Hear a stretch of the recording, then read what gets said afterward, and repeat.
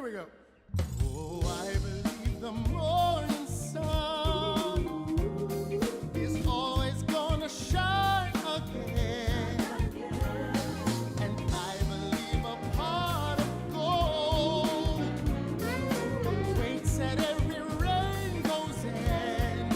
Oh, I believe in roses kissed with dew.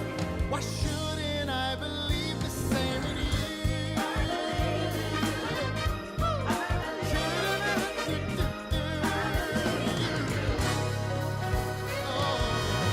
I believe in make-believe, in fairy tales and lucky charms, and I believe in promises spoken as you cross your heart. Oh, I believe in skies forever blue. Why shouldn't I believe the same in you? You may say I'm a fool, feeling the way that I do. You can call me Pollyanna, say I'm crazy as a loon. I believe in silver linings. My lovely imps, how are you doing today? Alora Anonymous, the legendary Paige Popcorn, Uncle Gumbo, Lana Apple, Token Brazilian Witch Night Nelly, Bollinger, Jessica Metal. And oh my god, there goes the chat. What's wrong with the audio? Oh no, is it doing it again? Oh no, why? Why? Let's try that again.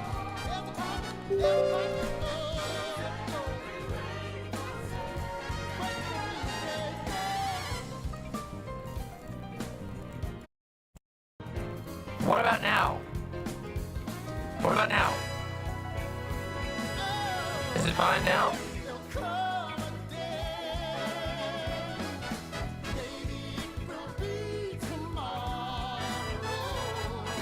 when the bluebirds fly away. All you have to do What about now? What about now? How's this? Worse. Why shouldn't I believe the same in you? You may say I'm Something is broken. feeling the way that I do. What about now? Friends and laughter and the wonders love can do. I believe in songs. No. That's why I believe in you. Why is it broken? You may say I'm And now, there's not going to be any limiter.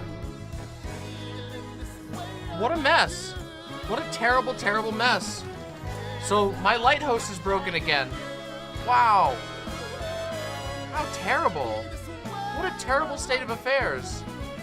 Okay, I'll have to do an internal limiter. Damn, that sucks. Why? It was working fine last stream.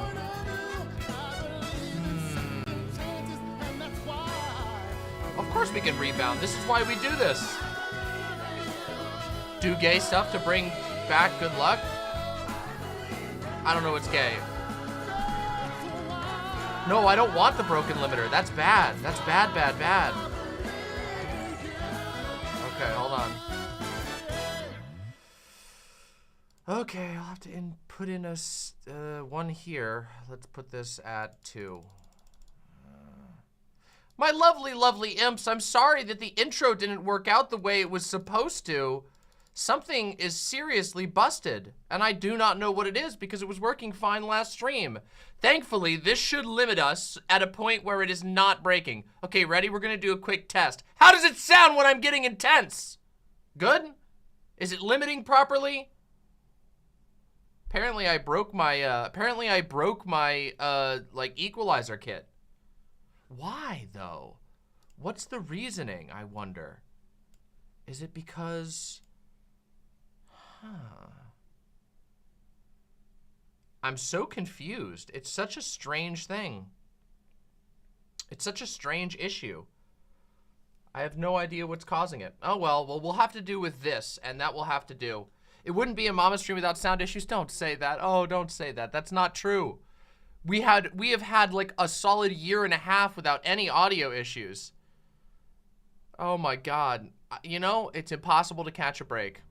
My lovely, lovely imps, welcome to today's, I'm gonna read everybody off as best I can. Mistress Lynn, ya boy the Zooted, Mama Mephistopheles, Minus Sprodman, Paige Punk Corpse, Bennifer the Potato, Z Up 9, LH Fruit, Sunny Joe, Glorg Baltger, Sup Like I Like Cats, 8 Fallen 8-Bit Otaku, Metroid Gauntlet, Ursula V, Law K Butt Draws, Ice Blossom, Misfit Satanas, Valhalla Vidya, LT Music, Wakanda Grande, Ryan Phoenix, The Dark Canuck, Ice Blossom, The Hypnotic Visionaire. Did I get that right? Visionaire, yes indeed. Mesmerized, Palm Dad, XLR, Louis Boy, Catculus, Joey Ravioli, Retcon 404, Intentions Nasty. And so much. Token Brazilian, Roomy Red, Windleby, NASDAQ, Tipster, Bottling Sunshine. Welcome, my lovely, lovely imps. If you are here, please make sure that you press the like button on the stream. Please press that like button. It would mean the world to me. The likes make sure that this stream gets boosted. And as you all know, I haven't streamed in a little bit. It's been like a week or something. I actually was derangedly busy. In fact, some of you may have already seen my post. I had to go to Canada on a very short notice, as in I didn't know that I was going to Canada, and then the next day I was in Canada. It's a very complicated story. Basically, a friend needed some help, so I zooted my way right up to Canada, and ended up having a pretty damn good time while I was in Canada. In fact, I got a cute little Canada hat. I know, I've heard the wildfires in Canada are all over the place, though I also heard that some large areas of Canada finally got some rain, which has helped control them a lot. That's very, very good. You want to see the hat? All right, hold on a second. Hold on a second.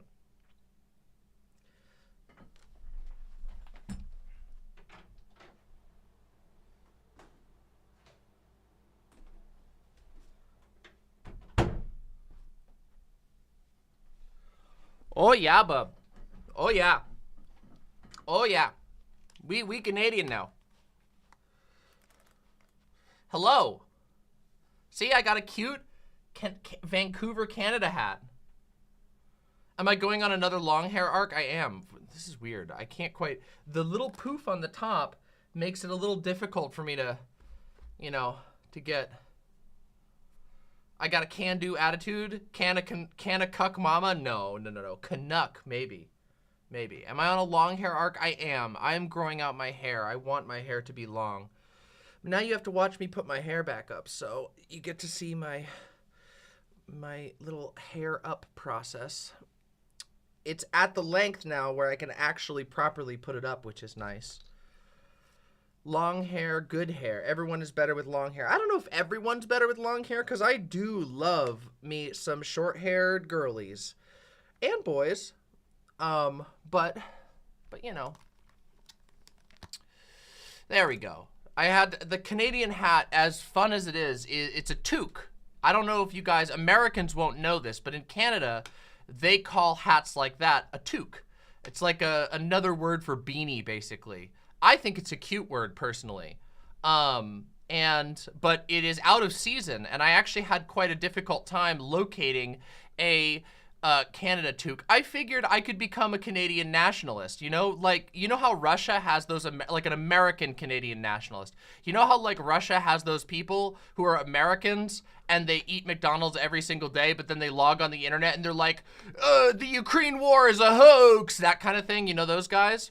I figure why not Canada deserves some people like that. Like if Russia gets those guys, Canada's way cooler than Russia. So why don't I, you know, I think it's fine. Yeah, a Canadaboo, a Canuckaboo.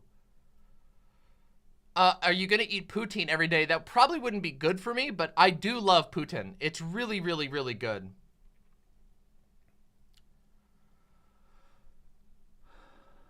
Oh yes, by the way, for those who are in chat, creators who are in chat right now, and who are interested in getting on when we start call-ins, we will be starting call-ins in just at 4 o'clock, so very, very soon we will be starting our call-ins. The form is available. Go ahead and put the command, I believe the command is Signal Night, not sign up. I think it's Signal Night. I'm not 100% sure what the command is. I am not the administrator. I am the talent tonight. The administrator is our lovely, lovely team of signal technicians, Alora, led by Alora. We have Alora. Let me actually get the full list of signal techs because it's changed since the last time I did it. Hold on. Let me just figure out. The list has increased because more people have been involved. We got Alora Anafis, Hellish Trans Girl, and Metroplex Asylum, and Jessica Metal. Thank you all very much for being there. It's Caller's Guide. Okay, so we got sign up form and Caller's Guide. You all are going to want to remember that because that is how people are going to sign up to get on the show. Now, tonight is Signal Night for streamers, YouTubers. I hate using the word creators, but in this particular instance, it's kind of effective and saves a lot of time to say creators. Tonight is a creator-focused Signal Night, and let me tell you what the goal of Signal Night is. In the past, we have just sort of called things call-in streams, and I think that was a bit clunky. And as you all know, we're all about hearing the signal here. So we are going to attempt to be doing more frequently these Signal Nights. And the goal of Signal Night is to be community-focused, to offer meaningful, interesting conversations. And tonight especially, we are focused on building cross-community communication between all of the friendly creators in this space that we can get on the show. Now, there might be a lot of people who come tonight. There might be only a few people who come tonight. It's a Sunday night, so who knows what people's availability are. The goal of this was to be, was for us to be able to try out the new tools that we have set up. Alora has done a lot of work putting together a bunch of reusable tools that will make call-in streams a lot better. Let me just give a quick convo about why I think Signal Nights are going to be important and why I think they're very valuable. As many of you have noticed, over the last, especially those of you who are OGs in this space, if you guys have been following online lefty politics for a while, if you guys have been involved in political spaces, you may have noticed that there has been a great diaspora of creators and of communities. There has been an incredible amount of strife over the years. Some of it started immediately in the wake of sort of the fall of the Bernie campaign. Some of it, you know, people make the jokes about Bernie or bust, like here's how Bernie can still win. Some of it started there. Other things have been much more complicated. But what has basically happened is that where there was once at least a small sense of mutual community, there is now none. And I want to change that to the best of my ability. I am a relatively small streamer, all things considered. However, I think that putting effort into this sort of thing is worth it. And so I am extending, or I am building a process with my team of people to try and make it easier for us to do little nights like this, where we introduce one another to our communities, where we find new creators, because it's harder than ever right now to actually talk with other communities. And I've also been noticing, specifically, this is like stuff that's happened off stream in private conversations. A lot of creators that I know are feeling really, really isolated. They are feeling like they don't know where they can, you know, find other people to talk to, where they can even, how they can even find new stuff for themselves to watch or to share with their communities. There's just been this big disconnection, and it really sucks. And you guys know, I tend to talk about community a lot. I tend to think, you know, I tend to share very frequently with my feeling that, like, we need to make real, actual connections with other people, not just sort of like, oh, you know, I watched this video once or whatever, but like actually build inroads between people. And that's something I've been interested in a long time. So Signal Night tonight is the first of this particular type, and this one is going to be very creator focused. So yeah, it's yeah, I get it. I get it. A lot of people are burnt out, but the part of the reason is there's not really any actual sense of community. There's not really a whole lot of people doing stuff together or people, you know, talking to one another. And it is hard. Like, it's actually really hard. I'm going to be completely open and honest with you. I'm going to put my cards on the table, so to say, you know, fan out my hand for you to see. But I get really anxious about stuff like this. I get really, really anxious about big collaborative projects. It's just like it takes, like, you know, I'm not like a super control-oriented person. I'm not that type of person, except in one area, which is this screen right here. What you see right here, this is my show. This is where, you know, if I want to turn off the camera, I can turn off the camera. If I want to get rid of chat for a little while, I can get rid of chat for a little while. And collaborative stuff takes me out of that. I don't have the ability to say, you know, it's not as easy. And some of you guys know there's like issues that have happened like that in the past, where like I've felt like super, super stuck in conversations that have happened on stream because of all of the social implications therein. So, but even with that thing being something that's a bit stressful for me, even with that being something that makes me a little admittedly quite anxious. I've been pretty nervous about this whole thing. Even with it, I want to push through and I want to try and start building some inroads with other creators in these spaces, because it sucks. It sucks to not have dialogues. It sucks to not have these, you know, this flow between different creators who are doing different things. And it's not good for anybody in the space. The more of us that are in dialogue, the more of us that are making cool things, the more the space grows. And also, this is a separate issue, but something that is nonetheless very important for me. Lefty or left-leaning spaces are not like, I don't know if they're growing, but they're certainly not growing at a thriving rate. And part of that is because there's a lot of siloing and separation. There is not a lot of friendly relations. There is a lot of torched and burned bridges. And this is not like me ever saying that there's not a good reason to burn a bridge. God knows there's a real good reason to burn bridges sometimes. But I think that bridges have gotten overly burnt, and there's barely any bridges remaining anymore.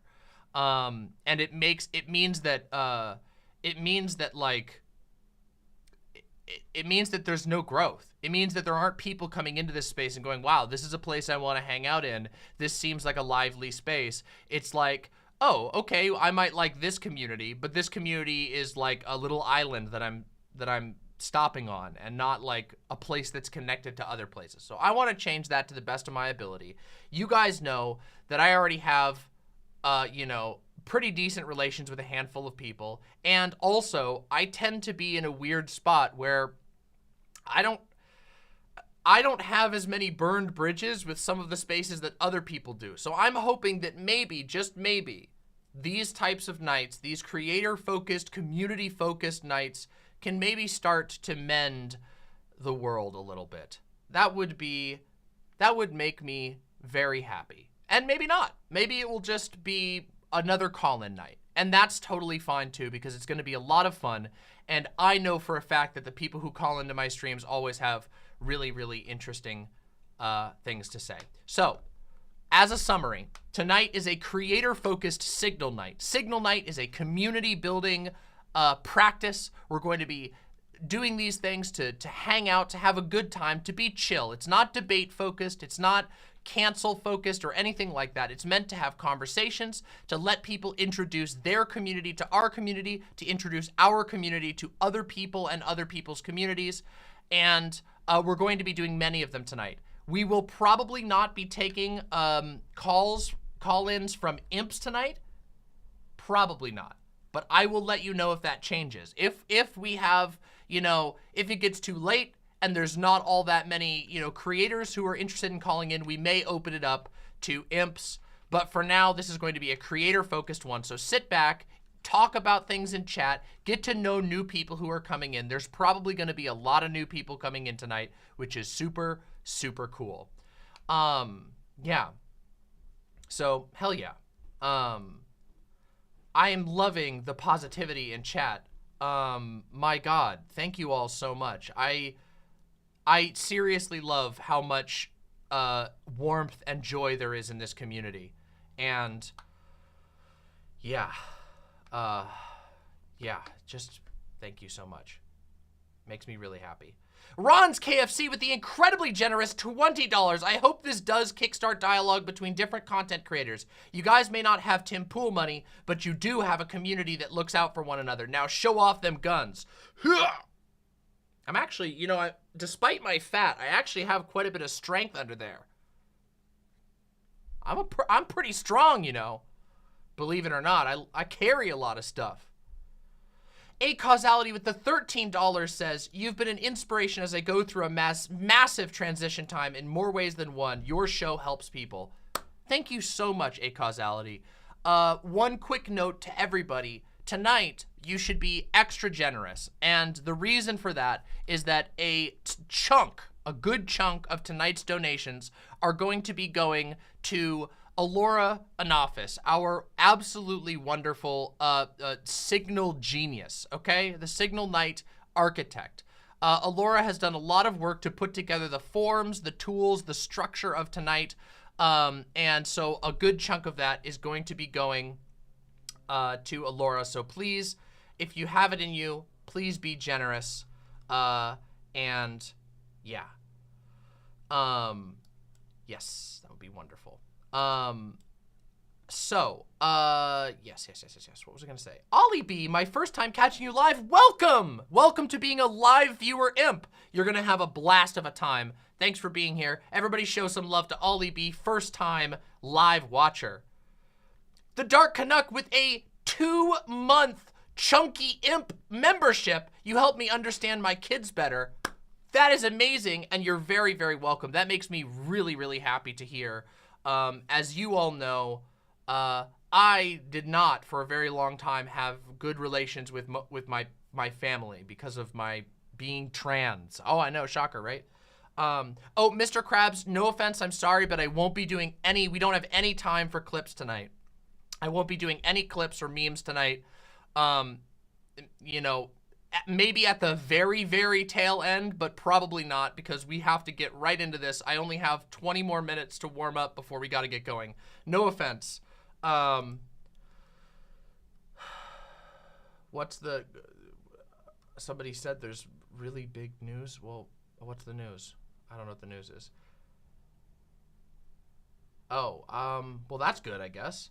Mother Meerset with the renewed membership for 26 months. Oh my God, you've been a supporter for over 2 years. Thank you so much, Mother Meerset. Thank you so very much. It looks like we have a lot of people already signing up.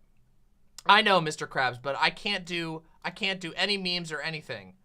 Yeah. I can't do any memes or that stuff because we got a bunch of stuff. We got a bunch of stuff to do. I hear what you're saying, Pun P King, but I can't today.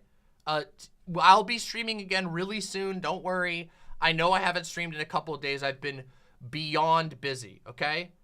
What's your opinion on the Russian Nazi big boss situation? That's really flattering to him. He just wanted his cookies, and then he got his cookies, and then he crawled back to doing his horrible, horrible nightmare job. The situation in Russia was I'm sure very terrible for a lot of people, but also really hilarious. Basically, quick rundown, the head of the Wagner group, which is named after the Nazi. Yes, that's right. That's the guy who had the SS tattoos on his neck. The Wagner mercenary group, which is the most equipped military group in all of Russia, literally more equipped than most of the Russian military, defected and actually mutinied against Putin, scared the shit out of Putin, and was able to actually extract an incredible amount of concessions from Putin. And then when he got his concessions, he immediately ended the mutiny and went back on basically everything he said, and now they're all pretending that it didn't happen. It was a very, very funny incident of someone's attack dog turning on them. Real quick, AP Maju, hey, I've seen you around a lot of leftist spaces. Lately, I really like your work and the way you do things. Here's to the signal night. Thank you very much, AP Maju. Happy to have you as an imp. Thank you so much for supporting the show. Dr. Joggy, subbed on YouTube and subbing on here as well. Awesome. Thank you so very much. Barbecue, let's go. Been here since the Amazon strike sign and I'm not going anywhere. Barbecue, amazing to have you, an OG imp among us. Except sus in the good way. Thanks for being here for that long. That is ancient history. I still have that sign somewhere. I don't know where. I think it's down in my basement in storage. Marceline Flowers, all the love. I'm so proud of all the work you've done to build this community and connecting us to other allies. You should be proud. I always try to be proud. Being a YouTuber is really hard and I get a lot of negative feedback, but I also get a lot of positive feedback, so I try to keep that on my mind. Thank you so much for supporting the show. Yeah, so amazing. Wow, there are so many people here already. Do not forget, tonight, the likes. The likes are more important than ever. We want to get the signal out as far as possible. We already have a bunch of people who've signed up to be on the show. Is there anything I need to do? Oh, yes, okay. I'm gonna have to repeat this multiple times, okay? And this goes out to the mods generally, especially. We still have Alt-Dentifier active on our server. Alt-Dentifier can be a little bit finicky. Please just make sure to remind people who are coming onto the show to join the Discord first, and secondly, to answer Alt-Dentifier immediately. People forget and then get kicked, and it sucks. I know Alt-Dentifier sucks. We are working on a new solution that won't be so annoying in the long run, but yeah. Anyway, so for those of you who are looking to come on, just make sure you answer the Alt-Dentifier. It'll just ask you, click this thing, and just do that, and it'll be good. So, thank you all very, very, very much. Wow, trying to keep my brain on track here. The signal techs obviously know this already, but there might be other mods who get inquiries.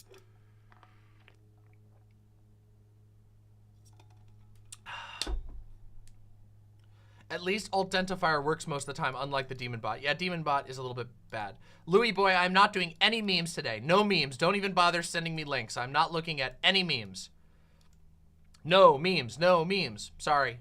We don't have time for memes tonight.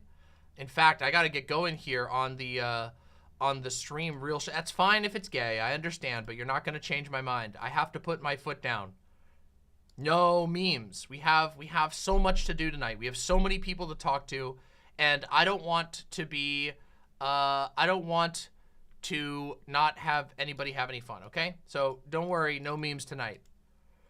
No ADHD tonight. I already have ADHD, and as you can probably tell, I'm bouncing all over the place because I got a lot on my mind right now. Yeah. I'm speedrunning my live stream. No, we're not speedrunning. It's just we have a lot of people who want to talk tonight, and I want to make sure that everyone gets a chance. This is a huge opportunity to meet a lot of new people, and we've put a lot of work into this. We've been planning this for over a month. And yeah. The video wasn't on the recommended page. God damn, why? I wonder why. I wonder why it's not being, I wonder why it's not getting recommended. That's unfortunate. I hate that. We got to boost it more. Yeah, Zan said he was going to try and come by. I don't know if he is. I know Zan was feeling pretty sick the other day, which is sad. Hopefully Zan will come on. Zan's streaming at 8, so yeah, maybe he'll pop on to say hello. That would be really cool. I would absolutely love that. I don't know who else we're going to get because we didn't like do formal invites. We wanted this to be volunteer only. I want to get some sleep and wake up before next Thursday. Yes, that's true. I have been crazy busy. As I mentioned, I did an impromptu trip to Canada on very short notice. I also went to Pride, Trans Pride Seattle, which was amazing. I actually even met some imps at Trans Pride Seattle, which was pretty cool. most people didn't notice me because I was wearing my mask for most of the event. It was in a park, but it was still, there was still a lot of areas where it was crowded. So anyway, a lot of people didn't notice me, but some people did. And that was kind of cool.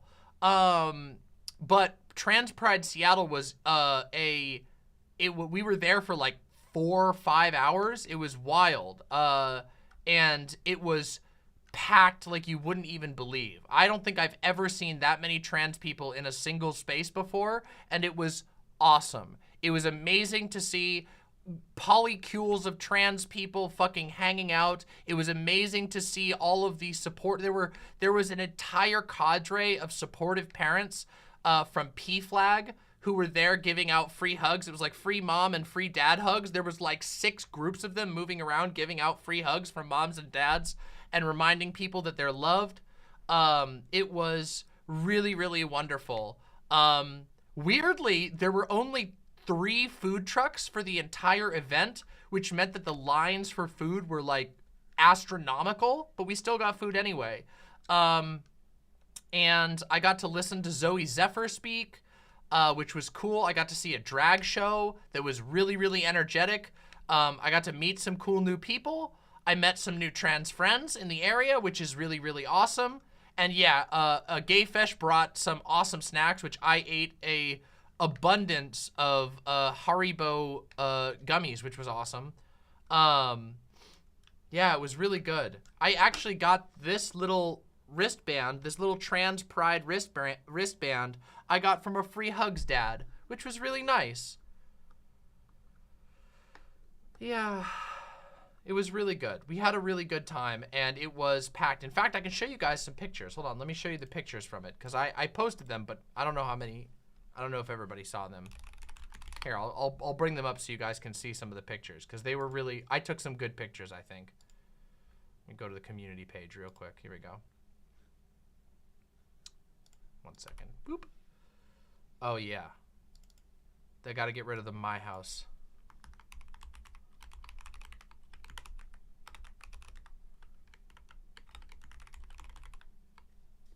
There we go.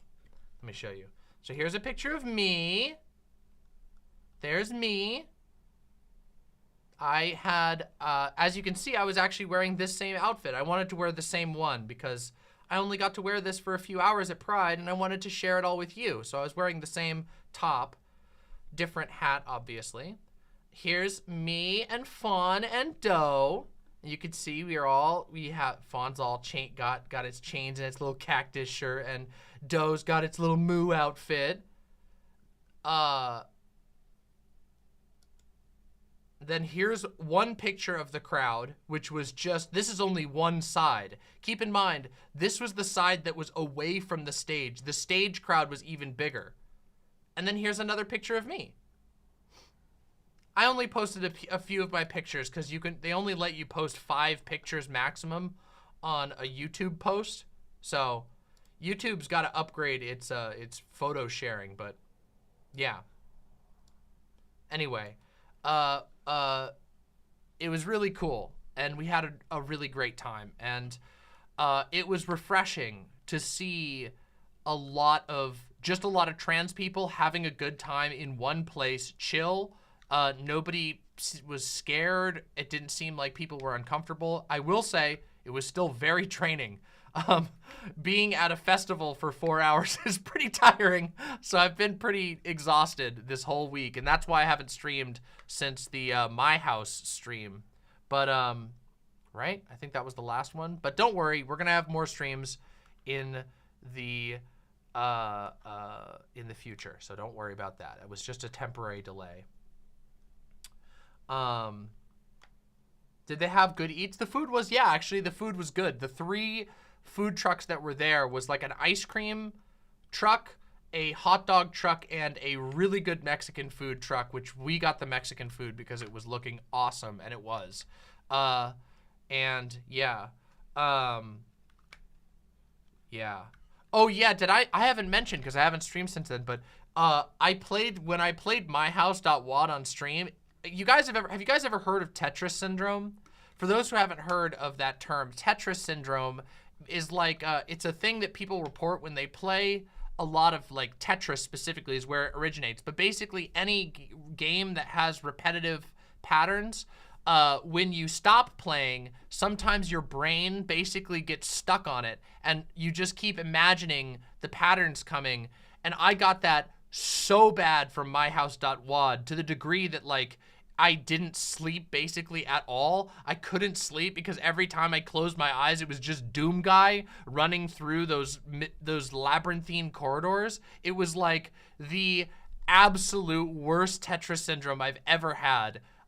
In, like, well, maybe not ever, but in a long time. Oh my God, I didn't sleep almost at all the night afterwards. And it wasn't even from, like, fear. It was just from Tetris syndrome. Just like, although I will say that game is very scary. Yeah, it's very fitting. It's very fitting that I would get trapped in a house loop in my head while trying to sleep. It was just like, oh God, it was so... Yeah, Louis Boy says, oh yeah, when doing a polygon assignment in Illustrator, I saw triangles on everything for so long. Yeah, it sucks. Tetris syndrome blows. Sirius says, have you played The Witness? You'll never be able to look at circles with lines ever again. I've only played a little bit of The Witness. I still want to beat The Witness, but I've never, I only played a little bit of it, and that was a couple years ago.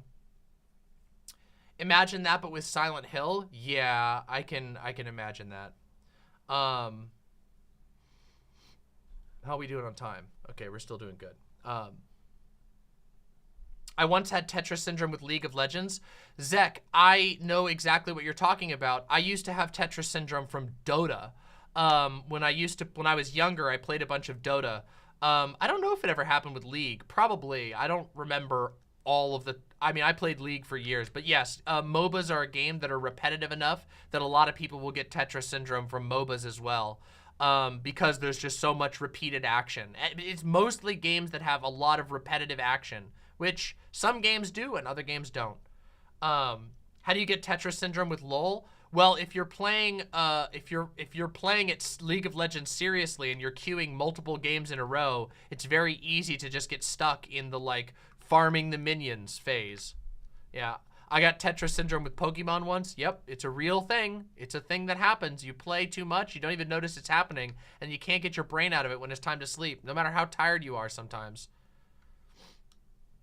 I used to get that with MMOs, just can't get the Skinner box out of my head. Yep. Zakay? Okay, Zakay. I'll try to keep that in mind.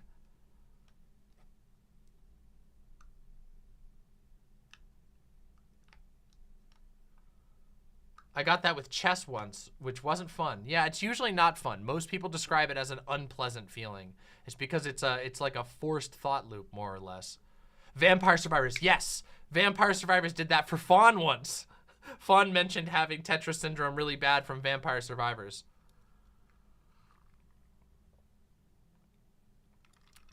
Ron's KFC says the first time that ever happened to me was with Quake 3 Arena. Yep. Yep. Yeah, Vampire Survivors is one that definitely can get you because it's so repetitive. It's literally copy pasted enemies moving in. Not to say that Vampire Survivors is bad. It's not. It's awesome. It's just a super repetitive game. It's basically an advanced cookie clicker. Yeah. Hey, A-Pillow. If anything, Vampire Slayers is too good. You guys, here's a hot secret, okay? I'm gonna let you guys all in. All of you who are listening now are about to be imparted eldritch and or divine and or infernal knowledge, okay? Ready? If you like Vampire Survivors, you need to go play Brotato right now. It has a completely different aesthetic, but it is like Vampire Survivor on like crack. It is so good. It has way more build depth, an enormous amount of character variety. It has an actual layer of strategy to the game plus RPG elements. You got to play Brotato. I know you might look at the graphics and go, really? A Flash looking game? A game that looks like Newgrounds? I promise you, I can show you. Hold on, let me just show you real quick. Hold on, I can prove it to you how serious I love Brotato. Okay, ready? I'm gonna show you something. Your PC won't chug with Brotato, I'll tell you that much. Okay, Brotato will run on anything. Okay, hold on. Let me just go. Let me just grab Brotato real quick, okay? Take a look at this. Oh no! I forgot they did an update, so I can't brag anymore. Wait, yes I can. Yes I can. Yes I can. Hold on, hold on, hold on. Hold on, hold on, hold on. I have it in here. I know it. Hold on. No, where is it? Where's my thing? It's in here. I know I have it here somewhere. I just have to scroll through, and I'm gonna do it now because I'm committed. I'm committed to showing you. Where is it? Did I get it before or after Signalis? Shit, I can't remember. Where is it? Where's my Brotato? What I'm trying to say is I got 100% on Brotato, okay? I got 100% of achievements, and they just added more achievements, which should be illegal. Here it is. Now I can prove it. Are you for real? No, you've got to be kidding me. No! There it is. Why? Oh, my buttons broke. My buttons broke on OBS. I have to fix this. I have to figure out what's wrong with this. Oh my God. Why are the buttons breaking? Why do they do this? Man, I hate that so much. Why does it do that? Anyway, there's my 100% on Brotato before they added it. Okay, this one works. Look at that. You can even hear me. Look at that. One button works, but two buttons stop working on OBS. How annoying. It's not even an update problem. It just happens randomly with no explanation, and I have no idea why it happens at all. It is one of the most frustrating things. Okay, here's what I'm gonna have to do. Hold on. I'm going to have to change things real quick. Here's what I'm gonna do.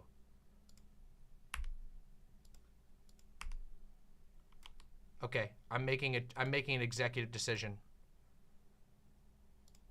I'm gonna do something risky.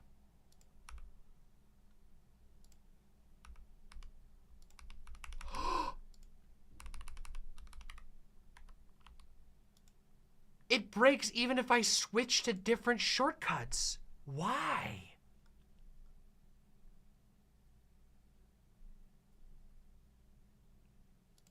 That's messed up. That's evil.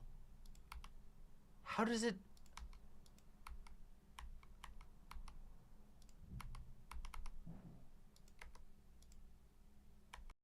Oh my God.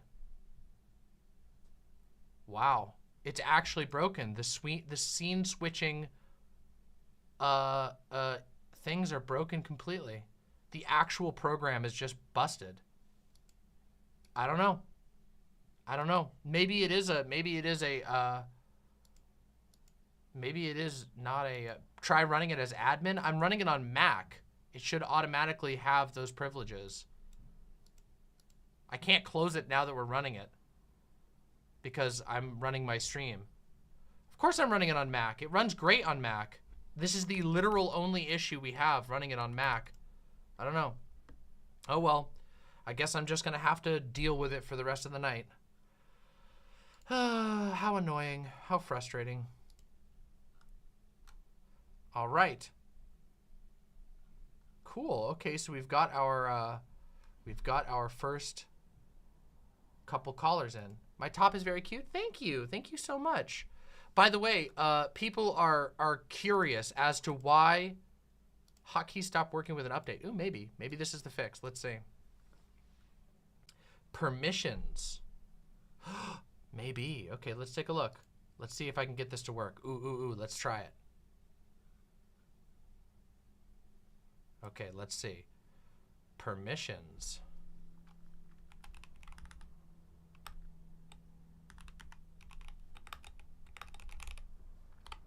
Let's check it.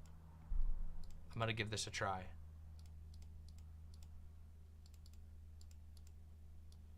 I'm gonna see if it works.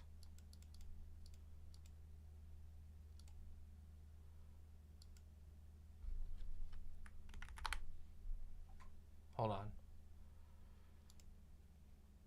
You might be right. Maybe this is the thing.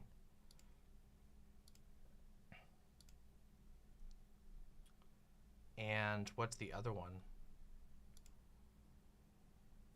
It says, sorry if this is kind of annoying. Microphone, camera, and screen recording. Okay. We got almost all of these. There we go. This one, no, they all have, it has all of these. It has all of these performances.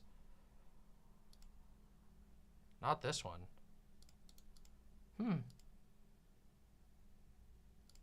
Yeah. It should have all of them, and it still doesn't work. Silly. Silly and nonsensical. Oh well. Well, I'll try and fix it off stream. It has been an issue that I've already tried to fix, but it hasn't been fixable.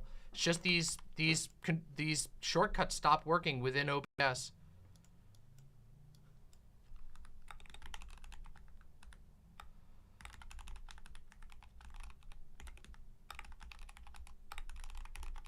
I don't know why. Very annoying.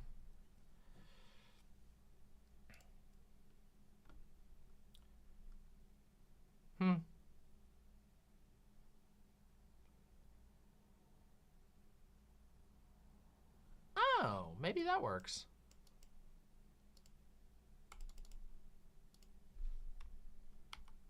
Nope, that doesn't. I don't know. Whatever. I should stop it. I should stop trying to do it. It just annoys me.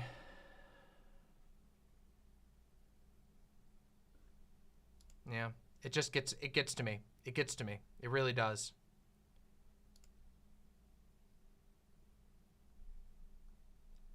And it gets to me because, I don't know.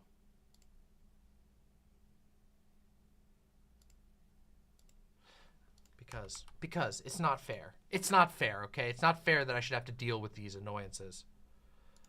And it takes my ADHD away. Anyway, what were we talking about? I don't even remember. We were talking about Tetris syndrome, then we were talking about, then the hotkeys broke. Whatever. Whatever.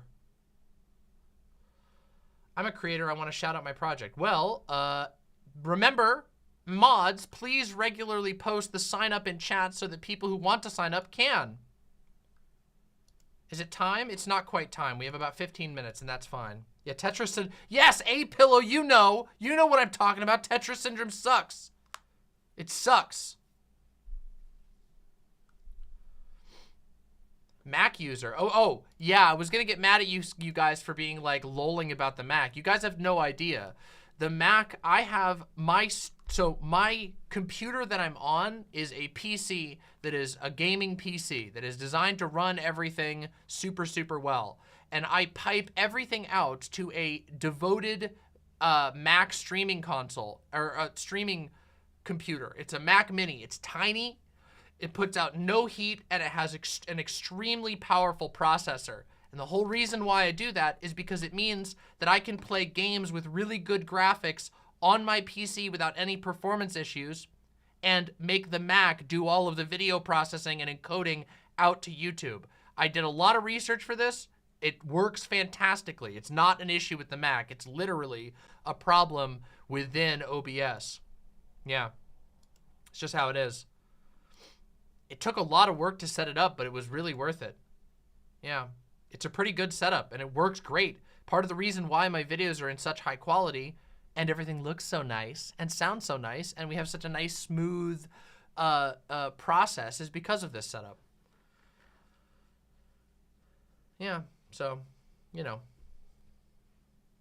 Where did you find this? Where did you find that this outfit? I don't remember. I think I literally got this. Oh yeah, I got this at a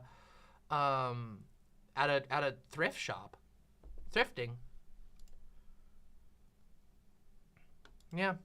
So really easy. No, I mean the Mac and stuff. Oh, where did I find that out? Oh, I have a friend who is a software developer who basically was helping me do a ton of research, and also she knows a ton about, keeps up with like new processor information, and the Mac processor has benchmarked really, really, really well for encoding.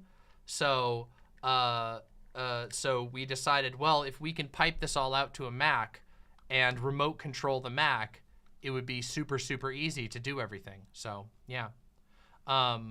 But I like using a PC for my day-to-day life. Obviously I play video games, and Mac is not very good for gaming. So, yeah. The Mac Mini works fantastic for what we do, though. Yeah. Will you ever do a fashion segment on your channel for all the fashionistas? The truth is, I am not super confident in my fashion. I like my outfits. I think my outfits look good, but I don't feel confident to talk at length about fashion.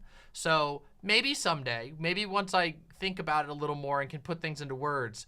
But like I build my outfits on vibes, okay? If I vibe with something, I put it together. I don't have any sort of deep knowledge for how I put my outfits together. Like, I just vibe. And if the vibe is right, then I get it and I wear it. And if the vibe is not right, then I don't. Yeah. Vibes are the most important part of fashion. Isn't fashion just vibes? It is, but there are also, it's, okay, but just all art of all types is just vibes, but there is levels to being able to understand the vibes, and there's vibe crafting. I am not to the level where I can explain my vibes to other people, and also I still feel like I'm learning where my fashion vibes are. So I don't feel good enough to do that yet. Yeah, there are loose aesthetic rules that can guide you, and the more good you get at understanding those rules, the more you can break them effectively or bend them effectively or play with them effectively. So I should have worn the Fuda hat. Fawn wore the Fuda hat to Pride. Yeah. But I don't have the Fuda hat. And, you know, thank you. I do appreciate that, LT Music. Thank you so much. That's awesome, Windleby. That's really good to hear. I had that experience as well, although I had to change my entire wardrobe, so, you know.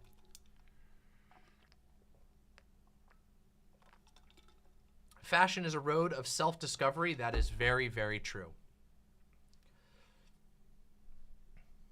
Cool, comfortable, and covered. Speaking of vibes, how bad did the lip ring hurt? It looks dope and makes me want one. Oh, this was not bad at all. The pain was intense, but it was also really short. So, like, it hurt, but it was less than 15 seconds of pain. It was not bad at all. It's just a sharp pinch, and then it's over. The labret piercing and it healed really fast. My lip was a little bit sore, but it healed so fast that it was almost nothing. It was honestly a really easy piercing. I would put it as easy as like ears. Now I got my nipples done, and that one hurt a lot.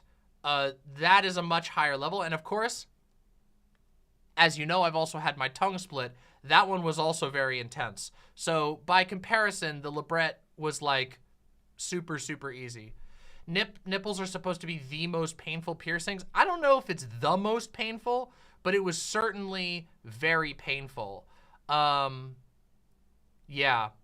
I imagine that, like, genital piercings might hurt more. I could be wrong. However, I don't regret my nipple piercings at all. I really like them. I think they're awesome. And also, they healed fairly fast, but it did hurt a lot. It was very, very challenging. It was an intense pain. Yeah. That's based. Intention's nasty. That's really based.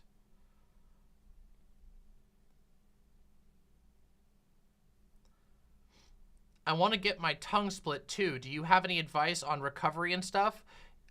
Yes. Drink lots and lots of ice water. Naproxen sodium is your friend. That is Aleve.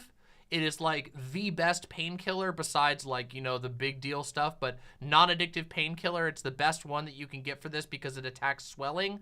The actual split is not the bad part. It is the healing that is the bad part. The healing is very rough for the first 3 days. I mean, very rough.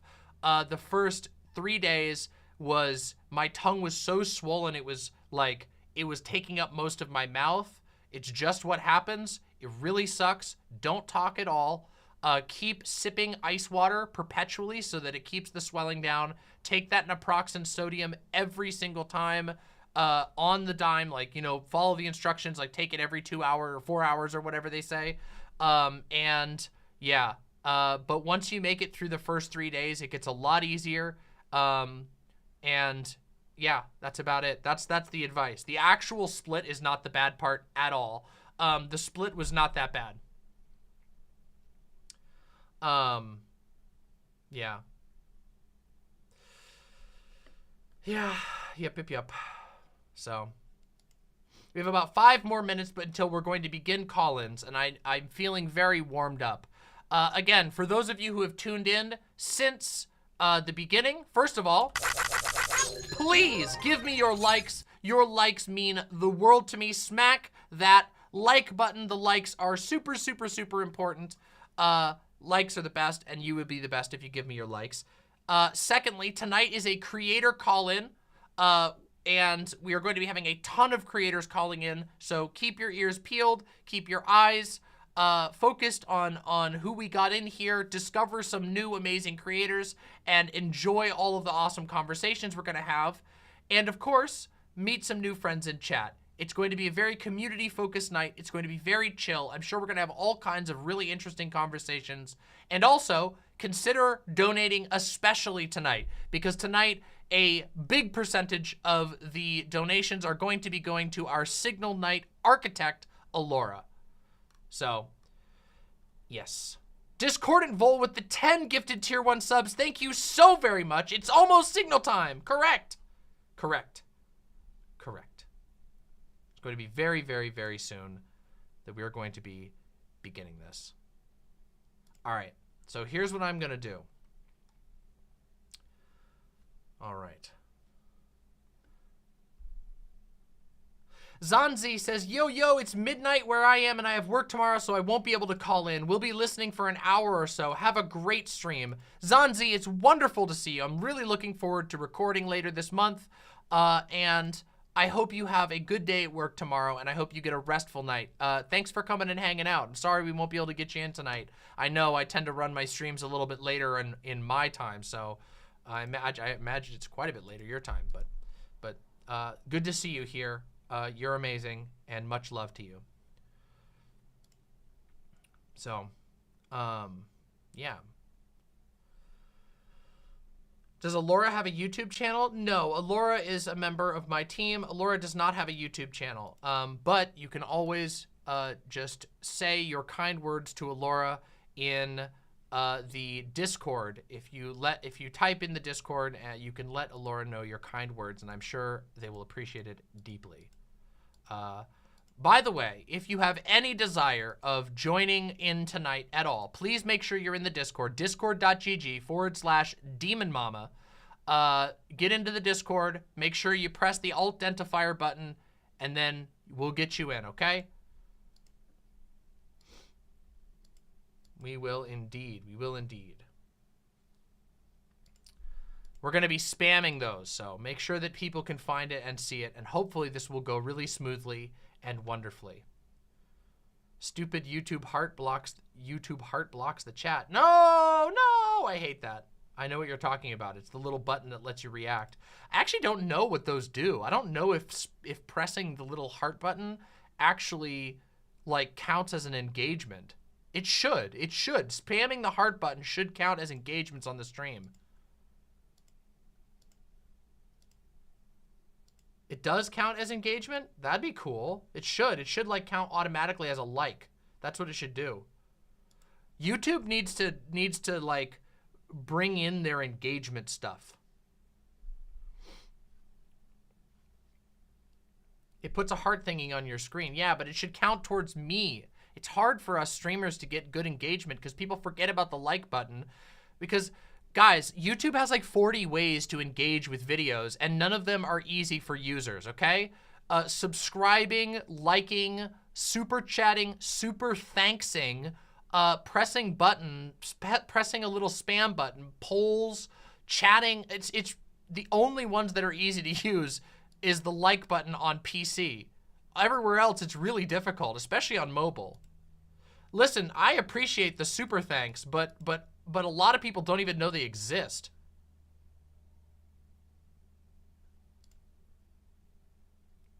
Yeah. And, yeah, anyway, whatever.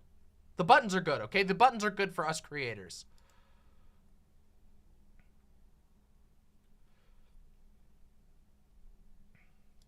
What the fuck is a super thanks? A super thanks is like a mega comment, okay?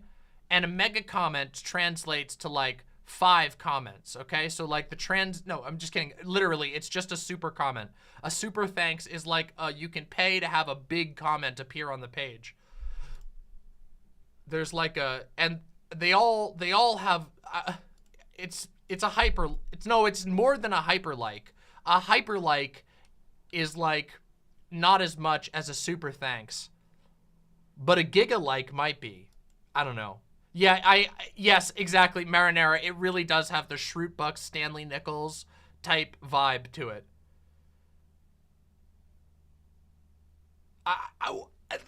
Talk to YouTube, guys. Talk to YouTube, okay? I don't invent these things, okay?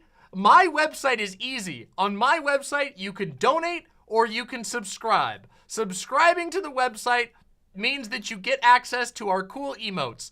Donating means you're supporting me. It's that simple on my website. On YouTube, you got super thanks, you got super likes, you got memberships, you got the subscribe button. Subscribing is not the same as joining. Joining the channel is different than subscribing, even though, and there's a bell, and there's a like button, and there's a I forgot super stickers.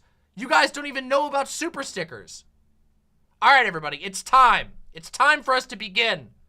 And I am going to begin right now by joining the call-in, and we're gonna do a quick audio test with whoever comes in first. All right, let me go into the communication here. We're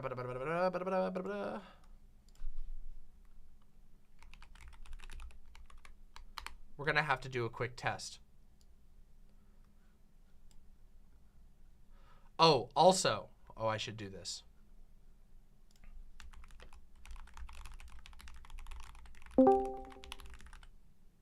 Hello. Hello there, how are you? Oh, I'm doing very good. Welcome, a pillow to the chat. Are you interested in are you gonna be doing video today? I can. I actually have it set up. I actually have the bisexual lighting set up. Okay, perfect. Yeah, if you are you able to send a video? You should be able to. You should have the right to send video to this channel. Okay. All right. Cool. So it should be just turn on camera, I'm assuming? Yeah, you should be able to just turn on camera, and then I will get you on. If it doesn't let you, the mods might have to work on it. Perfect. Perfect. Okay, let me get you full screened. Let me get you on here. Perfect. And I'm going to get your name. Okay, so real quick, you go by a pillow, and what are your pronouns? Out of curiosity. Any, all. Any, all. Okay. A pillow. Any, all. All right, perfect. Welcome, welcome, welcome, welcome. It is wonderful to speak with you. It's wonderful to have you on the show today. Yeah, how's it going? How are you doing? Doing pretty well. I'm doing pretty well. I'm glad to be here. I was actually invited by Alora to come on here after they saw my channel. So that's awesome. Yeah, I am familiar with your channel. I think I watched one of your debates from a while ago. I'm trying to remember. I feel like it was with a transphobe. Probably. Actually, it was probably the one. I haven't debated any transphobes, but I have debated Cassandra Nia, the Nazi trans cat girl lady. I think that was who it was, actually. Yeah. Now that I'm thinking, for some reason I thought of transphobe, but maybe I was misremembering that. But yeah, it was a while ago, I think. But yeah, I've seen that debate. So you've done some pretty spicy debates. How do you how do you feel about the state of debate? Do you feel like you're able to get debates these days relatively well, or do you feel like they're going well? Or honestly, my last debate was with her. Since then, it's only really been friendly conversation with people. That's good. But even then, state of debate, it's either a topic where both me and the person I'm talking to are not knowledgeable enough to be having that conversation, or it's a situation where I'm debating Australian Hitler who doesn't know long division for some reason. Oh God. Um, Yeah, that was wh- kind of my experience when I was like I don't do debate as often anymore. I think my last actual debate. I mean, I had a conversation that was mildly contentious, but friendly ultimately, about atheism. But my last real debate was with a Minecraft YouTuber who was super mad about they were super mad about first they got really mad about my neopronouns take, and they had no argument whatsoever. I think their name is A Cheeto. I don't know if you're familiar with them. They're like a commentary community Minecraft person. That was a very funny conversation, but it was also one of those ones where it was just like, can this be seriously? Is this seriously yeah. anything educational? It was so goofy. But yeah, I used to do when I started, I used to do a ton of debate. That was like my main content was debate and panel stuff. But Mhm. it got messy fast, and it got really toxic fast. The space got bad, and then it got to a point where basically I was only getting invites for one topic, which I'm sure you can guess what that topic is going to be, and that is, of course, are trans women. And I'm just like, Yeah. man, I am really not feeling the vibe of only getting invites to talk about whether trans women are women or not. Like Yeah. that's pretty nasty. Yeah. So uh, it was I just sort of made the decision like I'm out of this thing. But so Which what? honestly, Oh, oh, go ahead. you No, go please ahead. go ahead. Please go ahead. Oh, well, I was gonna say, which, like, honestly, I can't blame you. I've had many a debate where after I just kind of pull back and I'm like, well, why the fuck did I do that? Yeah, it's rough. It's funny too because it really didn't used to be like that. I keep saying that, and I don't know if anybody believes me, but when I first came into this space, there was a lot of debate, and a lot of it had it at least had the veneer, at least some level of like there is some actual interest in learning and growing here. And I've actually had like a number of decent debates, but not for a long time. So Yeah. yeah, but not to over fixate on debate. Real quick, like this is your first time coming in front of this community. Although I've seen you Mhm. around here, do you want to let them know what your vibe is? What's your stuff that you do usually? Like, what type of content do you make? What's your thing? And where can they Uh, find you? oh yeah. So, twitter.com slash real-a-pillow, I guess is my Twitter, All right. but mostly on YouTube, just a space pillow, named after one of my favorite bands, The Pillows, who did the music for one of my favorite animes, Fully Cooley, but that's besides the point. Oh, that's awesome. Um, Cooley Cooley's legendary. yeah, Fully Cooley goes hard. Love Fully Yeah. Cooley. I think it very recently and barely got beat out by Revolutionary Girl Utena, Ooh, but Fully Cooley, great anime. awesome. Um, but all of that, mostly when it comes down to content, it's live stream segments, typical stuff. I'll talk politics, but occasionally I'll do like some really nerdy shit. Like there's one video where I nerded out about like Webtoon, which was something. That's Pretty awesome. much, you know. And then of course I also take in viewer requests, what people like want me to cover, things like that. Basically anything you can find on any other lefty kind of streamer YouTube channel. I just add my own spin to it. Tend to have a chill vibe. Some people in the comments say that I have like a very nice narrator announcer voice, so You I do guess have if a you nice like voice. It's that, really true. You really do. And also your audio quality is very nice. Like usually you can expect an audio downgrade when we go on Discord. Discord compression is nasty, but even still your mic comes through nice and clear. I appreciate it. I'm rocking with the blue snowball, so Oh wow. yeah, good mic. That's awesome. Yeah, the Yeah. snowball is like the Yetis. I have gone back and forth on Yeti over the years. My first mic was a Blue Yeti, and I really liked it. Though over time, because it was the USB one, I started having issues. But it's true that they just have a really good baseline of quality. And if you can get your room set up right, you can get a really nice sounding audio landscape. It's really great.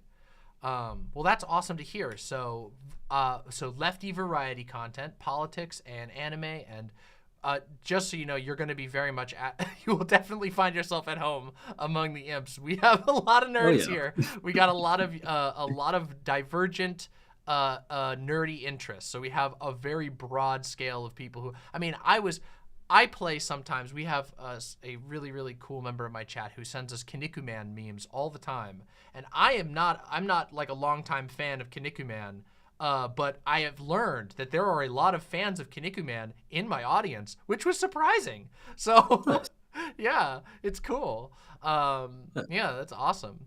So, so this whole Signal Night thing is all about like trying to build community. And if you don't mind me asking, what has your experience been on YouTube being a creator? Do you feel like there's I guess just give me your experience with the concept of, or the feeling of a community around, you could be around lefty stuff, it could be around nerd stuff. I have my opinions, but I'd like to hear yours, and I'd like to get as much feedback as possible, because not like on this stream, but on the space and what people are feeling. Because I, you know, as I said at the beginning of the stream, I feel like a lot of people feel like very disconnected from one another.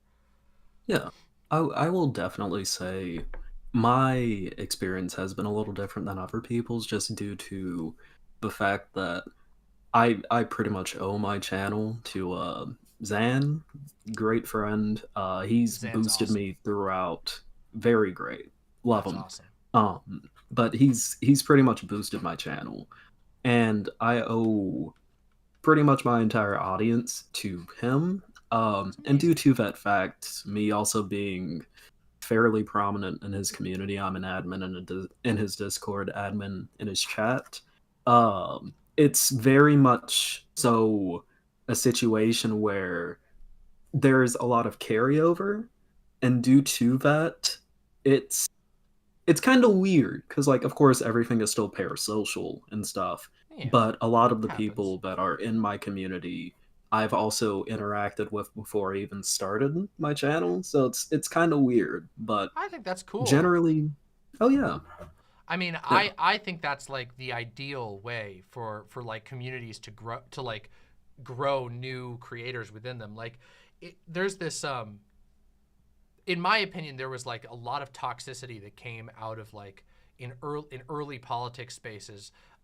There's like a lot of, I don't know about, maybe tribalism is, or cliquishness is like the right word, around where people would like call each other orbiters and all this stuff. And I felt like that was a really toxic way to like visualize people naturally rising out of communities and making friends. And when I started, I was just a viewer of a bunch of streams, and early on, some of the people who knew me from being in those chats, from just socially participating, came to check out my stream and ended up enjoying my stream. And some of them are still here now to this day. And like, to me, that's organic. That's like really good. yeah, And it's especially good if you have like a really positive engagement with like another creator who supports you and who likes your stuff. And I guess what I'm saying is, I think that's awesome, and it's really good. And also, I don't think it should be, you know, perceived as like owing anybody anything. I think it's sick, and it's a good thing. And also, I think it makes communities stronger, because, you know, it gives people the very real experience of being in a living space. I'm really glad to hear that. I personally love Zan's community. I think they're super cool. I think they're super positive. They've been that way for a long time. And of course, I'm personal IRL friends with Zan himself. Like, you know, I've known Zan for a long time, and over time we've gotten closer to the point that we hang out in real life. And I think he's great. And I think the way that he runs his community is really awesome. So it's really good. It's really encouraging for me to hear that you had a good experience with his community as well. Yeah.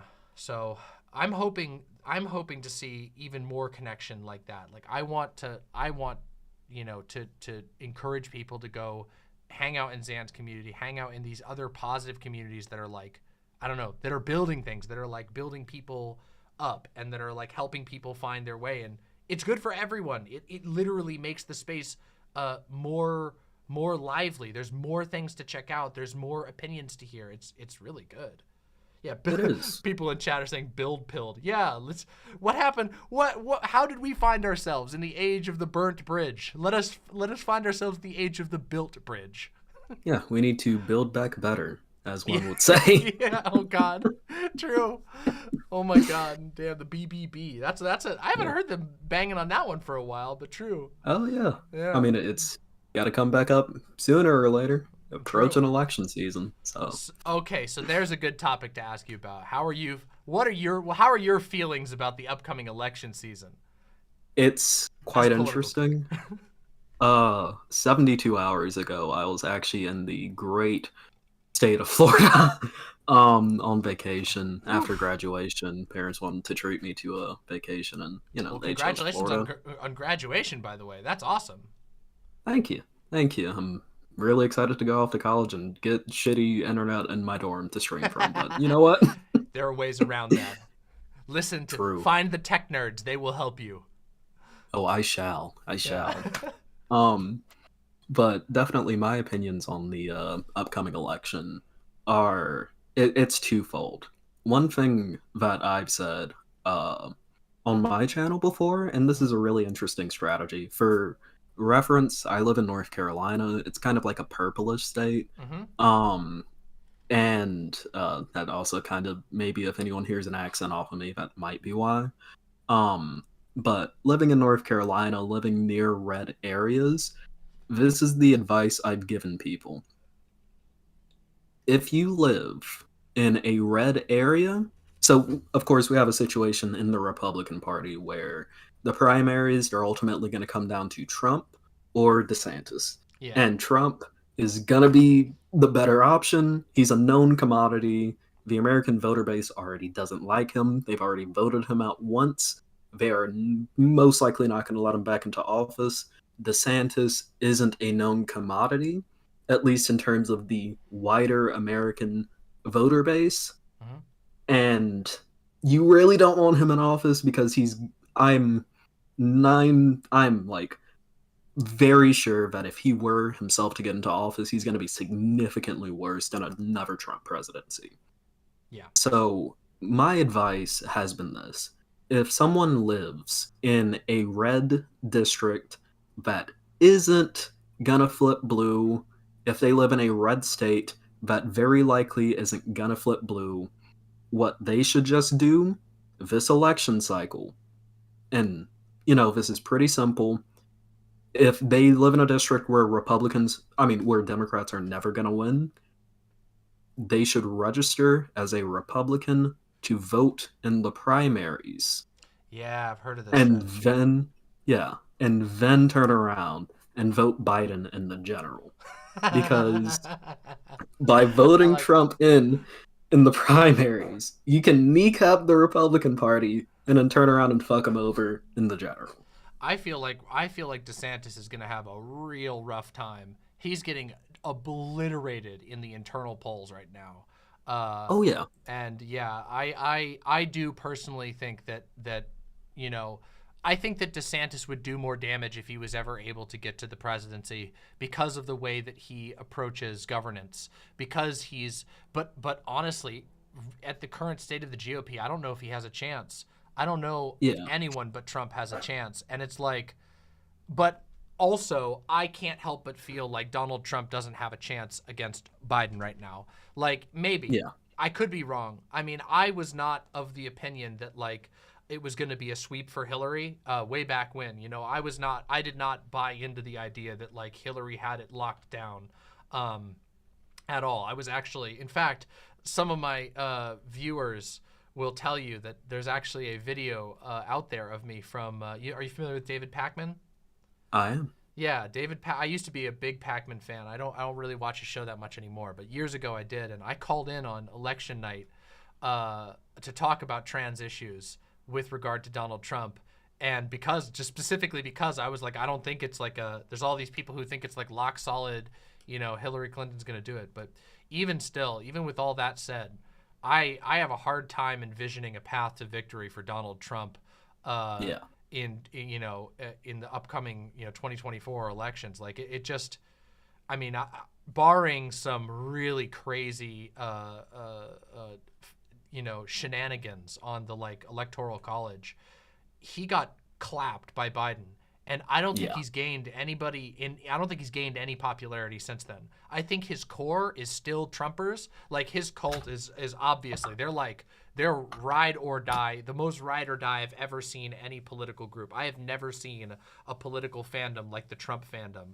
But I don't think they're recruiting any new people. In 2016, I remember my friends who were liberals who were enticed by some of the things that Donald Trump was saying, and that is just not the case anymore. There were liberals and moderates who were willing to consider Donald Trump, and I just don't think that's the case anymore. So I can't help but agree that I think that Donald Trump going up against Biden is probably the ideal situation for the country to be in, and also, obviously, I would obviously like to see Biden absolutely clap Donald Trump again. My nightmare scenario is that both Trump and Biden don't make it to 2024, Yeah. and then it's like what, Buttigieg versus DeSantis. DeSantis. Oh God, nightmare. I'm not gonna lie, if a Buttigieg versus DeSantis happens, I'll just move to Canada. Yeah, run for your life. As funny as it would be, as absolutely hilarious as it would be to see Ron DeSantis get beaten by Buttigieg, that's not a gamble that I want to make at all. Not at all. Not at all.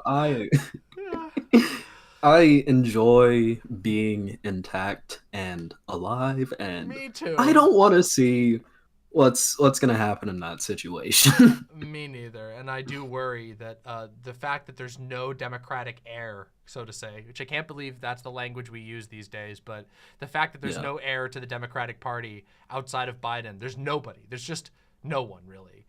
Is shocking and worrying to me. But let's just hope Fightin' Joe holds out until then.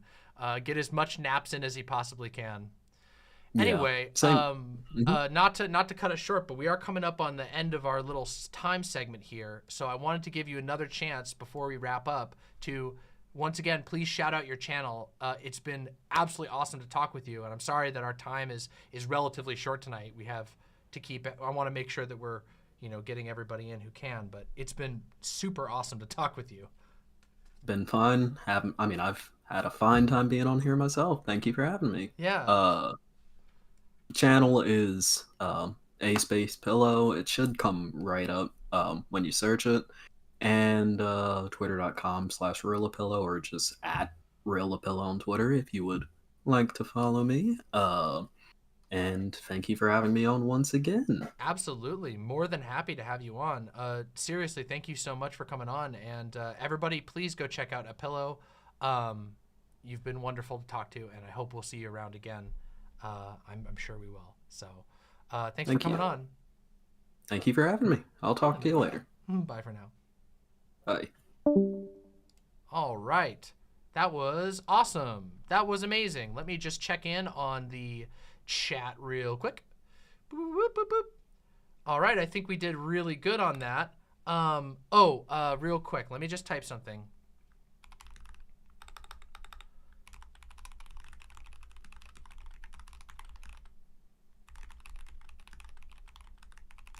There we go. A Pillow is really cool. I've been familiar with A Pillow's work for a while, and I hope you all will go check out their stuff, because that was a really cool conversation. All right.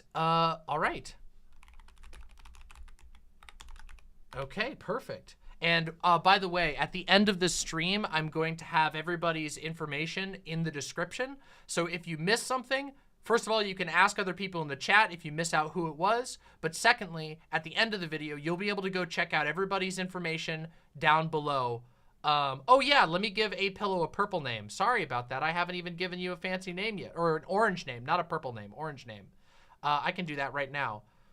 Oops. Let me get into there. I realized, I remembered that and then forgot in the course of the conversation. Here we go. Boop, boop, boop, boop. Oh, okay. Well, all right. Okay, perfect. That should work. A-Pill, you should have a fancy name. There you go. Yeah, you got it. You got the little marker. All right. Let's bring in the next person. Why does the waiting room not have that permission? Hold on. Let me... we'll work on that. Okay. All right. Let's bring the next one in. Well, subscription should override fancy name. Lucy! Hello, Lucy, hello. Lucy, Lucy, Lucy! Hello. Hello. I'm gonna make myself louder. Or you, I should make you louder. I gotta turn you down a little bit now that you're louder. From last time It's I had you, true. for some reason Discord remembers the last time you talked and you were quieter before. I'm on. You're on video? My face is on. Hold on, it's loading on my end. There we go. Okay, Yes. let me get your info I am up. here. Here we go. Oops. So here we go. Now I also have to Lucy Hayes. get back. And pronouns are she, her, right? Sorry, I don't want me to true. assume. That's what It I is thought. true. Amazing. It is all true. It's true, Lucy, all of it is true. welcome to Signal Night. Hello. I think that you have an awesome layout because the books really gives you an edge on the intellect factor. And also, people don't know this, but books are very dense and they are also very good sound absorbers. So when That's you have a true, book-filled yeah. room, you don't get any echo. You get this nice, soft. You don't have to deal with what I have, which is where I have these stupid pads. They're all out of vision. Nobody can see them. But all over my room, I have these sound condenser pads. Anyway, welcome to Signal Night. It is wonderful to have you. It has been a while since we last spoke, but not too long. has. I mean, we speak indirectly via DMs and chats and whatnot. Yeah. But Yeah, how have you it's been? always a pleasure. Well, it's been a pretty intense time lately. I've been on that panel about yeah. affirmative action. How did that go? Well, basically, I did that debate strategy of just calmly waiting for people to finish and then saying my thing whenever I had the chance, which apparently was very successful Oh, with people. that's surprising. Interesting. I was gonna say yeah. on most panels you have to learn to elbow your way in. Most panels aren't very well behaved. Well, this one wasn't, but when I got the chance to speak, I think I managed to put my point across. And basically, I was told that people did not really have any strong counters to what I said. Well, I will say that in my experience, having watched a decent amount of your stuff, you tend to build your arguments very well, and you tend to be very well informed on the things that you argue on, which I respect a lot. And unfortunately, sometimes in certain types of debates, you can get bowled over. But I'm happy that didn't happen because you have a lot of knowledge to bring to the table, and I always appreciate that. And I think it's the better way to be, honestly. And I say that fully aware that I am an aggressive debater. Also had today a talk/debate. I heard with Lonerbox, yes? That's true, correct. I have been considering watching it on stream on my next stream. So I may do that if you're cool with that. I can't. I'm no promises yet, but I have heard. I have heard it was worth. Multiple people mentioned it was worth reacting to. So. Yes, I was thinking of shamelessly just asking if you could not, like if you would not. You don't want me to? Like the shameless. No, I do. That's the thing. Okay. Yeah. Well, then The shameless ask if you could. Yeah, I think I think that would be valuable. It's been a while since we've had a debate react, and I feel like it would be, it's obviously a topic that I got myself into some back and forth with in the last conversation. So I would be interested in it. So I don't know. I didn't see it yet. So do you feel like it? Do you feel like it went amicably? Did you feel like it got toxic? How did it go? It didn't. That's because I utilized the same style from. I utilized the same style as in the panel. Yeah, sort of keeping it So I chill just and calmly responded. I made my case. It was pretty. We actually continued after that. Anastasia from Ukraine called in, and we did some more stuff. Well, that's Like, wonderful to hear. I'm happy to hear that because while I certainly was very frustrated with the now ancient history previous conversation that Lonerbox had, I believe on the same topic, right? Trans genocide. yes, I thought yes, the last one was a bad showing, and I thought it was very yeah, toxic. And I got quite mad about that, as I sometimes do. You know, I'm very opinionated, yeah. and I don't really. So but I'm glad to hear that it didn't go like that. Right. Yeah. My So main sort of line of logic was that we can see the steps before the actual genocide, which would be in this case killing. That we have those building blocks, which, in my opinion, sort of go under the broader umbrella of the thing. Like you get the building blocks, and they lead to the building, basically. yeah, I You know? mean, I think that. I mean, in many places in the United States, it's not even a matter of building blocks anymore. The blocks have been built. Right. They're Yeah. they haven't. Some people think they haven't been built into big enough structures yet, and I don't agree with that. Yeah. I think that's Mm-hmm. absurd. I think if you try to define a Thank you. genocide as when the death camps begin, then you not only ignore the history of genocide, but you also leave yourself politically vulnerable. And I Yeah. think that most credible, scholars on genocide would agree with that. Would agree with the idea that no, a genocide isn't just when death camps happen. A genocide Right. is a much bigger thing. I mean, and there's been so many tools that have been used by genocidal, Thank you. governments, that have been used by genocidal governments that don't register, that don't map perfectly onto the sort of like movie depiction of genocide. Yeah. Um, Although yeah. I did the argument of, because to me it goes pretty early actually. Like, are you familiar with Marian Turski, the survivor of Auschwitz, Birkenau? I am familiar with the name. I don't know. I off the cuff I wouldn't be able to like cite anything or Yeah, anything. But he yes, I'm he familiar with the does name. a lot of speeches. His main motto is "Do not be indifferent." I did a whole reaction to his speech, Uh huh.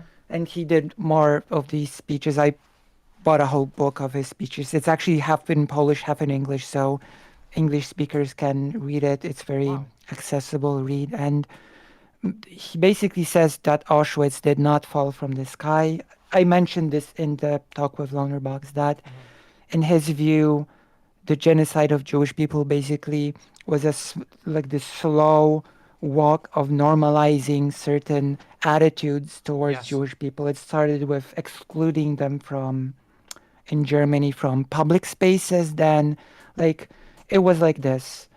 Jewish people cannot enter the park anymore. Well, it might be inconvenient, but we'll just go somewhere else. Jewish people are not allowed to go to the public pool anymore. Well, we can swim in the river.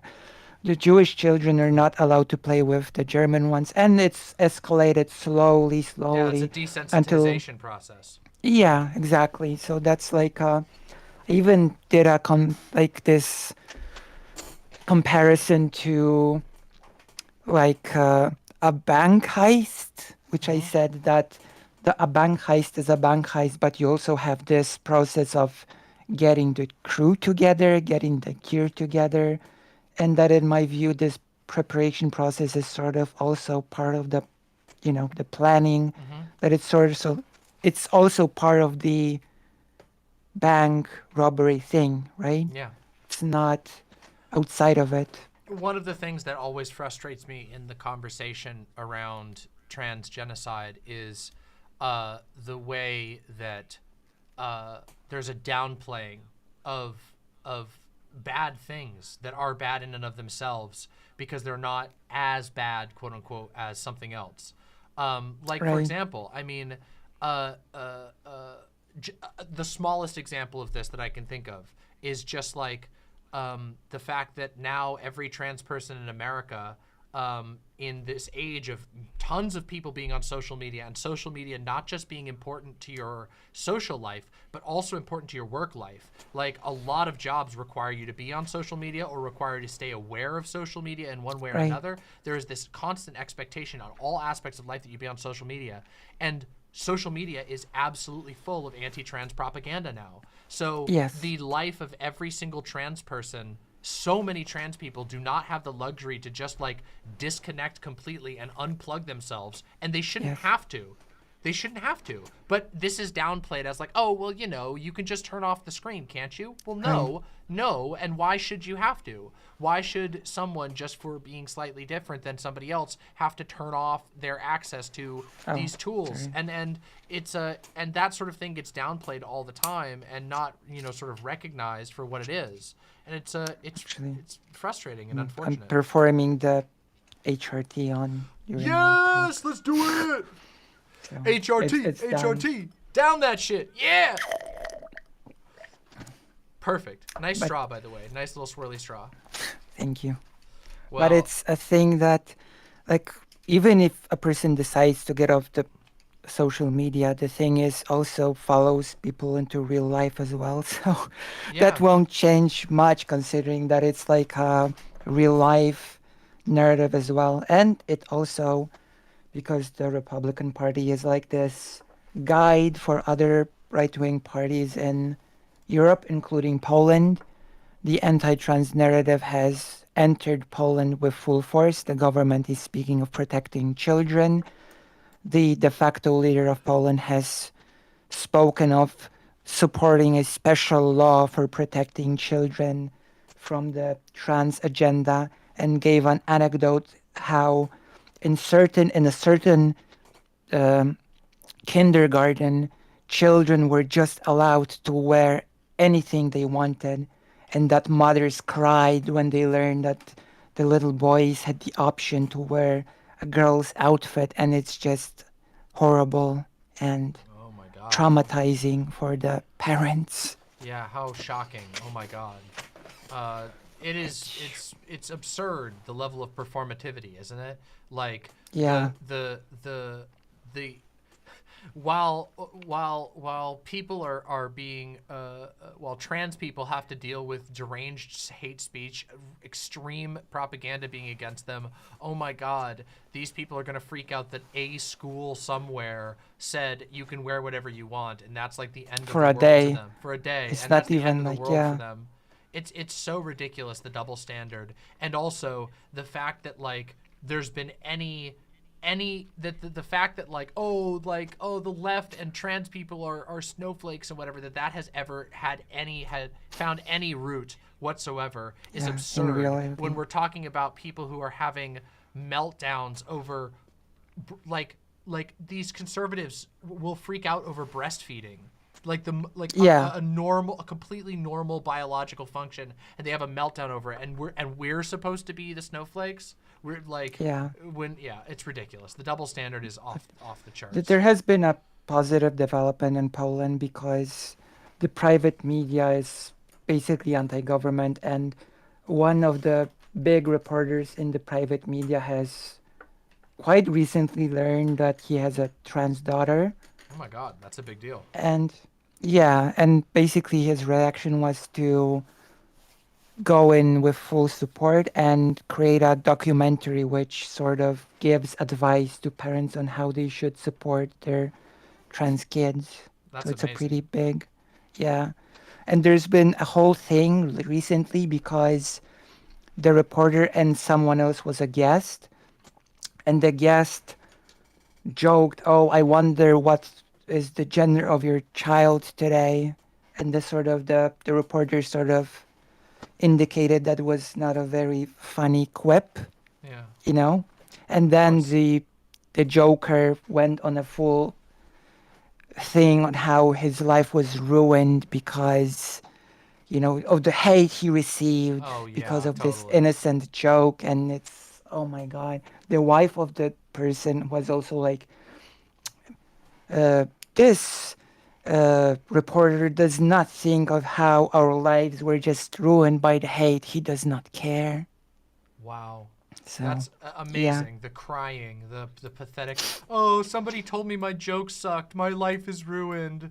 It's the yeah, same. It's the the same hate. game everywhere. It's so Yeah, funny how the like professional victim has always been the conservative. They always play this. They're mad that the world is changing, and they believe that because the world changes, yeah, that's victimizing them personally.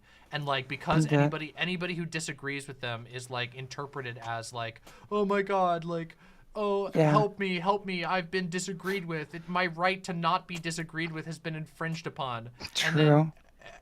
the rest of the time they're like, oh, I need to go on a crusade to be able to say a slur. And it's like, okay, really? And then it's like, and then somebody says your joke sucks and you cry about it. I mean, how many Yeah, comedians have we had in the United States who's made their entire personality about the fact that their jokes bombed because they can't keep up with the mentality of current yeah, audiences? Like, dude, people change. A joke that was funny in 1940 is not going to be funny nowadays. That's just normal. yeah, Like, you know, if your jokes aren't falling, if your audience doesn't like it, either, you know, stick to your guns and make your and jokes and deal with it, or adapt, or grow as no, a person. true. The Yeah. person who made the joke was like, I did a few songs that were pro LGBT. How could you say that that the joke was bad and that was actually laughing at the de facto far right leader because of what he says? And I'm pretty happy that there were a lot of people that were saying, you frame yourself as such a progressive person and yet you do stuff like that. You Yeah. basically showing your true colors right there. Well, I mean, I think something that's gonna happen everywhere is that people are getting tired of this shit. Like, people are getting tired of the right wing conservative performative victim crap. Like, people Yeah, are tired of hearing, oh, you're victimized because you know, someone said that it's okay to be gay. Oh, you're victimized because there's like, I mean, look at the meltdown over Biden putting up one rainbow flag at the White House. The, oh yeah, that was a Nobody whole cares. thing. Like, Can't believe. there is no, that does not have any traction outside of conservative spaces. The Yeah, average person is just like, why are you freaking out so much? God, this is so tiring. It's like, I don't think they understand. Like, sometimes I don't think the conservatives really understand how much fatigue there is for their constant yeah, outrage, and that they're like, their outrage has reached a point where it is so screechy and so pearl clutchy that I don't even yeah, know if it's going to gain ground with people. I think their only hope right now, and what they're trying to do in America, is to like take the farthest right areas, the farthest right states, the reddest states of all, and try to like push the Overton window really hard. Because like a lot of these HRT bans on youth are failing, but thankfully. it's yes, which is very, very good. But unfortunately, it's like it's setting the norm for what can be proposed in Congress, as Right. like that seems to be their angle, is that they want to make it more normal to even consider these things as Sort legitimate. of. It's sort of what I said with the talk with Loner Box, that when you push hundreds of bills and it's basically impossible to just address every one of them Yeah. individually. Yeah. Oh, it seems like I've messed up somewhat. There Have you you messed go. up? I don't think you've messed up. Yeah. Okay, there you Um, go. I've messed up because you were not audible for a long time for oh my no! audience. Oh, I hope they were able to at least catch it over here. It's Um, okay. so There we can. are approaching the end of our time Oh my here. gosh. I know it's so short. I'm so Oh, sorry. I know, but we want to make sure that we get everyone in, and we don't know how many people we're going to be getting. So we tried to keep it to just 20-minute conversations. right. Um, But how I will finish like on this sort of like Please, it's what I and also told. please tell people before you go. You know, we have a little bit more time, but please tell people before you go, like, where they can find you, what Right. to expect when they see your channel, stuff like that. I know a lot of my audience is already very familiar with you, which they should be, because you know you've been here for a while Okay. and you're wonderful. So, but yeah. Thank Anyway, you. go ahead. I don't want to cut off I anymore. have like a Lucy Haze YouTube, which is called Lucy Haze. And I also have a lucyhaze.org/, I think this is just .org, but it's /live when it's live. The White Yeah. Forest page. I'm so happy you got a White Forest page. It's true. I was happy as well. It helps me tremendously, I must admit. Yeah, it's the White Forest pages are like one of the few tools that we have as streamers to like actually make a living that's fair, because you Yes. cannot just do it on Yeah. YouTube. You like, I know that a lot of people out there in the audience think that like YouTube is like you just make money. No, you guys don't understand how hard it is to make money on YouTube. And these websites that we have, the ones that you see on the screen, the chat here, like mine, demonmama.com, Lucy's, lucyhaze.org, right? You said lucyhaze.org. Yes. Those are lifesavers. They are the only thing, because of the way that revenue shares work out. These sites are how you support us directly and how you make sure that you don't have to watch boring stuff and can instead watch awesome stuff that you like, is by supporting us through these ones. Yeah, Yeah. So that's true. Yeah. I might have to swipe your stream for the double audio. My goodness. Oh, it's okay. But it yes. happens. It's But okay. yes. Sometimes audio happens. Yeah. The leftist audio. Oh yeah. Ah, thank you. It's But yes, I've said like to Loanerbox, when you push hundreds of bills, some of them will pass, maybe like even 3 out of 500 will pass. And to the broader group that wants to push those things, that's a victory basically, because with time, Yep. 3 will become 6, 6 will become 10, and so, So on on. and so Yeah. forth. Yeah, it's that's- wild too. Like there was a couple of months ago, I covered the organization that was an anti-abortion organization of doctors, that was stood. It dressed itself up like a legitimate organization, but it was a bunch of activist doctors, highly politically motivated.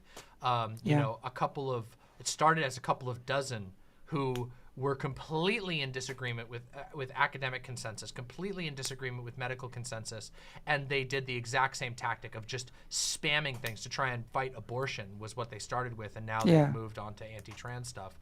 But it's wild how there will be these highly funded tiny organizations that's entire job is to just lobby. Oh yeah, lobby. there's whole like lawyer groups, Yeah. organizations for that, and I think Poland is actually a case study of what happens when the right wing gets what it wants when it comes to abortion. Have you heard of the Polish situation with abortion? I have not. I mean, I've only heard a little bit from what you've mentioned, but I haven't been updated in Right, a so while. it's and like the what I've audience said, could it's benefit like from it.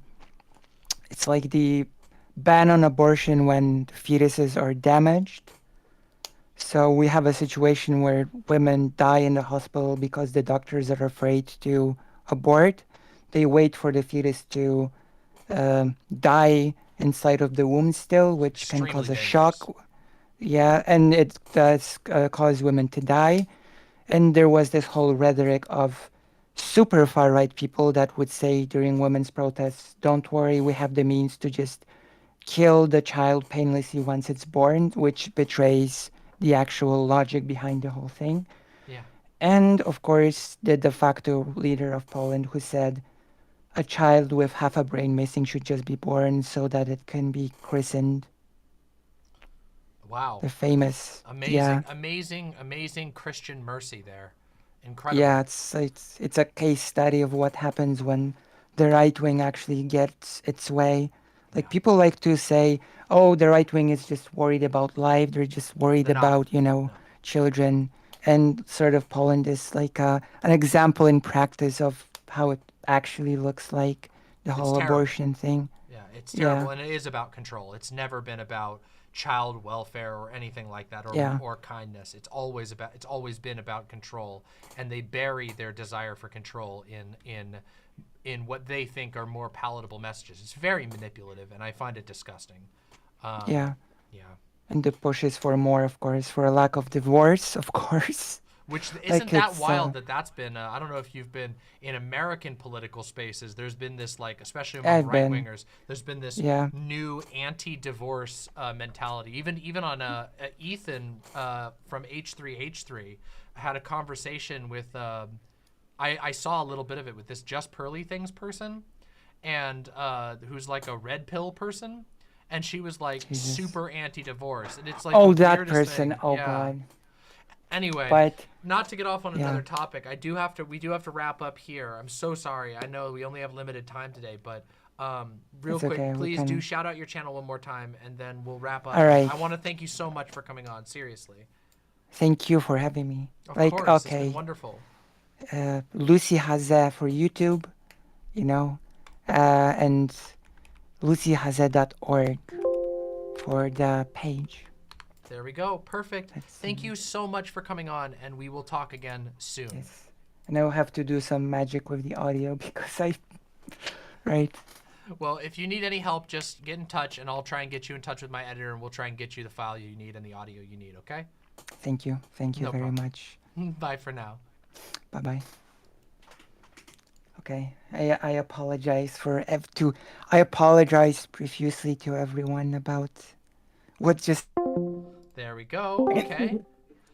Hello. Hold on one second. Hello. Hi. Oops, did I move Wasn't myself? expecting you over here. Oh, oops. What? I moved myself by accident. Oops. Yes, you did. Okay, I'm going back. Sorry. Oh my goodness. I moved myself over to the waiting room by accident instead of moving. Okay, to be fair, on my screen it looked correct, but apparently Discord has a quirk that I'm not aware of. Hold on, let me go check in real quick. Give me just a second for a breather. We'll get the next guest.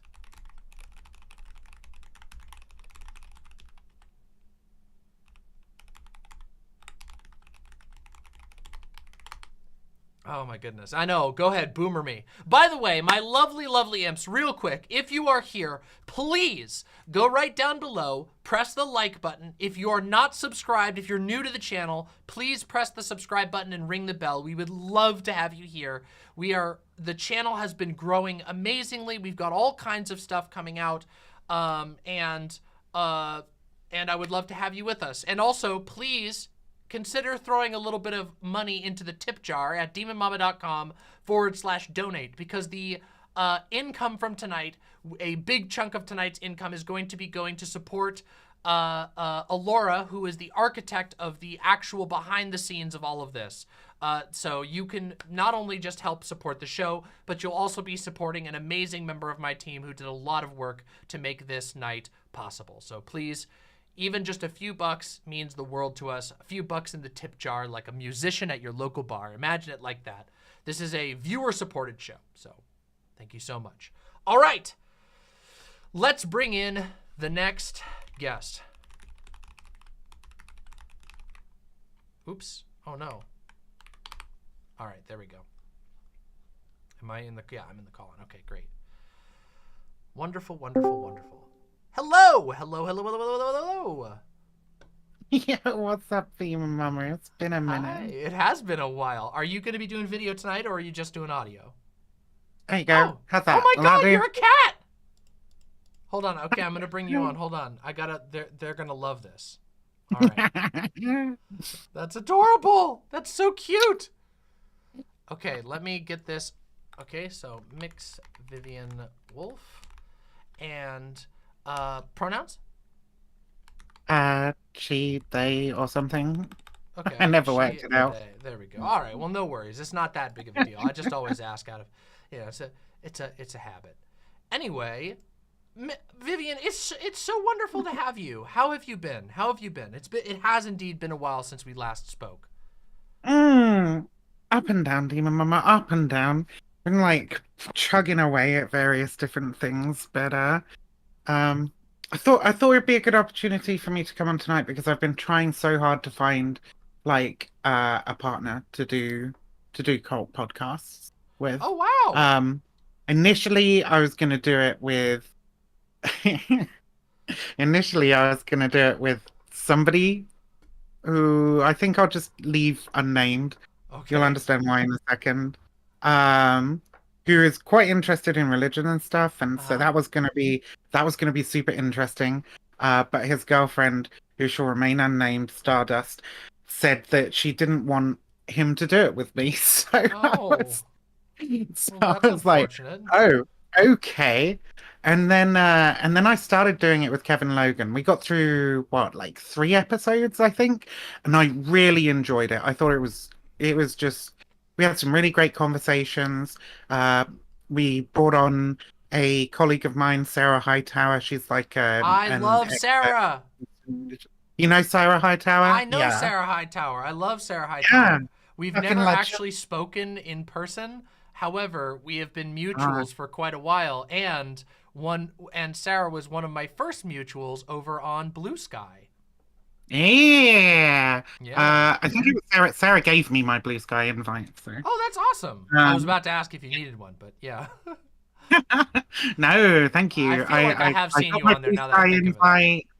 I gave the first one I received to Kev, and then all the other ones after now are just gonna go to any trans person who fucking wants them because that website's getting so toxic for trans people. I think, yeah.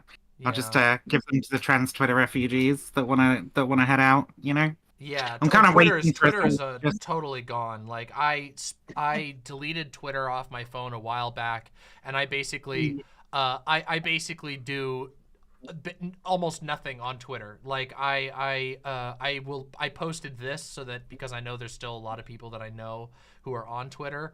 But man, it is just not worth it. That website is fucking. It's done. It's done. It is trash, yeah. trash, trash. I'm just waiting for Elon to just go, right, we're just banning all these disgusting child groomers with the trans flag in their profiles off the website. I'm going to ban like, trying to make cisgender into a slur and shit. Like, all of this stuff is just, it's pretense for trying to get rid of the people he blames for his wife leaving him.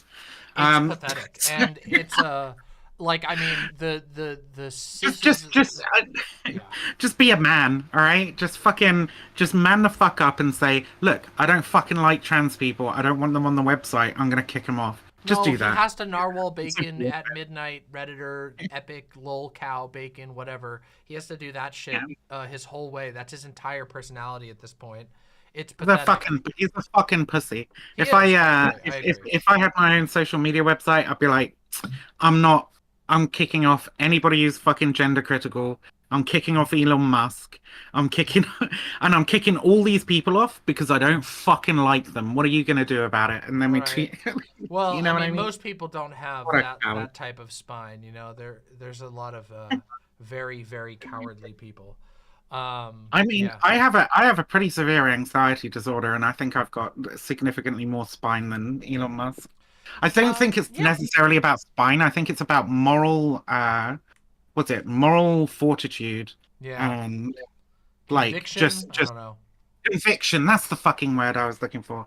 Well Yeah. done. Oh my God, you're so good with words, Demon Oh, Mama. thank you. I try to. I do actively try to keep my vocabulary up, especially because on the internet it's so easy to just revert to like tiny vocabulary.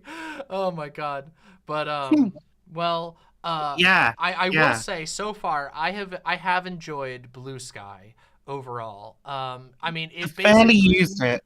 Barely yeah. used it. I've posted a hello post and one meme so far. Oh well. But you should follow me over there. You should follow me over there. I feel like I do, but maybe I don't. Let I'm me just double check. being Wolf on there, I'll go but, double check. Hold on. Let me yeah. see. I will make sure that I follow you over there. I'll follow you back when I can be bothered to click on it later. Vivian. Wait, you're mix Vivian Wolf on there. I'm There you just go. Vivian Wolf on Blue Okay, Sky. oh, I yeah. didn't have you followed. Okay, now I got you followed. Yeah, right. Now we'll See? be mutuals. Amazing. And yeah, I mean, the amount of people on there right now is significantly less. So like I expect very low engagement at the moment. Although there's been a huge surge of followers I've gotten recently, so that's been kind of cool. For people who aren't on Blue Probably all Sky the right trans now, refugees, right? yeah, a lot of new trans people have been coming on. I think trans people are like sharing those invites like very, very aggressively, which good. Keep doing it. Keep going. I want Blue Sky to have the highest concentration of trans people early on so it sets the culture as an awesome place because it will. Yeah. People are asking, how do you get an invite? Well, you have to get one from somebody else, and unfortunately, they're very slow with giving them out because the site is still very new. I think there's Yeah, it like, seems to be one every few weeks or something. Yeah. yeah, you basically you just keep asking around, but don't be annoying about it. That's it. um, yeah, it's Just be like, just put it in your Twitter profile. Need blue sky invite, something yeah, like it's that. Someone will, they are someone will sending them out more frequently from what I understand. I've been following some of the devs. Anyway, the thing is, Blue Sky basically feels like it feels like Twitter if they reverted Twitter to the version that it was at right before Elon Musk took over and minus Donald Trump. So I mean, it does. there's It that. Yeah. it is Jack Dorsey's thing, right? So it's Um, like I'm still kind of fucking Yes, sketch about but these yes, guys. and there's like it is his project, but it's structured quite differently than Twitter was. Mm. And I don't know how much like hands-on Jack Dorsey actually is, because I think there's other people who are way more involved in this, and their intention seems. I mean, they've expressed that they're going to be plugging it into the Fediverse as well. So at some point, you will be able to connect with with Mastodon and all of these other things as well, which is pretty cool if you ask me. So it looks like they're taking it in a different direction than they were with Twitter, which is a good thing in my opinion, because Twitter Yeah. obviously, like, Twitter was a victim of its own design. There was almost, if Elon didn't come along and accelerate the process, it would have trended It was this way always for a lot it was always longer. bad. It was Yeah. always bad. Like, I mean, I still follow Taliban spokespeople on Twitter. You know that? Yeah, Like, yeah. and I and remember those seeing people were there. like Those ISIS people were videos there getting even uploaded. before the Taliban was the government of Afghanistan again for the second time. Oh, Um, that's wild. yeah. Yeah. Which, so it's insane. They had a massive problem with ISIS. They've always had a huge Nazi problem. Like, Yeah, the it's Nazi never been a problem. particularly well moderated platform. No, It- Twitter has always yeah. had issues, and also, of course, like Twitter has always had a position of like, it's had a rough position of like where it stands with how they want to approach moderation, how they want to I've got like like. 6,000 followers there now. I don't want to leave. Oh well, like For I mean work. I I have built it like up. almost 16,000 on Twitter, and I never thought I would get that many followers anywhere. But Mm. I just realized like it's literally not even worth it to me. Like not only has my account been mysteriously shadow banned on numerous occasions for I don't even know what, because I don't ever reply to anybody. I just post things that I'm thinking about. But also, it's just like the timeline is miserable. It's truly miserable. It is to the point where I'm like, I haven't seen a good post in literal days. I'm done with this shit. So it's just like, I know that like, I'm sure people are tired of me basically coming onto YouTube and being like, guys, Twitter sucks. Get the fuck off Twitter. I think But I think it do it. depends who But you do it. follow Get out of there. Get and the what hell you out of engage there. with. Yeah. You have the power to curate your own timeline to a certain extent. Barely Um, anymore. by the It's stuff like, that you engage with. Yeah, it is and harder since well, Musk, and here's like, the problem, because the problem things, too is that like you might have the ability to curate your timeline to a certain degree, but Mm. but if you follow cool people, but those cool people are like, I want to fight back against the rampant transphobia on here, then they'll just Yeah. quote tweet trash onto your timeline all the time. And I love you guys. Like, don't get me wrong. I'm sorry. I'm kind of aiming at audiences. Oh, I'm always stuff, always but- quote tweeting trash. It's fine. Oh If you don't God, want to it see drives trash, me. Oh, if it you don't want drives to me see trash, crazy. don't follow me. Yeah. Yeah. No, I know. It's just that's the thing, though, right? Like, it's gotten to the It's point like where fuck like, these. It's like fuck yeah. these people. Like every once in a while. So most of okay, I had rules, okay, for engaging with Twitter. Sure. We're going way off track. I thought we were supposed to be talking about me. Whatever. So Talk about whatever you want. We can talk. We can stop talking about this right now if you want to. It's all good. No, it's fine. It's fine. I'll finish the spiel of trying to find a fucking co-host in a second. But fuck. So I had rules for engaging on Twitter, right? I was like, okay, if I find myself in like a 2 or 3 reply kind of thing with a person, and I need to check myself, right? Yeah. Like, is this a pointless fucking argument that nobody's gonna look at, that's just like gonna end up clogging my timeline further with bullshit? then what I do is I literally delete the replies that I've made to that person and carry on with my day. Right, block them or mute them and carry on with my day, depending on how irritating they are. Um, Wise. and that was the way that I operated for a really long time, actually. And it just kept shit. Like I used Twitter in a kind of like almost businessy sense. Like obviously there's a social side to it. Obviously there's people that I like talking to on there, and I do talk to them. Um, but it's very much like I tried to only engage with those people that I want to engage with, that I enjoy talking to, etc. I've thrown all that shit out the window in the last sort of like few months, because every once in a while you just get so fucking pissed off with the shit that's happening, especially to trans people here in the UK, that you just want to fucking vent. You just want to like take some of it out on some of these awful, fucking horrible people. Yeah, And I think that's absolutely. valid too. You know, I think that's fine. So, but it's all about if you do that, you have to be aware you're going to start seeing those people's posts more, and you have to True. deal with that accordingly. You Well, have to and eventually anybody go, who follows you is going to yeah, get bombarded with it too, which is again, that is the problem that I kept having, which was that I love following trans people, but I hate that there seems to be a compulsion. There's the atmosphere on the site generally has created a compulsion to respond, and to respond to people who are being boosted in the algorithm because they're willing to pay a guy, not just because they're willing to pay, but because they're willing to pay, and because the guy who literally owns the site and has the largest account on the website, because he's the not founder, the owner of the site, is willing to just directly boost this shit. Like, of course people are gonna, and I'm not mad at them for wanting to respond. I'm not mad at them for wanting to, strike back and whatever, obviously, but like, man, it's like, boy, does it make the site just a pit. It makes us a vortex. yeah. Anyway. Yeah, Yeah. I think basically you just have to be very conscious about the way you're using it Yeah. and what effects that's having.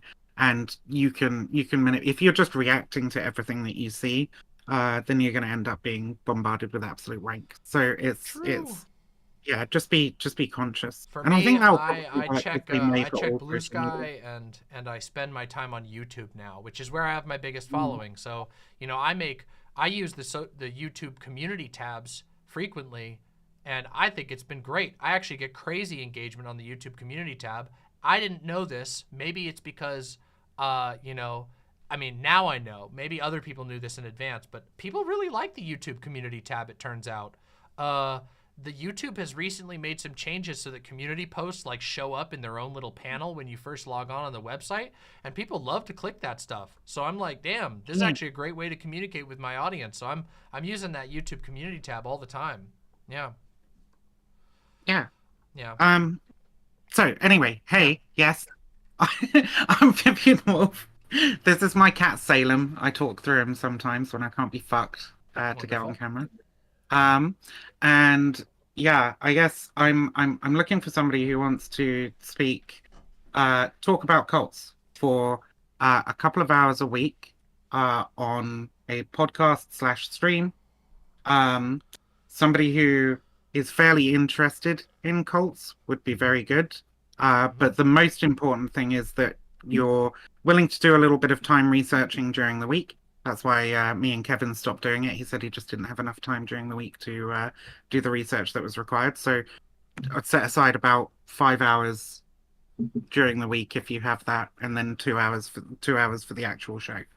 Um, but the most important thing is that we have some kind of chemistry. So it's gonna always be like, well, we'll have to just try it out, right? We'll have to have a chat, see how shit goes and what have you. So that's my call out at the moment, because I was really enjoying doing it. You know, we had the Yeah. Rajneeshis, we spoke about the Rajneeshis, we spoke about um uh shit, who were we speaking about that I got Sarah Hightower on for? I can't remember. It would have been some kind of Japanese cult, right? Mm-hmm. Um, but yeah, basically just talk about a different cult every week. I have a lot of friends in the cult research community, Mm-hmm. and contacts with people who are experts in various different cults. So we'll get people on for interviews and stuff, and that's the general format of the podcast I want to do. That's the general format of the stream that I used to do, and I could not stream for like 2-3 months.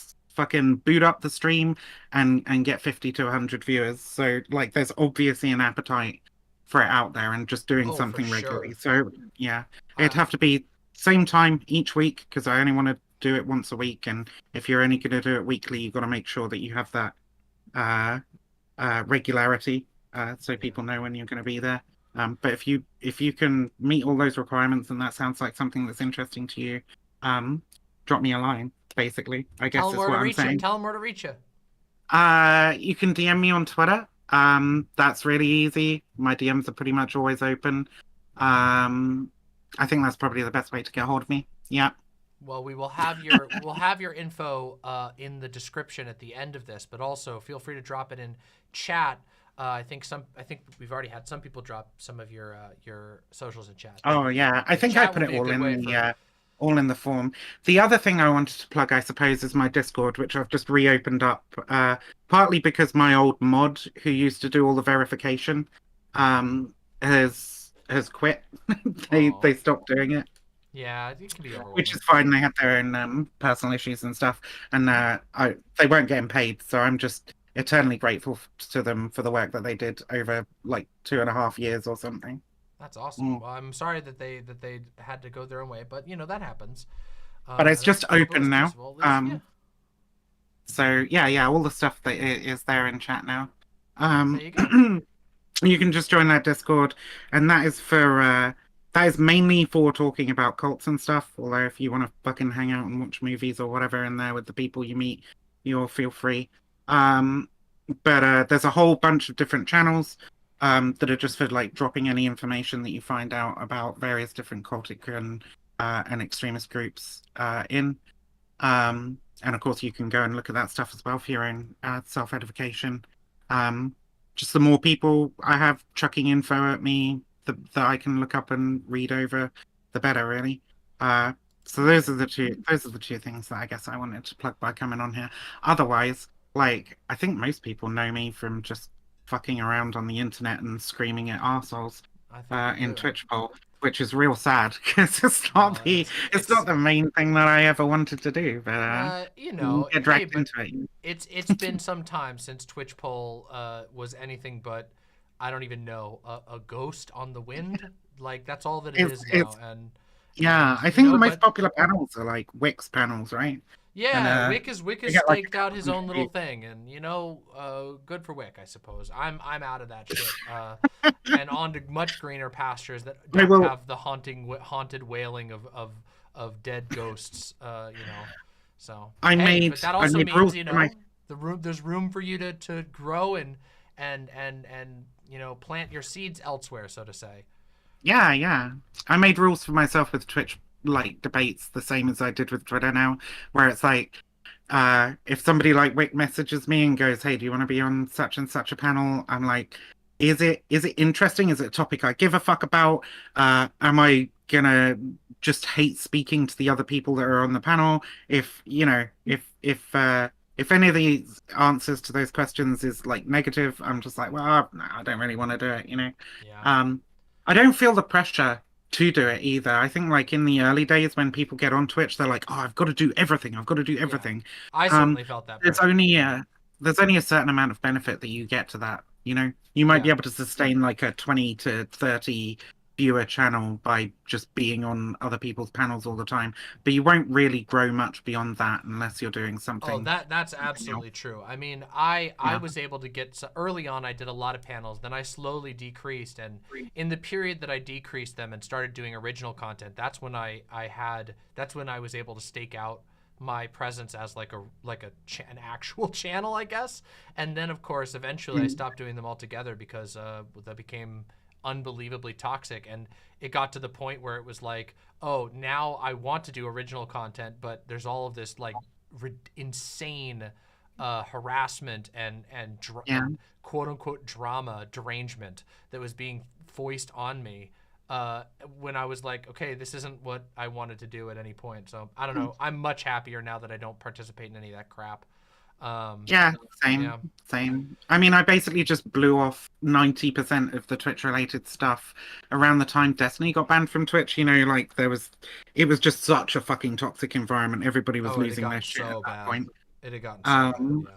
and I blocked about 2,000 or so people like off of my Twitter as well. Like just removed like about 2,000 people from my community, basically, Wise. because I was just like, I don't want these people. I don't want these people who are like connected to this shit, who are constantly going after and harassing other people. I don't want anything to do it, you know. Yep. And then I built myself back up to like 6,000 now from going down to about 1,500 when I did that. Well, I And think that's promising for your future, right? it's slow, but better. it's good people, right? Yes. It's And slow, but it's good people. that And is that's, something that people do not understand, is that a handful of quality followers is better than a bunch of fair weather fans who are only there for whatever the latest drama is. I'm dead serious. I'm talking like a single devoted fan that actually really likes your stuff and is there to check yeah. out what you have to say is worth like 20 I or have a few more. of them, and I'm so appreciative of them. People who've been like subscribed to my Patreon for like 4 years or something. Yeah. Like I'm just like, why? How? Amazing. You know? And they're still fucking there after all this Yeah. time and after all the like different switches I've done as well, going through like talking about Nazis to talking about cults to like just filling my timeline up with turf shit. Yeah. Um like and going from like Twitch poll to like doing podcasts to like writing articles. Like I've just all over the place in the content creator sphere, and there's like a few people that have just stuck with me through all of that, and you know how you are. I appreciate you Yeah, and more they're the than anything best. else. You're and amazing and people. and they're the people that make it possible. Well, we have come up to the end of our time. So I'm Okay. trying to. I know the time slots are a little smaller today, but I want to make sure that we get as many people in as we can. So I want to. Yeah, I no, want that's to. I fine. want to thank you so much for coming on. It's great to talk with you again. I know it's been a while. Hopefully, we'll speak again sooner. Sure. Next time. But Find a cult you want to talk about and hit me up. I can talk about the cult I grew up in. Yeah, Yeah. well, I I mean, think we say had a I. mini conversation about that before, I but believe we like, did, yeah, and I'd it's be more than happy to I've go been over it. doing some research on their recent activities out of curiosity recently, and let me Oh, say it's very interesting. odd. They've taken some interesting turns. But anyway, Mix Vivian Wolf, thank you so much for coming on. Imps in chat, No worries. please go follow Mix Vivian Wolf, and we'll talk again sometime soon. Okay? Mm-hmm. Best Thank of you. love. Best wishes, Yeah. imps. Much love. Bye for now. There we go. Okay, hold on. Now I need a quick... Hold on, I gotta check some messages here real quick. All right. I think I did okay there. I ran a little late on the last two calls, but that's okay. That's okay.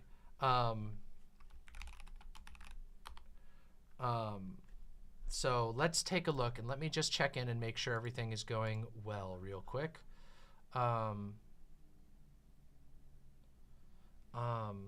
Yeah, okay. Just want to make sure that everything's going well. Okay, so let's see. How are we doing? Do we have people already in line? We do. Okay, perfect. That was these have been great conversations. Do you guys see, like, why I want to do these signal nights so bad? I want to make them really much. I want to smoothen them. I want to get it down so that we can do this type of stuff more in the future, because oh my God, these conversations are valuable. They're interesting. They help you guys find people that you're interested. They help other people find us. It creates community conversation. It means sharing of interest. They're super, super cool. I want to see a thriving space again where people are doing things together. People are doing things together, not just fighting with each other. And I want people to hear the fucking signal. So that's why we do Signal Night. Honestly, I should get a cool little thing that says Signal Night. Maybe I should get a real sign that I can put up in the background that has like we'll see. Anyway, that would be cool. All right. Okay, let me let them know that I'm ready for the next caller. Hold on. Things seem to be going very smoothly, and I will be checking in with the Signal Text team shortly to make sure everything is going well. I hope that I haven't run too late or anything like that. Yeah, I am. I love it. I love these types of bracelets. They're, for some reason, I don't know. They're nice. I find them like enjoyable. Oh, that's awesome, Metroplex. Hello, hello, hello. Hi, how are you? Hi, I'm doing wonderful, wonderfully. How are you? Just real quick before I just asked you how are you, but did you want to do camera? No, I'm not doing camera today. Okay. So I will get the text up on the screen here. Okay, Star Panda, and just to be sure, pronouns? She, her. She, her. Star Panda, welcome to the show. Let me get this text up so people can find you. Really great to talk with you again. I actually was watching your panel from yesterday. Oh, which panel? I think it was the disability issues panel. Yeah, I was that was a watching good conversation. for quite a while. It was a great group of people you had on there, and yeah, it was awesome. You've been doing a ton of really cool community stuff lately, and I really appreciate that. Yeah, I heard multiple people mentioned Virtual Pride. In fact, I even think Vosh mentioned it, though I think he said he was too sick to go. Yeah, unfortunately, he was like He's been really so sick, sick. from what I've been saying. Yeah. I wasn't able to catch his stream because obviously I was streaming yesterday, but you know, if people are like sick like that, no reason to put yourself through like going on something that's live. So like I hope he gets better real soon. I hope so too. Yeah. I listened to his stream for a little bit, and it sounded like his voice was bad. But also, I talked to him relatively frequently. He said it's been horrible. I hate that. It's been, and it must be hard too, because everybody's got allergies right now because the pollen's been crazy. So anyway, well, I hope that your virtual Pride went very well, and I'm really happy to have you on. Yeah. So thank you so much for being here. So I guess first off, do you want to just introduce yourself and your channel and what you do to the audience as a whole, and then we can talk about whatever you'd like to, honestly. Sure. So I am Star Panda TV. I do like podcast type of things on my YouTube channel, Star Panda TV on everything basically, and I have conversations, and I've had really successful panels yesterday, and some people were asking me if I was going to do more in the future. That might come down the pipeline. So we'll see what we do with that. Yesterday, obviously, by what some people are saying, I held a virtual Pride that was super successful by my own standards, I guess. But yeah, a lot of people had fun. We had a lot of people there. A lot of people came out to help. Because it was also doubling as a charity stream for Rainbow Passage, which is a new organization that helps trans people, or trans and gay people get out of really bad situations, especially like hostile states like Florida and Texas and all that. So that sounds like a really cool organization, like a damn, that's kind of stuff is really needed right now. Yeah, I can actually get you connected with some people I know there if you'd like to. That'd actually be awesome. I'd love to learn more. If you could send me some info, I'd love to look into them. Absolutely. Yeah, that sounds amazing. Yeah, it's like I mean, okay, so I guess that kind of gives me a topic that we can sort of talk about right away, which was when I went to Pride in person, two of the people that I met randomly, just that I ended up talking to at Pride.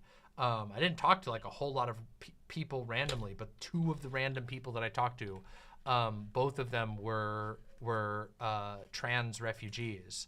They had left another state specifically because of them. They mentioned that to me. They volunteered that information. I didn't even ask. It was wild how many people like out of that crowd of people who have found themselves in that situation, who are coming to my area, Seattle, because it's a sanctuary state, because their states have gone so south. And it's like, it's incredible how many people are in need of support in that sort of thing right now. And also, I'm glad they were able to get out because, like, obviously, I support anybody who wants to leave. I don't think people should be like super self-sacrificial on electoral politics and try and stay in a state, you know, in the hopes that they can change it necessarily if they're not in a position to do so.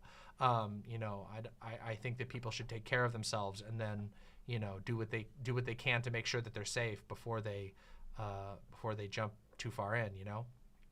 Yeah, there's a person on one of the panels that I had yesterday. It was that dang Phil, and he does videos on YouTube, and he's pretty great. Oh, is that dang dad? Is that his channel? Yeah, that dang Yes, dad. I He's really, that dang really Phil like on that dang dad. Twitter. But yeah, he's a great content creator. He actually said from his own experience that he lives in a state that is becoming hostile to or is already hostile to trans individuals, trans and queer, and like he is actually going to move away because he doesn't want his daughter Yeah. to like be in danger of all of that and be able to. He wants her to be able to like be open with herself and not be pressured through fear, you know. So like it's really important that we like give people these options, but like it's a sad state that we're in, that's actually something we have to think about. It's a really sad state, and it's wild too because I mean, I've been talking about this particular topic in various forms since, like, oh my god, like since the election. Like, you can go on my channel, and I was, you know, and I'm like, and for a while, so many people were like sus on the idea when I would say things like, I feel like there is a political, like a balkanization effect that's happening in the United States right now, specifically around things like abortion and trans issues. And people were just like, nah. And I'm like, no, really, like, it's to the point where people are having to flee because the politics are swinging so hard in one direction that it's no longer safe or even enjoyable to live in a certain place. And it's really, really concerning and unfortunate. And I feel really bad about the future prospects of some of these places that have swung so far right and how long it will take for that damage to be undone. And it sort of shows how fragile the political environment can be in some places, where you know, a few changes can cause people to have to leave in order to self-preserve, and then that can make it even harder to fix the problem. And I don't, you know, like I said, I don't think people should be super self-sacrificial on the like basis of like, oh well, maybe we'll be able to, you know, change the votes, but because I just don't think that there's like, it's that easy to do. I think people need to, like, I don't know, they need to take care of themselves. You know, it's kind of the reach or throw, don't go rule of politics. You got to be very careful and not try and you have to, if you live in a state, you have to spend all your time there, and it's very hard if you're constantly trying to stay afloat to actually be able to participate in any sort of political change. Yeah. Yeah, absolutely. Like it's kind of a time where we're people in our positions with like at least a small platform like mine, you know, we try to do everything we can to help others in the situations, and like what we did for yesterday. I wanted to give people the option to celebrate Pride indoors, like where it's safe, without having to go out. So like this mission is basically Rainbow Passage's whole thing. If like they're always accepting volunteers, if you don't mind me shouting them out. No, please. Go to passage.lgbt/volunteer, and you can sign up to volunteer for different things to help them out. They are always looking for more volunteers, and like they're just starting out this year, so it's going to be like a small team Yeah. for now. But yeah, if there's anyone who wants to help out, I'm definitely really do glad that. that you shouted that out. No, thank you. Mhm. I'll have to look into it more before I can like commit to supporting in any other way. But I'm always Yeah, happy sure. to learn about it, and I'm really glad. This is the type of reason. This is part of the reason why I wanted to do the Signal Night, because I want to get the word out for stuff like this. And there is a huge appetite for people to help. There are a lot of people in my audience and beyond who are looking to find a way to help out, to be able to make the situation better. And I strongly believe that we can use the internet to build, like, as a tool to build better communities instead of letting it just rip us all over the place and tear us apart. I want people to adopt using the internet to facilitate the building of good communities, the building of projects that can help save people and protect people. Yeah. Yeah, and that's the thing. Like on the internet, we have so many ways that we could be building these bridges, like you've been saying, like all night. We need these kinds of bridges to actually have a successful movement to protect the people who are like slipping through the cracks. And I guess I don't know, like what do we do about that? Like it seems like online, especially on Twitter, is getting way more hostile lately, and uh, like especially just between people on the left, it seems like a lot of people are on either one side or the other, arguing with each other instead of like building those bridges to help those people who need it most. So Well, it's always incentivized, especially on websites like Twitter, to just sort of quip at each other, and both like internal to a political side and out external. I mean, there's the meme of like the Mr. Trump, you, sir, are a cur. And it being like, okay, what does that actually do? Does calling Donald Trump a cur on twitter.com do anything? No, of course it doesn't. But like, that's what the type of thing that's incentivized on especially websites like Twitter, but also Facebook and elsewhere, is sort of like quipping and sort of needling at each other. But that doesn't actually build anything. It actually is super ephemeral. So I think that anybody who's trying to take that step to like build something or to make an impact is doing a good thing. And also just as a matter of experience from being in trans communities online for a very long time, from having connected with people through the internet to build a real world communities, real world friendships and relationships via, that started via the internet, but moved beyond that. Taking those small steps to actually connect with other people, to actually make friends, or to work together on a small project, even if it's just a GoFundMe project or a slightly larger project like working with a charity. Any of these things are steps that build actual meaningful connections, and they do save lives. I just want people to understand that, like, I have been helped because of stuff like this. I mean, even before I was a streamer, it only took a very small chain of connections to other trans people for me to be able to raise a small amount of money to be able to get out to get to safe housing at a point in my life when I didn't have any money.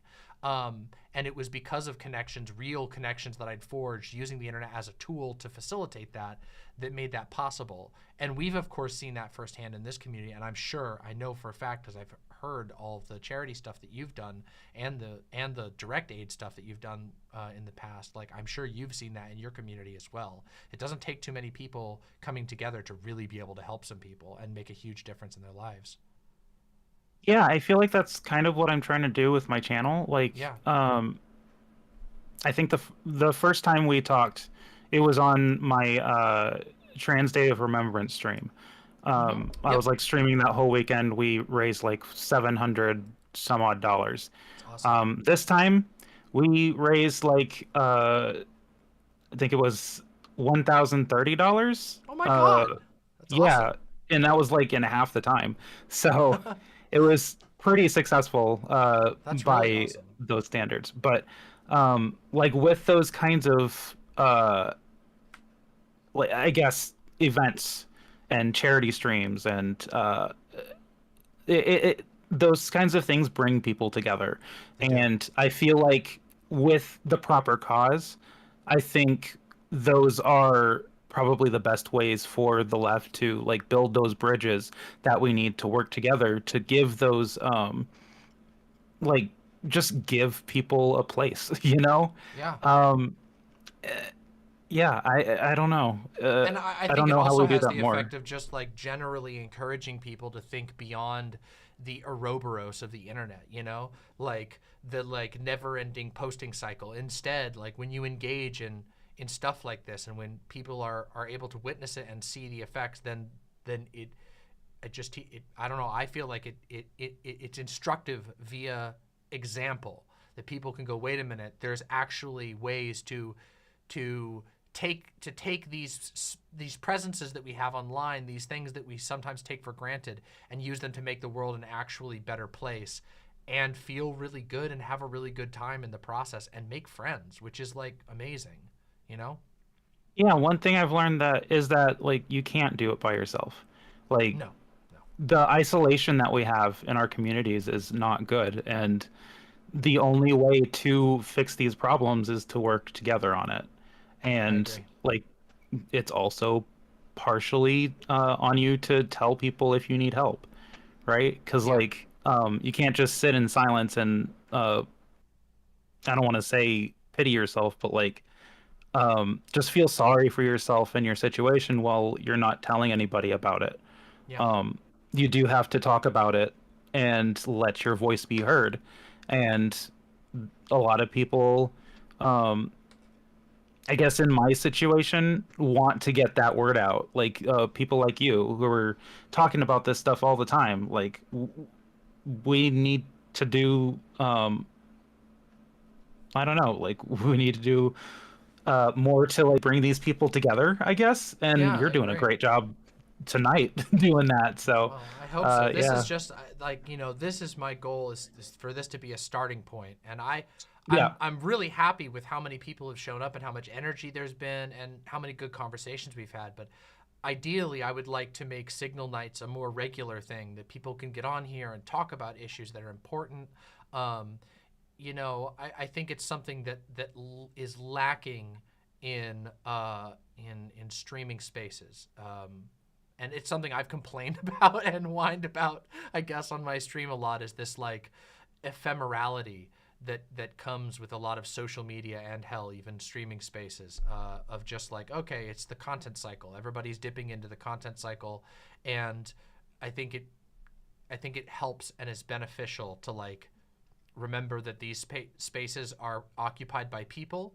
This stuff is made by people. There are people that watch this stuff, people that talk in the chats, all real people that are engaging with each other and have the potential for connections. So I hope that this is the start of something that can grow even greater over time and serve as a way for people to really facilitate connections with one another. I really do. And yeah. you know what's a good idea? What? So last night, it was towards the end of the virtual Pride stream. Mhm.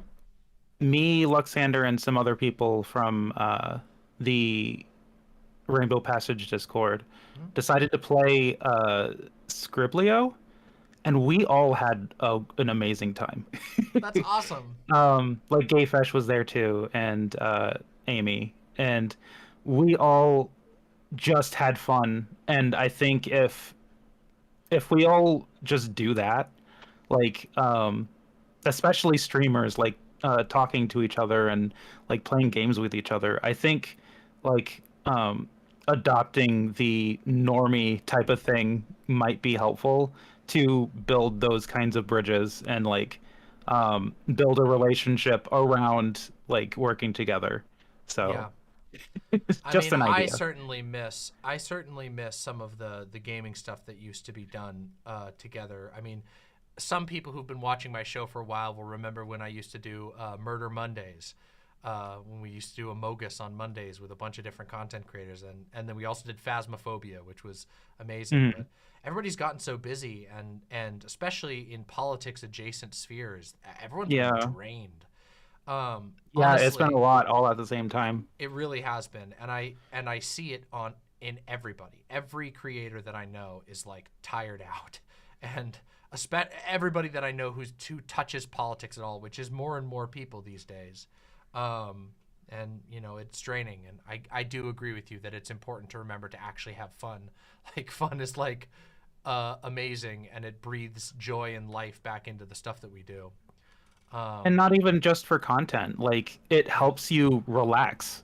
Like it could probably help people who were ground down by the content cycle to just like have some fun on stream every once in a while, to like just, you know, just laugh and play those games on stream. Yeah, goof around basically. Well, we are approaching the end of our little time slot, and I want to make sure that we're getting everybody in as much as possible. But I really, really have appreciated this conversation, and I would love that info if you're willing to DM it. I think I already have you. I know I have you added on Discord, so if you can send me some info on it. I would love to look into that. It could be something. I don't know when I'm going to do my next like charity stream or whatever. I've done a few this year, but I would love to learn more and see if they're an option that I could do something for, because that would be really, really cool. Yeah, absolutely. Yeah, and one more time, can you just shout out your links and stuff to the chat? I believe we have you on the guest command. Let me just make sure. Yeah. We got to update the guest command. No. Oh no. It's not the right one. That's not correct. Ignore that. Ignore that one. Okay, yeah, somebody will update the guest command. Anyway, go ahead and shout yourself out so that people can find you. We will have it all correct in the descriptions and stuff. Yeah, you're fine. I appreciate everybody coming out. I do want to give a shout out to everybody who helped out at Virtual Pride last year. Thank you so much. You did a great job, and hopefully we can do a better job next year. I am Star Panda TV. You can find me anywhere: Twitch, YouTube, Twitter, and eventually Blue Sky, I guess. And at Star Panda TV. And yeah, if anyone wants to, I guess, message me about coming on panels or being a guest on my podcast, I would be more than happy to talk to you about it. And thanks. I appreciate it. Yeah, it's been wonderful talking with you. And everybody, take Star Panda up on it. As you guys know, I've been on Star Panda's show before. She's amazing. And thank you so much for calling in tonight. Seriously, it was wonderful to talk to you. Yeah, I appreciate you doing all this for everybody. Of course, and I appreciate everyone who's willing to come on. It really means a lot to me that people want to come hang out and meet the imps and talk with me and stuff. It means a lot. So yeah, you have a good night. You too. Bye for now. Bye. Lefty McLefterson with the incredibly generous $20 donation. You ever listen to Twin Temple? They're a satanic doo-wop. I really enjoy their music. That sounds awesome. I will have to check that out. I haven't heard them before, but I will check that out. Lefty McLefterson, thank you very much. Real quick, let me just, before we get the next guest in, let me just check and make sure that I haven't missed any donations. It's possible that I did, so I want to make sure we get them. Thank you all who've supported. I have Build-A-Dog with the tier 1 sub. Happy Pride to you as well. Brandy with the tier 2 sub. Thank you very, very much. And J Spoon with the $30. J Spoon says, hey, Demon Mama, I know you said you weren't going to min-max myhouse.wad, but you only experienced one of a total of 4 endings and only 35% of the content. Mudahar or Power Pack have great breakdowns of the game. Don't worry, we will be revisiting myhouse.wad on stream. I'm not done with myhouse.wad. I just got extremely IRL busy after the last stream, so don't you worry, and thank you for supporting the show. Retcon404 with the incredibly generous $5. Can't sign up for the creator call-in because I'm going to dinner, but I hope you have a great stream. What a great idea. Thank you, Retcon, and I love you. Retcon is amazing. Awesome. Okay, let me check in on the Discord real quick and make sure everything's going well. Okay, things are looking good. Things are looking good. Okay, perfect. All right, awesome. Okay, I am ready. Let me just let them know. The next guest All right, I'm ready for the next guest.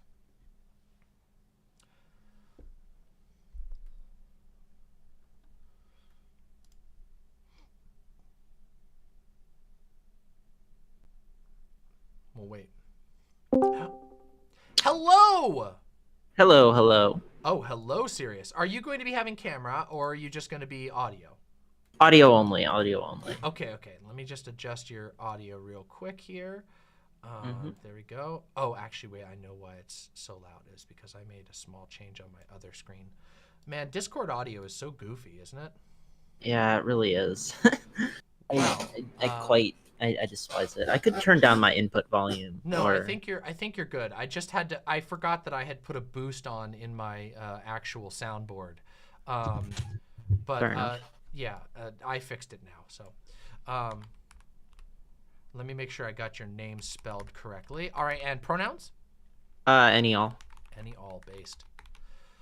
Mhm. Sirius, welcome. It is wonderful to talk to you again. I feel like the last time we talked was a debate.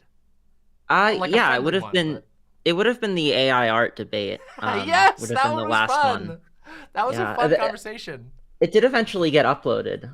It did, and yes. a lot of stuff has happened in since then in terms of AI art, but like it's funny looking back on it, because I did watch it back once it came out on your YouTube. It's like, oh, I didn't remember what happened. And it's interesting because I feel like there's so much that's happened since then that kind of I don't know, it would require me to update some of the things that I said. Well, And we can kinda, like, have that change. conversation if you want to. I am. I'm fine with it. I'm fine letting it go where it is. I more or less I just think that the AI art has changed a lot Yes, since it has. then. Like Yeah. it's gotten and there have been like a lot more issues that have come up as a result of it changing so much. Like one thing I maybe would have wanted to talk about more that I wish I could have is like the misinformation aspect. Yeah. That's something that even though like ultimately I don't have like a huge like opposition to AI art like a lot of people do, I do find the misinformation aspect really troubling. It is. It's gotten Like there are wild. so many photos, like doctored photos out there that are like really convincing if you're not looking, and it I don't know, it really scares me because it's only going to keep getting better.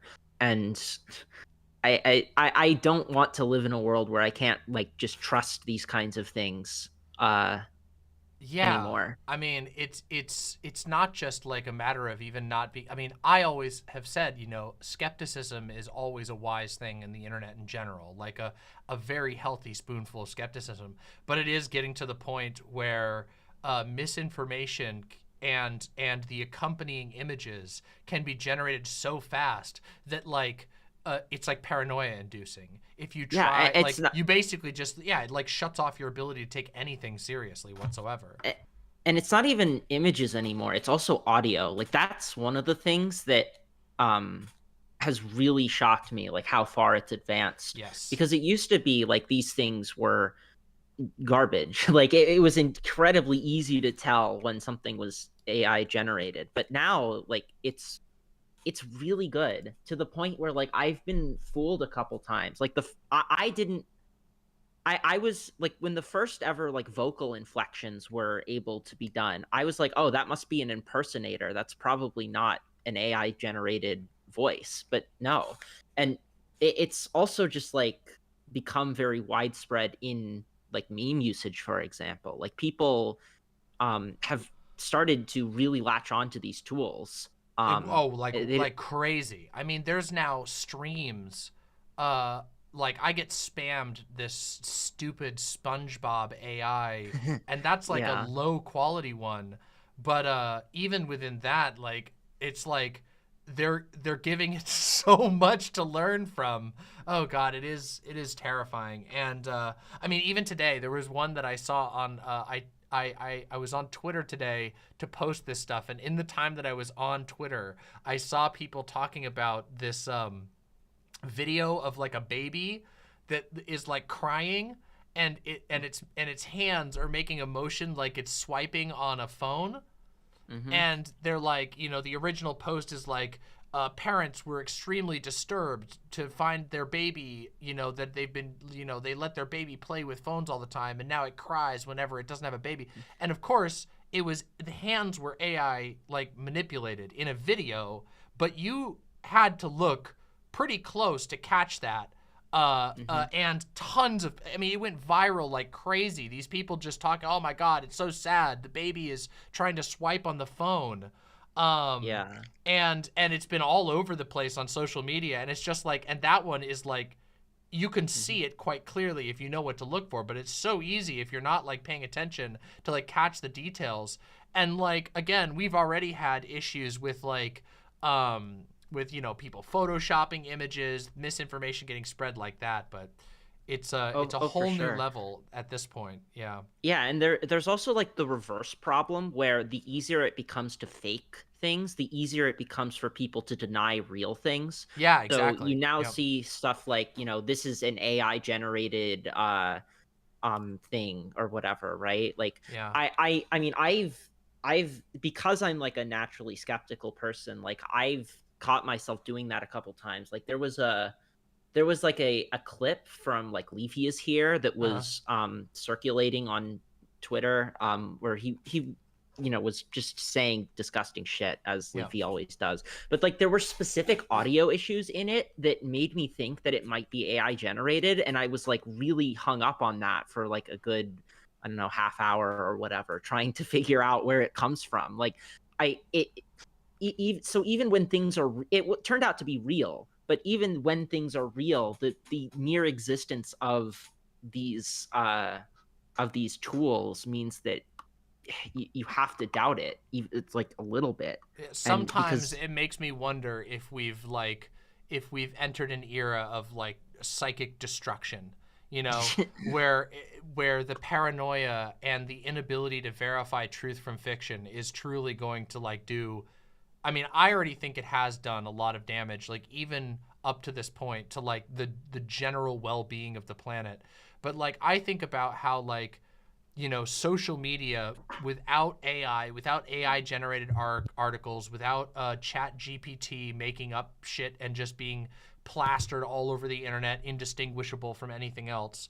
Like I think about how like reality siloed people have become. Like, I mean, you think about like you know, like QAnon and all that stuff, and like the Trump cult, and how they have just like their own version of reality, their alternative facts that get spread so fast and and moved on from so quickly that they're just, over time, it's a divergent reality. And now I'm like, oh my God, when I think about that in combination with AI and language learning models and the ability for AI to whip up web pages that are also with whipped up articles, with whipped up facts, where it's just the scale is so great. I go like, oh God, was Matt Christman of Chapo Trap House correct in saying that the internet has reached a point where the average person cannot engage with it, and we need like a Bene Gesserit of internet elites? You need like a chosen order of people who can plug into the internet and their entire lives are devoted to psychically honing their mind to be able to be able to parse truth from fiction, so that they can share good memes with the people outside who can't plug in. Like, and it's also so frustrating because this is going to pose a problem for like basically finding the source of misinformation, because now anybody can do it. Like it used to be you maybe needed some specialized tools, and like, you know, I've done some sleuthing like that before, like trying to find it, seeing an image and then like trying to figure out, okay, well, where did this image come from? What is it like what's the source of this misinformation? But now, you know, anybody with a computer can do it. They don't even need specialized tools like Photoshop or like an image editing program. They don't need to be good at it at all. They just need the to AI like, does it type for it you. in. Yeah, and you know, I find that like super scary. It is a bit of a Pandora's box sometimes, and like I find that way scarier than AI art, just like on its own. Like I think that that's the kind of concern I would actually like to see highlighted more, because I think that that's something that is way more worrying. And to be fair, it is being highlighted in like deepfake legislation, that kind of stuff. I'm very happy that that kind of stuff is being taken more seriously nowadays, because like deepfakes even have been around for a while, and they've only gotten better. So yeah, I don't know. I have a bias in that, I am in an artistic field, and quote unquote, as a streamer, but Yeah. but no, I'm in an artistic field, and I spent my life wanting to be an artist and studying art. So I have a bias in the things I talk about, but yeah, I do Yeah. agree with you. I think that talking about the misinformation and propaganda aspect of it is going to become increasingly important. And I don't know. I do sometimes I get a little doomery about it. I really try not to, but I get a little doomery when I go, well, people couldn't learn like basic internet hygiene with the normal internet, like, and social media, and they couldn't do it when like Facebook and Twitter took over. And how the hell is anybody gonna learn, like how to have, a good approach to like internet skepticism as the internet is just instantaneously flooded with an endless amount of fakes? I don't know. Like, I don't know. Or maybe I shouldn't be doomer about it. Maybe this will just cause the internet to like self-arrest, because it will become so useless that like people will have to revert to like new techniques or older techniques of truth verification. I don't know about that. Like, I mean, that's very hopeful outlook, but I'm pessimistic, I would say. Yeah. Like, like, even the problem is that for a lot of subjects, the truth is out there if you just like want to look for it. It's just that people don't, and they look for the things like it's very easy to find things that reinforce the beliefs you already have, Yeah, just absolutely. as much as it is easy to find things that would contradict them. So I don't know. We can always hope, but I'm a little bit pessimistic. I do like to. I like to believe that if people come up against it enough, like they'll be forced to adapt certain habits, But also, I also look at like the history of how like extreme religion, for example, has used just taken advantage of people's pre-existing biases, their confirmation bias, and like used that for thousands of years to control information. And I go, oof, boy, oh boy, oof, ouchie, ow. Anyway, sorry that we ended up talking about AI for so long. I hope that's an okay topic for you. No, I thought it was totally interesting. fine. I do think that maybe I hope to maybe make a video on AI art one day, but like I want it to be as part of a broader project about intellectual property, which is something I am like super passionate about, like tearing down, I guess. Yeah. Like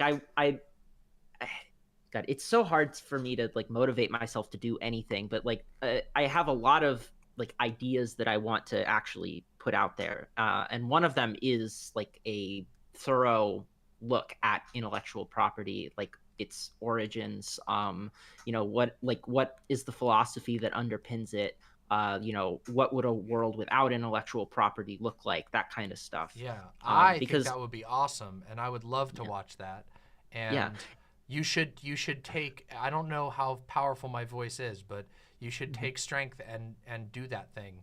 I hope that I can offer some motivation, because I would love to watch that video. And first of all, I love the conversations that you have. I catch a lot of your conversations with Mr. Sunday, and Yes. I've enjoyed our conversation. So I think that you should take strength in that and make some stuff, because it would be great. And Thank you. God knows the internet can use more people talking about things more interestingly.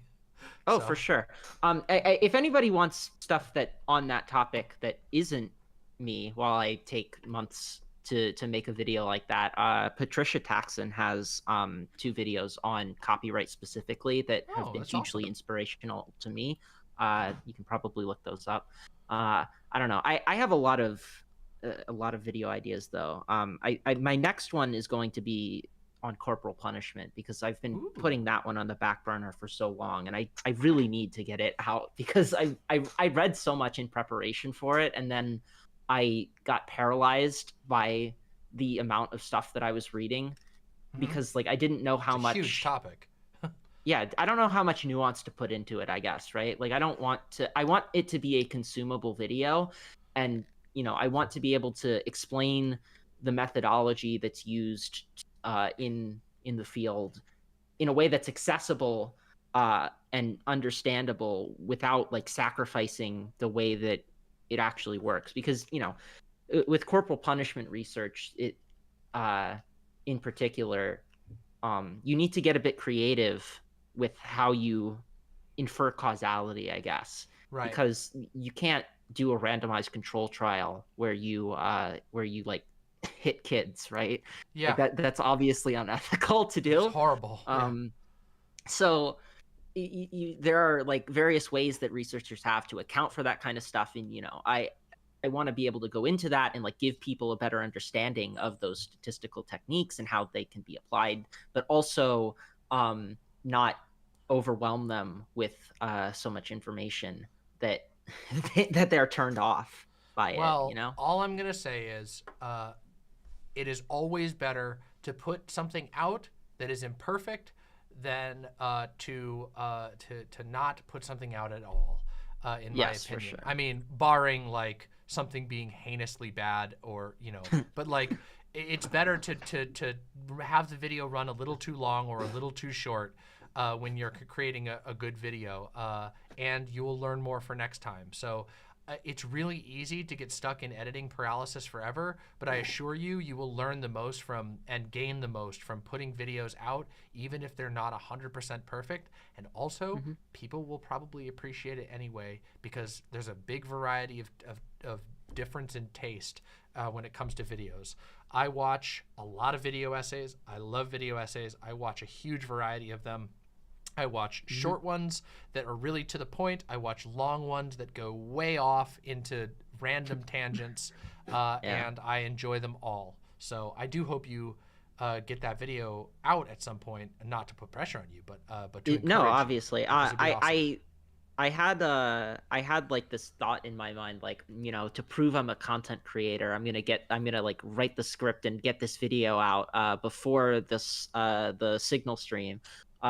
And then I fucked my sleep schedule and I didn't actually do that. But well, don't feel bad about that. I haven't streamed since my Doom myhouse.wad stream because my sleep schedule got trash binned, and then real life stuff happened, and I was just like, oh yeah, I was like, I'm super tired, I shouldn't stream today, I'll be fine. And then it was like the next day my friend was like, hey, can you help me get to Canada? I'm like, yeah, totally, okay, yeah. And then it was just like, oh, Pride's happening. I'm like, oh my god. So yeah, don't feel bad. Basically, that's how it goes. So you are a real content creator. You are a real video maker, even if you don't make all of your deadlines perfectly, or any of them perfectly, honestly. I might help it. Yeah. Yeah, sorry. I have like a backlog of things that I probably should upload anyway, like conversations I've had. Like I've had 2 conversations with Lonerbox now, and I didn't upload either one of them, even though they were both pretty interesting. Like fuck, what else have I been doing? I have so many segments with Sunday that I could probably upload myself that I just haven't. You and Sunday always have interesting conversations. So I if anybody knows me, that's probably where they know me from, is like being a Sunday orbiter and like pestering him in chat about about philosophy. You're not a Sunday orbiter. You're a Sunday contributor. Okay? You see, we need to change the language that's used because I'm sorry, but you don't call somebody who gets an editorial published in the New York Times a New York Times orbiter. They're a New York Times contributor. You had your opinion platformed on President Sunday's channel. It was a mutually beneficial engagement to one degree or another. You are a contributor. See? This is how we got it. This is how we change the toxic mentality that says everybody who works with everybody else is an orbiter, and then they spend their whole time panicking about, oh, am I an orbiter for hanging out with this person? Am I an orbiter for having a good relationship with somebody? No! God damn it, you're a contributor. Now give me those pictures of Spider-Man. Yeah, maybe he should pay me then. All the research I do for him. Oh shit! Oh shit! Oh shit! Controversy! Oh, drama hour! No, Whoop, that's whoop, a whoop, joke. whoop. That's a joke. That's a joke. Sunday's great. Yeah. I think he's what coming else on is- later, so hopefully he is. Yeah, he should. Yeah. He's yeah. I don't know. I just really like to do research on obscure topics a lot of the time, and if I'm going to be doing that anyway, it would be nice to share that with the world. I'm super interested in like sociology and philosophy. I think most of the videos on my channel skew towards philosophy so far, but the next one will definitely be more in the quantitative side of things as opposed to the philosophy side of things. Well, if you want to just shout out your channel, we have reached the end of our time. Please tell people where they can find you easily. We have the command is working, I noticed, so I'm gonna do that. If the command is working, I put the two things that I want to shout out. I put my YouTube and I put my Twitter. What's on my YouTube that you can watch? I have a short and very funny debate with Sansol. Where I feel like I really did a good job. I have a much longer debate with a philosophy PhD who was like defending Randian objectivism. I have a shorter video on Rand's ethics. I have like a meme video on Destiny, which you actually contributed to. Your I voice read a is line in in that. there. So if you want some mama content, you can go to that video. And then I have like a clipped stream segment where I talk about like xenogenders and Hunter Avalon and that kind of stuff. Ooh. Yeah. And there's hopefully more to come. Hopefully the corporal punishment video will be out soon. I genuinely believe in you. I mean it. I think you can do it, and I hope that you will kick that perfectionism out the window. I know that we all want to do the best stuff. It gets me all the time, but seriously, get your stuff out there, and you'll appreciate it, and you'll get the feedback that you need to make it even better as time goes on. Mm-hmm. Well, thank you so much for coming on. Seriously. Yeah, thank you for having me. Seriously, it was an amazing conversation. All right. Take care. Good night. Wow. As always, conversations with Sirius are amazing. I really like Sirius. You guys should go check out Sirius.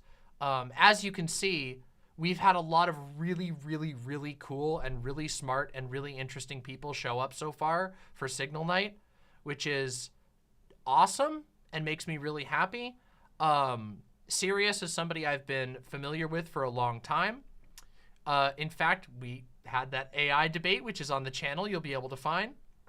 And of course, I always really enjoy listening to Sirius's conversations with President Sunday as well. I think they have really interesting and deep conversations.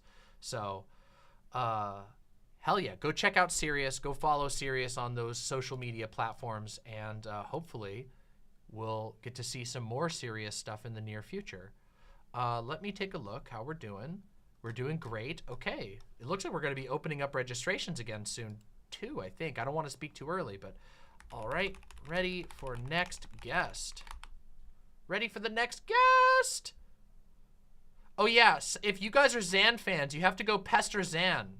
We want Zan on here tonight. Go pester Zan and get him on here. He hasn't been on my show in forever. It's been forever. Hello, hello.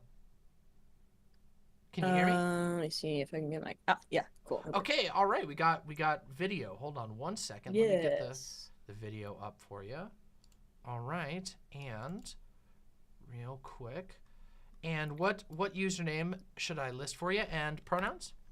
I am Nix be something. I go by he they pronouns. All right. Fantastic. Welcome. Nix be something. No G at the end. I don't know if it's hard to tell something. when I say it. Oh, so sorry. Yeah. It's Gotcha. been neutered. Okay. And then I say it every time and have to correct people because No, I it's forget fine. I to think specify. it's understandable. You're good. Let me just adjust your audio just a tiny bit. Discord is being so funky tonight. I'm having. I like- had to turn Discord down as like a whole. It was Yeah. I kept getting jump scared when the mods came in. Yeah, it's Every like I don't single know, time, like it's so loud. It's like something- all of Discord's boosted. I don't know what's happening. I've never had that issue before. I don't know. I am literally having the same issue right now, where it's just like normally I have to boost Discord, and now Normally I have, like, my Discord audio suppressed. is really quiet for some reason, because Discord really doesn't like my. Oh my god, there's a single gnat in my room. No, doesn't like. No, I It's hate driving me that. crazy. It's driving me crazy. It's just one too, which almost makes it worse because I forget that it's here, and then it comes back. But yeah, it really doesn't like my Scarlet mic box. Oh, For some well, reason. me Which is- and Scarlet aren't on good terms. well, Yeah. Yeah. I've been I made the very lucky. switch. I got a used one and it worked really well. Yeah, And I've it heard the still older models are worked like are actually really a little more well. reliable than the newer ones. That's the Yeah, problem, I think that's why I'm fine. Well, Oh. welcome to Signal that's Night. right. It is wonderful to have you on. Nixby something. Yeah. I think this is the first time we've talked. I think. Yeah, really? it is. I think I was like one off getting on last time. Oh no, I know. We had to change. We've radically changed all of our.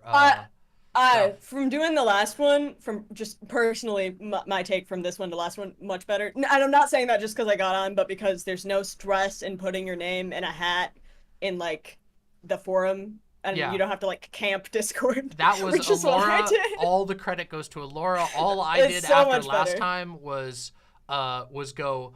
I don't know what I don't know what to do, but something. I'm like I don't know what to do, but the system ended up with me doing like 3 days of call-ins, and I was Yeah, so that stressed. also was It so actually much. like it That was actually so destroyed my mental health for like a. I'm solid not week, surprised. so. That was really chaotic. I caught a good portion of it, and there was just so much happening. It's but literally yeah. one of those situations of just suffering from success because you know. It's true. Everybody wants to talk to you. Everyone wants to Well, say it hi. makes me happy, but also I'm like, oh shit. It makes we you need, happy, we need but a real also super system. stressed out. Yeah, that and also that too. Well, from having done the other one and then trying to do the other one and then this one, this one's definitely way better. I don't know, like back end what can be improved, but like it seems to work way smoother in my opinion. Well, which is thank always you. good. And thank you to Laura who's been doing that. Yeah, absolutely. Before we go any further, do you want to introduce yourself and and what you do to the audience so that they can know what to keep in mind? And that'd be awesome. So I'm Nyx. I'm a digital artist. Ooh. I am starting to get into like YouTube. I'm gonna be posting like art vlogs and stuff soon, but I Sick. have a bunch of half-edited stuff, and then my mouse broke, and I had to get like a tooth pulled and stuff. So it's not finished, and I don't have much up. But I also stream. I'm live on Twitch right now. I think somebody from your chat. I'm assuming that's who came over and redeemed a hydrate. Good call. But yeah, I'm Nixby something everywhere. Something ends with a N, no G. And yeah, I do a lot of commission art, and I'm gonna be doing like stickers and prints soon. That's awesome. I've got a little prints Ooh. and stuff. Is that that looks Dark Soulsy to me. Is that Dark Souls? Yeah, thank you. Yeah, I'm not trying to like overshadow. No, but from no, what I can that's the see- vibe. Yeah, no, that's the vibe. it's I've awesome. had a lot of people be like, "That's like Demon Souls, Dark Souls boss vibes," and I'm like, Yeah. hell "Perfect, yeah. it worked." That's super cool. Yeah. I was thinking, yeah, I like, actually did that entire piece live on Twitch. Gosh, I want to say like a year and a half ago now. Wow. That is 22 awesome. hours. I respect people who can do live art streams because I know that streaming is an art, but it's different. Like when I am writing something, I can't I'm even have so someone much near slower me. when I'm live. I'm so much slower when I'm live and drawing. It's really bad. Well, I mean, I if I imagine stream, it's good. Like, if I'm doing commissions on stream, which I like ask people before I do, but if I'm doing commissions on stream, I like adjust my time pricing because Yeah. I'm so much slower when I'm on stream. I mean, I give like an I get hourly quote, and then if I stream, I like double just the time that. Yeah. for that, like half the price for the time, because I get so distracted, especially Makes if I have sense. like I would be like, I Most of my friends can't in chat. even. Like I said, I can't even when it's like writing, because I also write in my free time. Yeah, I've like, I written can't do it on with anybody stream. watching, and I'm I've like, given "Whew." up on that. I've written on stream a few times to do like D&D lore and stuff. Oh, that's It cool though. didn't go great. Oh. I got very distracted and just rambled and didn't write anything. Well, yeah, I feel like I would struggle Yeah. with that too. I get super distracted with Yeah, chat, which, writing especially though, I Yeah. can't like if somebody comes and like tries to read over my shoulder, like my family used to try to do that. It's like, can you leave? No, stop. You're ruining my muse. You're ruining my vibe. I can't. I Yeah. can't The tap vibe in. checks are off now. What have you done? But yeah. I kind of. Also, thank you for all the follows. I didn't have my thing popped up so I could see followers because I. Oh yeah. I'm incorrect. But thank you. Good on everybody you, who's Imps, come for and followed. following. Wise. I try to stream pretty frequently. I'm working on it. Yeah.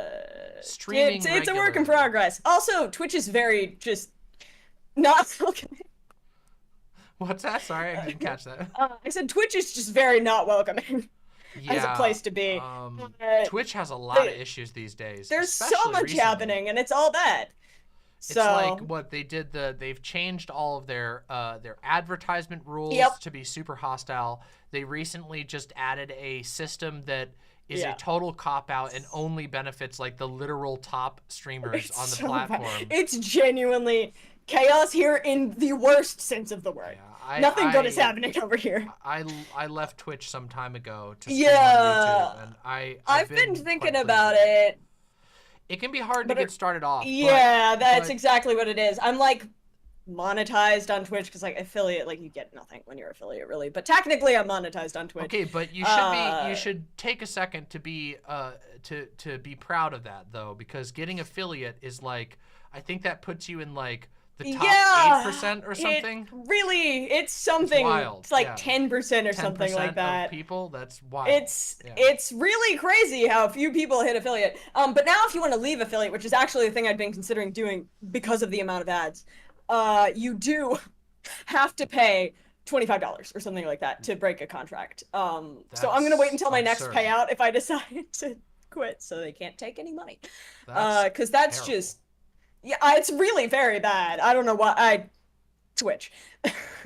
Yeah, that Twitch that is, really sums it all up. Twitch. Yeah, Twitch. I've been meaning to do a Twitch state of Twitch update video, but I haven't. The gotten state of around to Twitch it. constantly changing, always worse. Yeah. It's been a bad downhill for a while. But Yeah, I'm sorry you had we're to like deal with that. free fall tumbling downhill on Twitch. Yeah. Well, there's always Kick. Yeah, I did for a sign little up while for longer. Kick. I've not started streaming there because I'm a little bit afraid of getting hate rated. Well, I I'm hope gonna that- test the waters. It seems like it's not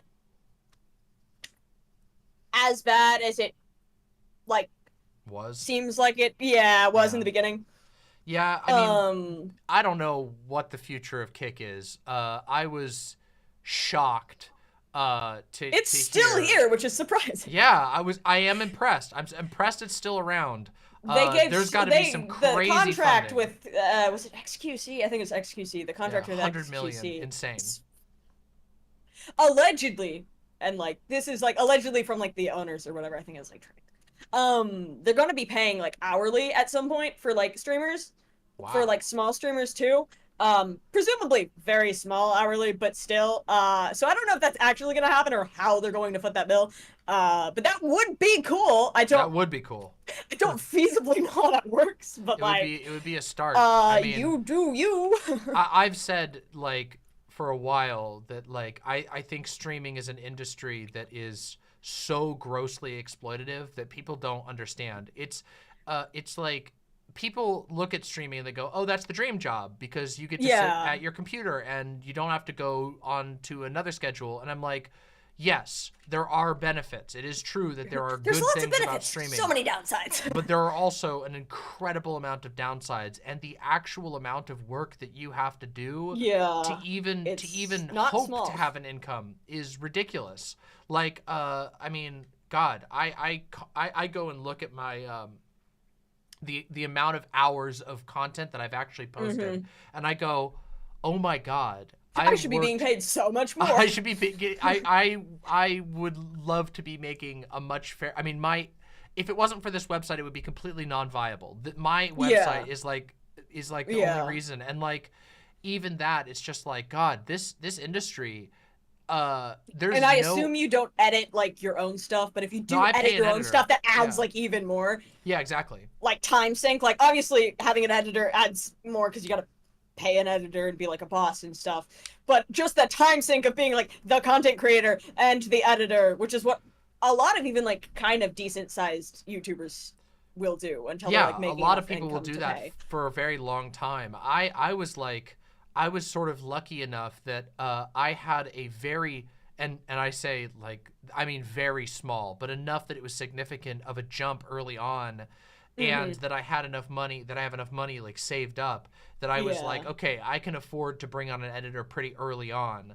But like, before that, I just didn't edit my segments. I would just post my VODs unedited, which is what, I mean, that's so fair. Yeah. My problem is I also really enjoy editing. I get very into the hyper-focus zone when I'm editing. And then I spend objectively, way too much time doing it and then don't end up posting stuff because I'm spending so much time editing. Get that stuff out there. I know. I have so many half-finished things. I have like a gaming channel that's the one that has stuff on it, and then the art channel is going to at some point. And the gaming one, I was like, I'm gonna just put like, you know, lightly edited, just game clips. Yeah. No, there's so many, there's like 30 sound effects and everything. Wow. It just keeps going. Well, I wish want you to make luck the memes. on ironing out the Yeah. pipeline there. Yeah. It's a struggle, and I think that most people looking from the outside in to like the streaming world don't fully understand just how weird the dynamic is for creators and how much of a struggle it is to deal with the platforms.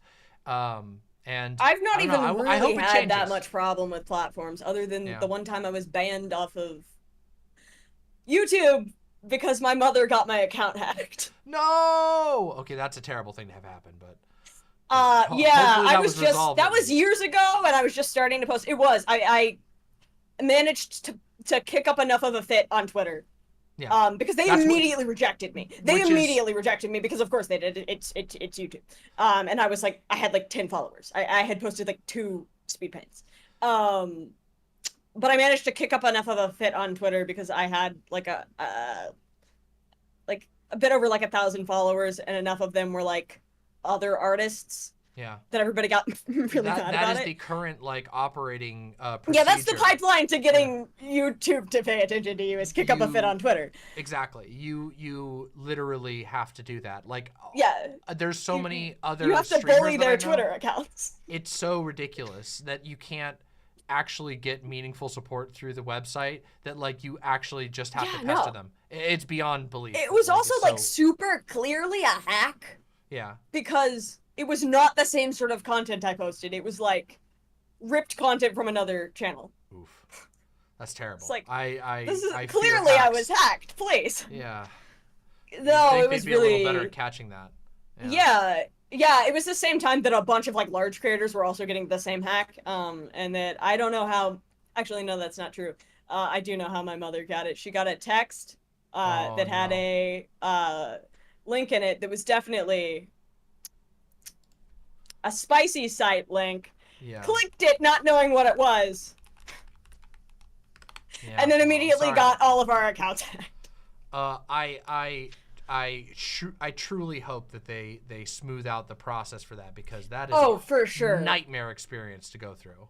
Oh yeah, no, I was really super stressed about it, and I wasn't even like, I was just trying to start making content, and then I got like really deterred after that, and didn't for like a couple of years. But also I was really stressed because I had like my YouTube algorithm and like once you lose that all of my progress, it's like nightmarish. playlists and all the people I followed. And like all the friends I had, like the handful of like small other content creators I follow and stuff. Yeah, no, it's a nightmare. Losing an account like that, or even just having it temporarily impact, can be really major. Especially if setback. it feels or looks like it's just gone, because they're like, no, actually, screw you, it's just gone. Yeah, you can then do deletions, account deletions and stuff. Yeah, no, I got deleted. Oh, no. And they ended up fishing it back from the ether, but like I could not find my account. It was allegedly deleted for like 24, 48 hours, something like that. It was a little while. I was really mad about it. Nightmare situation, truly. Yeah, and then my mother was really mad at me for being upset with her. Oh, that's not fair. And then I had to wipe our phone because I could not get the files up. No. Wow, it's that like, sounds it's like all a gone. true disaster. It's all gone. We did save your phone numbers. We're killing the whole thing. Well, I guess at least as long as you were able to ultimately contain it and it's done. Yeah. That was years ago. So yeah, it didn't breach containment to all my other accounts. And somehow phishing is a nightmare. Somehow my Gmail was okay. That's good. Just the YouTube, because they were like putting up like some cryptocurrency. Gotta make sure you always something. have that two-factor. Yeah. Two-factor the shit out of your stuff. I Imps. definitely did after that. You have to use the authenticator app. Yeah, two-factor is like the lifesaver. You need it. Okay, everybody. If you can still get hacked, but it's so much harder. No matter. Or rather, it's so much easier the other way. No matter how annoying you think it is, I don't care. And it is, but it's not as annoying as getting hacked. Literally true. Trust me. It is a nightmare situation. Like, it's annoying for 30 seconds whenever you have to do it. It's so much more stressful to just lose all your stuff. It's so bad. One of my chatters says, you need to have a secret code word with your grandparents to account for AI voice cloning phishing. Yeah. Piggybacking off the conversation we just had with Sirius, yeah. We might need that sort of thing in the future where we just go back to what's the family code word. If you don't say the family code word, you don't get let in. It's giving the vibes of my D&D group where we all have to get a secret tattoo because shapeshifters. Yeah, no doppelganger. Yeah, doppelganger prevention. Yeah, exactly. The doppelgangers are real and they're coming. The doppelgangers have escaped from the D&D handbooks and are now they're here. Our phones and sorry, guys. Yeah. Figure it out. Everybody needs to get matching tramp stamps in your family. That's how you do it. It's true. Yeah. It's the only way to be sure that you're not a deepfake. Because at some point they'll skip the internet, so they'll be among us. I do worry how far. It's genuinely concerning. It's kind of being played off as a haha joke, but it is like. It is a genuine I'm worried. Yeah, everything is fine. Everything's fine right now. Yeah. Kind of. Well, sort of. It looks like we are coming up on the end of our little segment together. However, it has been an absolute pleasure to talk with you about YouTube and Twitch and everything. Likewise, it is. Yeah. I hope that everyone went over and gave your show a follow. Yeah. You are very bold for doing art so publicly. Something I cannot do. I try. I can do this type of performance art, I suppose. I'm so much worse at like just talking without something else to talk about. Yeah, I mean that's normal. Like I had to learn how to structure stuff in advance so I didn't feel like I hit that moment on stream where I'm like, oh shit, what do I talk about now? And that took a lot of practice, and now I have a bit of a system for like always, I always know I'm gonna have something to talk about if I'm streaming, but it does take a lot of practice. Anyway, real quick, if you can shout yourself out one more time before we head out. I am Nixby something everywhere. I do art streams and I talk about like being raised in like a micro cult. That's what I do. We didn't even talk about that. I kept getting distracted. That's okay. We can always talk about that in the future. That's something that happened with. I mean, I grew up in not so much of a micro, but a cult as well. Yeah. No, I grew up with parents who genuinely think they're gods.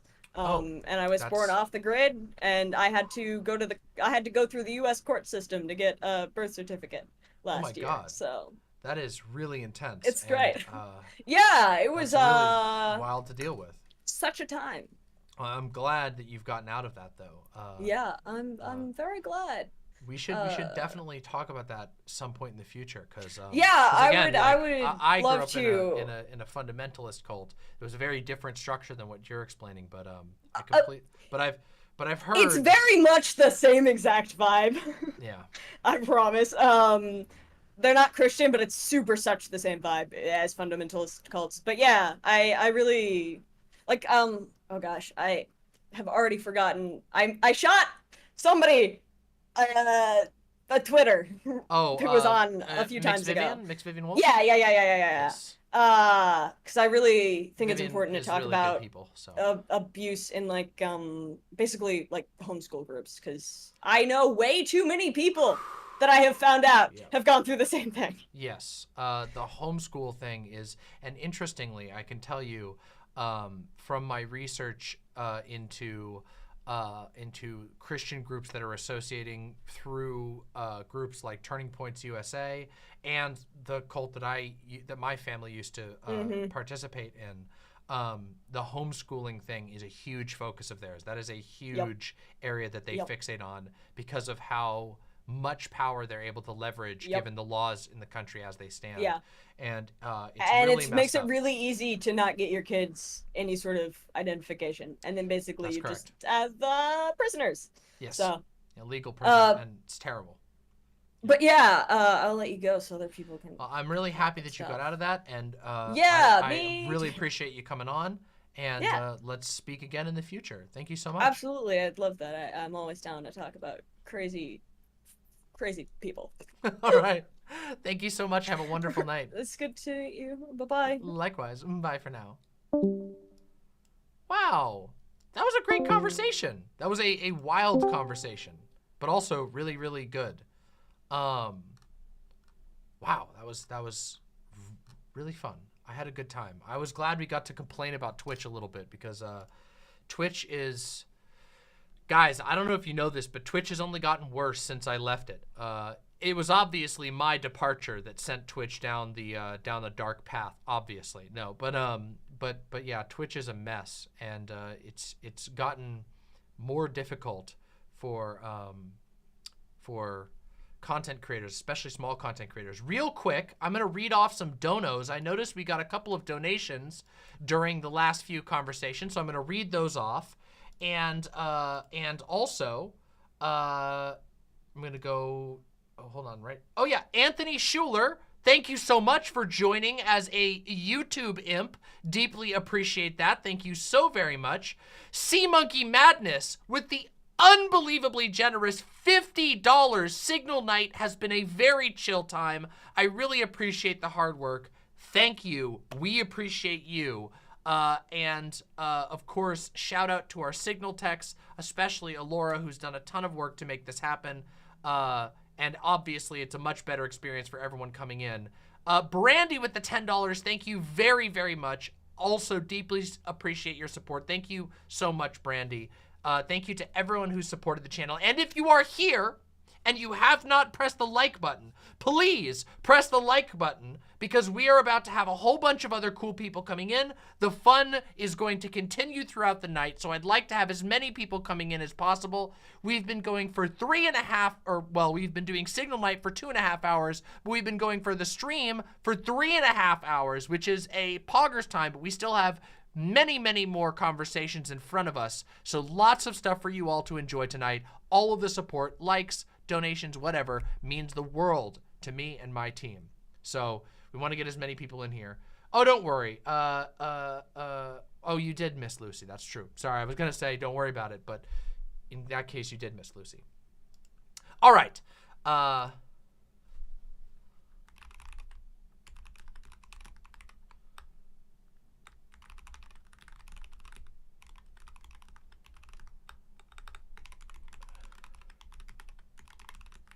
Are you too late? No, you're not too late.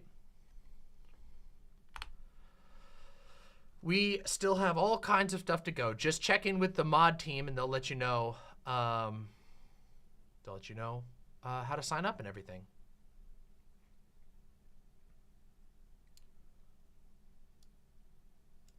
Yes, Mixed Dizzy. I want to have a conversation at some point, or a segment about homeschooling.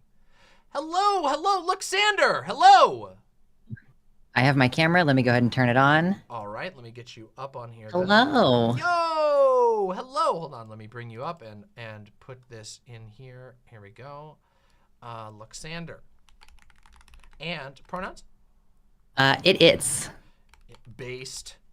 Yes. Based. It's her. All right. Welcome, Luxander. It is wonderful to see you. How are you doing? Yeah. Oh, I'm doing so great. It's excellent to talk to you. I've been on your stream a couple times, but I think this is the first time we've been face to face, so that's lovely. Yeah, I don't think we've done video in the past. I have not. Video is frustrating sometimes, but I've got a relatively good system set up now with the way we have everything working in the background. So now I'm able to do video a little bit easier. Very nice. Yeah, so I'm glad that we're able to talk face to face. Yeah, so welcome to Signal Night. Thank you so much for coming on. I'm really, really, really happy to have you on. Yeah. And we can talk about basically whatever you'd like, but if you'd like to, I mean, I already know for a fact that a lot of the imps are familiar with you.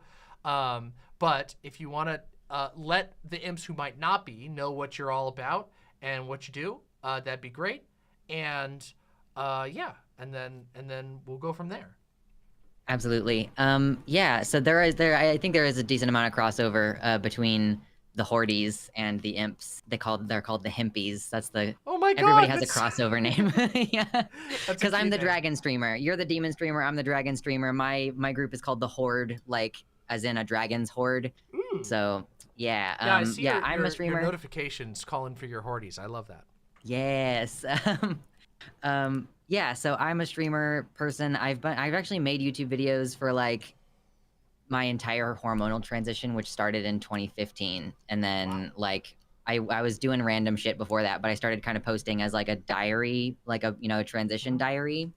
And then gradually it's been more and more politics. So now I stream 3 times a week, and that's like a pretty consistent schedule. I talk about like all kinds of stuff. I mean, I think that we talk about a lot of similar stuff. Like we hit hard on the politics. I find it like, actually, I think that one of the things I'd be interested in sort of talking to you about is the kind of how you get locked into one style of content. Yeah. Like someone was asking me recently, what would I do as a content creator? Like, what would I stream about if there were no profit incentive? Like if I wasn't constrained by the need to stay consistent in the algorithm or whatever. And it's like, I would stream about all of the stupid shit that I'm interested in, frankly. I would stream about all kinds of random stuff, but I'm kind of like shoot into the politics now. I know you try to do like gaming streams and things like that. Do you feel like that content just doesn't do as well?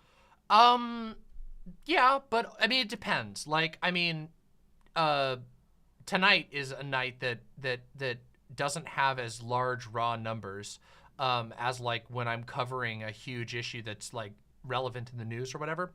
But also,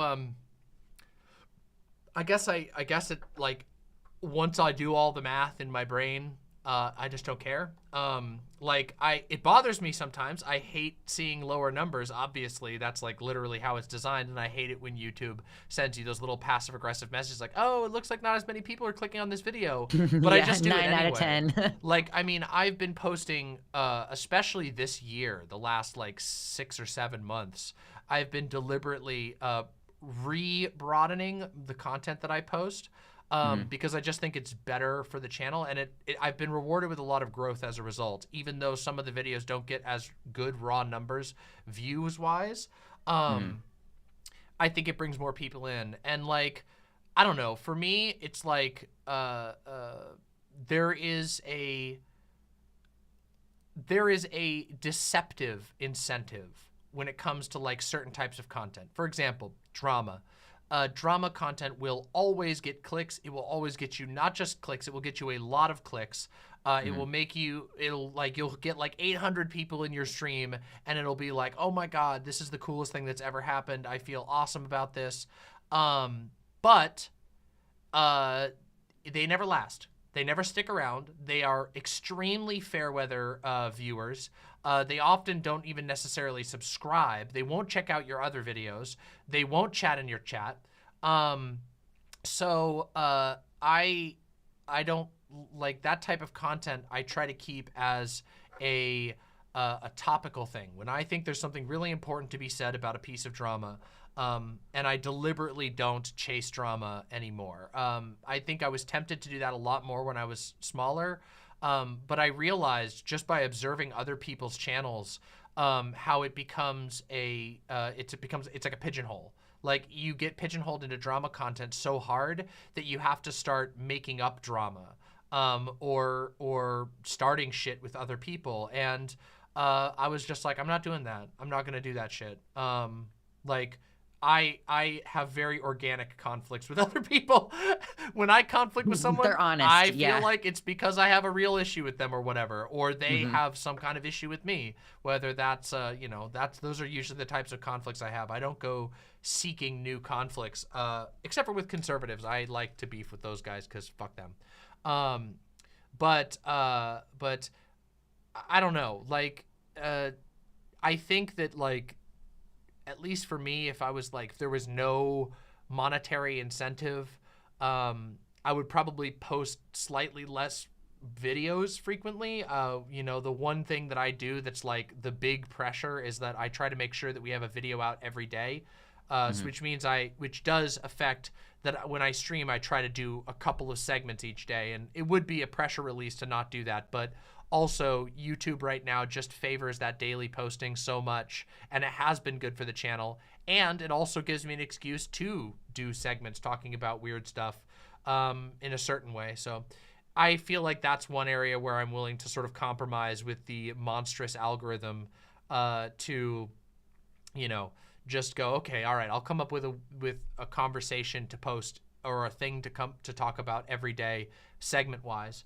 I'm pretty, you know, I have a lot of people who will remind me to not, I struggle with it a lot, like personally, with like this idea that I need to be doing more constantly.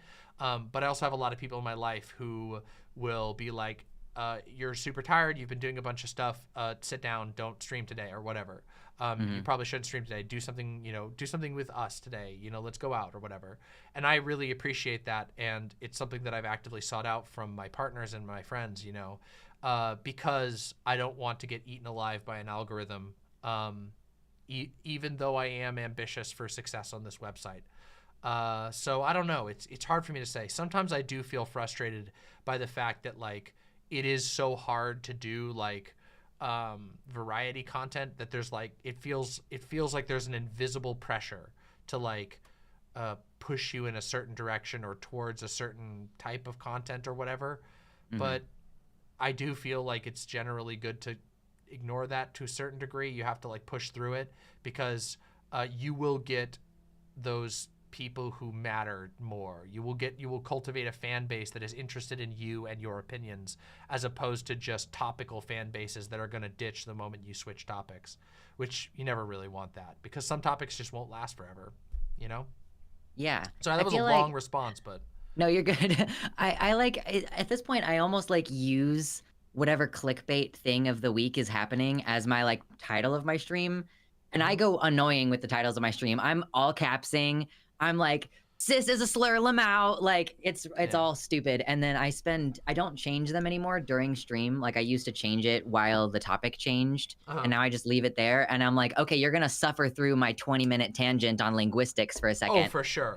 Yeah. I think that's totally wise. Like, I mean, I will do the same thing. Like, Twitch is more weird about topic titles and stuff, where they want you to, like, change the topic for whatever you're doing. But on YouTube, it's like, nah, whatever. Just, like, if people are coming to your stream, let them come in and ask questions and chat. It'll, you know, if they're interested enough, they'll stick around and they'll ask questions, and then maybe they'll meet some friends in the chat or something. Yeah, I think that, like, the clickbait game is just a fact of the matter on YouTube. It's like, it's sometimes very annoying, but everybody just has to deal with it. Like, it's so deeply, like, ingrained that there's not much you can do. Like, yeah, sometimes people point it out, and it's like, okay, what did you think my job was? Like, yeah. I'm sorry, but I get more money the more people come in and hang out. Like, I mean, you've pointed it out that the White Leaf website, which, like, I love being a member of the White Leaf family. It just feels like you're so legit as a streamer once you're there. True.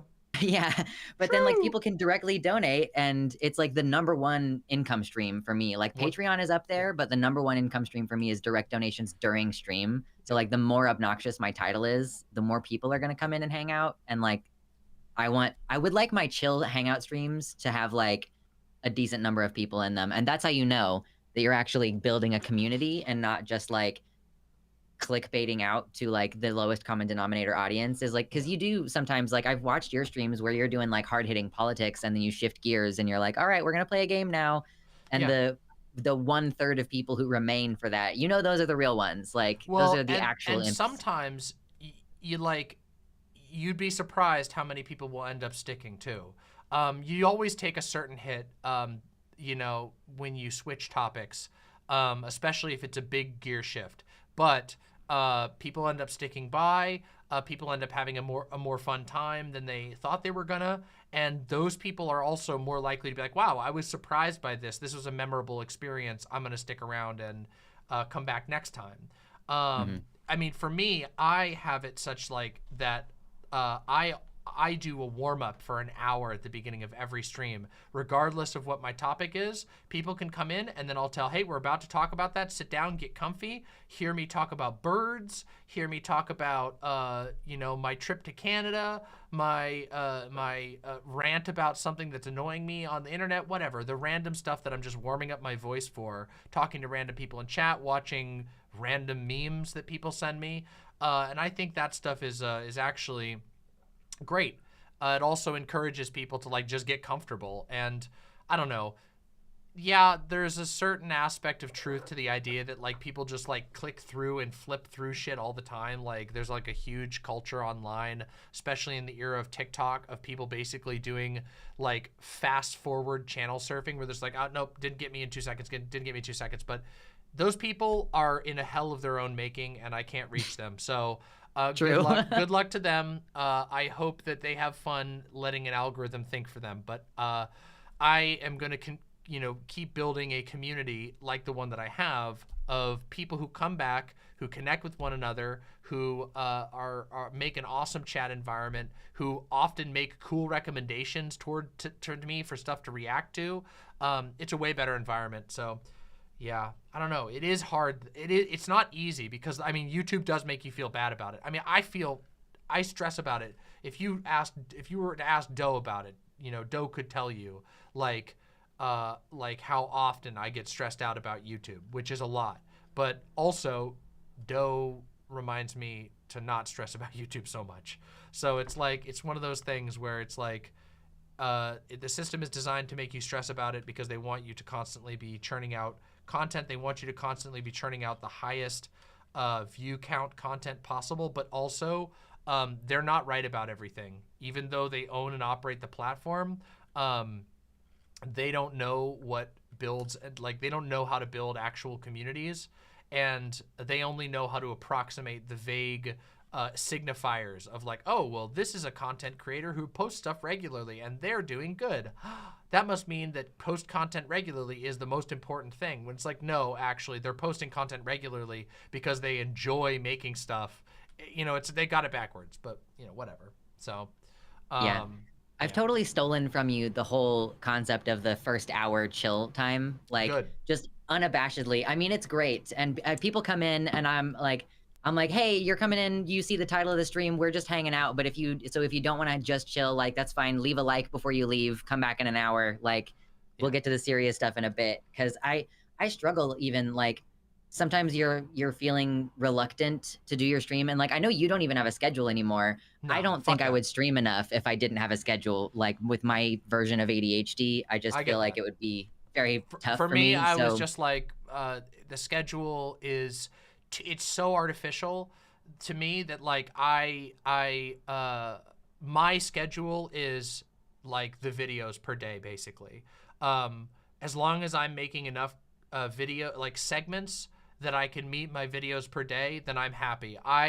But when I was trying to like push myself to do like every other day or every 3 days streams, it was like I felt like I was constantly reaching for content to talk about, and I'm like, man, that doesn't make me feel good at all. Like, I wanna come to stream and I wanna be excited to talk about it. I wanna be ready to make people laugh, to make people think about stuff. I wanna be whatever. I wanna have something driving me. So maybe, you know, it's probably not optimal or whatever, but I think it makes my content like 100 times better quality. You know, and I just want quality more than I care about the quantity. So yeah, I feel threw like the away the opposite. schedule thing. Yeah. Like when you're saying like you feel like you're digging for things to fill like stream time with, I'm like I almost feel like I like want to take a break. And first of all, I can't afford it. But like second of all, I'm like I wish that I could just game tonight, but there's yet another horrendous thing that I need to talk about. And I'm my own editor, and so I'm really slow getting that content out on the channel. So it's like the later I cover it on stream, the even later it comes out on my channel. Yeah. So like there is like I feel it really difficult to have healthy boundaries around my work. And like maybe that's something that you've faced as well with like having to change your schedule. Yeah, I mean, I've changed my approach to stream a lot of times since I started. I've done so many different things, but for me, I've realized that the number one thing I need to do is like, I have to make sure that I don't burn out. That is my number one thing. Like, avoiding burnout has to be the number one priority, because if I burn out, it will kill everything. I won't be able to make streams. I won't be able to make my video times. It will affect the quality of my stuff. So I basically have ceded to the burnout monster inside of me and said, very well then, my lord, I will obey you. You say, be a lazy fuck today, then I shall be a lazy fuck. Like, Yeah. you know, like that's just how it goes. Like burnout is like the worst feeling on the planet, and I've burned out many times in this job. It's really easy to do. It's a lot I have a harder time burning out now than I used to, because things aren't as toxic, and I've changed my content a lot with like it took a lot of effort to like over the course of my channel. I've made a lot of different changes on what I was doing. I started doing a lot of news reacts and a lot of panels.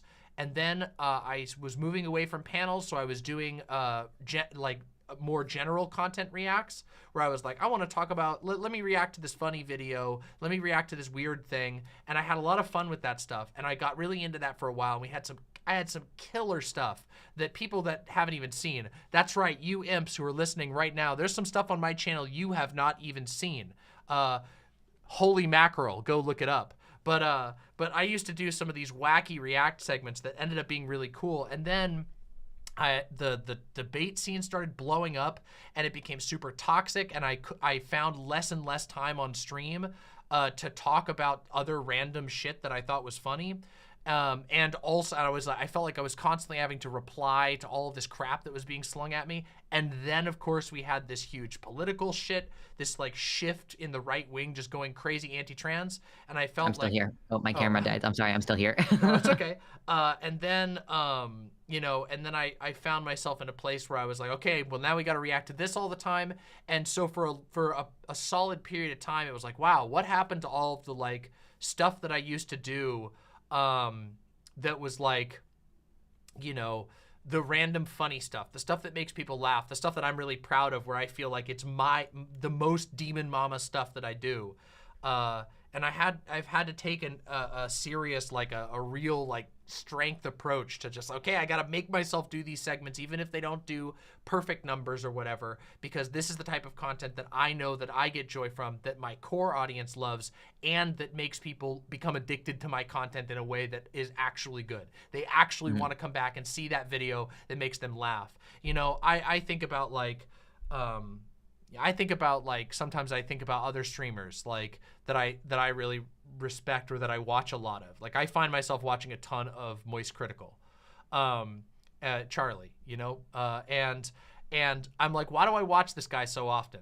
And I know it's because every time he talks about some wacky ass shit that he finds on the internet, whether it's a TikTok about fucking giants, or whether it's you know, he discovered this Tartaria shit, was one that made me laugh really hard, or he's talking about a random comic book or the Gollum game.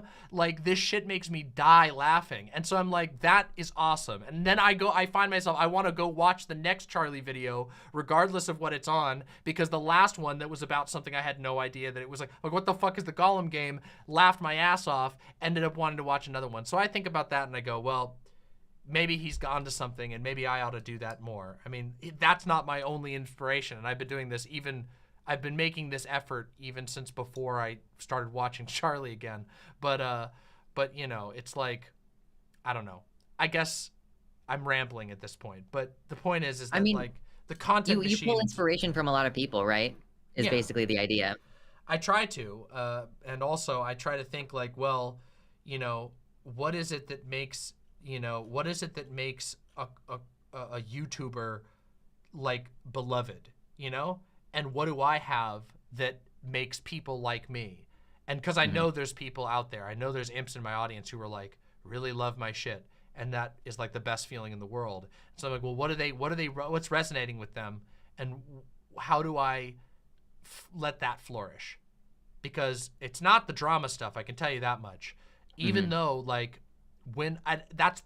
even though I can do a good ass drama stream, it's not the drama that made it happen. People didn't watch the shit out of my Illuminati drama just because it was Illuminati drama. The feedback I got on that was because of the way that I did it, because I do it a different way than a lot of other people would approach it.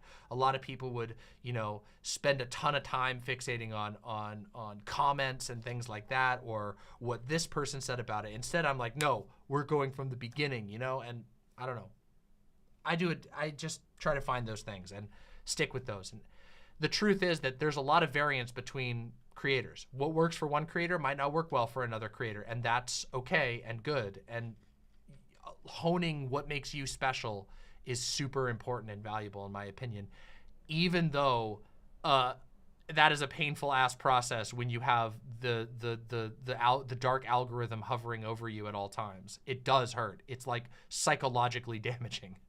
But yeah, psychic damage for sure. You know, it's funny. I always think of myself as being like such a serious streamer because I do go hard with the whole like, this is a genocide. We need to get out of this country. Like, arm yourselves kind of rhetoric. But then also I'm like, one of the things that my chat seems to really find amusing is when we get off track on like either a generally like a sex tangent or specifically a phalloplasty tangent. And then I crocheted myself a custom packer because I don't want balls. So I just have this crochet penis that I like keep on my desk and flop around sometimes. And people seem to think that's enjoyable. So you just got to keep things fun. Just got to keep things spicy. Well, I mean, I do think that type of stuff is like, those touches are the types of things that are like they're gonna appeal to to people who that can't get that anywhere else, you know? They're gonna find the things that are unique to you.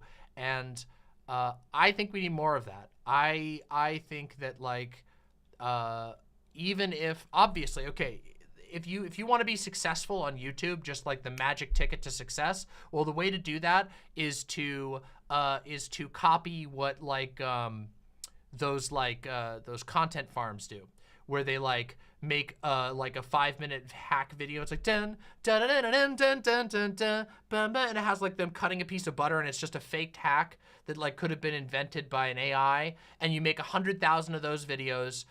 You get some seed capital from a rich family member. You make 9,000 of those videos. You repost it on 4 different channels with slightly different editing. That's the real way to make it big on YouTube. But that's fucking trash. And I don't want to make trash. So, and I think a lot of people who come into YouTube don't want to make trash. They want to make stuff that's like, that has that magic. And that means you have to get really sneaky about how you play the YouTube game, and that traditional knowledge doesn't always apply to being able to make magic, you know, content that has some magic or oomph to it, or spirit, or whatever you want to call, whatever woo-woo term you want to use for it. Like, it connects to people somehow. Like, like fundamentally what it's about is finding some way to connect to your audience, whether that's like making them laugh or making them think, making them feel the urge to share something with someone. Like, it's interesting. Do you mind if I show the crochet peeper? Because I have it. Please go ahead. It's not No, it's not great. like graphic. No, that's fine. But in case people are curious, It's like basically the smallest size that I could potentially get on a phalloplasty, but sometimes I do things like, you know, just like be absolutely ridiculous. Yeah, there you go. Go ham. Or with where it. it like as a nose, we've done that before. The schnozberries taste like schnozberries. Boom. Anyway. I gotta do. I need the sus sound for that one. The old schnozberry quote. God damn. True. Um, Yeah, see, this is why. It's because the dicks emoji comes out, and Yeah. that's what I'm going for. There we go. People Absolutely love dicks, beautiful. okay? It's just the way it is. It's just the rule of existence. People love dicks. Even when And they're they crocheted. cannot lie. Yeah. And oh yeah, so to talk about the seriousness thing, I deliberately have like stepped back a little bit from constantly covering trans politics. Yeah. At least that type of trans politics. And the reason is complicated, but basically I realized that like I am an entertainer. And I knew that. It's not like I ever forgot that or that I didn't know that. I've always said that from the get-go, from the literal beginning of my stream. My OGest fans will tell you, like, I've always said, like, I am not your savior. I'm not the movement of the left. You know, I do believe very strongly in the things that I say. You know, I am very clear about that, but I'm an entertainer. I'm here to, I often say an edutainer. I like to talk about things that are interesting and also entertaining. And with that, I've realized that like part of my job, so to say, part of my role is not just to sort of constantly react or cover every bad thing that happens or every, you know, horrible propaganda thing, but instead to give people some strength so that they can fight those things on their own terms and so that they can survive. And sometimes, and I realized that required me to adopt a different strategy to the way that I was doing things, because there was a long time where I was just covering this stuff constantly and it was a deluge because and I actually realized to a certain degree that like I had been ignoring my own advice. When I used to do a lot of debates, people used to ask me like, how do you deal with like a Gish Gallop? Like, how do you deal with like a conservative that just comes on and starts rattling off a bunch of misinformation or whatever? And I always said that like you have to plug the shit pipe before you can clean up the shit. Like you have to just ignore the Gish Gallop and go for the throat. You have to be like, wow, it's really great that you've dumped all this garbage all over the place, but why don't you shut the fuck up and stop being such a snowflake? Because I can make up 100 things too. Did you know that the other day the Democrats had a victory in whatever place that I make up off my ass? Yeah, guess what? 2 people can play that game. You have to delegitimize their Gish Gallop. You have to not give. You can't sit there and try and clean up every splash of shit that they throw everywhere. You have to clog the pipe and then take care of the situation afterwards. Sometimes you just ignore that stuff until you have control of the conversation. And I realized that that same thing applies when the Republican strategy is to blast out as many hateful propaganda pieces and bills as they possibly can all over the place, that it's an exhaustion tactic. They are trying to swarm you with things that don't matter or things that matter but only contextually, and overwhelm your I mean, that's literally where the "can you hear the signal" thing that people hear me say all the time. Can you hear the signal? Is because I'm like, there's so much noise. And so, you know, at least in my role as like an edutainer or as like an internet, you know, person, like I realized that responding to every single, at least for me, responding to every single negative thing about trans people that happened was not a winning tactic, and that I could do more good by, just taking some time to do different stuff, to choose those battles when I talk about it, to choose them carefully and make them powerful and incisive and travel far, and then also spend time just making people feel better, and getting some energy back, and also encouraging people to do the same, to like, you know, pick the battles that matter, because they're going to keep dumping this crap out, and a lot of them are just them making noise. It's just a bunch of whining bullshit that doesn't mean anything. Like, you know, it doesn't matter that they're mad about Bud Light all that much. Make fun of them Yeah. and move on. Like, Yeah, they're mad you can about make something fun of new every them. day. Yeah, for yeah, sure. like sure, make fun of them. But like, I'm not saying don't talk about them at all. It's just like I think there's a tendency. Like, I mean, I mentioned this in an earlier conversation when I was talking with Vivian about like, about how on Twitter so many people feel this pressure to reply all the time, which just ends up boosting it more, and it leads to their goal being accomplished. Their goal isn't to like win over new people by being an internet fascist necessarily. Sure, sometimes they're hoping for that, but they're not going to win many people that way. Their goal is to exhaust everyone else, to distract and to tank basically, so that they can buy time to push through more heinous shit. And I think I wanted to make a change to the way that I did it because it was draining me. It was draining my community. I wanted to give energy back in one way or another. So I've toned down the sheer volume of serious stuff that I cover, and instead made the ones that I do cover hit a little harder and spent other time doing other things, teaching people about things, giving people energy, talking about topics that matter a lot to me, that are tangential or that are connected, but that aren't the immediate thing, because I couldn't handle it anymore. And because I think if it was affecting me to that degree, I can't even imagine what it was affecting like the broader community as a whole. Anyway, that was a long ramble, but I wanted to make it make sense. Yeah. I'm doing kind of a similar thing where I'm trying to like, even when I'm talking about the serious stuff, like we have our hour chill every time, and like I am also trying to weaponize my power as an influencer, in the sense that, you know, I started working out like pretty hardcore regular basis in like March. Yeah. And so I'm like sharing my progress with stream, and I'm encouraging people to go out and like start exercising. I've had several people tell me that they've started exercising. I've had several people tell me that they started therapy because I was encouraging people to do that stuff. And it's like, yeah, I want to weaponize my position as like a waypoint for people to like get their justified frustration out and have their feelings validated, and then also just try to be a human being. And I realize we've been already talking for like a good chunk of time. Like maybe sometime off stream, I would love to talk to you about like outdoor hobbies. Yeah. Because I have just this burning passion to become an outdoors person, which is awful because I live in Kansas and it's 90 degrees every day. Well, I mean, I like want to bicycle so bad. We have a shared passion, as you may have. I don't know. I don't want to be like assume that you watch all my like social media feeds or anything, but you may have post seen pictures from the outdoors, and I'm like, okay, she likes camping. Oh, okay. Yeah, I've been. It's been something I have been passionate about my whole life, and then for a while. In my 20s, like especially my late 20s, it was like a never-ending deluge of life shit happening, and I was sick, and then I started streaming, and I got so distanced from all this stuff that I used to do, and like I'm not like a fitness person, you know, I'm not like into the workouts and stuff, but I fucking love nature, and I love hiking, and I love bird watching, and I used to love to go kayaking and you know, foraging and all of these different things that I used to be really into that I got away from. I love hunting for morel mushrooms. Yeah, I used to be really into all that stuff, and so I've been really aiming to bring that back into my life, and I've had a lot of success with it, and so we're definitely on a vibe.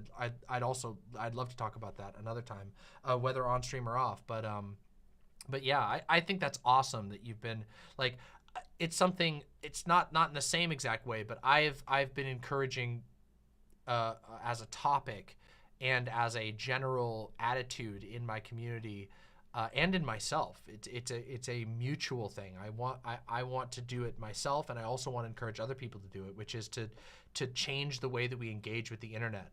I think certain events that have happened over the last few years have prompted me to rethink how my relationship with the internet changed slowly over time. And I think a lot of people's has. And some people, like, their relationship with the internet is just fundamentally different than mine.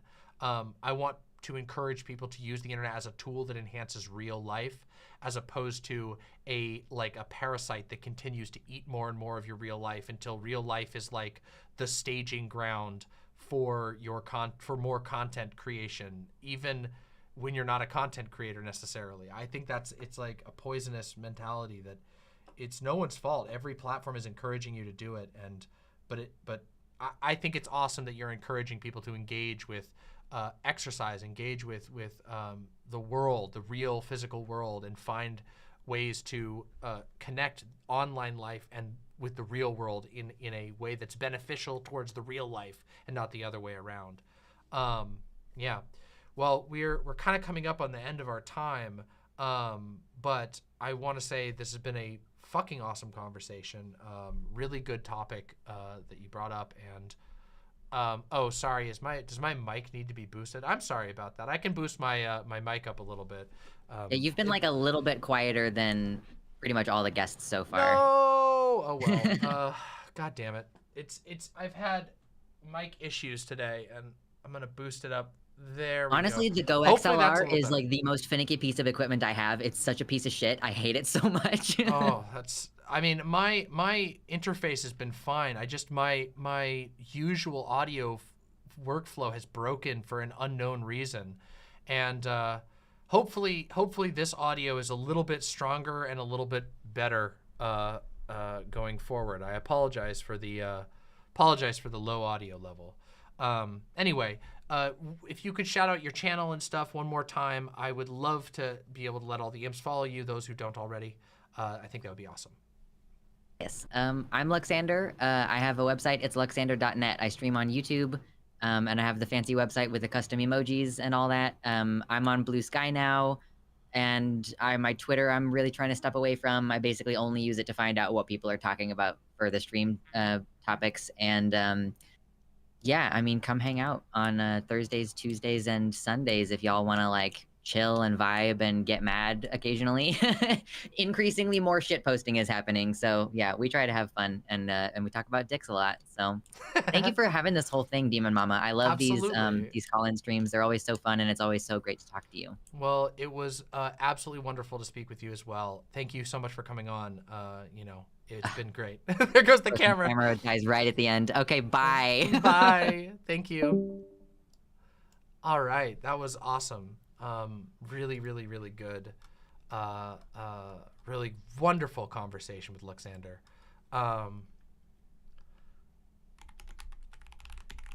Okay, awesome.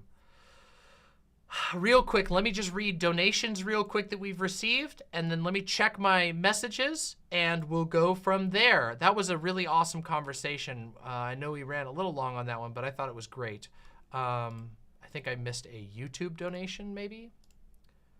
Maybe not. Maybe I didn't miss anything. Nope, doesn't look like I missed anything. By the way, if you are here and watching, please make sure that you press the like button on YouTube. Those likes mean a ton tonight. This is a super community-focused stream, so the likes are more important than ever. Smack that like button. And also, if you could find it in the generosity, find generosity in your heart, consider throwing a tip through either YouTube or through my website, demonmama.com/donate. The donations mean the world. It's especially beneficial tonight because a chunk of tonight's donations will be going towards our wonderful, wonderful architect of Signal Night, Alora, who helped us build a much, much, much more smooth system than we have done for call-ins before.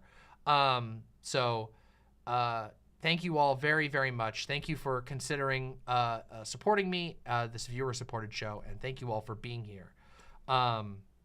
This has been a really wonderful night, and the conversations have been just so awesome, just so incredible. So, yeah.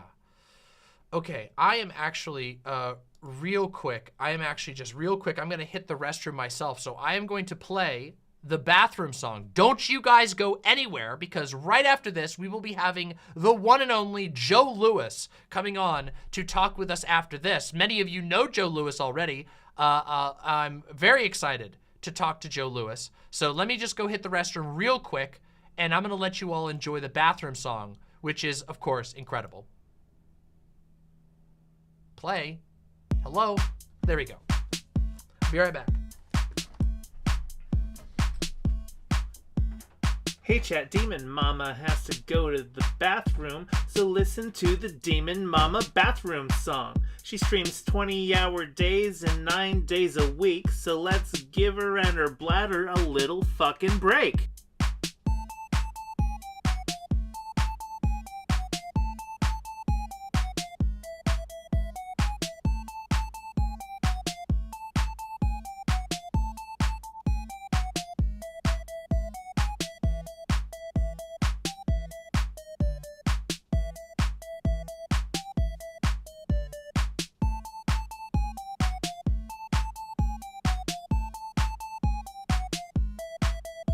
Okay, it's been a minute and she's still in the bathroom. I'm not a math whiz, but I can count to 2. Let's all calm down and spam emotes while we wait and chat. Maybe someone here also needs a bathroom break.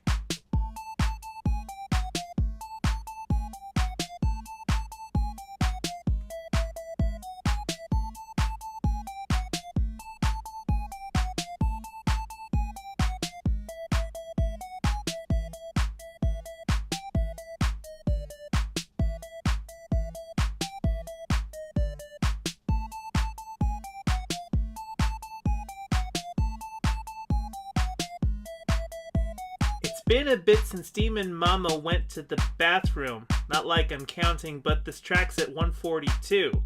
So don't you fret, my little lips, cause I wrote this track down to give you something boppin' while she's taking a break.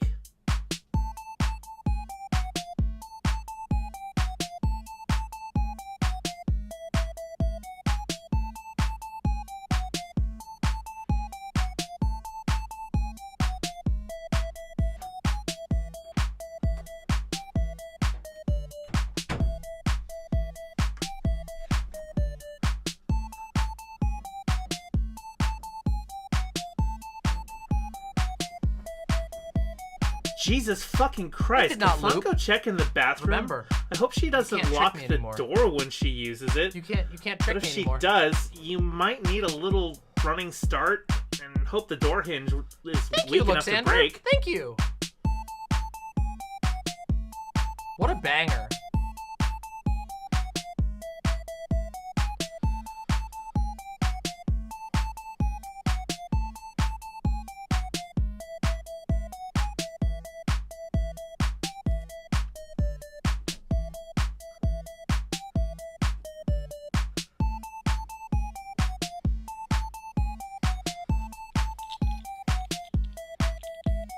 Okay, you're just fucking with me now. Put down your phone, the stream is still running.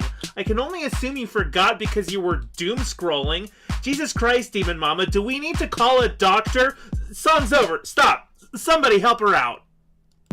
Amazing. Oh, I pressed the play. See, so that time it looped manually, which means I pooped my pants? No, I don't know.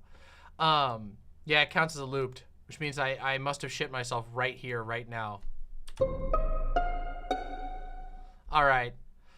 Okay, so guys, by the way, how is did the audio level actually go up? Like, am I louder now than I was before?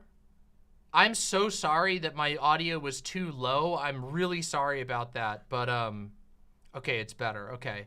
Yeah, there has been the unknown crash of my audio pipeline has led to some stress. Yeah. Well, all right. Let's go to the next call. I am ready for the next call. There we go.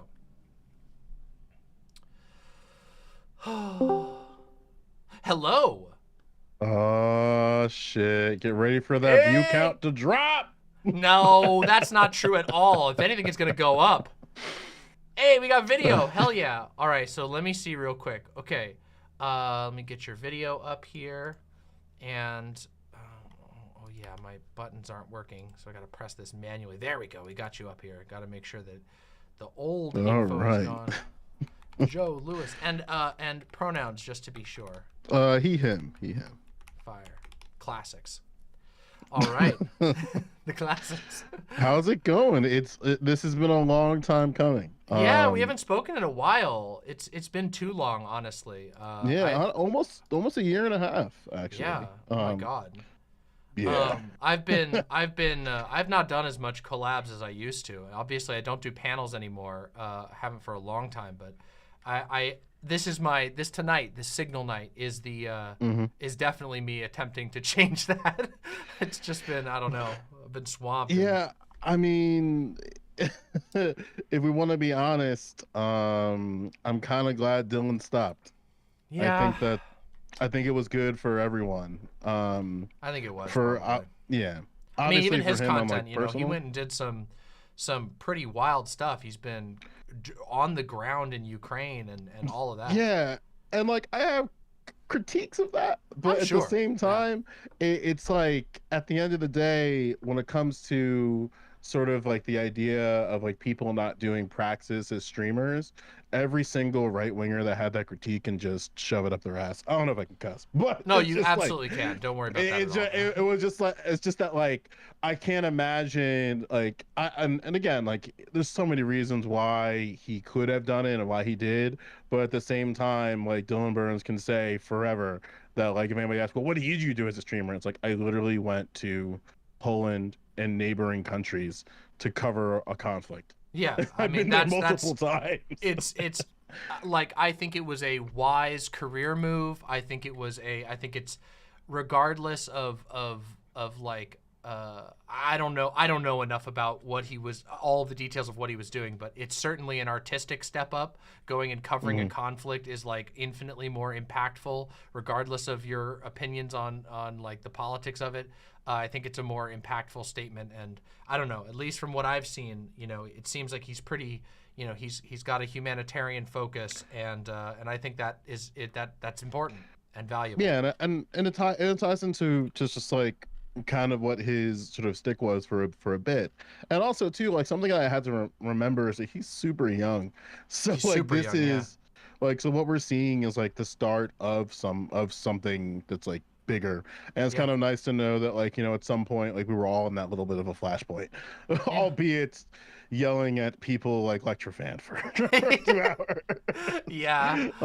I mean, but what a it did- time. I mean, when it was at its peak, we had some good times. It got sour so fast. Damn. Yeah, it did. And then also too, I think there's something to say about sort of the after effects of it, where I think what he allowed to reveal to people, at least on Twitch, is that it kind of legitimized the idea of having conversations in a way that other folks who were before him, like the Destiny and Voshes of the world, couldn't do, or didn't want to do. But then what's funny is that he created a giant rift because it turns out that you need to kind of have like a pseudo personality when doing those things. And a level of conservative tolerance that that I don't know if anyone can have. Well, and it's funny too to me. I mean, his show, he put in the most effort into making the conversations like meaningful, not perfect. You know, I've been very open about my criticism. I've told Dylan, you know, myself, we've had conversations, and we had our own conflict, though we're on peaceful terms these days, which is good, because I really like Dylan. But like his show was the most impactful panel show that space ever saw, and he really did. For all whatever flaws happened, and for you know whatever the outcome was, he did put in more effort than pretty much any other panel show at actually creating conversations that would be interesting, that would actually prompt people to think about stuff. You know, I don't know.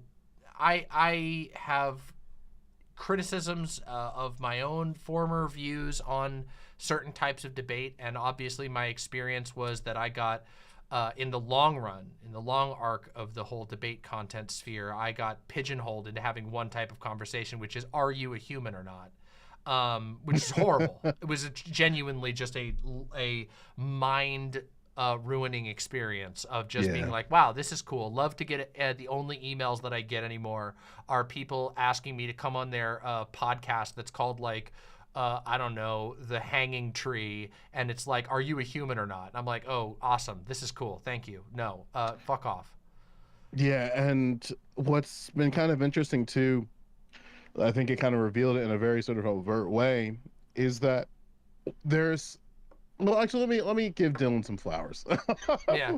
Like I think the thing that's really cool to see that hasn't really been cracked yet is that I'm a really big fan of sort of just like interventions of algorithms and interventions of visibility, which is why I really like what you do with your show here. Thank you. Because it's just not possible to have eyes everywhere.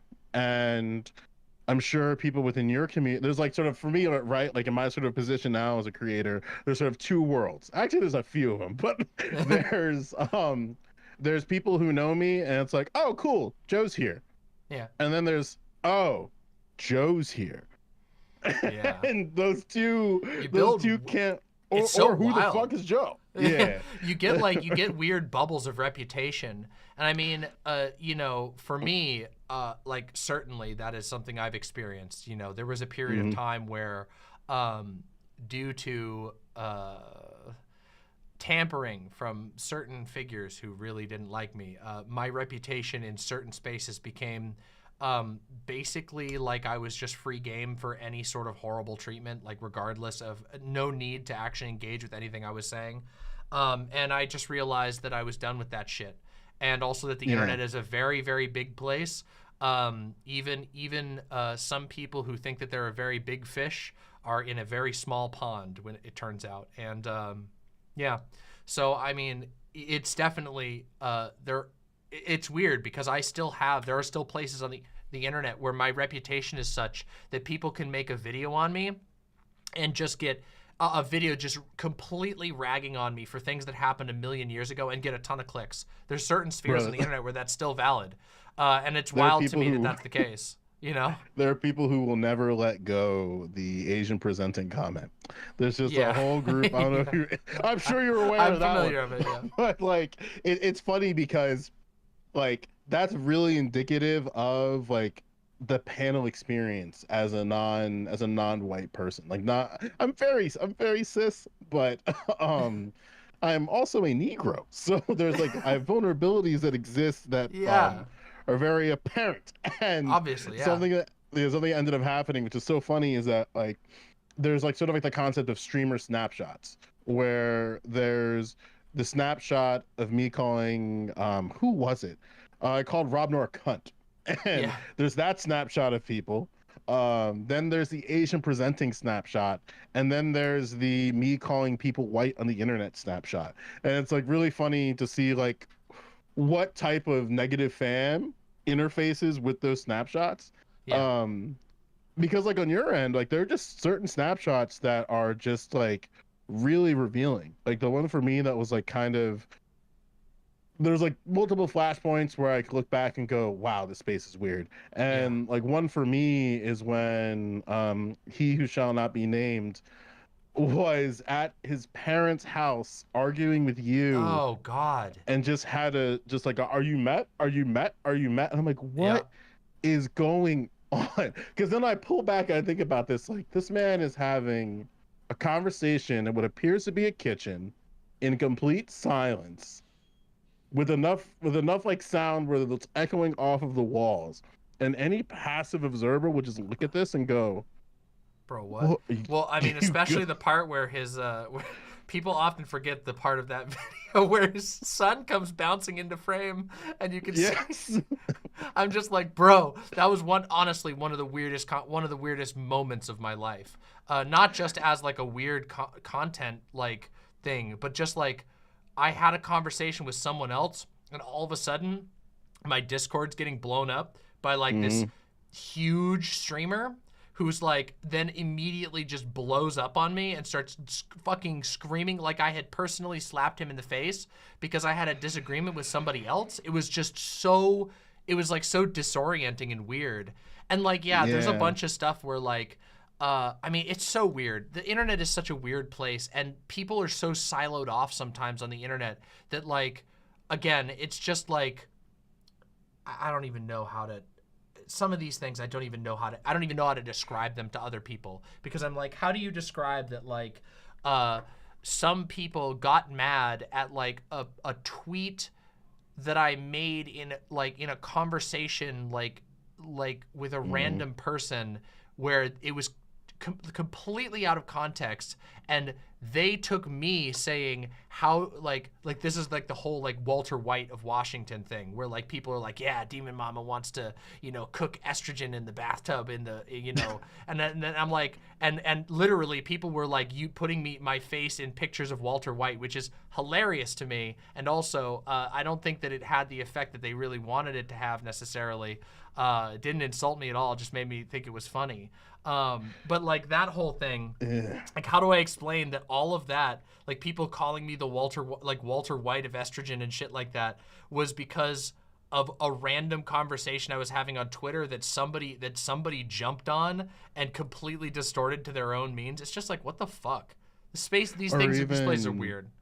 Yeah, and even like, and the thing is too, like, if I'm giving people flowers, because I too have retired from panels. Like the one individual, there's like so many people in this space that I'm just like, damn, why? But it is also kind of interesting where, like, I mean, we also had that intersect with the well, it was, I don't know how else to describe it. It was basically just like Hans of Arkir versus anybody who had a school take. Yeah, I don't. That one is a really weird one to me because like I didn't understand what ticked him off so bad about that. Like the things that I was trying to say, like what I was saying originally on Twitter, I was not being combative at all. Like, if obviously it's all been deleted now, like it's completely obliterated. His account's been deleted. I deleted my account because of the Elon shit. Oh yeah, the lore so only exists for the real ones. It only exists for those. I mean, you can find it by watching Vosh's stream where he goes over it, and you can see some of the context, but you'll never see the context on Twitter, which was me just basically saying like, no, like, I mean, I think it's kind of shitty to like mock any criticism, like outright mock any criticism of public education when like public education has like there's extremely good and necessary reasons to criticize certain portions of public education, and it's been done for a long time, like by educators. Educators are the primary people who are bringing these critiques. Yeah. Like that it's like, no, like this Austrian factory system of schooling was designed not to teach people, was not designed to encourage learning, but was designed to encourage a boilerplate that could be stamped onto every child, and any children that fell out of that are to be institutionalized, pushed towards prisons, forced onto the street, like, and that was what started the whole thing, was me talking about basically, nah, like, dude, like, you're being out of hand by just like writing off this shit. And then I had a conversation. Yeah, I was gonna say that, like, to give Hans flowers, because again I'm on my flower tour, is that he was one of the first creators that I could tell that even he caught himself in his own madness. Where, like, right after that, because him and I had a long back and forth. Yeah. That it felt long, but like it was so interesting to see him do that conscious turnaround that not a lot of creators like actively do. I mean, there's something to say that, you know, some do, like some will do that in like private, just like sort of separate from everything, but he did that in a very public way that I think was kind of like, again, it was kind of telling for me, where like him and I kind of had like the same sort of realization at the same time, where like the space kind of sucks. And if you don't like, if you're not careful in like calibration of the suck, it'll just like pull you in deeper. It's absolutely true. Like it was, especially at that period of time, it felt like there was just this, I don't know, perfect storm of like avenues to monetize being a shithead, and people who were willing to be a shithead, and also just general political tension. And it really did. And I mean, I've been way better off since I just totally stopped engaging with basically, I mean, there's a lot of people who once engaged in that space that I still talk to. But I mean, with the space itself and with the main actors who were trying to run that space, which like I said earlier to Mix Vivian, that like, it's not even a space anymore. It's a field where you can hear on the wind the ghosts going, oh, that's all that's left. There's, you know, not much left of it. But like, I stopped. I was like, nah, I'm done. I'm out of this. I don't want to do this. This is horrible. And I have better and cooler things to do. And I have since then. It really was taking a toll on a lot of good people, and it does bum me out that a lot of people who were doing cool stuff and who seemed like they had a lot of passion, got totally burned out. And in fact, I mean, even Hans is one of those. I mean, I still have things that like I am just like, man, I probably would not trust him for a lot of reasons, but I don't have any like long-term hate against him or anything like that. But I mean, one of the best conversations I ever had in that space was moderated by Hans. That was the conversation I had with, of all people, he was good at Counterpoints. panels. Yeah, the was good at debate it. I had with Counterpoints on nationalism versus anarchism ended up being that is still one of the debates that I feel is like was so productive that that like now obviously it's old now, so it doesn't really get comments anymore, but for a period of time people would watch it and go, wow, this was such an informative conversation. I felt like I learned a lot from it, and I'm like, damn, what a sick ass conversation. I wish more of those things could have happened, but you know, it didn't. But Yeah, you know, I mean, it doesn't pay the bills. That's the it doesn't. You know, I mean, being combative is tricky. Like even now, because there are like listen, like I am a recovered Twitter alcoholic, but I every once in a while I pick up the bottle. But I think what's interesting, and I asked this question like straight up on Twitter, where I'm wondering who like sort of like how we can do sort of interventions in the content stream. And something that I found that's been kind of helpful is just kind of letting people be, or just kind of just acknowledging like what's happening is weird.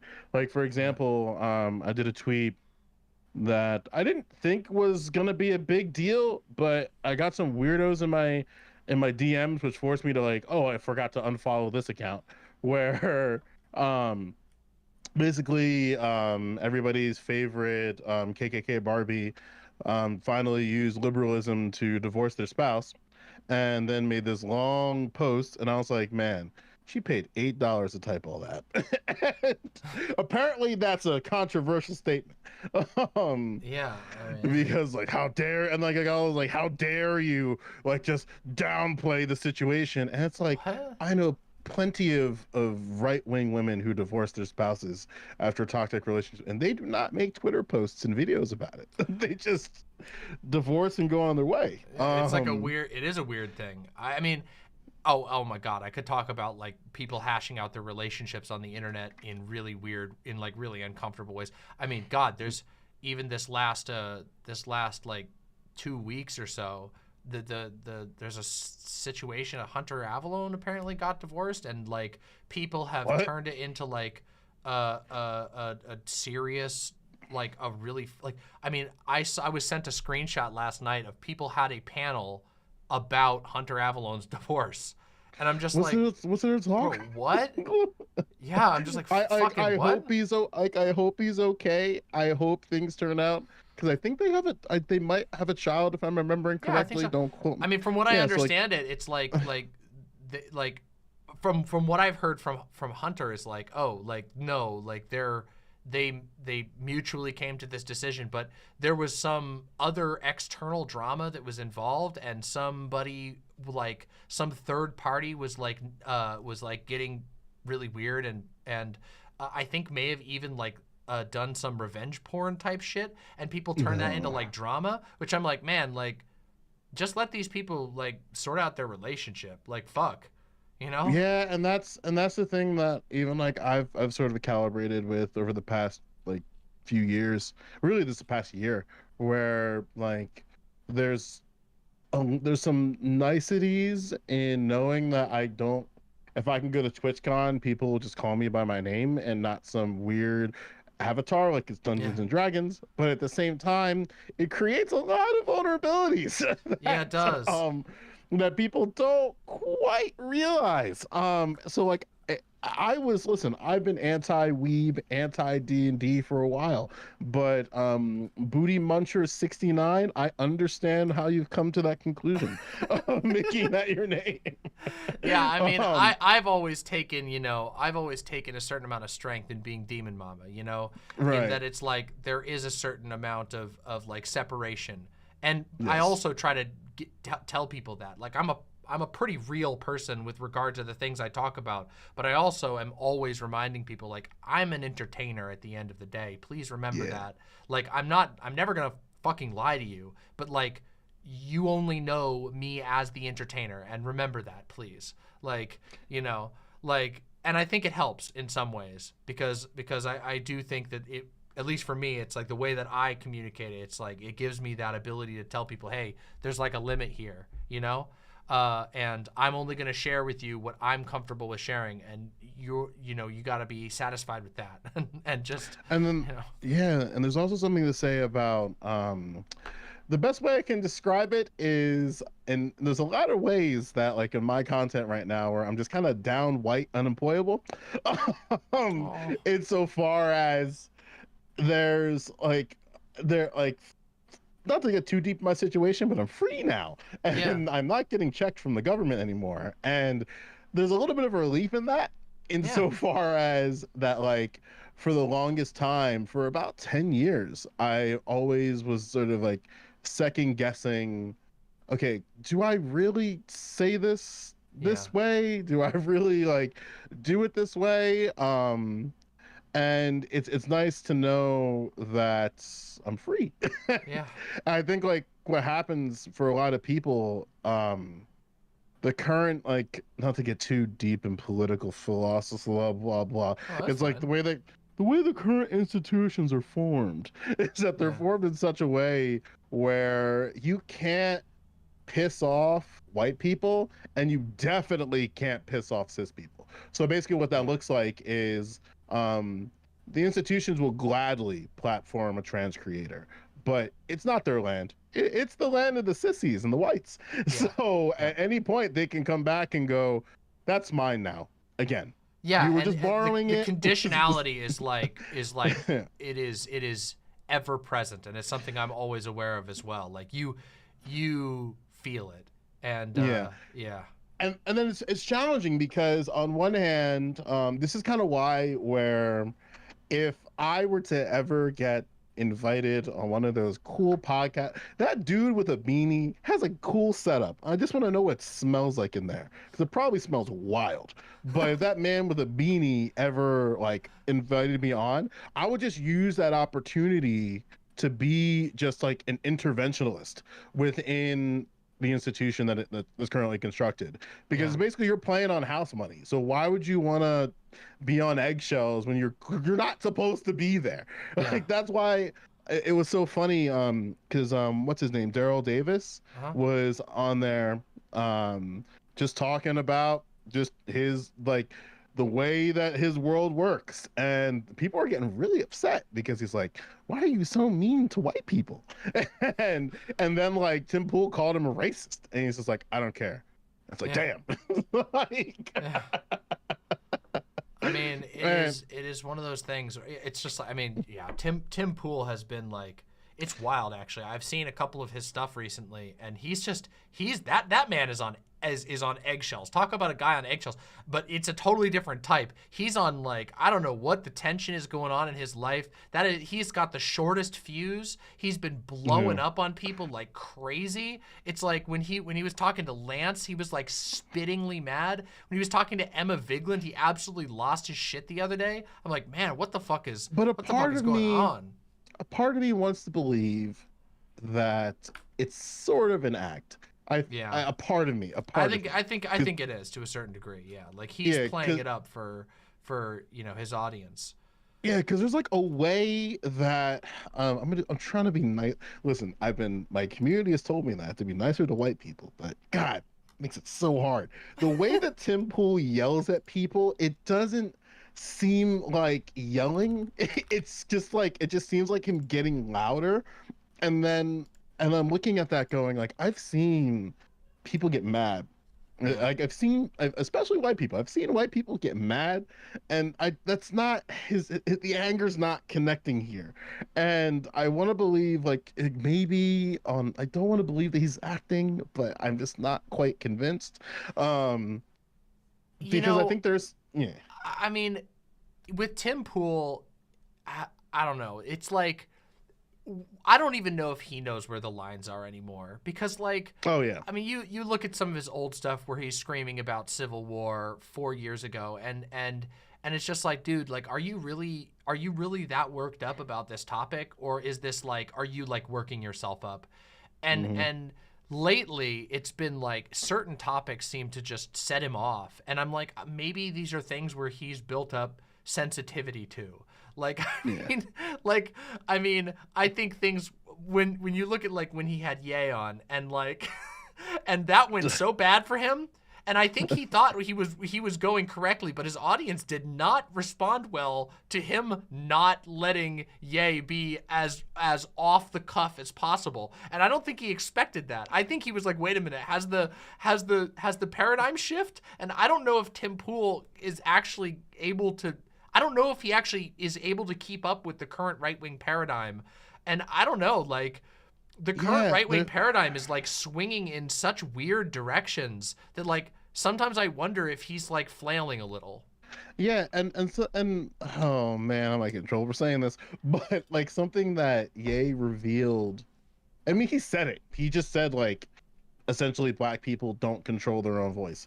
And then what was funny to see in real time is that like he challenged the right to see how far they were, and those who like we thought are the farthest of the far got kind of checked in weird ways. Yeah. Where like the one that like sticks out to me, it's complicated and it might be a story for a full like elaboration for another day. But when Ye was like, yeah, like I love Hitler, and it's like, damn. And then like I heard that and I went, you know what? He has a point insofar as, and so I told you, I can't for saying this, that we created a world, at least American institutions created a world in such a way where the idea of somebody loving Hitler is far-fetched, but Andrew Jackson isn't. And in a lot of ways, I put Andrew Jackson and Adolf Hitler in the same group, but we literally carve mountains with these people's faces on it. It's on our money.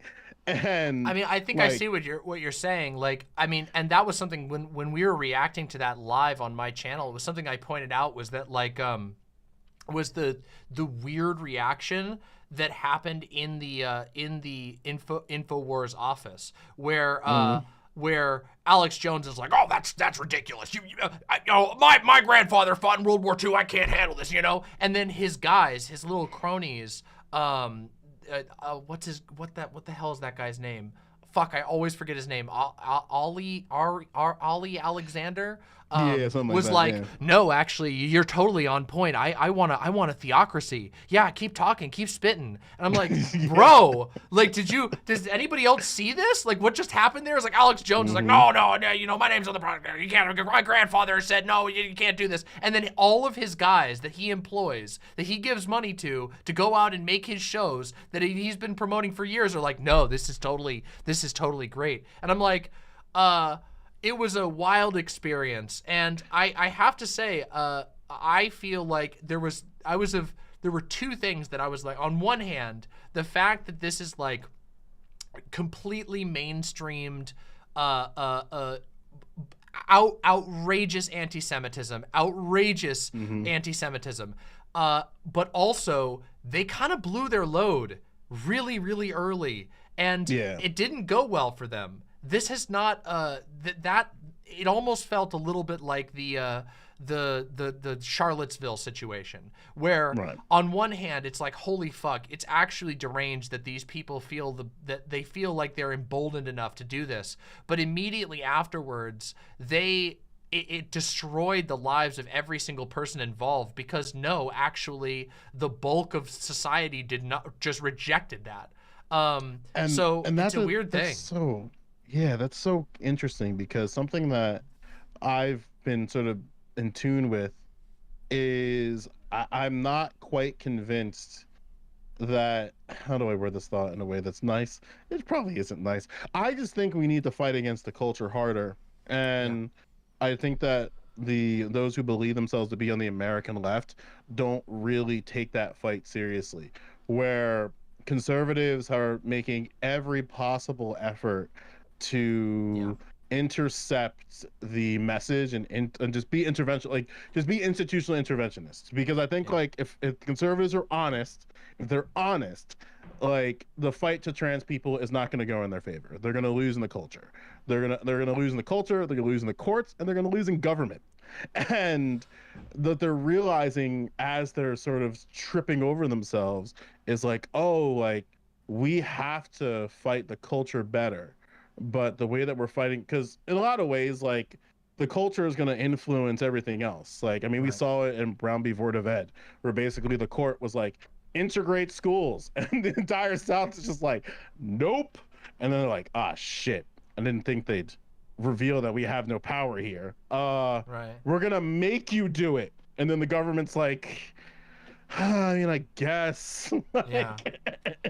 It is. I do think. I mean, my prescription from the beginning of Pride this year, I gave a little Pride primer, was that now is the time to be as loud as possible, to push back as hard and as loud as possible, because first of all, people are really tiring out from the conservative pearl clutching. They're tired of every other week there's a new thing you're supposed to be mad about. You're supposed to be mad about M&Ms. You're supposed to be mad about Bud Light. You're supposed to be mad about the Biden White House. You're supposed to be mad about some lady who had her tits out in Washington, D.C. You're supposed to be mad about all this shit. And people are tired. And also, the conservatives cannot keep it in their pants at all. They can't help but react to everything. So the louder you are, the more we're going to expose just how weak they are, that all they have is shrieking and whining and hoping for a freak in their audience to do a horrible crime, which, as it turns out, just even, at their current moment, they don't have enough freaks, it seems. They don't have enough culture warriors to put everything that they've built on the line to do this one action that might not even be actualized. That's why, like, I wasn't convinced of the J6ers. I was like, when the rubber hits, like, and that's like, there's a lot of flashpoints for me where I realized like the right's kind of full of shit.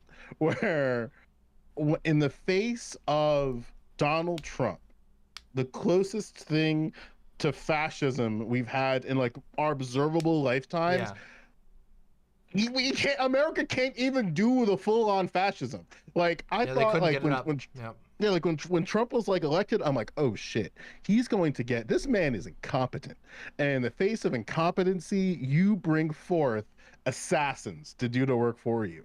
And I thought like we were just gonna get just like people we didn't know were pure evil just manifesting themselves. And the closest thing we got was like General Barr. And it's like, okay. And William Barr's a fascist. Make no mistake. He's the closest, he's the one appointee that was like, you switched to Gremlin for that, man? All right, we're kind of fucked. And even then he's like, I think Donald Trump is a maniac, or whatever word to use. I do think that like them betting everything on the Trump cult has been a massive misstep, but it needs to be taken advantage of. And I think I agree with you on the idea that like the left needs to hit the culture road harder. Not just that, but I mean, I think there's so many avenues, for where the left needs to be serious. But I just think that there's been maybe it's just a general problem in America. Maybe it's because, we're at the far side of a horrific pandemic, and there's just been a lot of hardship, and a lot of people are tired and everything like that. I do feel like there's a lack of political energy all around the board, but I do think that now is the time to start building. And I do think that like it's a key moment where like it could seriously change the future if lefties are able to get their shit together a bit and take advantage of the fact that right now the entire GOP they're betting everything on a guy who's buried in indictments, who can barely get his energy up for a rally anymore. And the next guy after him, DeSantis, is so unlikable that he's polling like 26%, you know what I mean, to Donald Trump's like 61. It's ridiculous. He's getting owned by this guy who's like, Trump can't. He's barely able to get excited at his rallies anymore. The man's depressed. Yeah, and I don't blame him. Like he's been off the good apps, and Yeah. and he's been Yeah. off the sweet nectar that's Twitter, Facebook, Instagram. And Yep. then when he finally was like, he built this entire like separate intervent, like this sort of a how do I describe it, an institutional intervention that's Truth Social. Yeah. Like it's just not enough. Like you can't just create your own side app. It's too I think siloed. it's enough. Yeah. Yeah. Yeah. And then and he's unbanned. He can come back like at any time. And he's like, I'm not gonna do it. And it's like, what? Like, come on, man. His pride is so incredible that Yeah. he's even destroyed. His pride is so incredible that he's actually left the things that helped him win in the first place out of pride. Right. And also, of course, things have changed. Like Elon Musk's Twitter Elon Musk's takeover of Twitter. I'm sure Elon Musk is convinced that's going to be very good for his political side. But the thing is that in the past, Twitter had a veneer of value. And now, Twitter has never had a worse reputation than it does now. It has the worst reputation it's ever had. In the mainstream, in normies are like, man, Twitter fucking blows. So now, even if Trump was to come back, even if these right-wingers were to try and take and use Twitter, everybody already knows it's a stupid right-wing hellhole where people can pay $8 to have their Bitcoin scam boosted up. That's what the reputation of Twitter is now. It's incredible how much they've bungled it. And I don't believe, first of all, I don't think that the Democratic Party is going to take advantage of this, which means I think it's up to the left now to take advantage of this malaise that the rest of the political sphere is in, to build real stuff, to start building real connections, to fill up that vacuum big time with real leftist projects, with real vision for the future. Because if not, then it's just going to be a waiting game until until some other Trump is able to come up after Trump finally, kicks it or ends up in prison. Yeah. Right now, and there's an with opportunity. Yeah, and with that, here's the thing that I if I were to give a little bit of a mission statement, is we have to take advantage of any and all platforms, because every platform is fertile ground. Because let's put it this way, I'm gonna be listen. I don't have a problem with Crystal Ball. I have a problem with their husband, because that man is trying to be a Xander Hall clone. He seems to be the future version of Xander Hall. And no, don't do my boy Xan dirty. Don't do him dirty. Xan is towering above Kyle Kalinske. Okay. I'm gonna stand Xan. No. I'll push this way. He's a variant. Kyle Kalinske is a variant of Xander Hall. And there's a path that leads to Kyle. True, Kalinske. it is true. Xan could fall to the dark side, but I don't believe so. I think first of all, I think Xan is way more trans-positive than Kyle Kalinske could ever dream of. Well, that's what I'm saying. There's Plus Xan's community will hold him to task. See, Xan's community isn't full of the door types, whereas Kalinske definitely had the door types. And make no mistake. And again, like I mentioned, flower phase, flower stage is that I've said that time before, and I'll say it here, because people think I don't like Xander Hall, and I like what Xander Hall's content could be.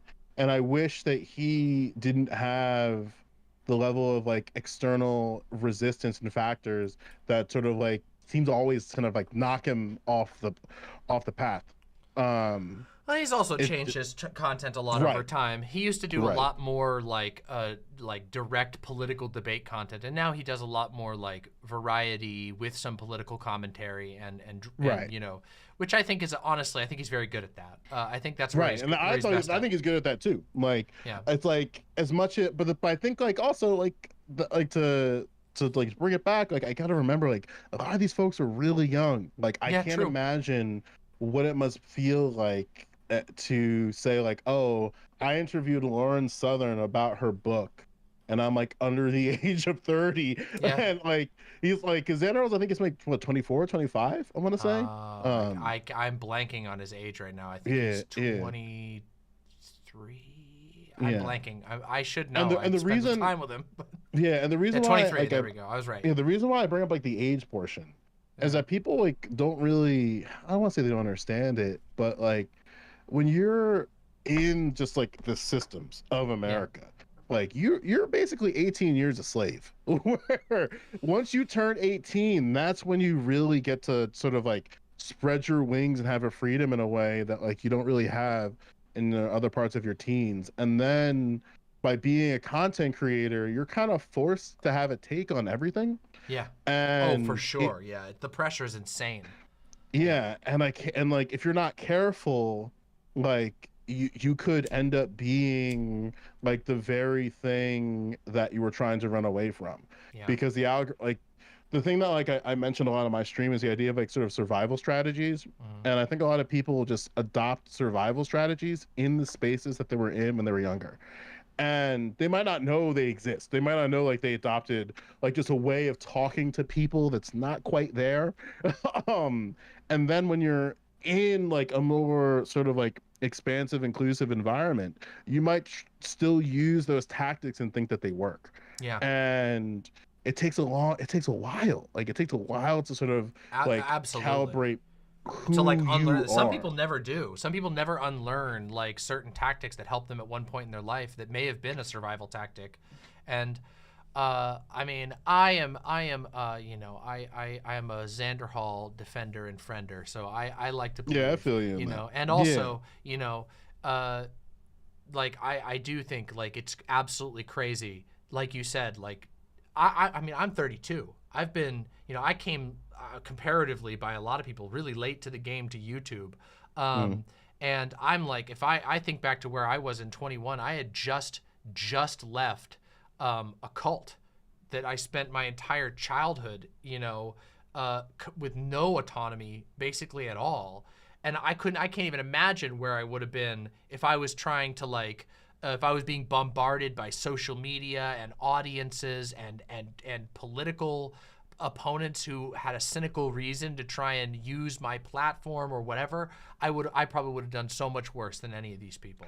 Or even with that, like there's certain things, because people don't like liberals. All right, I'm just gonna be clear. Yeah, I don't even think liberals like themselves. Liberals, no, liberals like liberals hate themselves the most. Yeah.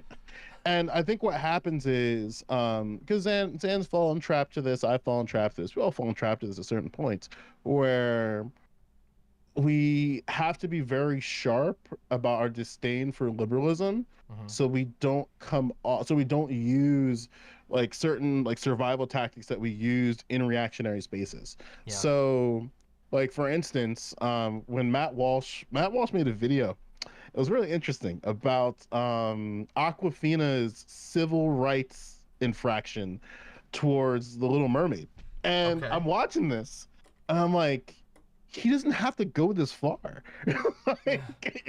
Nobody walked out of The Little Mermaid and listened to Aquafina basically blackfacing over a pelican for 90 minutes. It's like, yeah, I thought that was really cool and very like, no, that was fucked up. We had a ghetto animal that was voiced by an Asian woman who already got in trouble for her black scent, and then instead of like I thought we were done with that. And she just brought it back. And then Lin-Man Miranda, I know there's some Hamilton fans, and I'm sorry in advance, but it's like what? I thought we said this woman's not allowed to rap anymore. I thought that was the agreement. But no, like we're just gonna give her a whole feature. And then like I see Matt Walsh like going like overly far. Like, and I know that's Matt Walsh's stick. That's his whole thing. It's like, yeah, it's like nobody walked out of that movie. And then he's just like just talking shit. And I get it. It was funny, but at the same time, it's like I could see how for like somebody who's not like let's say if Matt Walsh was reformed. Let's say there's a world where Matt Walsh is reformed. I don't know what that looks like. I can't imagine that. Maybe either. that world has healthcare, but I could tell that like if he was somebody who's trying to reform himself, there's just parts of his personality that could easily be antagonistic if he's not careful. And even though I think Matt Walsh is far gone, there's no saving that man. Yeah. But I don't think so. Yeah. well, like when you're trying to sort of like express yourself in terms of content and being a more authentic you might just resort to those things, and you got to be kind of careful of that. Yeah. Well, it has So- been absolutely wonderful to talk with you. It's been too long since we last talked, and I hope we will talk again in the future. Yeah, but for sure. I do have a couple other people who want to come on too, so I wanted to make sure that we got plenty of time to talk though, so because I've really been enjoying this conversation and I really like talking with you, Joe. Yeah, we should try to do something a bit more extended. Yeah, that'd be awesome. I think you and I are in the same wavelength where we just we go live when we want to. Yeah, I my schedule is, I try to do it. I try to keep it regular, but regular within limits. I don't do any I don't do like a day of the week or anything like that. I'm just like, I try to stream a couple times a week, or so, depending on my life situation. But yeah. But if you could shout yourself out and whatever else you want to shout out, I don't know if you got places you want people to follow you, that'd be great. I'd love it for the imps to be able to follow you. Yeah, so I guess the full spiel is my name is Joe Lewis, and I practice talking on the internet. I am a reformed debate lord. I came from the old guard that was sort of like the Dylan Burns chopping block. I'm also an A4 Andre refugee, for those of you who know who he is. Yeah. And yeah, I'm actually on everything now. I made a TikTok. Sorry. It's all right. And so like that, like all my handles are the same, which is Joe with 2 O's. So JOOELEWIS. I'm currently also doing a GoFundMe. TLDR, my contract wasn't renewed in my school district, and it led to just a bunch of problems when you set your whole life up in the factor of your school schedule. So I've been underemployed since May, and so I've been doing a GoFundMe to kind of like compensate that difference, because my rent still has to be paid and my landlord's an asshole. So and that's something people want to. Yeah, and people want to help with that. I sent your mods the link. I'm sure they'll They probably got it in like chat. We got it right there in chat. Oh, dope. But otherwise, go if you give some don't- support. Yeah, but if you don't care about that, I'm on Twitch when I decide to be. But I'm on Twitter a lot. So, and I make YouTube videos now as well, same handle. So I'm a little bit of everywhere. And what you'll find there is just like kind of whatever I want to talk about. I'm building up the subtake. I have a lot of questions, but I'm taking my time about that. So it's probably the next video that I'm going to work on. Another one that I'm With working the submarine? on is yeah. Oh damn. Yeah, I have a subtake. I bought the Logitech controller.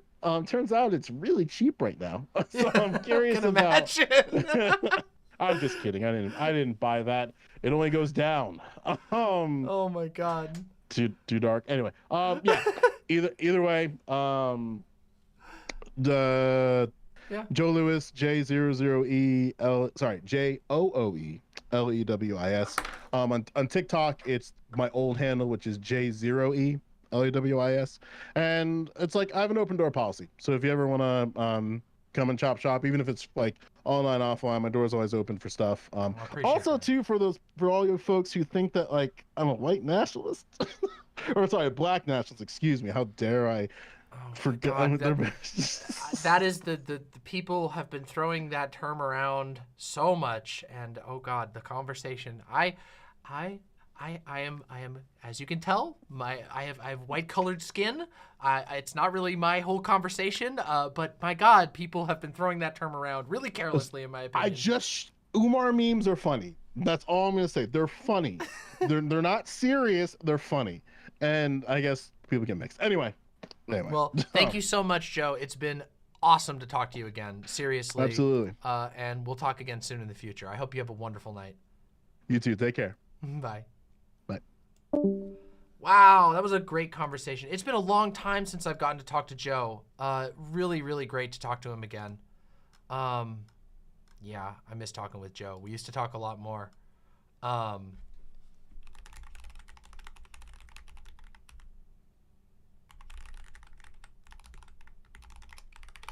Awesome. What a great conversation.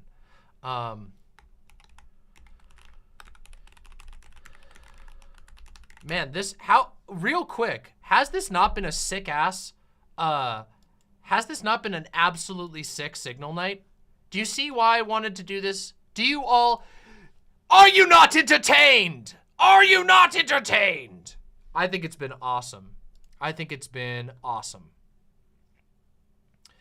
Now, my lovely, lovely imps, those of you who are watching right now, please, if you have not liked the stream, please press like down below. We want as many likes as possible. It only takes you a second to press like, and it means the world to me. Please smack that like button. It means a lot to the growth of the show. And also, please consider tossing some donations our way. Tonight is an especially good night to donate. First of all, because it's Pride, and I am very gay and very trans, so obviously. But also, because a large chunk of tonight's donations will be going to our incredible Signal Night architect, Alora, who put a lot of work into building a system that we will be able to use again and again in the future for awesome nights like this. So, yes. Oh, yes, Somniaesthetic, I did show those pics. Yep, I did.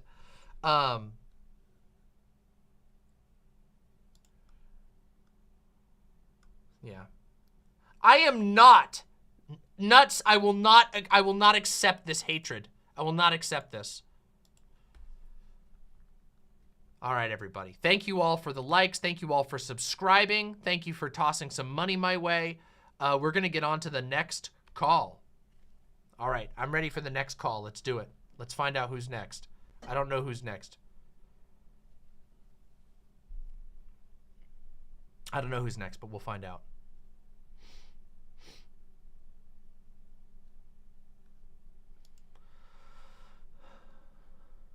I could go check the chart, but I'm not gonna look at the chart right now. I'll look at the chart later. I feel like I missed the Xan stuff. It was really minor. I think Joe is generally very fair in most of his critiques. I think he just had some minor ones. Hello, hello, President Sunday. President Sunday. Hey. Hello. Hello. How are you? I'm doing great. Are you going to be on video or no video?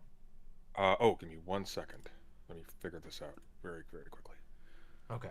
Because I am a master of technology and I can do that. Ah, there we are. Brilliant. Okay. Okay. And let me... So give me a sound test real quick, because I need to adjust your audio. Sure. Hello, hello. Testing 1, 2, 3. How are we now? Still good? I'm actually going to boost you up a little bit. There we go. Okay. Okay, Probably I think a good that should move. be fun. I'm super quiet in literally everything. I'm going to try to... Yeah, you are. Discord has been very finicky tonight, and I don't know why. But specifically with me, I've been noticing, and it's odd because like on stream, I'm loud.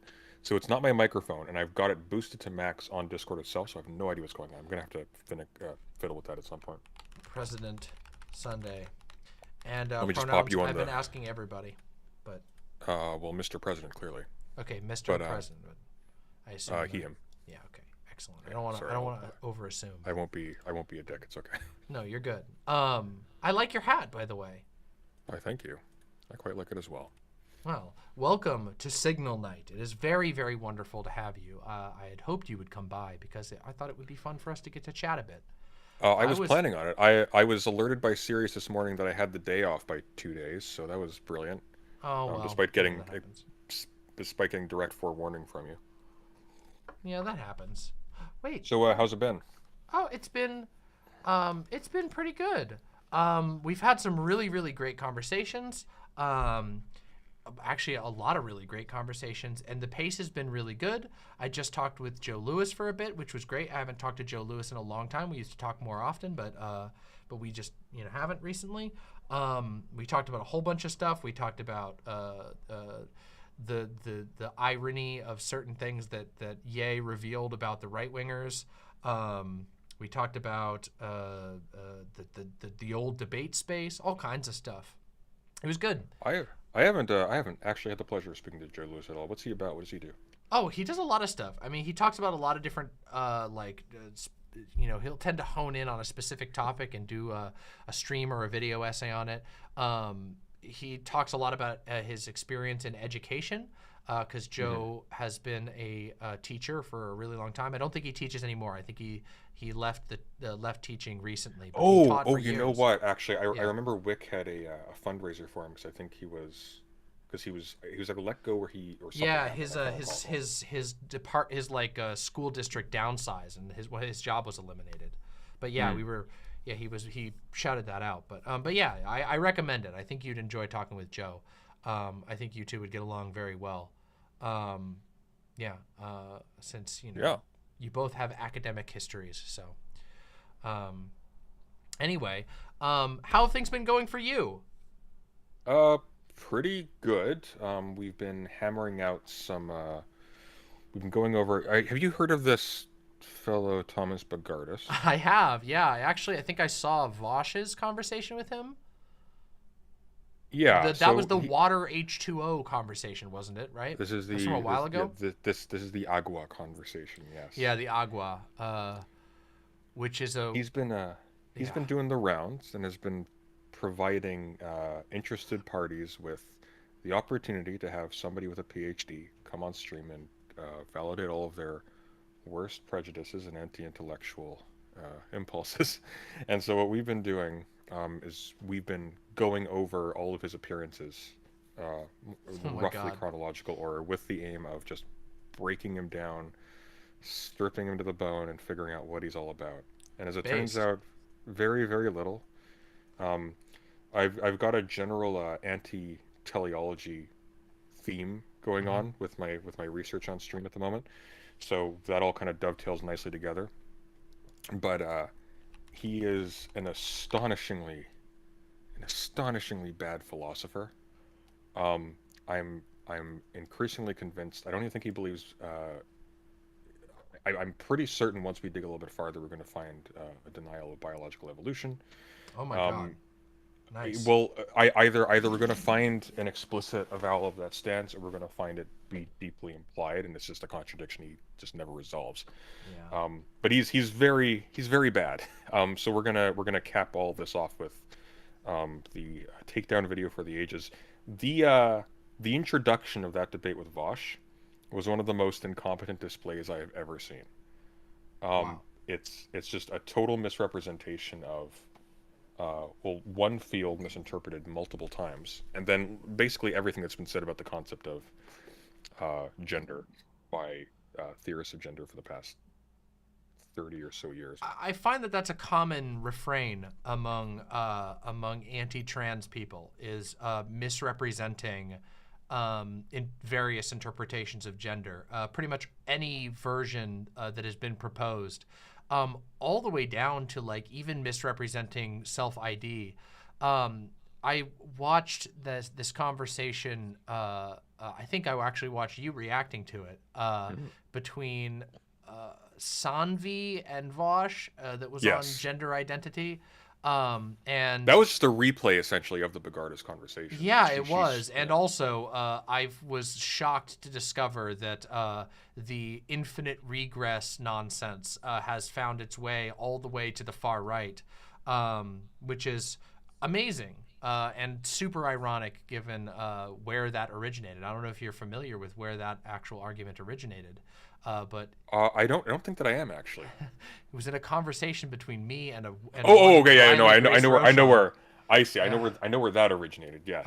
And it is a remarkably stupid argument that makes people sound very smart when they're able to present it, because people see mathematic and they go, "Ooh, that means it's smart." But it actually doesn't make any sense whatsoever, and you can break it in 100,000 different ways. But well, if memory serves, I think you brought it up in the context of talking to RGR, because this is being used as a criteria of excluding other people from the category of being trans and therefore being appropriate subjects of trans advocacy.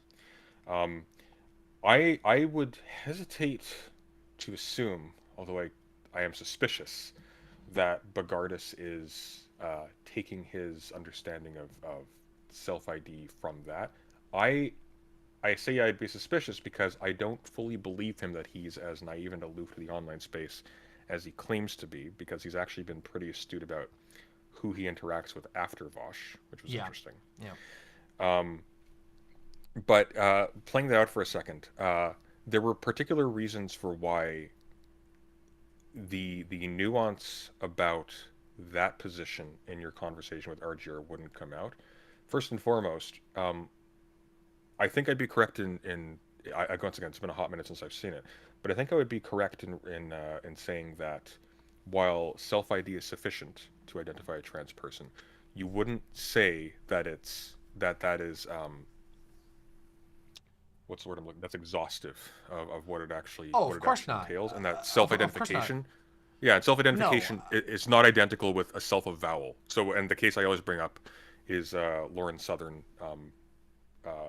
changed her gender on her legal documentation in order to troll people. Sure, but there's a thing. I actually had a conversation with someone shortly after that I think went really well, where they asked the same thing. Okay, well, so what do you do about people like Steven Crowder who are like, oh, I'm a woman now. Who cares? Yeah. Just say, sure, okay, you're a woman. Congratulations, she, her. And then what? Then where do they go from there? They go nowhere. Like, they have nowhere to go because, of course, the problem is that the reason why you can call that bluff is because the harm is invented. They invented they say, oh, well, you know, if you let anybody be a woman, then they'll just go into whatever bathroom. And you go, okay, what's the harm? It's already illegal to be a peeping Tom. It's already illegal to sexually harass someone. It's already illegal to sexually assault someone. So why are you so freaked out about this invented? Because the harm is invented. Because legality creates sort of like layers of miasma, so that if it's additionally illegal to be in the bathroom, then someone's going to sexually assault someone will just feel this magnetic force pulling them away. They won't be able to it's the magic theory of law. Exactly. My favorite. I love it. The one where laws are where like every being is like they're like demons from Dungeons and Dragons, where like they must obey a contract. Or devils, sorry, from Dungeons and Dragons, where they must obey a contract or else their spirit implodes and sends them careening back to hell. Yes, true.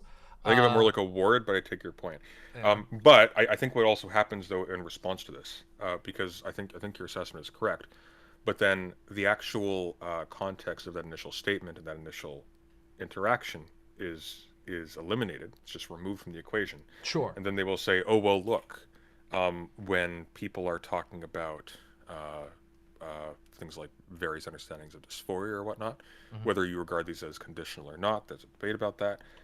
When people are talking about like the needs of the trans community and stuff like that, this is all LARPing. It's nothing but a self-avowal, and self-identification is taken to be equivalent with a self-avowal, which is obviously not the case.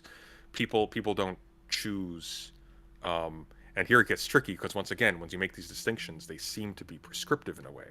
So people don't choose to be part of a heavily persecuted population that deals with a laundry list of disadvantages for no reason. There are deep reasons for doing this, and they can vary.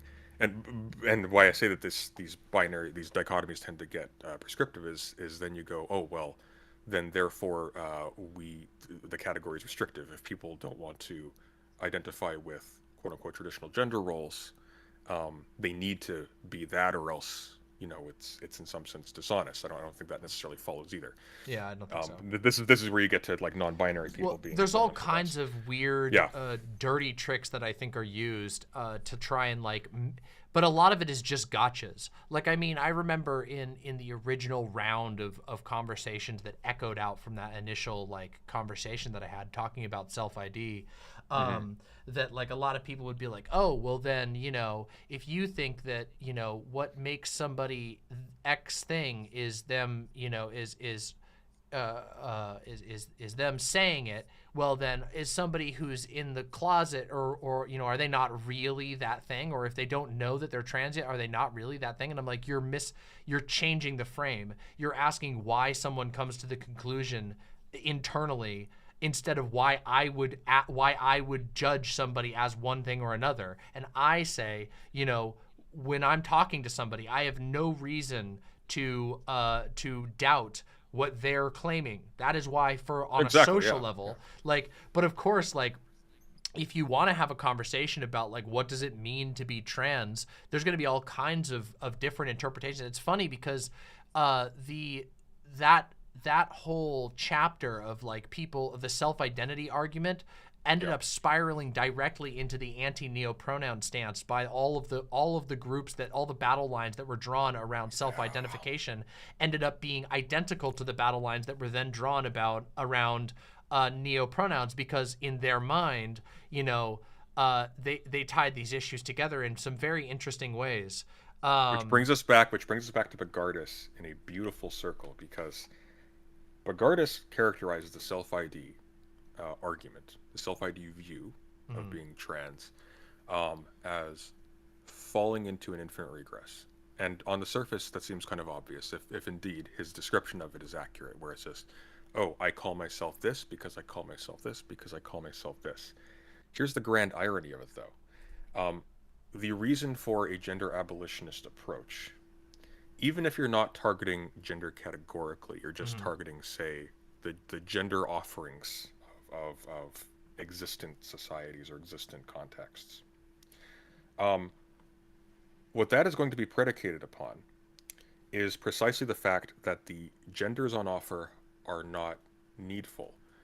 They are not motivated by robust scientific understandings of how human types are actually like properly sorted into A or B or A, B, and C, depending on where you are. They're going to be a loop of the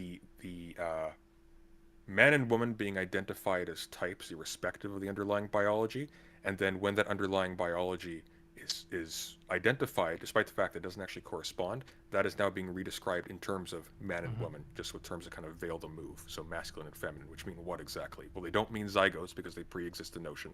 They mean womanish or mannish or something like that. Yep. And then the cycle continues.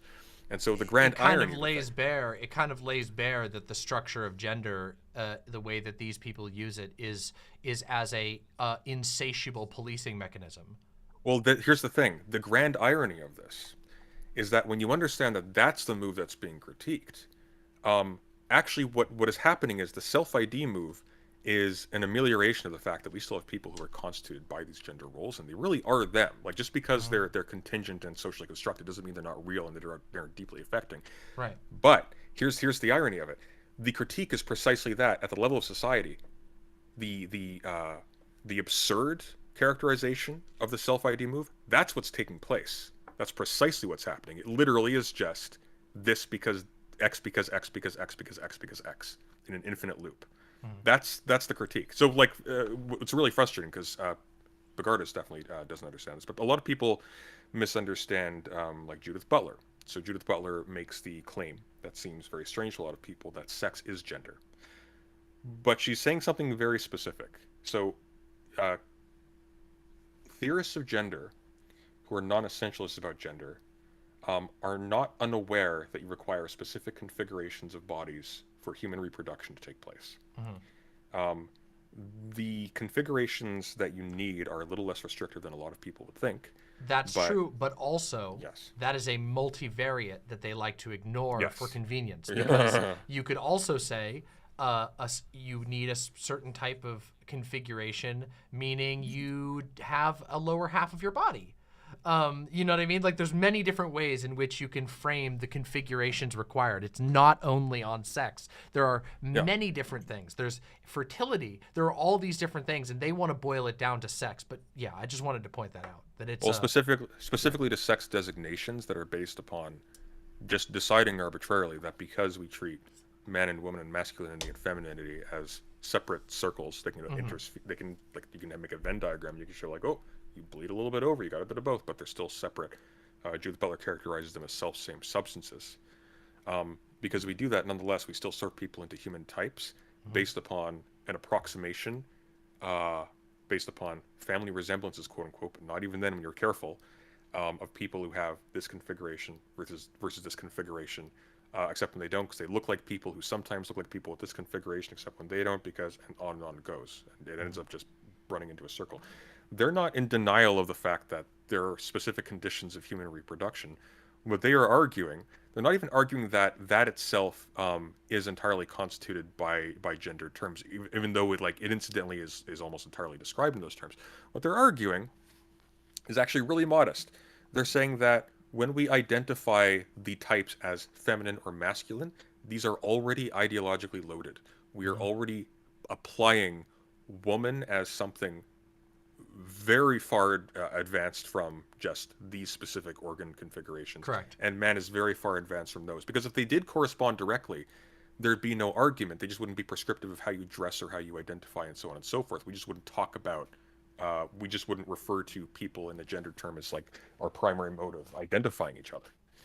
It's so strange too, because one of the things that always gets me speaking about that, like how these are so ideologically loaded, like all you really have to do to kind of call bunk on any of these like conservative approaches to defining gender and whatever, where they're like, oh well, you know, it's based off chromosomes, or oh, it's based on what you have in your pants. No, it fucking isn't. Go to a Christian bookstore and pick up one of 1,000 books about what it means to be a man. I can name you probably 2 or 3 titles right off the cover. Actually, these days I can only name one, but that's pick up a book, a biblical guide to manhood, Wild at Heart.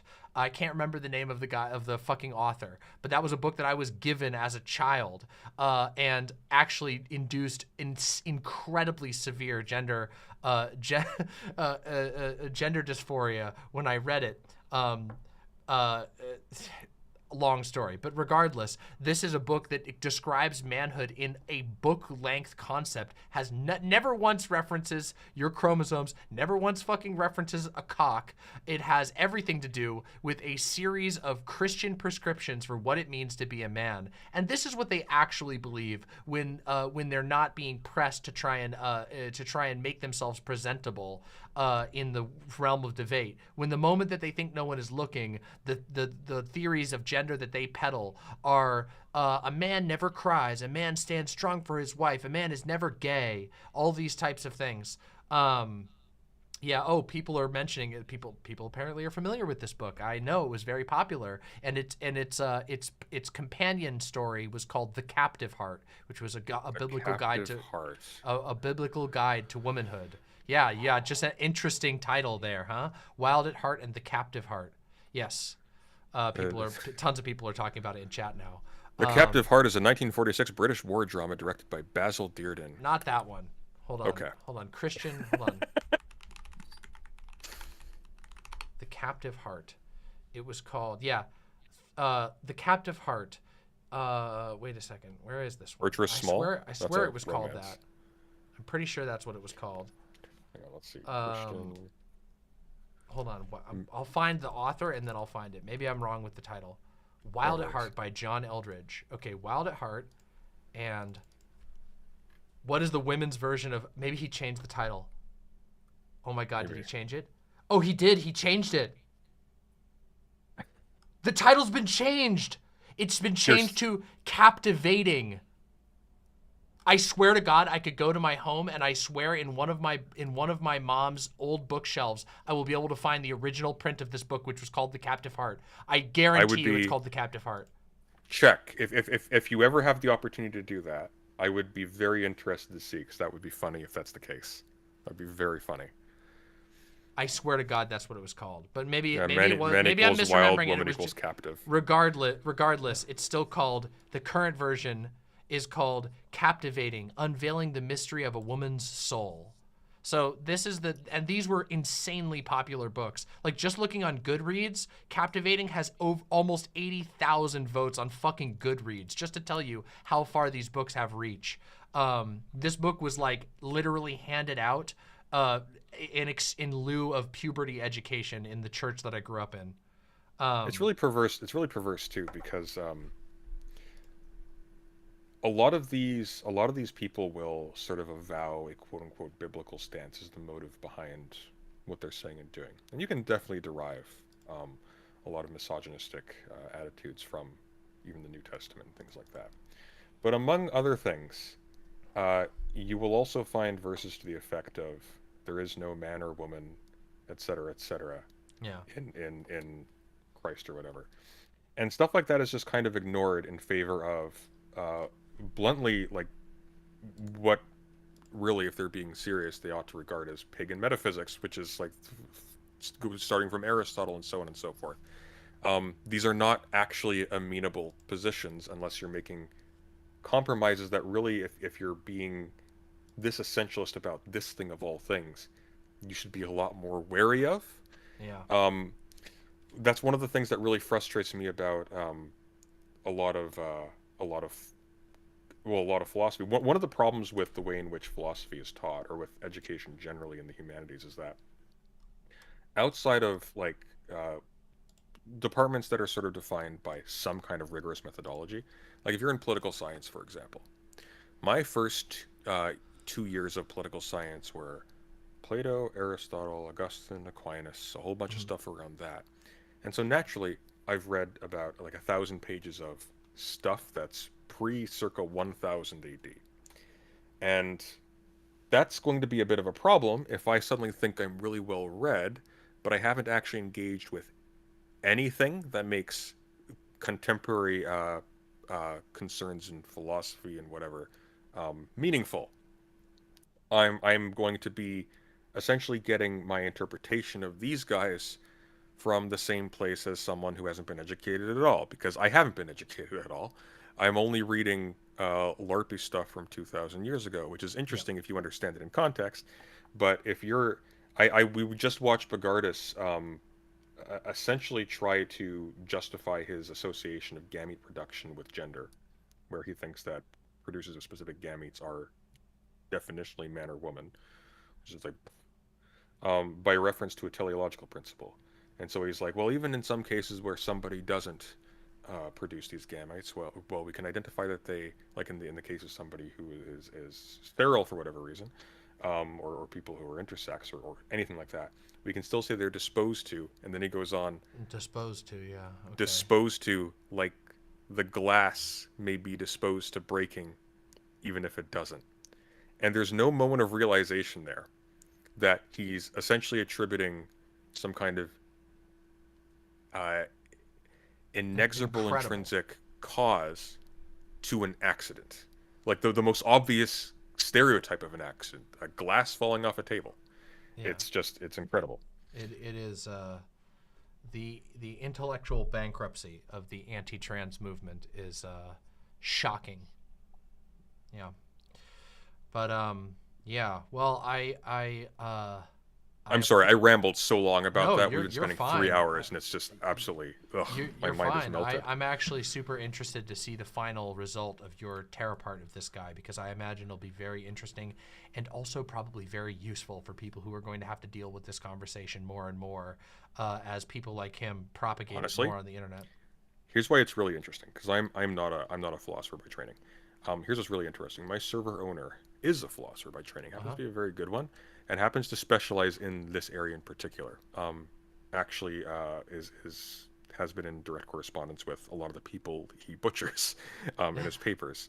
I am very interested to see what ends up happening with him, because I have a strong suspicion that he and a lot of the people who he's been horrifically misrepresenting and doing the circuit, because I'm always suspicious of people with PhDs whose primary opponents in online spaces are people very, very much without them. Yeah. Because it suggests something. It suggests that, okay, you're not picking on people your own size. Why? Yeah, why don't you have a series of conversations with PhDs in this subject? Why are you going to argue with random streamers?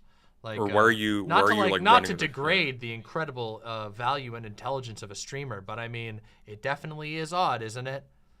Well, I don't think there's like an inherent advantage in having a PhD intellectually over someone who doesn't at all. Right. But if you're institutionally situated in such a way that you could actually take established philosophers to task if you believe they're doing something wrong. Right. Why are you only doing so to an audience that you think is already going to be either incompetent or highly receptive to your unargued presumptions and sort of like your factional associations? Yeah, your pre-exist the biases that you're coming into the conversation with. Yeah. Yeah. It's super interesting. I mean, that's part of the current milieu of propaganda right now. especially around trans issues, is just people who invoking all kinds of deceptive methods to give themselves a sense of authority or legitimacy, and blasting that out to as big of a platform as possible to ultimately just do the very simple task of justifying people's prejudices. There's a whole industry of that, and it's wild and very unfortunate. Did you catch any of, I haven't yet, but I heard stuff from Doe. Have you caught any of Lucy Haze's conversation with Lonerbox this morning? No, I've considered reacting to it on my next stream, though, because I have heard multiple people mention that it was a good conversation. Yeah, I might do that too. I'm hopeful about it. I think I don't know if this is actually a segue or if this is just kind of randomly jamming us into the conversation. But I think Lonerbox is sort of an interesting case in point about all of this. About what, I'm not entirely sure that I'm thinking about it. But let's talk about that if you don't mind, because I Sure, yeah. whatever. I'm down for whatever. We got a little more time. Yeah. What's your? I have to desperately run to the washroom in a couple seconds. I apologize. But what's your general appraisal of that whole situation as it stands now? Which situation? You mean the Lonerbox like situation? Oh, you mean the whole like initial conflict and everything that followed? I mean, I don't know. Like, honestly, I stand by my initial read of the conversation. Like, I don't think, some people have been like, oh, you know, poly people's annoying and shit, and I'm like, I don't really care. I agree that poly people is like somebody who I found not to be not to be a particularly reliable or good debater or anything like that. But I don't really care. The conversation went the way it went, and it stands on its own. That I think it was handled very poorly. And I also think that it led to a really foolish chapter of like spite-based follow-up that I literally just decided was not worth my time. It was that much of a stupid waste of time. Like the weird manifesto that was written about the situation was embarrassing to a degree that like I was just like, oh, okay, this isn't even worth my time. Like, it was just embarrassing. And I don't know. So it seems to me like an honest look at a very serious situation has been by somebody whose work I generally enjoy. I've always quite enjoyed. Well, this was the really frustrating thing about that, and I agree. Like, poly people's awful in her own right, but she handled that conversation very well. I wish that was paradigmatic. But I recall our conversations because we were talking about how to respond. Yeah. And I think this was a conversation started by me actually. And I think we were all in very much agreement that we were not invested in bullying or pressuring Lonerbox even into accepting the thesis that there is a trans genocide going on. Obviously, that's a characterization I would think is fair. I think you would. No, I mean, I don't care at all. Like, I don't have the time to like, I don't know. I'm just gonna. Classifying like systemic oppression, and that's escalating. It's like I just think it's like if I think somebody's wrong, I'm just gonna say that I think that they're wrong and the reasons why I think that they're wrong, and I think that he was wrong on it. I just think that he misrepresented it. He wasn't thinking clearly. He was looking to make a dunk, is what it seemed like to me, and it was annoying and embarrassing in my opinion. And I don't know, maybe he's gotten better since then, but in the follow-up to that, seeing like a manifesto shit, I was like, oh man, this is like the most embarrassing, like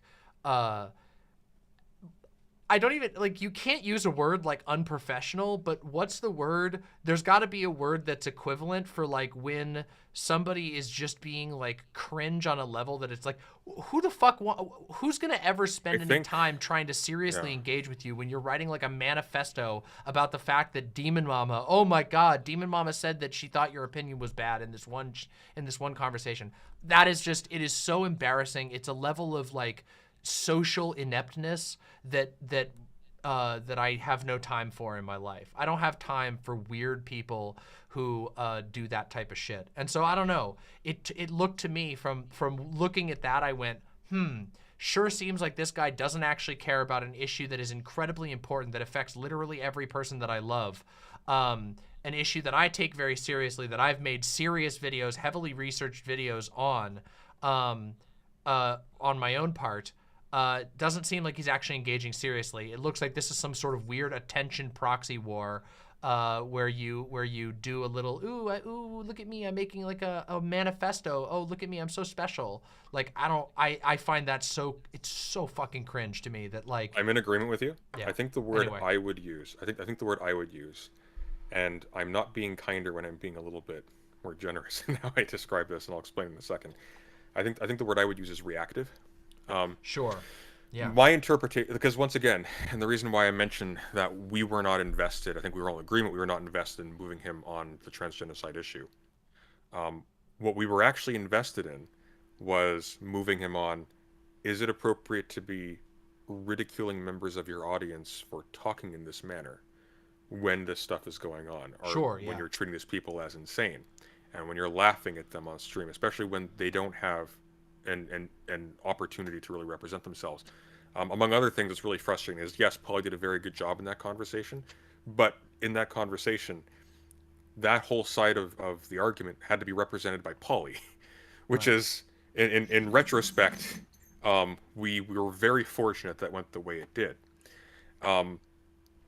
And I think what happened was, I conjecture, he knew he was in the wrong for being dismissive, and then was doing sort of an impulsive damage control that wouldn't stop until he had the final say in this big epic Sure. set piece Yeah, video. I mean, I think Yeah. that's I don't know what's going on in his head, or what was going on in his head, but that seems like a very plausible explanation. And it's also part of the reason why I checked out of it and just decided to let my own words independent. I mean, I made a video shortly after that where I explicitly avoided invoking any drama, and I just talked about the topic and why I think that It was good. I saw that one. Yeah. Thank you. I appreciate that. I put a lot of work into it, a lot of heart into it. And the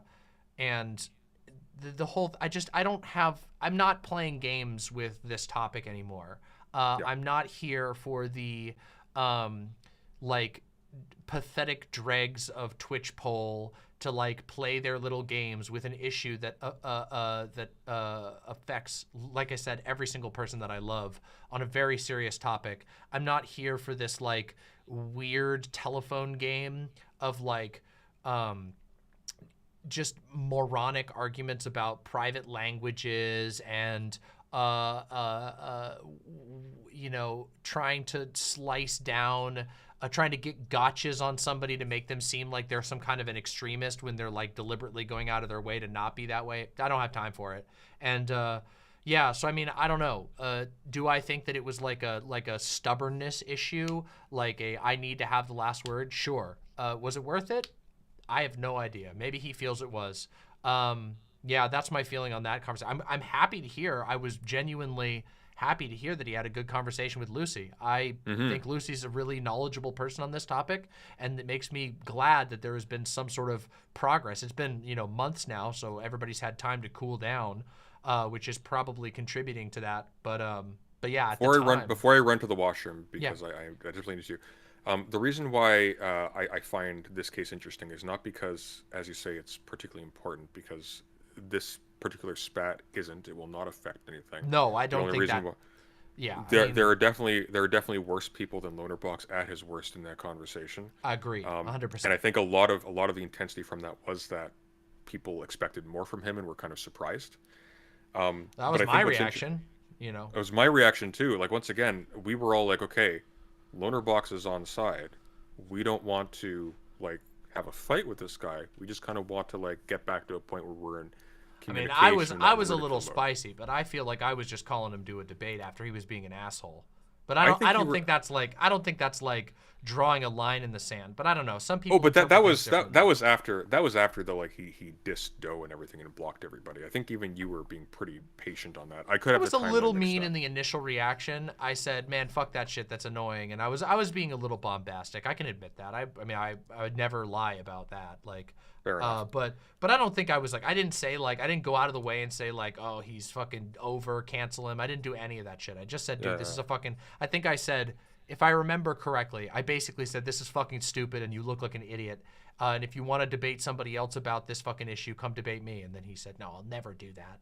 And then he published his weird fucking manifesto shit, which again, I'm just like, the moment that type of like completely socially inept, lack of self-awareness, deranged behavior starts coming out, I'm like, man, you lost me, you know? Yeah, I'm interested in the Lucy conversation because I think one of the things, and we've talked about this, or stuff around this. I think one of the biggest problems, one of the biggest dilemmas, at least in terms of like people in this sphere are concerned, is that we're in a bit of a bind where we maintain the safety and healthiness of the space for the people we're advocating for through filtering out other people who interfere. We're selective about who we engage with and how. Sure. But by the same token, as a result of that, we also have a tendency to become isolate and to become sort of outnumbered and squeezed out as a result. And I think so. I'm I mean, interested- obviously, yeah. that's why I'm doing Signal Night tonight. Has Yes, been a huge exactly. effort to try and sort of figure out where, you know, how far the signal's going, who's hearing the signal, and or at least my signal. Part of the thing is that I think the disparateness can be traced to more or less a single source. That there was a monopolistic force in one particular space, and that space, that person took their ball and went home and did so in the most destructive manner possible, and it led to a very disparate space and these weird battle lines being drawn where there was direct incentives to behave like an unhinged maniac towards other people. And as it turns out, there's a lot of people who aren't like that, but there's just the avenues for communication have broken down over time, and I want to fix that and see where we can go from there. The way that, and I think that's honestly, like as you say, you are always spicy. There's no way around it. I mean, I don't deny that, and also I'm willing to like put it up if somebody's really super pissed at me. But I also don't like. I keep it within check. I try to. I'm in no place to lecture you. I don't always keep it with. I know, but like at least the way that I do things, it's like if somebody is comfortable with, I meet people where they're at. You know, like I would never treat 90% of people the way that I treated that fuckwit DJ Mule.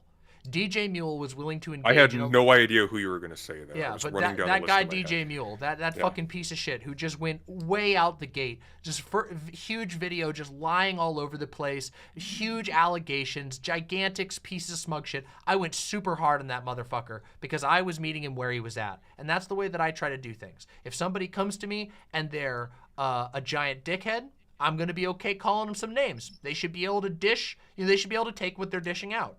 And but there's of course, but like there's never, I don't know, like that's the way that I do it. And I don't people try to say that because I'm spicy, because I'll call somebody fucking stupid, or I'll say shut the fuck up, you asshole, because I'll say something like that, which is a little crass. They think that means that that just means that they can say whatever they want about me, even things that I don't say.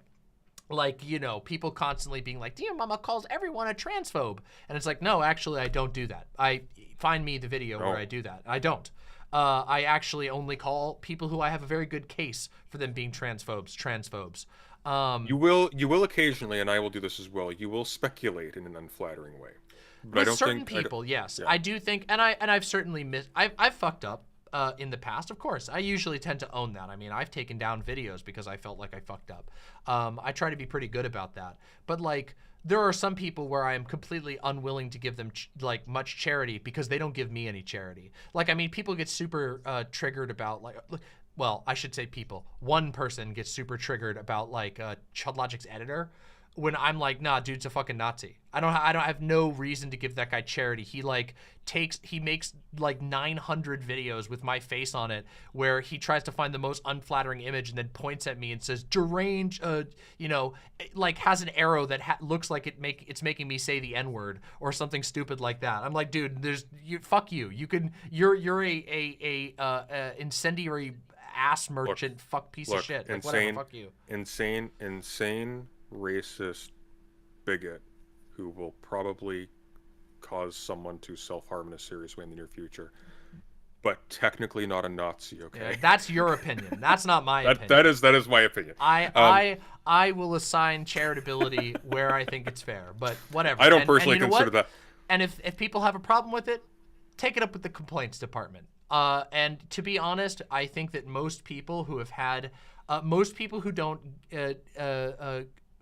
get in a little slight insult match with me, and don't go on, like the people who don't go on and write like deranged manifestos about me, will usually discover that actually, if you actually have a conversation with me or whatever, if you think I was being too big of an asshole, I'm very open to hearing that. But also, it's not like I'm like firing it at tiny little bunnies who don't ever say anything mean. No. Like, I didn't want to. They're dunk artists. Like, if you're in the debate sphere, you got to be able to debate. You got to be able. If you're making videos where you're like, you're a fucking idiot, you're doing your little React content and all that shit. Whatever. Just be ready to. Somebody might do it to you. This is what I wanted to actually to drive it a little bit with this. Not so much scrutinize you in particular. Yeah. But there's been a little bit of a shift. So. The situation here hasn't become, the norms haven't become more civil, like farthest from it. But by the same token, it was blood sports all the way down, more or less. Even back when there was that sort of little robust economy, and we had like hippy dippy going on and stuff like that. Yeah. But what's happened recently is that there has emerged a very strong impetus to play very, very nice or be completely squeezed out. So you don't even have the opportunity to now have a voice in the general conversation. And now people like Destiny and so on and so forth are being figured as, not even joking, as the leftist representation, which is a horrific state of affairs.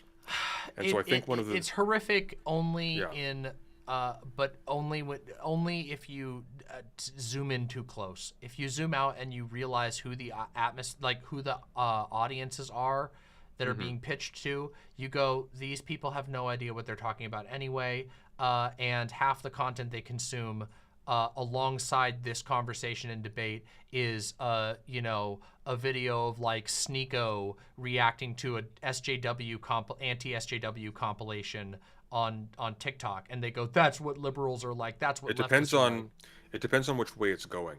So I agree with you. If indeed what's happening is actors in this space are venturing out and seeking an audience elsewhere because the space is stagnated, but as a consequence of that, something else happens.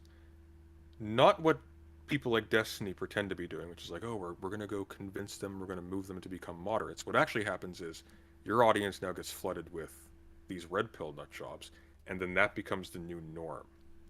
And that becomes the new norm everywhere. And so now when we're engaging with people in that sphere, we are now flooded with that in addition. That's why I don't engage with that stupid ass sphere anymore. There's no reason. There's no point. And I've had nothing but success the moment that I stopped engaging with the shit-filled mud puddle that was that called itself Twitch politics. The smart people got out, and the rest are flopping around. I mean, like I said, the current state of affairs is it's not even a mud puddle. It's a dry riverbed. Where if you listen at the full moon, when the wind is on an easterly bent, you can hear the moans of the long dead content miners. That's what it is now. But it's like, I don't know. Like that could have been written by Cormac McCarthy. That was beautiful. Yeah, thank you. I appreciate that. I've been honing it over the night each time I've brought it up, because this is the third time I've referenced the dead space of that. So I won't monopolize more of your time tonight. Yeah, we gotta wrap, because we have gone a little long. But... Yeah, my final note would be is I think one of the challenges we need to really start thinking about is,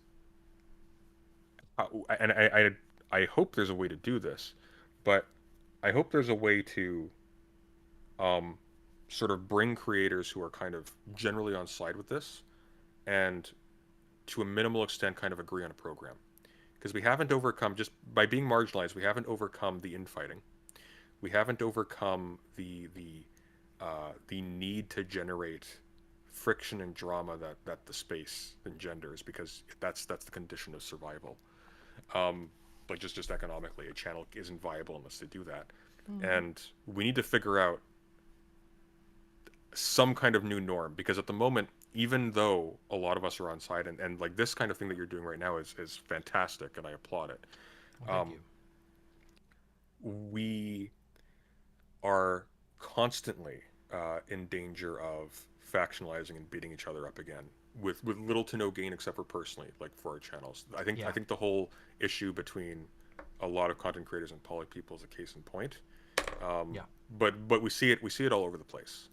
And I think the situation is dire enough at this point that if any of us are going to pretend to, like, we're actually doing advocacy, quote unquote, with our channels, we need to start taking that kind of stuff a little bit more seriously. I know you do, and I've been very pleasantly, I've enjoyed watching your growth recently. Thank you. I appreciate that. Yeah. I mean, it's been a lot of work, but also I've been making an effort to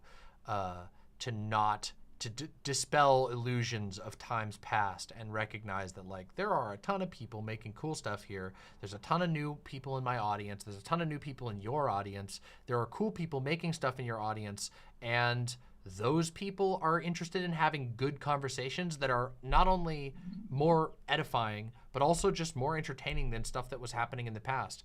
I strongly believe that we are in the green pastures era, where it's here and now that we can start building something that actually looks better and newer and cooler and more fun, and that doesn't just loop forever with long past things. So, and I do think there's going to be some adjustment. I mean, I think that, like, one thing is, like, I think a lot of the people that we like and care about, and people who have been around for a while, but who, I still think are doing good work. Some of them need to get the fuck off Twitter and break out of their own little cycles. But I think it's possible, and I think it will happen. And I think that that there will be, and I'm going to be taking active effort to build things like this, where there are avenues for conversations. There are avenues for starting dialogues that go back and forth. Conversation, things that get talked about on a signal night might end up becoming a topic for somebody else's stream tomorrow. Maybe there's something interesting that's said. Let's build off that. Maybe some contention arises. Whatever. That sort of thing. I think that we can stir the waters so they don't grow stagnant, and not in a way where we're looking to, like, crush the living things in the pond, so to say. You know? Before I go. Yeah. How was poutine? Oh, it was fucking awesome. I got it at a restaurant called La Belle Patate in Vancouver. It's a Montrealan-owned restaurant in I'm from Vancouver. Montreal originally. Wow, I know the real stuff versus the. Yeah, it was really good. It was delicious. I recommend checking out that restaurant when you go. It's a particularly good way to die. I agree.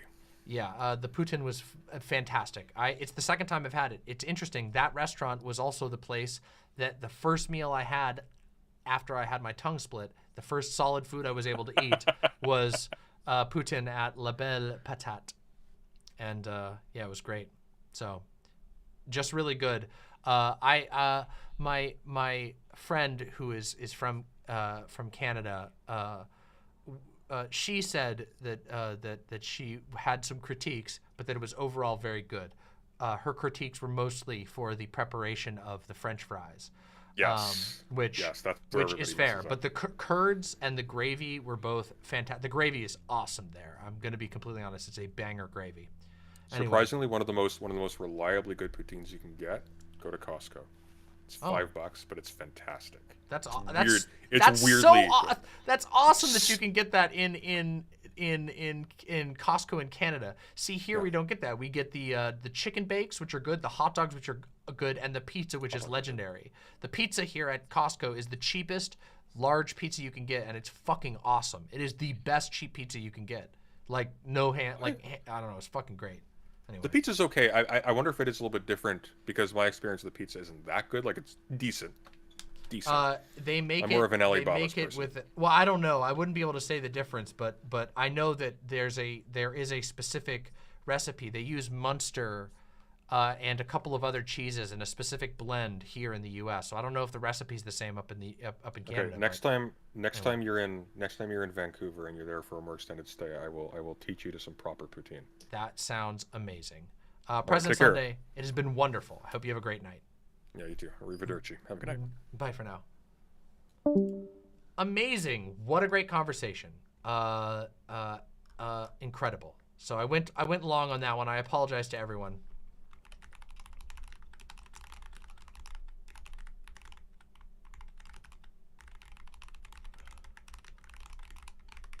Okay. So that was a fantastic conversation. We talked about a lot of different stuff, actually. Went a bit long, but it looks like we have a few more callers, and I'm not planning on wrapping up anytime super soon. We are at 6 hours of stream time. I'm probably gonna go a bit longer. Oh no, Fortnite, no! No! That's not what I meant. That's not what I meant. Putin was fantastic. It's the second time I've had it. It's interesting. That restaurant was also the place. Putin was fantastic. That is, God damn it. Okay, my pronunciation there was not great. Admittedly. Admittedly, it was not great. Oh, well, okay. I said it during the coup. No, I didn't. I didn't. Good night, XLR. Thanks for being here. 12-hour stream? No, I'm not. I can't go that long. I was thinking of going for a couple, like, you know, maybe 2 more hours or something. I don't know. We'll see how it goes. All right, let's get the next conversation in.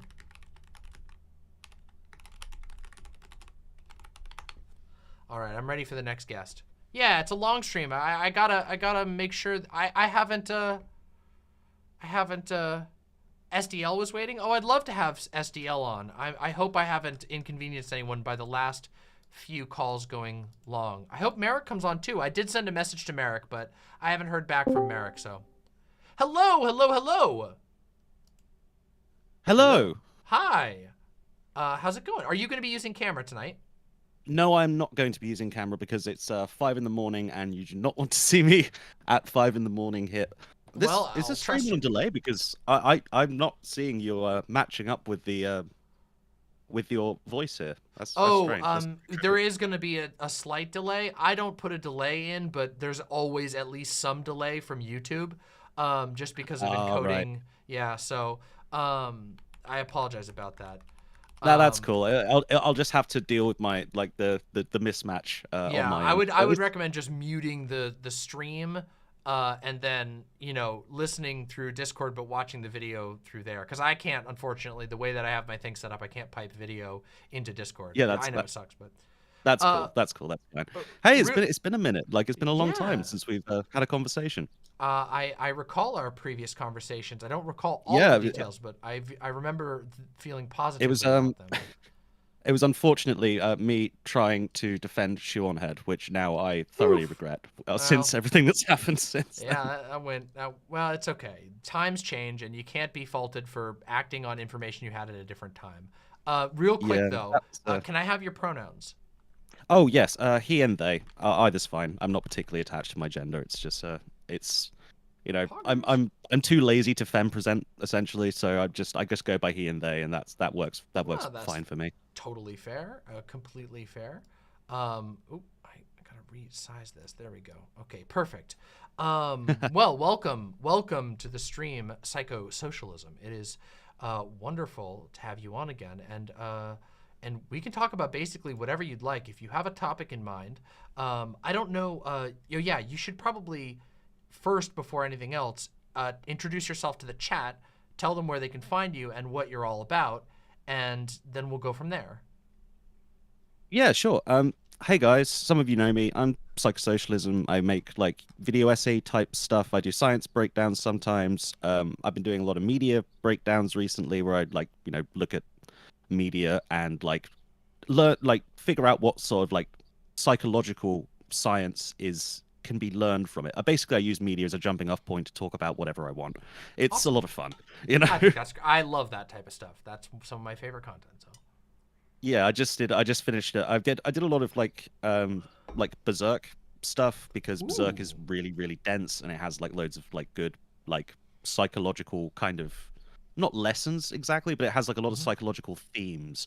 It has a lot of like, stuff you could like it talks about abuse, it talks about ambition, it talks about like lots of different topics that sort of orbit psychology, so you can get into a lot of stuff like, the main villain is like a perfect representation of like the dark triad as a concept, which isn't really the best like concept, like psychologically speaking. It's a flawed, but it's scientifically flawed, but yeah, it has a lot of like internal problems with it, but it like as a representation of what like human evil is, Griffith is kind of perfect, and he like fits really neatly into those categories. So I just wanted to explain it using that. That sounds awesome.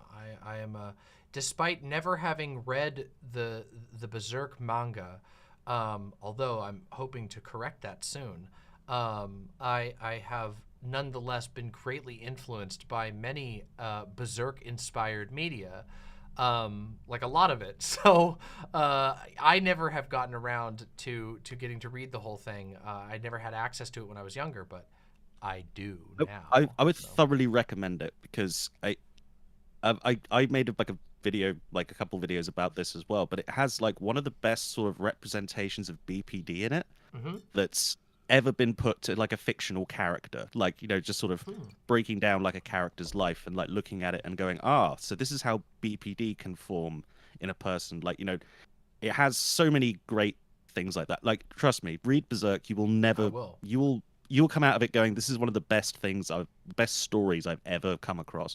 It's just one of the like people like hype it up a lot, but the hype is it's really. I don't think I've ever heard a negative review outside of perhaps that it is incredibly brutal and traumatic in some depictions. That's about the only critique I've ever or like the only solid like dislike I've ever heard. Everyone else has said you just need to read it, and it is on my list. I just I also have lots of things. Everybody is, of course, in chat and be like, "Oh, you've never seen it? Oh my god!" And I'm like, "Yes, I know." Well, when you get around to it, I'm looking forward to hearing your media take on it because I like your media take a lot. So that's something that I know is going to happen when I get there because I've given takes on many media that already are inspired, that are openly inspired by Berserk. So I mean, obviously, the entire FromSoft library are hugely influential games to me, and games which I've talked about a lot on stream, both in terms of story and design, and you can definitely see like the Berserk influence in the Souls games because like Berserk is about a guy with a big sword, and the best and most fun way to play a Dark Souls game is to be a guy with just a giant sword going around messing people up, Allegedly. Yeah. Personally, I think the best way to play a FromSoft game is as a funky little broccoli with a tentacle weapon. That's my favorite way. Really?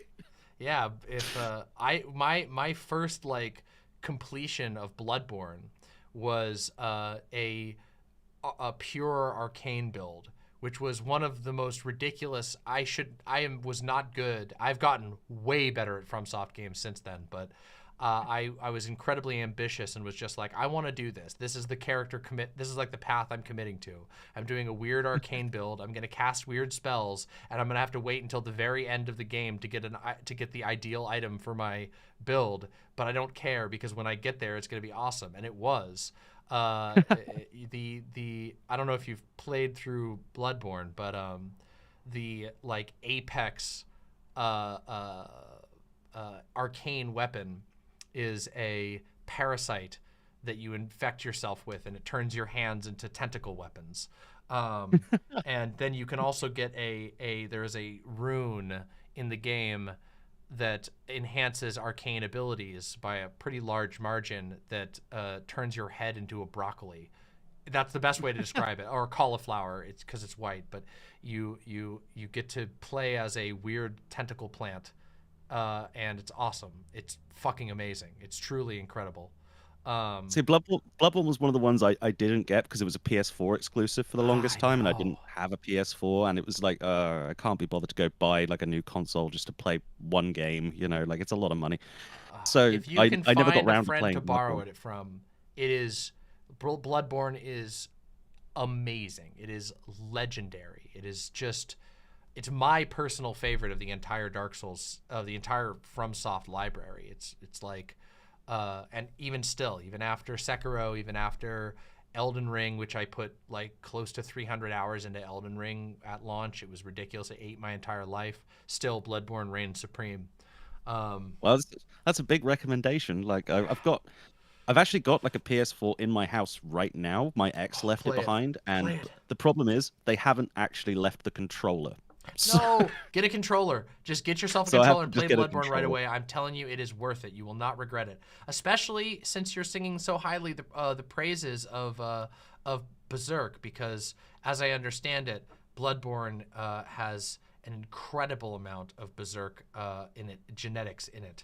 Like the aesthetics of it certainly are like Yeah. the everything is kind of crazy hyper violent aesthetic. Like Dark Souls is more like sort of grungy and like, you know, it's dark, but it's like, you know, it's kind of muted in its tones. Bloodborne looks at least like it's just got more like insane, like Lovecraftian almost like imagery in it.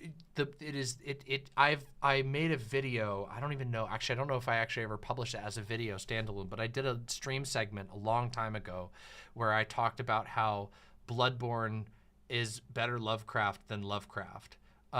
In that like it is an inspired media that surpasses the original and should be seen as like the better foundation, in my opinion. It does everything that Lovecraft.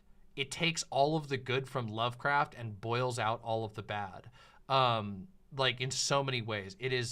There's so much shit that I could talk about in Bloodborne that would make me sound like an absolute maniac, which is perfectly fitting, because the game is it is a game about all kinds of, it's got all kinds of themes going on in it that people ignore. I shouldn't say people ignore it. There's actually a ton of really cool channels. There's actually a video that I have on my list right now that I've been waiting to watch, which is called The Visceral Femininity of Bloodborne, which I'm really excited to watch that. Bloodborne is one of those games where like the lore is still in capturing people now. Like most of the Dark Souls games, you know, there's a pretty heavy fall off after people figure out most of what's going on in the games. But Bloodborne has so much shit going on in it and so many weird mysteries and things that are intentionally left tantalizingly deranged that, like, I don't know, you just got to play it. It really is incredible. And I think you'll find yourself in love with a new game. I probably will. A new game addiction is probably not what I need right now. But it's a good one. I tend to be one of those people who like gets full on like addicted to things and like I hyperfixate and it gets like out of control. That's what happens to me too. Yeah, I know. it's a common struggle. We all fight through it. Yeah. I like that title of you just said though, visceral femininity. That's a really nice, like, that's just a nice sounding combination of words. I love that stuff. It is great, and I'll tell you, you're in for a treat if you find like lore videos and stuff like that, like a soothing or enrapturing experience, because there's a lot of them about Bloodborne. To the degree somebody even wrote a book about it. It's called the Pale Blood Hunt. They wrote a book and published that book as a deep analysis of Bloodborne lore and the themes going on in Bloodborne. I think it's called the Pale Blood Hunt. Getting like a published book going like about a piece of media like that's kind of intense. Like that's like a symbol of like the dedication that goes into really is creating art. You know, it's incredible. Yeah, you can actually get a free version of it still. But yeah, it was like formally published. It's got an entry on Goodreads with 500 reviews. It's incredible. Wow. Yeah, that's how hard people went on this particular game. It's an incredibly meaty game lore wise. Plus, all right, it's just an absolute I'm blast. sold. Yes, yes, that makes me happy. Consider me a convert. I shall investigate ways to play this now because I want I to. have infested you with the madness. You've been touched. You didn't know, but this whole time there's been a. You can't see it because you have yet to be enlightened, but there is a worm tunneling through my audio feed into your ear and infecting your brain at the moment. Well, Zach, you know, in 6 months there'll be a video essay like, you know, the insane psychology of Bloodborne or something like that. I opened the Necronomicon and now, yeah. And now my brain is juiced. Makes you go a little crazy, but I thought it was a wonderful ride down Madness Lane. So I'm looking forward to it. Yeah. The reason anyway, go ahead. I should probably I know we don't have too much time here. There's probably other callers who are like, you know, bigger figures than me. It feels kind of strange, like, you know, talking to you after people like Joe Lewis and President Sunday because You're like they're fine. big. Don't worry about it. The whole point of this night is to bring all kinds of different people together and make connections. That's the goal of tonight. Well, I'm glad that this stream always stands up for the little guy, and I'm the little guy right now. So it's good to know I'm in a good space, you know. But the reason I wanted to chat in the first place because I saw when you were chatting with Luxander about burnout and creator burnout. Yeah. And I was wondering, do you have any I'm just curious, what do you do personally to sort of, you know, get past that? Because there's lots of different. I made a video about burnout a long time ago. And it's a very difficult thing. It's a difficult nut to crack when you start getting into the cycle of burning out, creating content, and it's a very complicated thing. So I was just wondering, what you do personally to, you know, sort of overcome that feeling. Yeah. So I am no expert, I should say. Lately, I have been adapting pretty significantly how I deal with burnout. In the past, the way that I dealt with burnout was not very healthy, I will say. The way that I did it before was I would make content in huge bursts whenever the inspiration struck me, almost like a simulation of like a manic depressive phase where I would go insane on making content. I would stream huge streams just back to back to back, and then I would when I finally crashed, I would just disappear from stream. I would sometimes, some of my OG imps will tell you there was literally times where I just stopped streaming for a month at a time, and that was not a healthy way of doing it. But now I've actually for the last year or plus maybe, I've managed to maintain a fairly regular content schedule up to the point that now I've got enough content that I'm making where I can upload a video every day without breaking that schedule, which is awesome. And the way that I've been doing that is just by, at least for me, I don't force myself to any schedule. Outside of an aspiration to try and make sure that I have a video to upload every single day, but I don't make myself stream when I don't want to, basically. And that's probably a bit of a luxury for the fact that this is it's my career, but it's not my life and death. We have, a little bit of space to breathe with regard to finances. So I'm not on a paycheck to paycheck life anymore. But also that's also part of the reason why I don't advise most people pursue content creation as a career, because I don't think it's viable for most people, unfortunately. I think it's sort of a miracle that it even happened at all for me. And even still, even with all the luck that I've had, it's not enough to cover my household's expenses. That's just not it's just not realistic. Especially, when you consider all the expenses that come from editing and all that. But anyway, the point is, the way that I avoid burnout now is that I let myself not stream if I'm really not feeling it. And even if it's not the most advisable thing, even if it's like not perfect. I find that allowing myself to be that way means that I will stream out of a desire to talk about something, out of like a genuine motivation to say something to an audience, as opposed to out of a feeling that like my audience is going to be mad at me if I don't do something, or YouTube is going to be mad at me if I don't do something. I still grapple with that a lot. Like, it is a regular thing that I grapple with. And yeah, because you were saying before about like the passive aggressive sort of way that YouTube kind of prods you into creating more and doing more content and doing content that people like. It's like, oh, this video didn't do so well. Okay, oh well, I guess you'll just have to try again. And it's like, okay.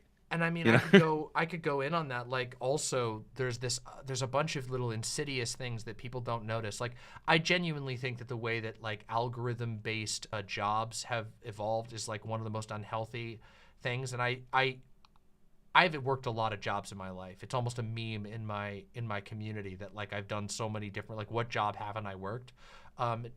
There's many jobs I haven't worked, but I've actually worked a ton of different jobs in the course of my life. And YouTube has simultaneously been one of the most fulfilling and also one of the most difficult, like, mentally.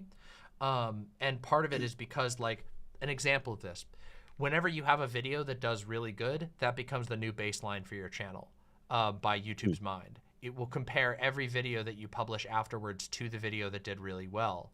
And even though it will never like tell you like you're a fuck up, you know, it's not a boss that's yelling at you saying you're a fucking piece of shit, get to work, blah blah blah. Instead, it's just like reminding you through 100 different ways, oh, you had this video do really good and this video isn't doing that good. What's up?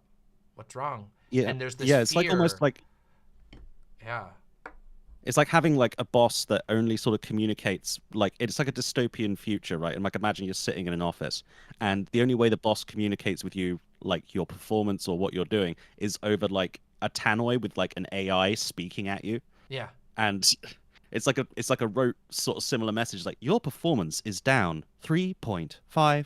Unironically. And like that's all the feedback you get. and you get lost in the numbers really easily. The numbers thing is like it's so hard to disentangle. You're constantly bombarded with them as a part of like doing your job, like going and answering comments. Like it's a part of your job to engage with this shit, but these numbers are like confusing. You don't know, nobody gets to know how the algorithm works. It's all guesswork. Literally, it is. Even the best channels, it's all guesswork. Nobody actually gets to know how it works.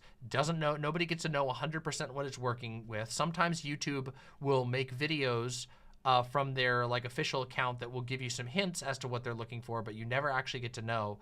It's maddening. And so for me, I have just had to decide like what is valuable to me.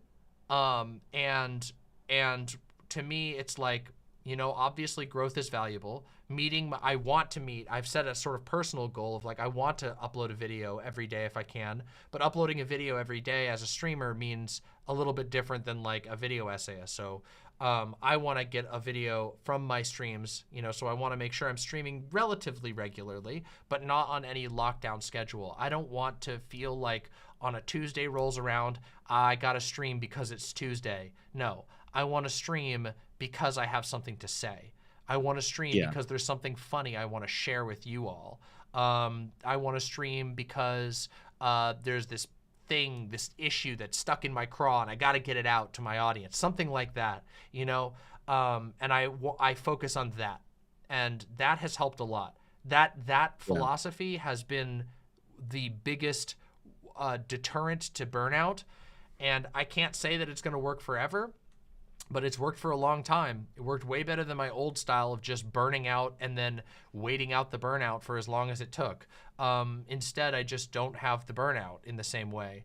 It seems like it's been an effective strategy for you. I mean, you've been growing pretty consistently since then. Like you said, like it's about like readjusting your goals, you know, like not just saying, oh, I'm going to make a video every week or every month or every, you know, I'm talking from a video essayist perspective, of course. Like streaming is a bit different, but it is, and it's a bit of a different game, and also, like, I don't know, I've had to adjust my understanding of YouTube so many times since I started this stuff, and I don't know, it is hard because I mean, I still, like I said, I still struggle with this shit all the time. It's just, it's not reached the level where I hit the burnout phase. Like, I on one hand, I sit here and I'm like, damn, my channel's been growing like crazy, and yet I'm still constantly feel like I'm not doing enough, or like I'm doing something wrong that's gonna lead to my channel just one day I'm gonna wake up and the next day my channel is gonna be like out of the algorithm and nobody's seeing my videos anymore, and then I won't have a career. And I don't think that's and the worst part is that I don't know that that's 100% an unreasonable fear. I just have to. It happens. Like, it has, I had, yeah. like, I had a really, like a really successful video.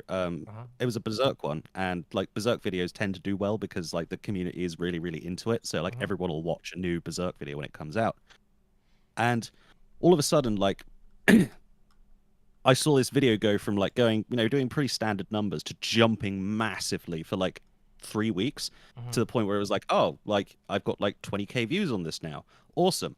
And then YouTube age gated it because it was about sexual abuse, because that's what the topic I was discussing. And I was like, damn it. Like, I was so angry. And that is something that has happened so many times in the history of YouTube, which is why it's like, it's hard for me to like, it's really hard for me to find ways to calm myself down when I'm freaking out about it. Because I'm like, oh, there's been adpocalypses. There's been content change. I mean, something that changed recently for our channel is like all of my videos now are getting limited because of the changes they made to the rules around swearing, and then they undid them slightly. And we were following the rules, but because of the changes, it means that all of our videos get limited by default and then have to be appealed. Appeals are a 7-day process, which means a 7-day maximum process. Sometimes it's faster than that, but you don't really know. So we have to choose between dropping things while they're relevant versus waiting for them to be monetized, which is ideal in the algorithm because limited videos don't do as well. It's insane. And like, so this type of stuff is like you say, it's maddening. It's like staring into an abyss that's like, criticizing you in a very vague way.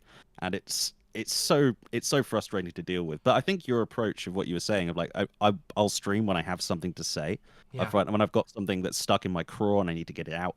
Like, I think I've been kind of approaching my videos like that way lately, and that's been working a whole lot better, like mentally for me. Yeah. So, and I think like I am someone who, a lot of people, there are plenty of people who are and have been judgmental towards my approach, who would say that my approach is lazy or whatever.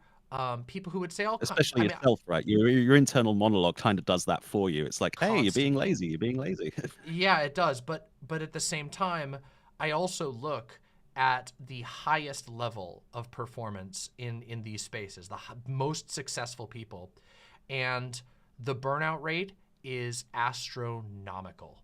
And I'm talking people who are making millions of dollars off their channel and they're still burning out because because money can't buy you not burning out creatively. I mean, literally just like a couple of days ago, one of the most popular YouTubers right now, Moist Critical, Charlie, Penguin Z1,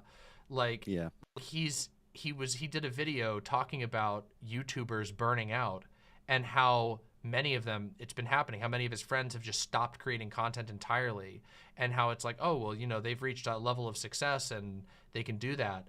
But if it happens to the people who are making millions from this shit, to the people who have hordes of adulating fans, then it can happen to any of us. So my approach is that at the end of the day, I grapple with my internal monologue and I ignore outside people who tell me that I'm not doing things right, because I'm not going to end up, I want to be here for the long game, and I want to be here to make content that will be memorable in people's minds for a long time. And I think personally the key to that is fighting with people who always want to optimize, or fighting with the part of myself that wants to optimize everything. Because fighting it can't with be done. Perfectionism. Yeah, because it can't be done. Yeah. It can't be done. You cannot please the algorithm. You can only work out a bargain with it, that will be temporary at best. Yeah. One of the things I used to see a lot when I was working in mental health, I don't anymore. Like I burned out on that a long time ago.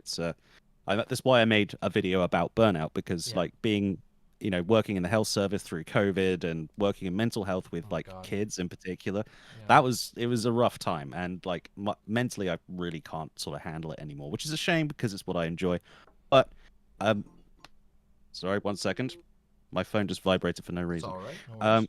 That's distracting. Where was I? You were saying that you burnt out on mental health care.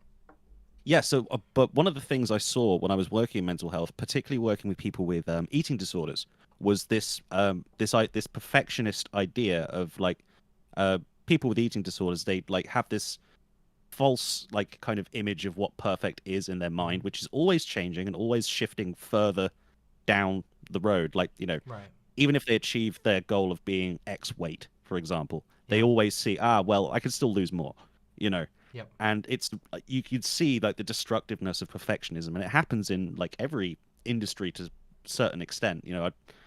It's not just eating disorder people who feel like that. It's like it's like a common sort of normal part of thinking gone wild. Like that's what an eating disorder is. It's a common part. I of, think like, it's especially gone off. That's especially a good observation when you think about like the type of people who are drawn to this type of work anyway are already people who are ambitious, and it's very easy to blur the lines between ambition and standards for what you're creating and that perfectionism, and it's constantly being encouraged by the system at hand that wants more content, better content that gets more views.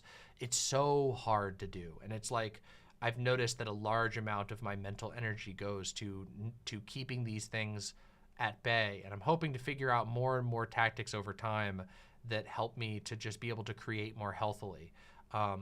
There have been many times where I've sat down and I've thought, I don't think that this industry is actually viable. I think that there are a handful of people who make it, and the rest just burn out and are forgotten. But I don't know that I don't know if I believe my doomer self, because I do think that there are ways that you can. I like to believe, and I'm at least going to try to find a way to make content and make videos that are valuable and high quality that doesn't leave me miserable. That's my goal. Yeah, it's a good goal to have. What you touched on just there is like there's three sort of components to burnout. Like this is like in the literature, right? There's three components to it. One of them is emotional exhaustion. That's like a big thing that you get, especially when you're like when you were debating, for example. Like that's a lot of emotional effort that you have to go through dealing with people like Rob Knorr. Like that's an emotionally taxing event. It was incredibly. Yeah, like how do you not just like flip out on the guy because he's just ranting on? But that like emotional exhaustion, so that's like a big part of burnout. The second part is the one that you were just speaking about, and that's cynicism. You get cynical about the industry that you're working in. When the cynicism creeps up on you, it makes you feel like your entire job is pointless. Like you're not actually doing anything that's constructive or creative. The big poster child for this is ambulance drivers. Ambulance drivers have like I think a 9 out of 10 was the this is pre-COVID research, but 9 out of 10 ambulance drivers feel depersonalized by their job. They're so cynical about the system they're in, and they don't feel like they're making a difference. So ambulance drivers burn out at a massive rate. And I've had drinks with ambulance drivers. They will tell you some messed up things. Like, oh yeah, I attended this call the other day, and like someone's, I'm not going to mention the details because they're pretty graphic, Yeah. That cynicism, when it creeps up on you, it's really insidious. And what it does is it makes you less effective at what you're doing, and that creates this vicious sort of cycle where you get, like, not only do you feel, oh, the job is messed up and the system is breaking, but I'm breaking within the system and I can't fix it, and it goes round and round in this horrible vicious cycle. I should talk about that real quick. Not to interrupt you, but no, it's cool. There is something that I've done specifically because that's one that I deal with a lot. Is especially this especially was true during certain avenues or during certain what was the word I was trying to reach for? Not avenues. Certain portions of my career on this website where I felt like people who were against me were making videos that could get hundreds of thousands of views saying something horrible about me, and then my response to it would get 100 views, a couple hundred views. When I was way smaller and I had these huge channels taking me on, and even even the recent drama with the whole shoe on head thing, where it's just the numbers were so off that it made me feel very cynical in some ways. And one of the ways that I have personally gotten better about that is that I have created I save certain comments. When I get a comment that I feel like came from the heart from somebody, and they say, hey, here's a really tangible way that your work has helped me, or here's something that I took away from a video that you made, or here's something, I will save that comment with a date and everything, and I have a little box basically of comments that are ones that show that no matter what, like, even if there's some fucking asshole who's way bigger than me dunking on me or whatever, or making up bullshit completely. I mean, like I said, the last situation, some shit was said about me that was completely out of hand and totally untrue, but was seen by a lot of people, and there was nothing much I could do against it. But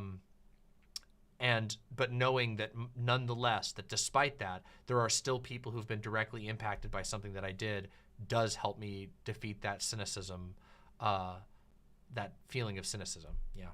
It's a really valuable weapon to have. Like, people in like the audience, like people in chat right now, they might just sort of post, hey, I love your stuff. Hey, like, they'll post it like not thinking too much. Like, they'll just be like being nice. They'll just be like posting stuff and like saying, oh, hey, like, you really helped my life out. Like, you've done this for me. You've done that for me. Thank you. And on the surface, it doesn't seem like it, like, it might not seem like it impacts us as creators, but god damn, it's a huge boon. Like, it keeps you upright sometimes. It really does. It keeps you going, Like, I've got a whole, I'm similar to you, actually. I've got like a whole bunch of like comments that I think about whenever I get like, feeling like, I don't want to create this I don't want to make content anymore. It's like, what's the point? I'm never gonna live off this, so what's the point of making it? And then I think about like the guy who sent me a few quid on Patreon and like said, oh, hey, like, thank you, you inspired me to go get therapy. Like, just a couple of sentences, and it's just like, damn, like, I feel it again. I feel the urge, I feel the drive again. And I think that like these are not, by the way, what both of us are talking about here, for those in the audience who aren't creators of any type, these are not tools that are provided to you. You have to make these yourself. There is no way. YouTube doesn't do your best comments feature. There is no way for you to save within YouTube comments that you really, really like, or anything like that. You have to do it yourself. Otherwise, it just gets washed away in a never-ending stream of comments that come at you, some of which can be very, very cruel and very, very hateful. So in fact, there's not even any suggestion that you do this. Like, YouTube doesn't even say, hey, oh, hey, I nominate your best 5 comments. That would be a cool feature. That'd be cool. Here's the top 5 most upvoted comments on your videos or whatever. Like, there's nothing like that. You have to do it all yourself, and that feels very self-indulgent and almost silly, like you're giving yourself a little pin one day. But it's also, just keep in mind that most workplaces will have, not to make a positive or a negative comparison from YouTube to an average workplace, but in an ideal workplace, you'd have a manager who'd, once in a while slap you on the back and throw you a pizza party if you did a really good job. You know what I mean? You have nothing like that on YouTube, except for your numbers have increased. Congratulations. Move on. Continue creating content. Literally. It's like, oh, this one is doing slightly better than average. Congratulations. I'm like, oh, thanks, robot. Like, that's exactly what I did. Exactly. Wow. Your metrics are up by 3.5% this month. Congratulations. Like, it's ridiculous. Anyway, your impressions sorry, click through, right? No, I didn't mean to interrupt you or take you off the whole thing, but no, it's cool. I was gonna go off on like a tangent about the NHS briefly, because when I was working in the NHS, like I was I was pretty in deep. Like it was Yeah. psychiatric intensive care. That's like, you know, guys who come in off the street and they're like completely detached from reality, and you've got to bring them back, and it's a whole process. But the thing that kept everybody going, even in like really difficult times, really difficult patients, and like, you know, long-term stays, and people who were stuck in the system. There was we had a huge wave of people who were sent from immigration centers. That was a whole mess. Like it was, you know, but what kept people going was the fact that everybody there was willing to, they would catch when you were feeling down, and they would say, "Hey, how you doing?" You know? Yeah. They would have a conversation with you and pick you up. Like we had a really close-knit team for a while that was really good at that. So having like people around you who can, like you said, like a manager who slaps you on the back or throws you a pizza party, or, you know, the nurse in charge, like say, "Hey, you handled that situation really well. Like, you know, well done for that. Like, you know, go take a 5-minute break. You've earned it." Like those little things, like they don't seem like much at the end. You know, the people at the top of the chain in any workplace situation will see it as wasted time. They'll see it as, you know, something that's detracting from profit, or, you know, a waste of, you know, money or something like that. They you know, people at the top tend to think like that. But those little moments at like work or in content creation where someone just sends you a really nice comment, those things keep people going. It's like it's like a sort of psychological food that people need, you know? It's like it is the fuel that makes any of it worth it. And none of it would function if people didn't have that. Yeah, so it's like, I don't know. That's why I've, you know, I've taken a lot of efforts to try and spend more time engaging with positive comments, and also spend more time highlighting them and making a part of my work, enjoying the rewards, the rewards that exist of that work. Otherwise, the burnout comes in.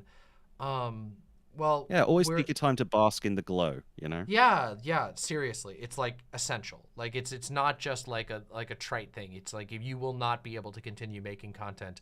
And again, it does sometimes feel like you're giving yourself a medal, but at the same time, no one else is going to do it. So yep. I was going to say that's just how it works. There's the first medal that you're going to get from anybody is if you make it to 100,000 subscribers, and a lot of YouTubers will never make it to that length, even though they're making some of the coolest shit in the world. Yeah, that's true. So, like how often do you stumble across like really small YouTube channels who are making really good shit? Like just like stuff blows your mind. Like, yeah. Well, like this is one. I hate to cut us short or anything like that. Oh yeah, no, we've been rambling going about for a while, but please, shout out your channel and your stuff one more time. This was an absolutely amazing conversation. We just have a couple other people waiting, and I want to make sure that everybody gets their time before I run out of energy. So of course. It's been wonderful chatting to you. You're an amazing person to talk to, and this stream has been really, really good. Like it's just been like an excellent a list of bangers. It's just been a list of banger conversations. That's how I feel. So. I'm like, I can't wait because I'll be able to post all of these conversations, and each one of them has been awesome for a different reason. So I'm super, super excited. So okay, I will make way for the next person, but thank you. I'm Psychosocialism. Check me out on YouTube. Also, I'm also on Twitter at Socialism Psycho. If you still use that hell site, why would you? It's bad for you. I make videos about psychology in media and philosophy occasionally, and I dip my toes into a whole bunch of stuff. And yeah, check out my videos on things. I do good stuff, I think. You know, that's the best self praise I can come up with right now. I have not seen. I don't think I've seen. I may have seen one of your videos, but I will say that I've enjoyed our conversations, and this conversation has been wonderful. So people, please go check out Psychosocialism, and thank you so much for coming on. Seriously. Hey, no problem. If you want a place to start with my stuff, check out the destruction I did of Lisa Littman and her really bad ROGD papers. Those ones are fun because I basically spend, you know, half an hour just dunking on really bad science, and it's fun. You know, it's fun dunking on idiots. So well, thank you so much. I hope you have a wonderful rest of your night. Well, it's morning here. It's very rest of your morning out. Yeah. have a wonderful rest of the stream. I will be around. So, you know, have good conversations. I'm sure you will. Have a good time. Bye Love for to now. all of you guys in the chat.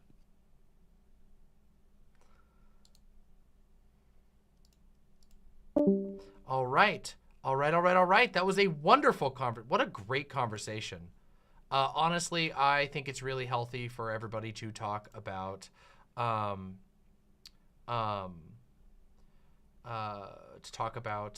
burnout. I don't think anybody talks about it enough, and it's way too common.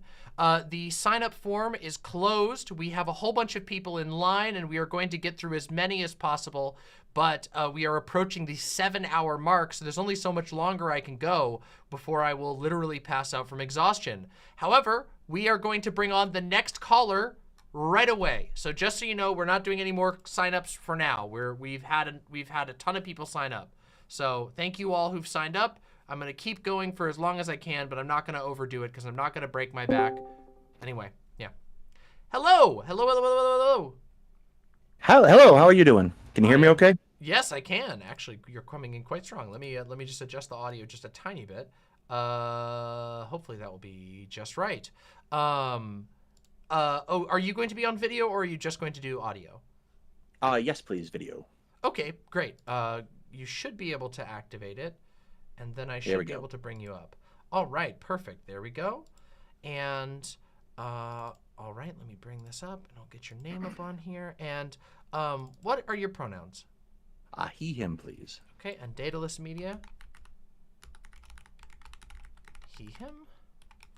All right, well, welcome, Daedalus Media. Welcome to the show. Well, thank you very much for doing this. Yeah, absolutely. It's been we awesome. We have not really met yet. I've been hanging out, making content, and hanging out generally with President Sunday for a little while. Yeah, I saw you on President Sunday's stream the other night talking about the not the Ukraine, the Wagner situation. The not a coup, yes. The not a coup, yes, exactly. The traitorous bastards who we made an agreement with almost immediately and gave them their concessions. Very strange. Yeah, in the course of 12 hours, it was we will punish the traitors too. We're sending them to Belarus. It was a good day. Yeah, wild. Very weird day. Yes. Well, thank you for coming on. Welcome to the show, and it's great to get to talk to you. Yeah, do you want to let the chat know what you're all about, and yeah, and then we'll go from there. Absolutely. So I am one half of a little tiny YouTube channel called Two Guys Talking History. You can find us there. You can find us at Twitter at Two Guys if you're still going down with that ship. What we have kind of decided to do is it's me and another friend, and we went to high school together, and then we both ended up studying history, different aspects of history. And we kind of started out, hanging out in his basement, talking about stuff we didn't really understand. Then we went to college and discovered we really didn't understand a whole bunch of other things. And we sort of got to the point where we realized that if we don't talk about history in the way we think is important, nobody will. Yeah. So we saw things. We saw a lot of push to take history out of schools, or to water it down, or to get rid of parts that people feel are uncomfortable. And we decided, hey, we're going to talk about those things, and we're going to talk about the people who are talking about those things. So that's what we've set out to do so far. Well, that's awesome. That sounds. I can tell you right now, I know of people in my chat who that is straight up their alley. So that is really cool. Well, thank you for that introduction. And yeah, so I imagine you probably had some takes back when Trump was doing that 1776 project or whatever. That was a kind of a painful time. So we only started last October actually producing content and various things. It got Hetman is the other historian who works with me. He was in Ukraine up to about a couple of weeks prior to the start of the Russian military operation. Oh my God! Close call. Yeah. So all of that started to unfold in that February, and it kind of delayed us starting things for a while, just getting things sorted, figuring out what's happening. So we got started late, and we've only started recently. We hit about 100 subscribers 2 months ago. We were quite proud of ourselves. But yeah, that kind of meant that we didn't really get in on all of Trump's thing. I think my most egregious Trump thing was when he decided he wants to make a statue garden of heroes. Oh yeah, the Heroes Garden thing. Oh my God, that was. I remember talking about that on the stream. That was Yeah, so that ridiculous. Horrible. The people yeah. Donald Trump idolizes having. Oh God, just terrible. It's horrible to think about.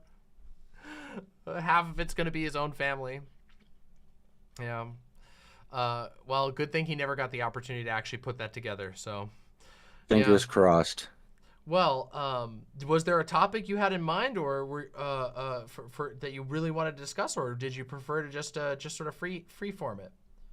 I think we could go free form it. I got Okay. kind of used to that. Before I had to stop working because of illness, I used to work in a call center for 6 years doing customer service. So you really have to talk about whatever people want to talk about, right? Yeah, I mean, hell, haven't done a call center work, but we had to take an incredible amount of. Well, actually, wait, I have actually. When I did IT, I was in an IT call center, though that was a little bit more internal, but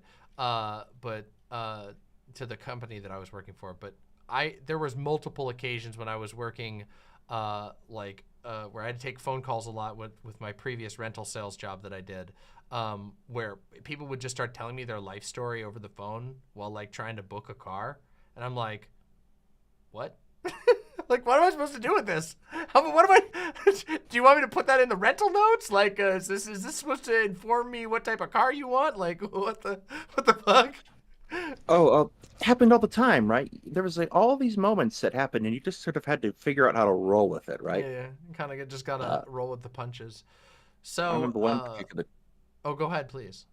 I remember one particular time I had a customer call, and it was a woman, and the account holder was a man. So I asked who she was and how she was related to the account holder, and she's like, "Oh, yeah, it's my cousin and my boyfriend." I'm like, "Oh, okay." You can't keep hear going. it, but I just hit the Amogus sus. So yeah, just imagine that in your mind, and that's what everybody on my side of the audio just heard. No, I actually like to leave your stream on when you go on, especially if I'm working on research stuff late at night. Oh, thank you. So I'm I very love to- familiar with your soundboard. Thank you. I have to update it soon. I got to do some new sounds, and also I got to get a new program because the one that I used to rely on has degraded in quality with each passing update. It gets more and more of these like horrible encroaching premium features. Even though I hold a premium license, I don't know. It's one of those ones where I bought into it early and it was great before, and now it's gotten worse. And now they worse. want you to get the more premium account? Yeah, premium plus premium. I don't know. Yeah, it's messed up. I can't stand it, but hopefully I'll find something that works a little better. And I also got to update some sounds. We need some new ones. It's time for some fresh blood in the sound effect department. Although I think the sus, personally, I think the sus is a nearly immortal meme. I think sus has stuck around for so much longer than anybody thought it was going to, and I don't think it's going anywhere. Like, it's reached that level. It's one of those ones, like Doge is another one where like those little dogs, I never thought Doge was a meme that I never thought was gonna last, and it has. That damn dog is still kicking around in memes all over the place. There's a lot of memes that have died off, like rage faces. Those memes were they reached an incredible level of popularity and they disappeared like that, like just whoop overnight. It was like the biggest flash in the pan. Now you never see a rage face unless it's being used super ironically. But Doge, damn. Doge turned into Cheems, turned into all of the variants there. I don't think sus is going anywhere is what I'm saying. Yeah. The thing I've noticed is I never used to use internet speak before I started doing this. And now it's happening more and more often. It's just, there's no resisting it. It's impossible. It's just what happens when you pick up the language of the space. You may think that you're speaking English, but you're not. You're speaking internet. Not anymore, no. As I work with my dog, he gets very confused. Yeah. Okay. So you were talking about the situation in Russia. Is that a topic you're interested in talking about? I have not I have not done a segment on that or anything. So I would be more than open to hearing your thoughts on the whole situation. Well, it was a really If you're cool interesting with it. night, right? No, Yeah. absolutely. It was really interesting night, and my concentration anyway was military history, so All it right. sails neatly into that area. It was a really interesting night because you sort of watched the situation go from bad to worse as soon as Putin spoke. Yeah. It's like, and then the whole thing just sort of fizzled out 12 hours later. Like, I'm never going to pronounce his name right. Prigozhin turns around and says, "We're going to go back to base. I'm going to Belarus." But the whole thing was just messed up. Like, it revealed a whole lot, I think, for Ukraine. They got a very valuable lesson that not only will Putin blink if you push him hard enough, but it doesn't take that much to get him to blink either. Yeah, I mean, I think that I was amazed that from what I've seen, and obviously I am no expert on military history, I am no expert on Russian politics, but that amount of concessions seems very odd. I can't think of any like strongman politician granting that many concessions on that short notice to someone who functionally just did a coup in his country. Like, I don't know, like I can't think of anybody who's like there's got to be some serious like pants shitting going on in order to extract that many concessions. I mean, they're like cleaning house in the administration. Yeah, the problem I think was that it became very apparent that the Ministry of Defense didn't have anything to put in between Putin or in between Wagner and Moscow until they got to Moscow. Everything is in Ukraine, and they're pulling out museum pieces for Ukraine, so they realized they were in a world of hurt at that point. Terrifying position to be in. Well, he can fix that. He just has to take all his troops out of Ukraine. I mean, that's true. That is, of course, an excellent point. You just turn around and leave. Yeah, just maybe Putin has overextended just a tiny bit in this hyper aggressive invasion. Yeah, you did it to yourself. You can undo it for yourself too. I thought it was funny to see all of the like American Russian nationalists just backflipping, trying to figure out how they were going to spin it in real time. And you could just watch their feeds as they desperately were shooting in different directions, and none of them could seem to agree on a single message. It was a real treat. I love to see that shit. I absolutely love it when those fucking minion idiots get exposed. And I was seeing that all over the place. Half of them were saying it wasn't real. Half of them were saying, oh, he's going to destroy them instantaneously. It was incredible. It was incredible, the just complete disagreement in messaging. That was great. The better part was the Ukrainian nationals who just sat there putting up popcorn memes. That's got to be a hell of a blow, a further blow to morale. All of this has to be I can't even imagine like the mentality of being like a Russian soldier on the front lines of this conflict, looking back and just going, what am I doing here? What am I fighting for now? I'm sorry. Like, that's got to be a hell of a, if you have any morale left, it's got to be just ground into dust at this point. Well, the thing about that is that I'm pretty sure that when it was happening, no one was telling the soldiers on the front line it was happening. Yeah. Which is a pretty common But surely thing they found out now, right? Yes, after the fact. The Russian soldiers seem to be using their phones a lot, which is probably a bad plan to begin with. But they extensively use Telegram, the social media network. Yeah. And eventually they were going to find out what happened. It's inevitable. So at this point, they probably know. But they probably didn't know what was happening, which worked out well for them. And I'm sure that would have been even more devastating. But I can't help but feel like it happening at all has got to be a morale destroyer. Like, how are you going to keep up what steam remains for this just miserable military project when you have the most armed mercenary group driving towards the Capitol to extract free presence from your supreme leader. Well, it gets a lot worse than that for them, because Wagner is widely considered to be Russia's best fighters. The second best fighters are their Chechen fighters, who they sent off to go stop Wagner, and who failed to do so. So it gets worse on a number of levels. However, the Russians kind of thought of that too, because it's been noted by a lot of people who were looking at the satellite images of all these fortifications that Russia built. Trenches run perpendicular to where you expect the attack to come from. And perpendicular to that trench, you're going to build something called the communications trench, which goes to another trench in the back. It lets you bring up supplies and reinforcements. But conversely, you can also retreat easily through that trench. Of course. The Russians didn't dig those trenches. So the soldiers who are stuck in the trenches up front can't really retreat that easily. And I can't help but imagine that that's on purpose, because I have to know how to build the trench network. Right. So we got forcibly conscripted troops using ancient weaponry and being forced into trenches that they can't retreat from. This is certainly not a spelling disaster for the future of this endeavor.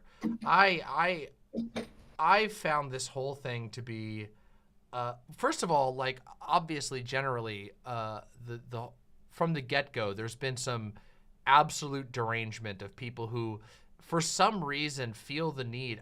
I found it so cringe that, like, there's people out there who could look at this and then think, oh, well, because Russia was once the USSR, I need to take the Russian side on this event, when it is so clearly a blatant territorial grab, a blatant invasion that is not just that, but even, let's just pretend that you even go and say, oh, well, I just like Russia and I think that Russia should get the territory that they want. Let's pretend that you have somebody who's like that. Then you look at the planning and the execution of this. How can you sit there and still be rooting for this team? How can you sit there and think this is anything but a gigantic global embarrassment, a insult to human well-being, and a fucking failure on every level? I don't understand. I just don't understand the people who are still holding out on the Russian side of things. It's actually really interesting, because the other thing I end up encountering on Twitter a lot as it slowly dies, its horrible death, is neo-Confederates, people who support the South in the Civil War, despite the fact that the South ostensibly lost. We actually did a stream about this a couple months back. We talked about it. Actually, I'm checking how far back. Back in April. Yeah.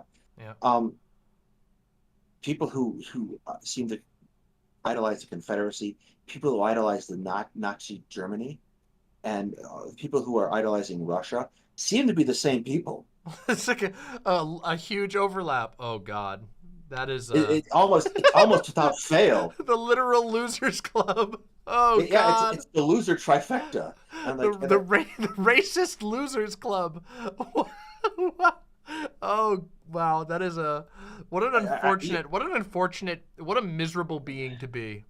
What could it mean? Yeah. I titled it the Unholy Trinity, but it's awful. That is awful. Yeah. Well, it's certainly been an interesting series of events. I went out to Pride and then came back to hear that there was a group of infamous Nazi-inspired mercenaries heading towards Moscow, and I was like, huh? Did I shunt into an alternative universe?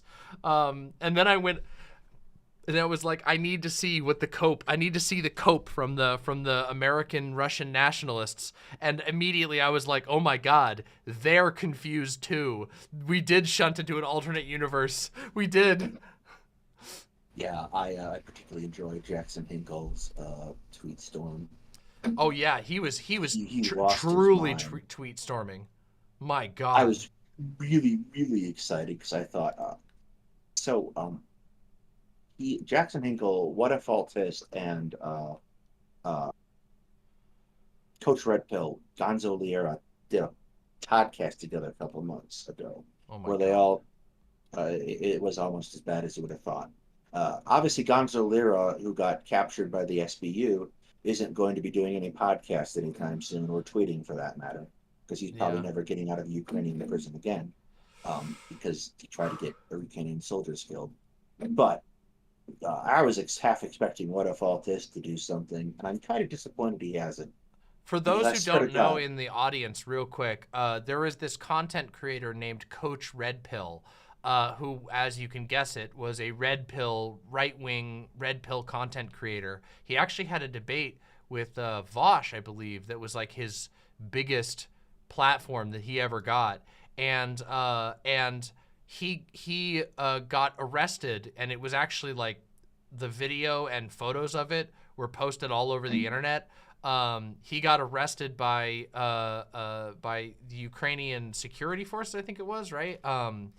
The national Ukraine's internal intelligence agency. yeah, basically the equivalent of like their CIA. He got busted because he was like mad Russia posting from within the national borders of Ukraine, because of course that's what the right wingers all did. And so there's like all these pictures of this like disheveled red pill guy with a pie, like his like overloaded cigarette ashtray and his like a shitty laptop that he streams his debates and whatever from, just getting busted by Ukrainian military people. And he's just like, no, I was hoping Russia would rescue me. Nope. There was also the state of his toilet was something to behold. Jesus. I didn't see how people are mentioning this toilet in chat, and I didn't see that. Yes. In your YouTube chat, Cheese Smith, I actually covered as much of that debate as I could physically stand. It's about an hour's worth. It might not be an actual hour's worth of debate because I had to stop and correct things every once in a while. My God. All the time. That is horrifying to think about. I did not see the toilet pics, but that is horrible to think about. That was quite funny. Although probably not great for Mr. Lira. I'm sure it's terrible for him, but I don't know. I have a hard time feeling super bad for like Russian nationalist red pill weirdos. Yeah. Well, we have reached the end of our little time frame here. If you'd like to shout out your channels and your projects one more time, this has been a very fun conversation. I appreciate getting to talk with you, and I appreciate you coming on and making this Signal night a little more fun, because we got to talk about a bunch of cool stuff. I want to thank you for having us, or me rather. The channel name is Two Guys Talking History. We don't have art yet, so it's a big green T. If you want to subscribe, this week on Wednesday, actually Lucy should be involved in this. We're going to be doing a fundraising night for Pride. If you can show up, chuck some support, we'd be immensely grateful. And thank you, everyone, and have a wonderful night. Awesome. Thank you so much. Thank you so much for coming on. All right, thank you. Have a good Bye one. for now.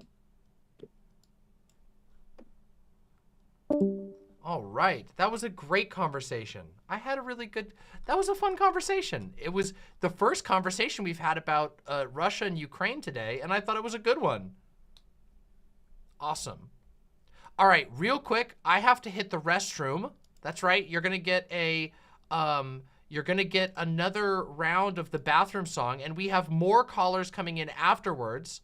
So let me go hit the restroom real quick. I'll play you the bathroom song. Don't go anywhere. If you are here and you haven't pressed like and you haven't pressed subscribe, please do so. Also, consider chucking a few bucks our way. This is a long burning the midnight oil stream. As you can see, what time is it right now? It's 10 o'clock, and we've been going for 7 hours and 15 minutes, and we will be having more callers in just a moment. So bathroom song is on the way. I will be, thankfully, using a toilet that is much, much, much cleaner than Coach Red Pill's was. So, you know, that's kind of funny.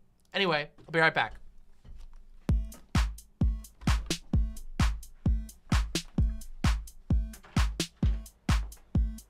Hey chat, Demon Mama has to go to the bathroom, so listen to the Demon Mama bathroom song. She streams 20-hour days and 9 days a week, so let's give her and her bladder a little fucking break.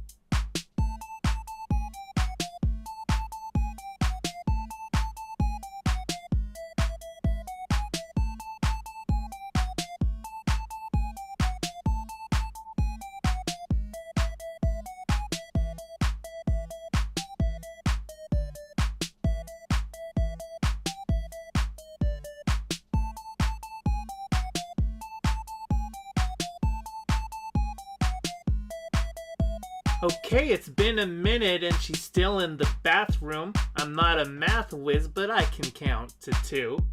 Let's all calm down and spam emotes while we wait and chat. Maybe someone here also needs a bathroom break.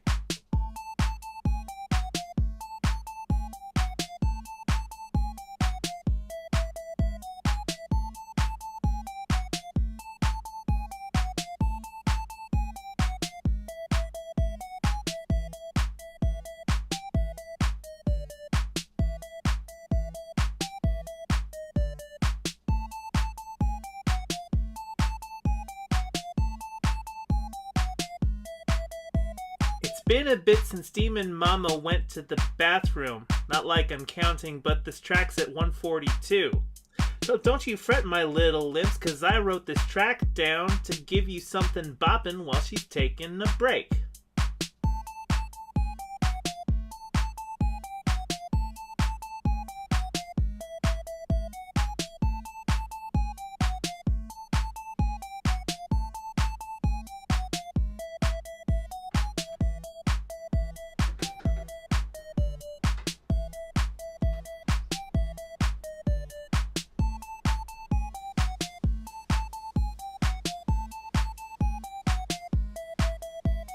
Jesus fucking Christ, can Fawn go check in the bathroom? I hope she doesn't lock the door when she uses it. But if she does, you might need a little running start and hope the door hinge is weak enough to break.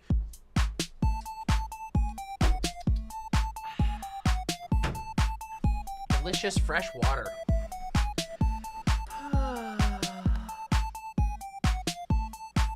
Ah yes indeed. All right, that's it. That's all. I'm ending the song early because we got to get back to these damn calls. We got calls to do. All right, let me get in here. Let me see who's next. I haven't started working on this, so I don't want to take up time from another caller. I just want to say I'm working on an updated and improved transgenocide video that doesn't mention other creators, so it's more of a standalone argument and doesn't feel as drama-mongery. That's awesome, Gallet. I will gladly check that out when you put it up. Hey, thank you so much, Sophie. That sounds amazing. I love your videos, Gallet. Drama or not.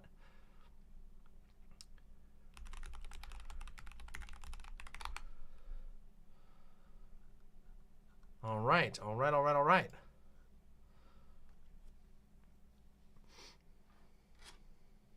Yeah, I've been trying to stay hydrated today. Last stream, I got way dehydrated. Hello. Hey, what's up? Not too much. Hold on, let me adjust your audio just a little bit there. One moment. Hopefully this will do. Can you give me a quick test? Yeah, test. How we doing? All right, perfect. That's perfect. All right. Real quick, are you going to be using camera or are you just going to be audio? Yeah, I could use the camera. Okay. Let me get that switched on. Oh, there it is. All right, perfect. All right, let me get you up here. All right, and what should I put as your username on here and pronouns? Definitely chainsaw. He, him. All right, the classics. Fantastic. Welcome, Chainsaw. Welcome to the show. Wonderful to have thanks you. for having me. Looks like we got all your stuff in chat.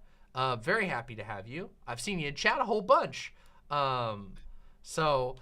Real quick, do you want to let the chat know what you're all about, what your show's all about, and then we can talk about whatever you'd like.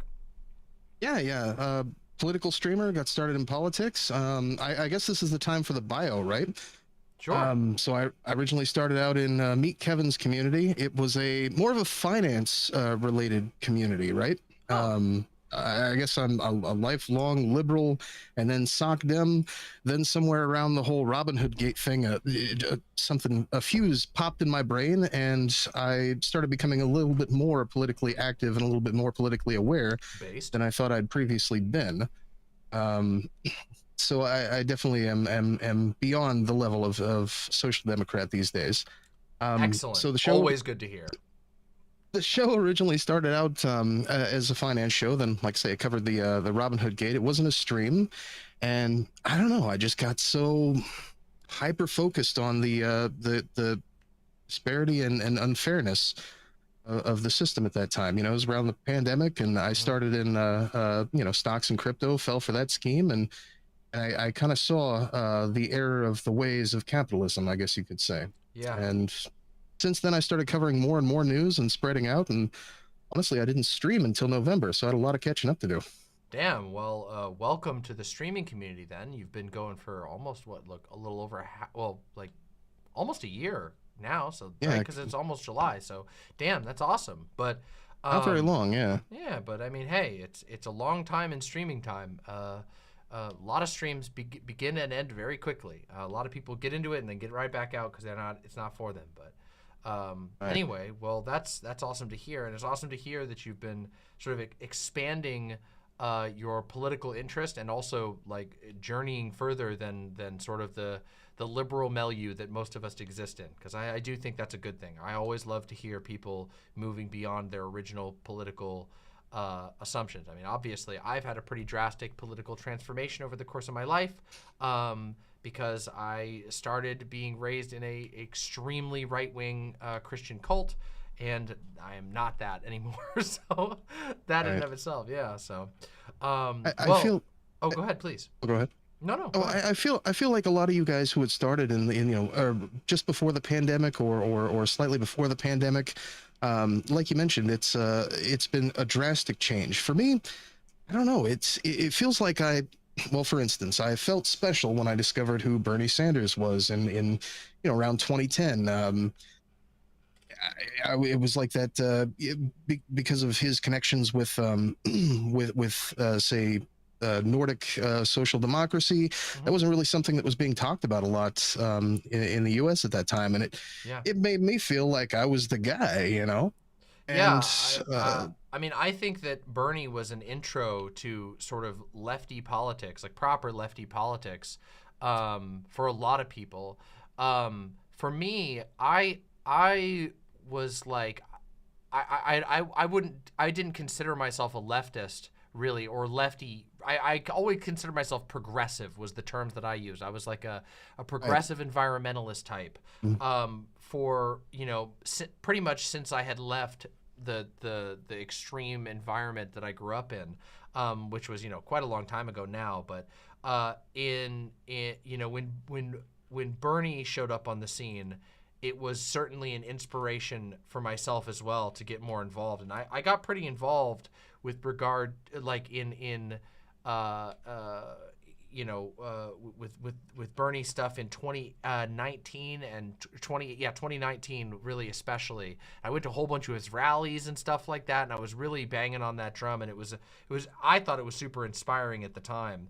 And then I started streaming in 2020, and I've grown a lot since 2020 personally, and but yeah, I think Bernie was really effective at opening people's minds to what else was possible in politics, and I think that's probably one of his most lasting legacies, is the fact that he kind of kicked open the doors to people going, wait, there's something more than just sort of bog standard Bill Clinton Democrat that could be possible, even though we know how it all went, but even still. Yeah. I feel like it took me a little bit longer to really get there. By comparison to most of the lefty streamers that I listen to, that I follow, most of the folks that I follow on social media. I mean, that could be the illusion of social media, of course. Nobody wants to say that at one time they were a little bit more conservative, or not quite as socially correct as they might be today. Personally, I think that like being honest about your political history is a good thing. I think that like I don't put value on somebody like having been right forever.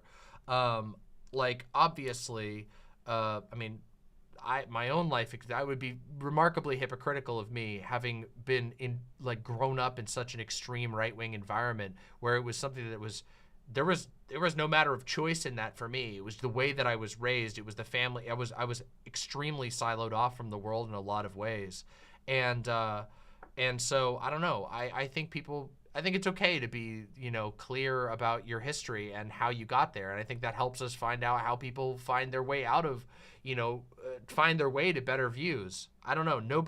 Very few people start as like a lefty in America. Like at best, people might, grow up in a liberal family with some socially progressive values, but very few people start their path as a lefty.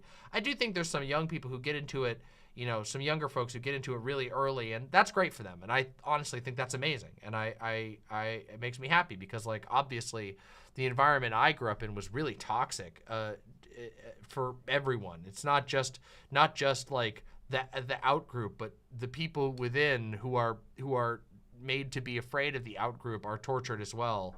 And obviously, I'm trans and gay.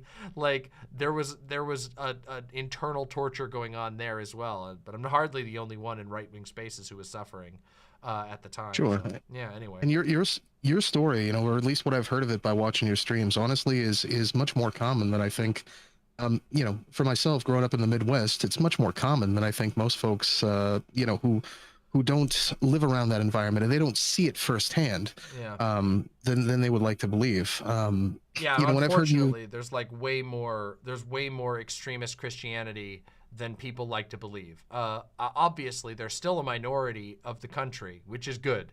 But the extremist fundamentalist stuff, they have enclaves that are very strong. There's a lot of people who are lost in that world, and the reason why I talk about it so openly is with the hope that people who might have been lost in that world or who might still be somewhat lost in that world can find, can know they're not alone, and also know that they're not alone in what they struggled with. Because I've had, even on my videos talking about it, it's been like the positive feedback on those videos has been remarkable from a lot of people who were in the exact same church, not the same church physical location, but the same church system that I was in. I've received so many comments from people like that have found my story to be valuable or encouraging to them, which makes me happy.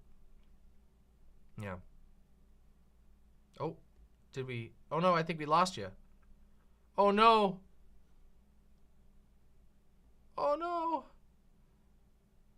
I think we're losing some. Oh, you're back. You're back. Sorry, we lost you for a second. That high budget fiber optics I didn't pay for. Oh no. I'm sorry about that. Internet sometimes nothing you can do about it. We had earlier this week we had a 24-hour outage of internet. I'm like, wow, that's sick.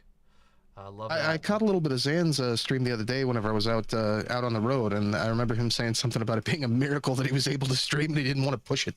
Yeah, because it was actually this whole town. Like, me and Zan live relatively close to one another in Seattle, and there was a whole chunk of the map that was just completely the internet had been KO'd for basically 24 hours. Man. It sucked. Absolutely sucked. Bad deal. Yeah. So as you were mentioning, though, for me, it's. I guess I grew up around those folks. I didn't exactly get the fundamentalist, press on the back of my neck growing up, but I saw it. These are the people I went to school with. These are the people that I go shopping to. The cashiers, Like these are the people in the community, and so folks like yourself pushing that message of being relating to that idea, even for a guy like me, kind of tells me a little bit more. It gives me hope that these folks, either both can be pulled out, but also to keep a watchful eye on community members like that, especially in the idea of converting the cons over to something a little bit more based and regular. I very much believe that like the average person in these groups is not like without hope. It's a struggle, and it's hard to like directly reach them through the internet, because of just the way that people get siloed off into consuming media that confirms their biases. However, I just look back at the experience I had and what type of content was valuable to me, and I know that like I just have to hope that people will find their way to stuff like this and find it valuable, And one thing that was also true about in my case was that like once a few of us stepped away from the church, the rest of the family, pretty much almost everybody that I know, ended up as well. Once someone starts to break ranks in that way, it starts to peel back the illusion. And Right. Well, I don't know anyone who's, I don't know anyone who's queer. I don't know anyone who's gay. I don't know anyone who's trans. I don't know any. Oh, well, I know one person. Well, now I know two people. Well, now I'm going to turn this shit off and act like a normal person who Yeah, people have to functions in reckon with society. whether it's like really worth it. Like, is it really worth? Is this community that is telling me that I need to hate my family members really worth it? Am I actually getting what I'm looking for from that? And a lot of Right. times the answer is no, but they just never really knew that before.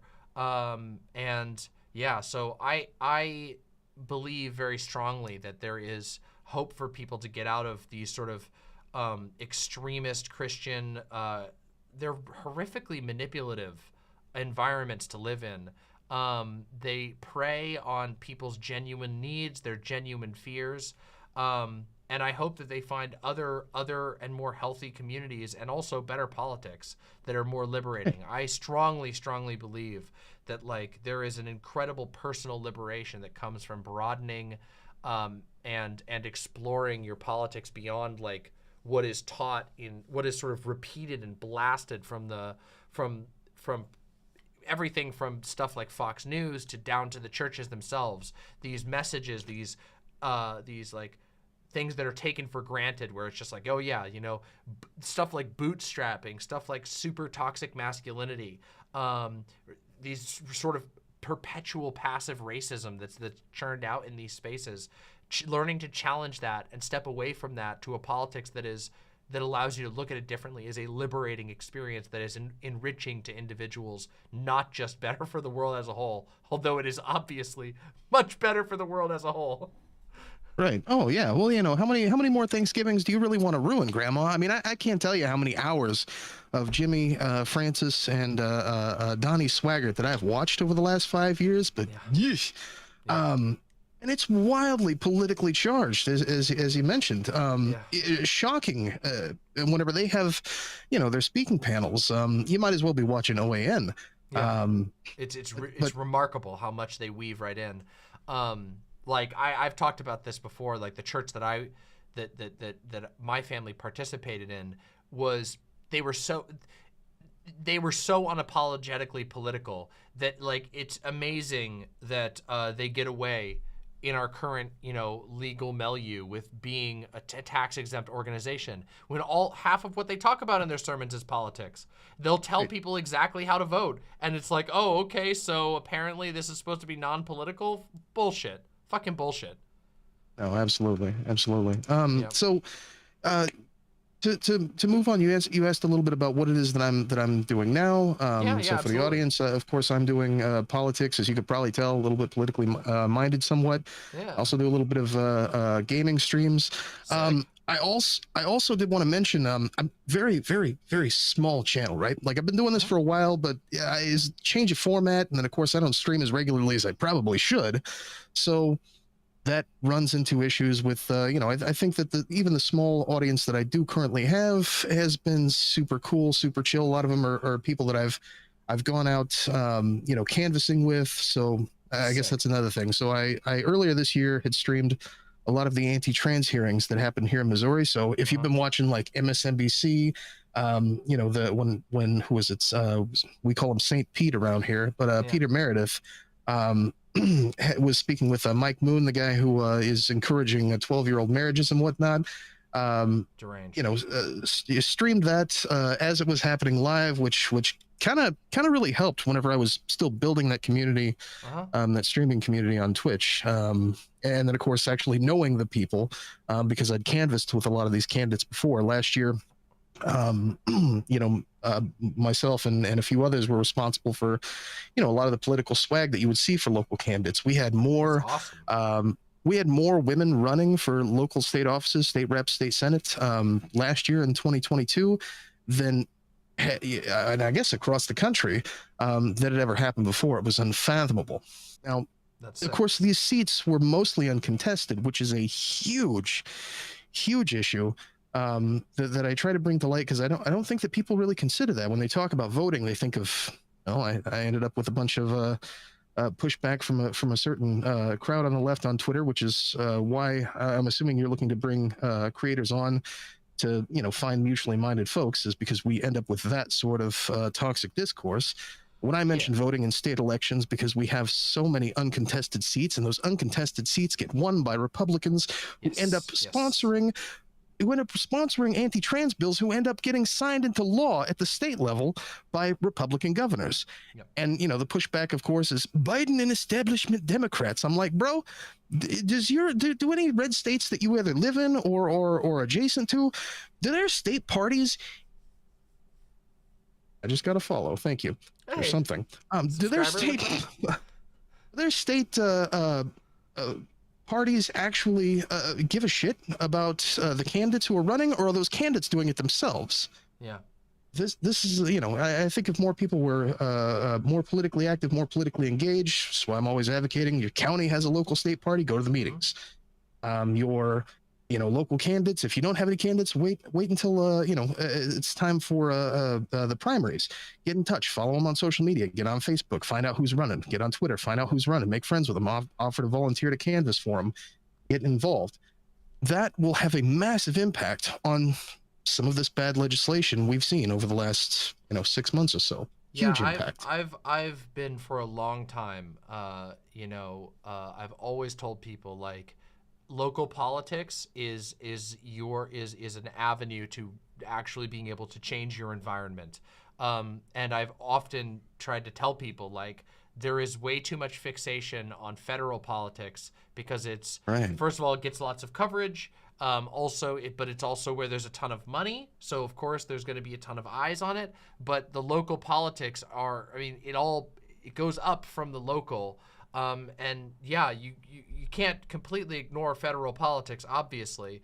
There's obviously really important things that happen there, but people completely and utterly ignore their local politics, and like you've said, don't even know that there are uncontested seats that are just being scooped up, not by default, not because of any sort of democratic function, but instead just because of default, and that's it's okay, Demon Mama. You could say lethargy. Yeah, I mean that's a part of it too. I have plenty of critiques of electoralism. I have plenty of critiques of over-fixating on electoral politics to the detriment of addressing the needs of living people who are right then and there. I have a lot of critiques of party politics, but those critiques do not extend to completely ignoring your local elections when you could make the world a better place by making strategic votes, by getting involved with using your talents to impact the world in a positive way, or just to knock out somebody worse. Right. Well, as you say, critiques on electoralism. I mean, at the federal level, what exactly are we supposed to do? What exactly can we do? Right. At the very most, we're looking to take funds and resources. This is something I just mentioned on another person's stream earlier today. Sage Alexius, one of the homies. Whenever you at the very least, the candidates lose, you're taking resources away from either the state parties or the federal parties. So that's still a win-win. But whenever it comes to your state, your county commissioners, I mean, you can reach out and touch these people. You know, they're having meetings at the local bar, 4, 5, 6 of them, going up to speak to a crowd of 20, 200, whatever. You can go up, you can take a picture, you can get in their ear. It's totally possible. But I think a lot of people they get focused, as you mentioned, on the federal election and the futility of it. Yeah. We have these options right here, and these are the ones that are actually affecting people across the country. I mean, we wouldn't be able to talk about Florida if it weren't just in Florida, Right. Exactly. And also, like, I mean, I always talk about how, like, the fascistic machine takes a lot of energy to propel. So any way that you can deflate that, any way you can gum up the works and slow them down, it means that the chance that they will be able to enact their world vision goes way down. all you have to do is knock this wind out of the sails of these idiots, and they can't get the energy up to make their nightmare world happen. And so I agree with you. I think it's super important. I mean, an example of this that I've talked about on my stream before is my home state of Maine. Is a they have ranked choice voting in that state now. And that was basically the result of one local politician who got completely and utterly screwed. It was a horrible mess of some last minute donor swapping, and people, the establishment candidate basically instilled a ton of fear in his donors. They backed out at the last minute, went over to the other side. And then he just devoted his life to saying, this is fucking bullshit and we all know it. And now Maine is one of the few states in the country that has ranked choice voting, a significantly more just voting system than that has made a huge difference, because people can actually take risks on candidates that aren't just establishment Republican or establishment Democrat. Makes a big difference to the state, and the state has continually become more and more progressive ever since the ranked choice passed. It has been a arc of continued progressiveness as far as policies, to the point that it is now a considered a very trans positive state even, which is awesome. And that's something that with regard to ranked choice voting, that's something that I think that a lot of people who call themselves leftists, of a variety of the spectrum, could get behind, because it does still end up pushing that binary politic, but it opens up the opportunity for a third party. But still the problem remains. You gotta put your money where your mouth is. You gotta show up. You gotta come. You gotta get the work out there. I think people should understand that there are many ways to get politically involved, and getting politically involved in a local election is better than not getting involved at all. Getting involved is going to meet you. It's going to introduce you to other people. You're going to make connections. You are going to be building a community. You're going to be making friends and allies that will allow you to do other things. Even if you are a super lefty and you're not super passionate about electoral politics, that can be a way that you can start building a network of people who care about stuff that is shared.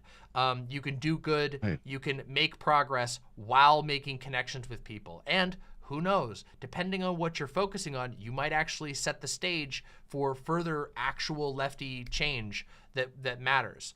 So, you don't be convinced by a bunch of burnout doomer tankies on the internet that there's no point in engaging in any type of don't be convinced that there's no reason to participate in any of this. Yes, there are issues. No, you are not going to vote your way into a communist utopia, obviously. However, you can make the world a better place, and I advocate a very strategic focus, especially when the stakes are as high as they are right now.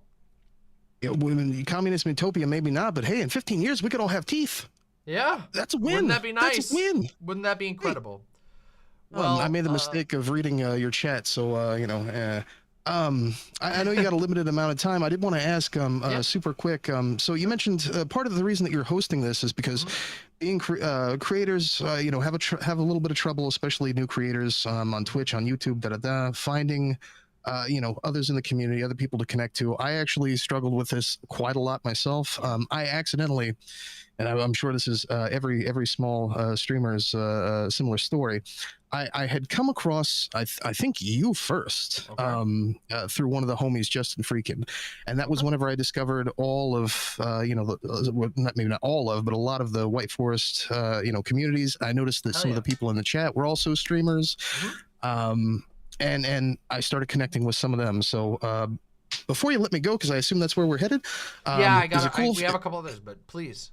Is it cool if I shout out the homies? Absolutely, please do. Please shout them out. All right, so shouting out Beer Bash Johnson. That's spelled with 2 3s. Boy Meets Minnie. That's just Boy Meets Minnie. Justin Freakin, who's actually the one who introduced me to you. Which I freaking love the guy. Greg Craft, of course, has been a super homie. And last but not least, I did want to include Naomi Chance, who I guess I did not even know this, came from Gayfish's community, but I didn't know was a tipster mod. Oh my god! And asked me to shout out the Twitter. So NC_2 on Twitter. Definitely give the follow. Amazing. Yeah, I know all of these people from my community. So this is awesome, and it's been super chill talking with you. It's been great. Hey, thanks very much. Sorry that we have limited time, and I've been all over the place, and I ran late sometimes, and it's just how it goes. But we're trying to get better at it. So I'm really glad. I'll take what I can get. So you can find me at chainsawccc.com. I converted it into a streaming website. So it's kind of similar to Demon Mama's, except with more duct tape. It's actually where I've been watching your stream today, is because I'm hosting your stream, and I did steal your chat, but I'll return it once we're done here. That's fine. I didn't even know I could do that, so that's pretty cool. But I do, of course, host. Like I say, it's like yours, but with duct tape. I stream on YouTube on Chainsaw Tuesdays, and then Twitch Thursdays, because creativity, man. I can't come up with all these names. No. Hey, you gotta do what you gotta do. Anyway, that sounds awesome. Thank you for shouting out. Thank you for coming on. It was a great conversation. Thanks for having me. We'll talk in the future. All right. Bye-bye. Bye for now. All right. All right. What an awesome conversation. That was really cool. Guys, truly though, don't ever let yourself don't let doomer weirdos burn you out completely on politics. Yes, politics is annoying. Yes, there is a whole lot of time wasting that goes on with the mainstream Democratic Party, but you can make wins that improve the world. I am all about doing whatever you can to make the world a better place, okay? Seriously, I really think that's important. Yeah. Hold on one second. Oh, that's awesome. Okay, sorry, I had to check something real quick. We're going to have an end credits read when we're done with all the call-ins. We got a couple more calls to do, so a couple more really cool conversations to have. And anyway, I'm ready for the next one. This has been fun. Politics can be dumb. Politics can be very dumb and very destructive. And I always try to balance things out. Hello, hello, hello. Hi, hello. How's it going? It's going great. How are you? I'm okay. I'm a little tired, but I'll get over it. All right. It's only 1:45 in the morning here in lovely New York City. Wow. New York caller. Wonderful. It's been a long time since I've been to New York. Hey, I'm calling over here. All right. Everybody gets one. There you go. Well, hey, you said it, not me, so there you go. Did you want to be on video, or were you just wanted to do audio tonight? Oh, well, yeah, I certainly do. I went through hell and high water to get the setup going. Oh, okay, yeah. Well, pop on your video. You should be able to. I am sharing my screen. Okay. Apparently, it's patching me back in. Oh, excuse. Oh, okay, or not. I don't know. Trying to connect to the mainframe here. You gotta I am an elder millennial, in the best sense of the word. All right, I am not able to stream in, but for anybody keeping score at home, my Instagram is Steamboat Art, and you'll be able to see me and the comics that I do. Steamboat Art. Okay, I'll put that up on the screen. And what are your pronouns, by the way? He, him. All right, the classics. All right, let me see if I can get this thing to work as far as being able to see. So, wait, so, I don't know if we have permissions to let you stream in. Are you not able to just toggle your camera or whatever? Well, I could put on my camera, but I must warn you, I'm very ugly, and I don't like, I'm a little camera shy. Oh, well, please don't feel pressured. We can just do audio. We don't have it set up to allow people to stream into this channel, and I don't know if we'd be able to fix that on a short notice. So don't please worry don't about feel it. pressured or anything. It's no big deal. We can just do audio and it will be fine. Oh yeah, yeah. I'm great with that. Yeah, all right. Well, Steamboat Art, welcome to the show. Extremely wonderful to have you on. Thank you so much for coming to the Pride Signal Night, the first of its kind. Do you want to just let the chat know what you're all about? What's your channel? Your Instagram? What do you do? Hi, gang. I have a link tree on top of the Instagram, and that'll be pretty easy to find. Awesome. And it's got everything: Discord, YouTube, Twitter. I don't know why you would want to do that, but I have a Twitter. And I have a Discord too, which I also stream, and I put my schedule up on there. Oh, cool. And yeah, I do. I also do an art stream where I do, if we're talking about the hits, video games, politics, mostly drawing. Nice. Yeah, I actually, you guys were talking earlier about like trying to balance between like drawing and doing politics. Yeah. If my microphone wasn't cut out for the first 45 minutes of my first 3 streams, don't look them up. It's they're absolutely unwatchable. And oh yeah, you know what? The best part is like that's okay. I should probably preference too. Like I am mint, brand spanking new. And Demon Mama, I like you very much, but I have a confession. Oh yeah. This is the very first stream I'm ever watching of you. Oh my God! Well, that's okay. I'm happy to have you in. Welcome. I'm sure you will end up watching many, many more. After all, this is a amazing community, and I am very proud of my videos. I think you'll quite enjoy them. You should be. Everybody seems like they're having a really great time, and this is super great. Please have spicy takes. Ha ha! Hoo hoo hoo! Ha ha! I mean, they're not that bad. All right. No, I'm kidding. Every trans people rule. Gay people Fire. rule. That's what I'm talking about. We're on the Let's right see. wavelength. What else? Let's keep it snappy. Socialism rules. All right. All right. Well, close enough. All right. Good enough. Bernie's a cool guy. Bernie's sick. I love Bernie. Union guy. Yeah. All right. IATSE Local 52. Oh, nice. Yeah. By the way, guys, please support the WGA writers. Please, they are still striking. I have to do an update on that situation. I've been so busy that I haven't done an update, even though I said I was gonna. I've been following it personally, but yeah, I gotta do an update on the WGA strike because I mean I did a coverage on the first day and basically read out their demands and called people to support them as much as possible. The companies are making some crazy decisions. Some of your favorite shows are going to go right in the bin because they're pushing forward without writers. Well, they're going to pay the price for that.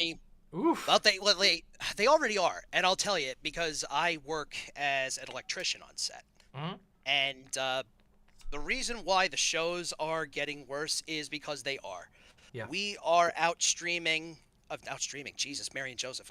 We are out filming probably max 14 or 16 hours a day, every day. Yeah, no, it's not great. We have a thing colloquially called Fraturdays where we work from Friday morning into Saturday morning, which is pretty great. That's miserable. Oh, it certainly is. But I gotta pay my student loans. People gotta get paid. Yeah, of course. I mean, they got you. Everybody's got to make rent. That's how they get you. That is brutal.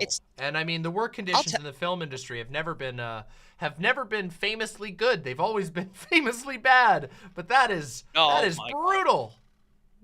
Almost collapsed from heat stroke on set once. Oh my God. Hot day. Yeah, an actress whose name rhymes with Gebra Dessing, basically stole the air conditioner meant for the crew for one of her tents and put the big industrial air conditioner for like 20 people into her tent. Jesus. Yeah, no, it's not great. It's not great. And by the way, chat, pardon me for my ADHD brain. No, this is an ADHD-friendly stream. Don't worry. Oh, thank God! It's almost 2 in the morning. I'm starting to fall asleep in my chair. But anyway, yeah. I see this loops back into like what my comic is about. I see a lot of things through a class lens because the class difference between people who work on set and people in front of the camera is stark. Oh, it's insane. I don't know if you know this. You probably don't because you don't watch my stuff. I went to film school. Right Nice, in New York, actually. I went up in Rochester. So. The Racha. What do you think of the garbage plate? Oh my God, I miss them so much. I miss the garbage plate so much. Oh my God, there's so much food up in upstate that I miss so much. God, it's like, the pizza was fucking legendary. The fucking garbage plates. You've got the oh my God, there was this at my school. There was this buffalo chicken melt that they were just famous for, and you can't get it anything like it. Nobody else can nail it quite as well. Their own little buffalo sauce. Yeah, I miss it. I miss the food so much. What was your favorite place to get a plate? Oh my God. I'm not even gonna remember restaurants now. I mean, I got a lot of them. I stayed on campus a lot because I didn't have a car at the time.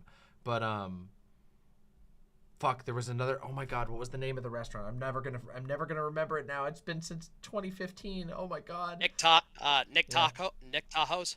Yes, Nick Tahoe's. Oh my God, we literally ordered from there multiple times. Ah, so good. Good shit. Now. Oh, people are asking what a garbage plate is. I should explain. A garbage plate it's a Rochester, Buffalo area food. Basically, think a giant bowl with macaroni salad, hot sauce, chili, a meat of your choice. Sometimes it'll be like a hot dog or a fried chicken, depending on the place that you go, depending on your tastes. And French fries. Straight up burger. Yeah, like it's incredible. Garbage plates are awesome, and they are horrific for you, but also they're good for your soul. And so you should have them from time to time. And if anybody's in upstate New York, don't be deferred by the name. They are incredible. It's a ton of stuff. Yes. Yeah, it's amazing. No, it's like you will never you will eat that and you'll be full for a day and a half, and it's amazing. Yeah, it's so good. Fuck, I had so many things. I'm trying to remember. There was another place that I went to near the campus. I'm trying to remember. I think it was literally just called Heroes, or something along that lines. And they just did they did garbage plates, and they did these huge hoagies that were just fucking legendary. I mean, killer. They had one that was called the Stoner that was like mozzarella sticks, Doritos, like 4 different types of meats, cheese, all toasted and melted together. You'd get this big fat overloaded sandwich. Just amazing. Legendary. God Heart attack damn. inducer, yeah. That's the best sandwich though. You gotta look, if your pinky is not twitching after the 3rd bite, it's not a real sandwich. Literally true. Also, there was I know this is going to be a hot take because some people don't love look out. but the Salvatore's Pizza up in upstate New York. It's like a local chain up there. Most of their pizza mid. However, their country sweet pizza, I miss it so much. It kills me because I have not had any pizza that is that like perfect mixture of like sweet and savory. Country Sweet is like another like local thing up in upstate. They're like a fried chicken chain that they make their own little sauce that everybody knows. But Salvatore's did a partnership with this they would make a huge ass square pizza, this massive thing with this instead of having pizza on the tray. Hell yeah, amazing. And they used this country sweet as a base. They used it was like almost like a barbecue, like a sweet barbecue type base. And I don't generally love a barbecue pizza, but they got the ratio smack down, just bubbling with cheese, fuckloads of this sauce. It was just sweet, cheesy, savory mess, and it was incredible. And I've never had a pizza even come close to it. So goddamn good. God, it was so good. Anyway, I'm ranting about all this food. I just thought you'd think it was cool because I mean I never finished film school, but I worked film was my passion, and I mean it actually ultimately led me to being a streamer where I was able to apply some of my skills that I learned there from working. I used to film baseball, I used to film all kinds of stuff, and also working on little films and stuff. Then I said, you know what? I don't think I want to do the actual films. I think I want to find a way to use these skills elsewhere. I had a I made a film while I was at RIT, and it was a disaster. I had a good time, and obviously all student films are disasters. Every one of them, even the ones that I was gonna say college is the perfect time to fuck up on a grand scale with something. Oh, we fucked it up so bad. I fucked it up so bad. Oh my god, it was a fuck up. But we had a very interesting time making it, and I learned so much. I learned so much fucking shit. I also learned the power. Truly, I learned the power of teamwork and what happens when you don't have teamwork, and when you have a important member of your crew that is a flake, is like can destroy the entire project. Oh my god, it was a wild ride. Anyway, yeah.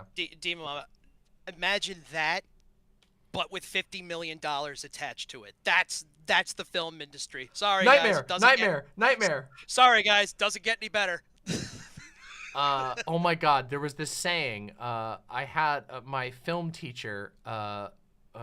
Who like film like when we did when I was learning how to do to load film cameras and all that stuff, he had a saying. He passed out a thing at the beginning, and it was like, I'm trying to remember. I'm gonna see if I can pull it from memory. He said the film industry is a shallow money trench full of dogs, whores, and backstabbers. There is also a dark side. And that is literally what he handed out to us. That was the first thing that he handed out in our class. It was just like, this guy had such a vibe. I loved him. He was so great. He used to do films for Kodak. He was like one of their main camera guys for a bunch of their film projects. Whenever they had new film they were testing, he would shoot he would run camera for their test films. He was a super talented guy, but man, was that a way to start off a class. Oh, that's awesome. Yeah, he was cool, but yeah. Demon Mom. Yeah. Let me talk about something lefty real fast. Please, because please. I want everybody to know that I got cred. Do it. I don't think we could take Tim Pool seriously anymore, right? No. First of all, I mean, I said this about like when Elon got Twitter. Some throwing red meat to all the liberal users was just like, can't we just send Jon Stewart to talk to Elon Musk? And I'm just like, and I responded to that person and I said, the only way you make Elon Musk go away is that we all have to stop pretending to be impressed. Yes. And it works so good on paper, but it will never happen. It's like, it was like trying to. But, okay, that moment. Lay it on me. When he went on stage and bombed in front of Dave Chappelle's little cooked audience, that self-selected audience, and he bombed. Man, that's done a number on his psyche. That's still getting to him. And also, listen, this is a man who has never gotten a hug from his father and made it everybody else's problem. Beyond true. It's the same thing with Tim Pool. You have a family that hates you. You try to act like a tough guy with a sword and a gun on top of a picture of a cock. First and foremost, that's the wrong fucking sword. It's not a katana that makes you look like a badass. It's the wakizashi, which is a fake sword. Thank you. Yes, Uncle Gumball, toys on his wall. And are you fucking telling me with a straight face that you're gonna look at me seriously and what are you gonna do if I say your hat looks stupid, Tim? You gonna shoot me with your fucking flintlock pistol? What, I gotta worry about a fucking blunderbuss underneath your fucking desk? No, he's hardcore, don't you know? Yeah, no, he's not. He's about as hardcore as the broad side of my ass. Fuck that guy. Yeah, fuck cool, I have a skateboard. Shut up. I mean, okay, I was talking about this earlier with another caller, but man's been losing his shit lately. If you've seen any of his conversations, he can't keep his cool for shit.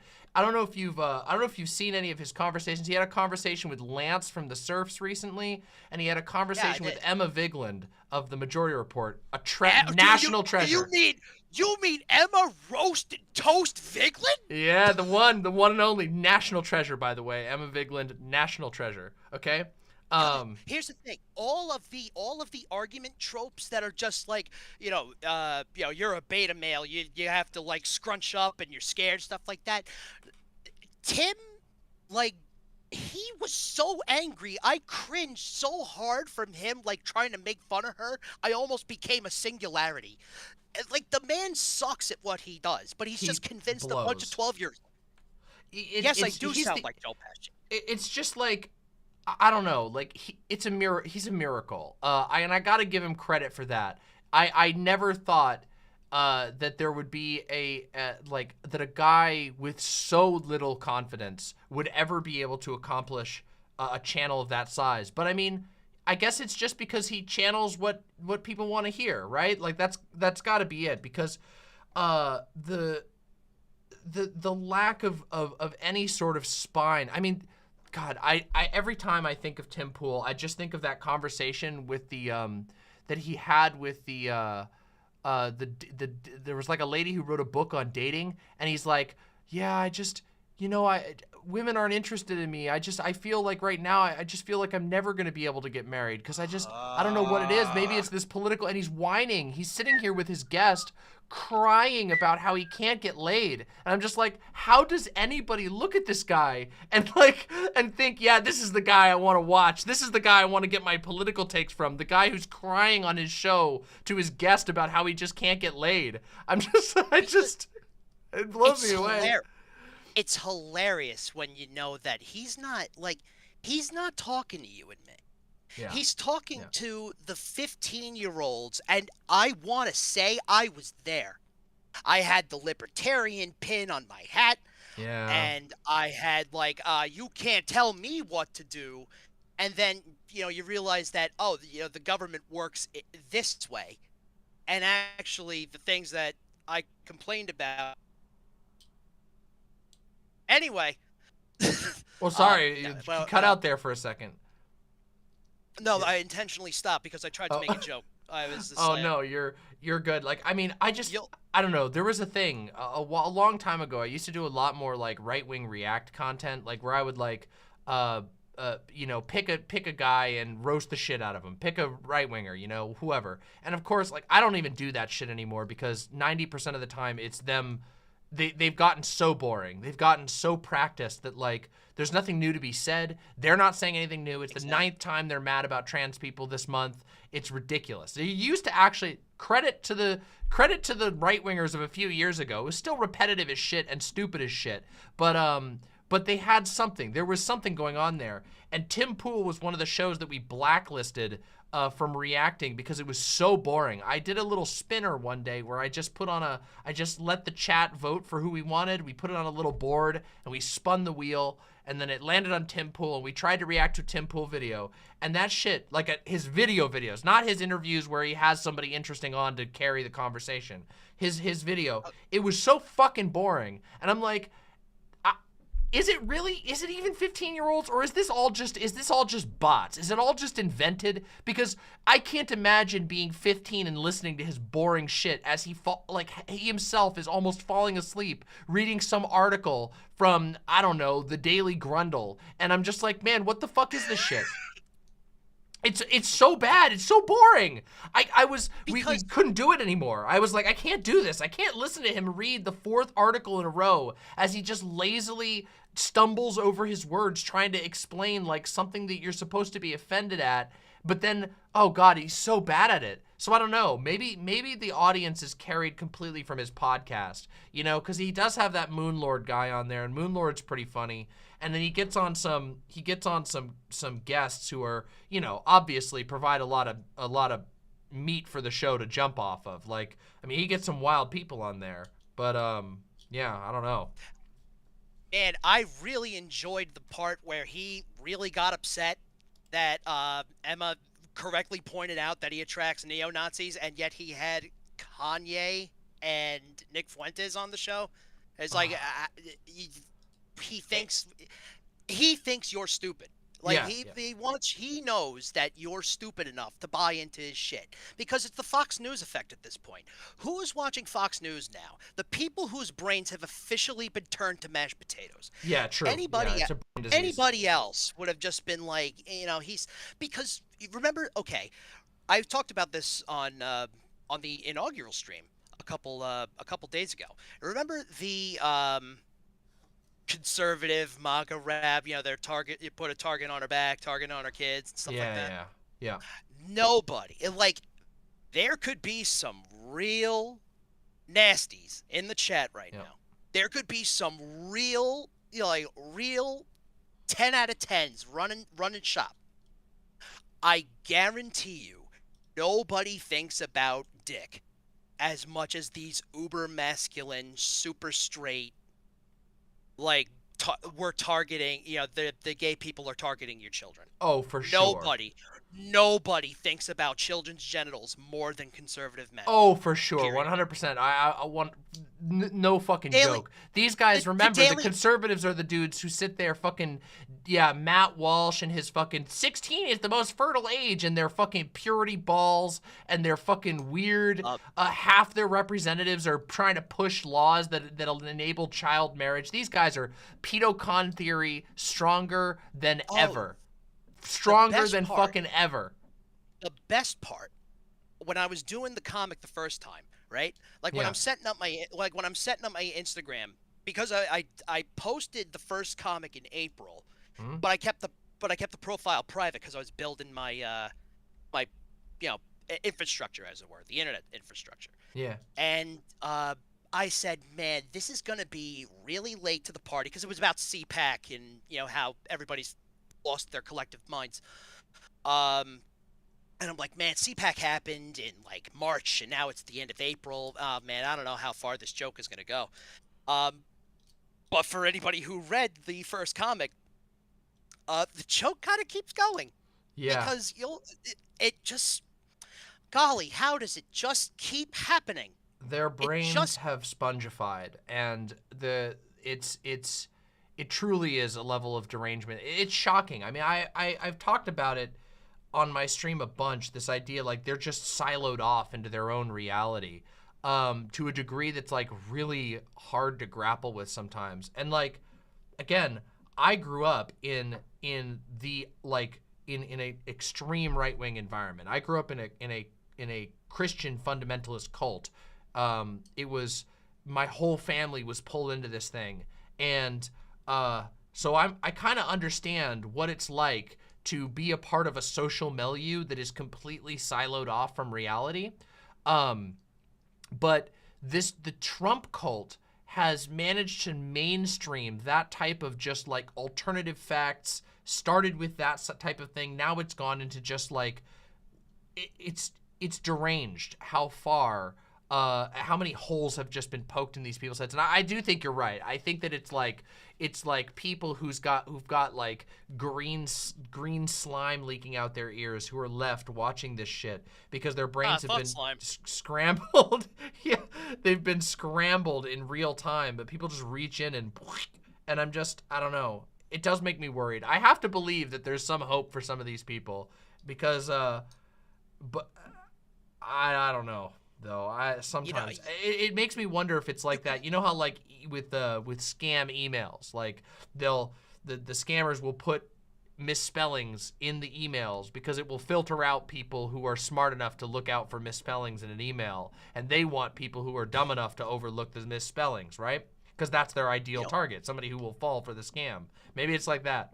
And what's left of the Trump cult is just the biggest dupes on the entire planet who will eat anything, and including Tim Pool, I don't know, trying to tell you that Thanos was a utilitarian and Captain America's a deontologist or whatever bullshit he's fucking spits out next. Because that's what happens when you throw $10 words around and you have the charisma of a turnip. Yeah. You don't know what the hell you're talking about. Yeah, Sam Cedar said it best. I don't care. Yeah, I don't care. Incredible. Well, Steamboat, we have reached the end of our time, but my God, this has been a fun conversation. You are hella funny, and I hope you continue to make stuff on the internet. I hope you'll continue to hang around the community. I hope we'll get to talk again in the future. I just want to say that everybody has been wondering why Vosh has been absent from his stream and why his throat is hurt. Well, I'll tell you, I was there in the room and I couldn't get any pictures of it because he's bad, but I drew what happened and everybody will have the proof. I believe you. I have a feeling I know exactly what may have happened. I have a feeling it may have involved horses and hay. Well, only one way to find out. Instagram.com/steamboatart. Thank you, everybody. What a smooth pitch. Wonderful to talk with you. I've had a blast. Baby! Have a great night. Thank you so much. Good night, guys. Take it easy. Bye.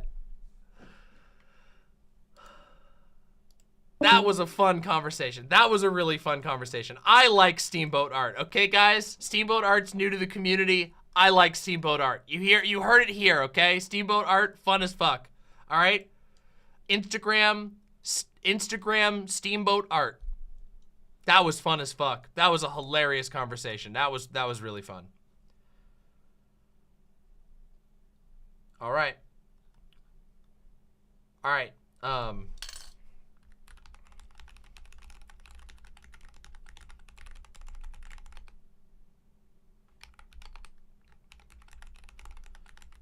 All right, we're gonna get through the next calls, and I'm ready for the next one.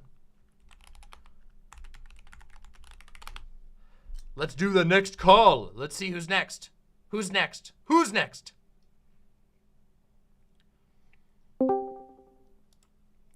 Hello, hello, hello, hello, hello. Hi. Hi.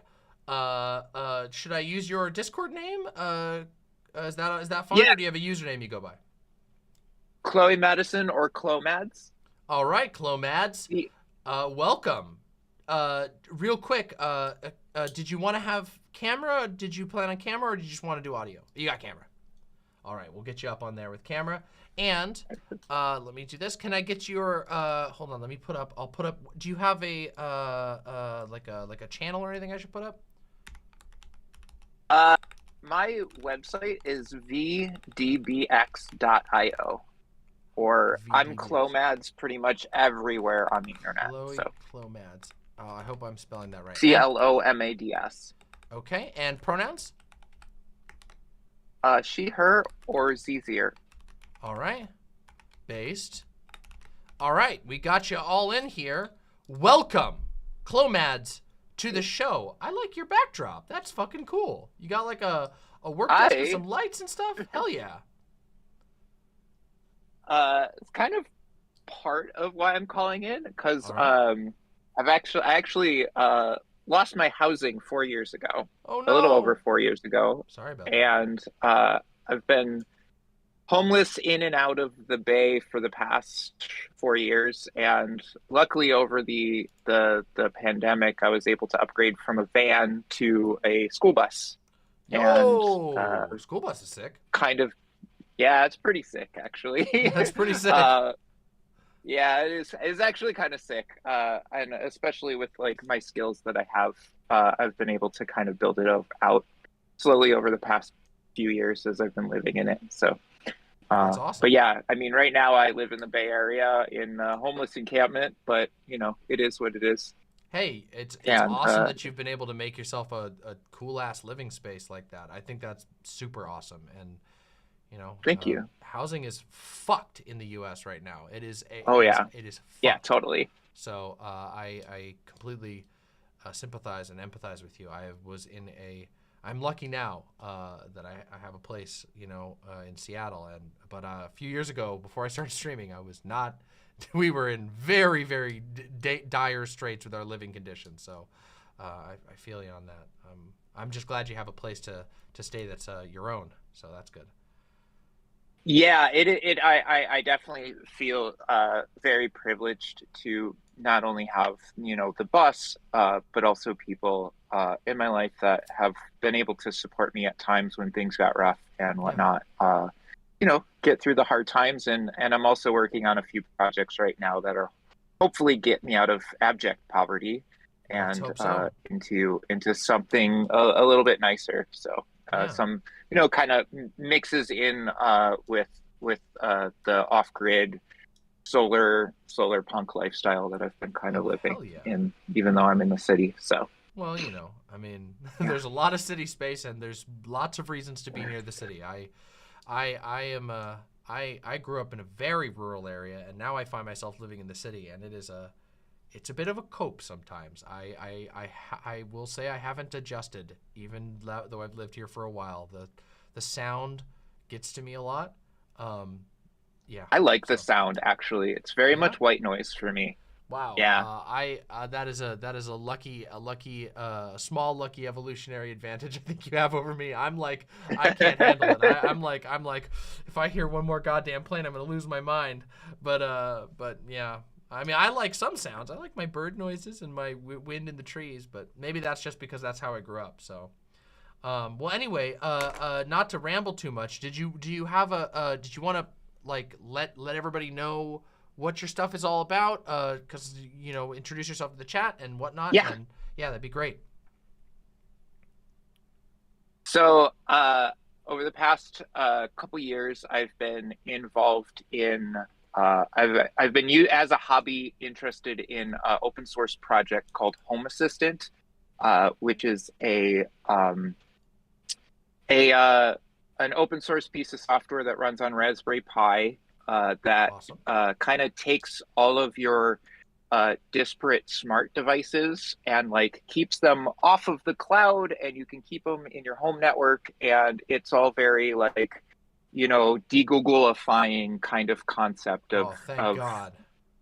Bringing that to like home things. But the main problem that I found is that a lot of smart devices aren't really made for, or assume that you live in a house and not in a solar powered conversion bus or RV, right? So I've actually been doing my own DIY stuff with Arduino and whatnot that integrates really well with Home Assistant, and I'm actually coming out with a line of hardware for people who are interested in Home Assistant, and I'm also open sourcing all of my hardware and stuff. So I've kind of put myself through an electrical engineering degree over the past couple of years, and that's incredible. I just was able to get a little bit of funding to do some production runs, and hopefully I can get out of, like I said earlier, get out of abject poverty sometime soon with the work that I've been putting in. That sounds fucking awesome.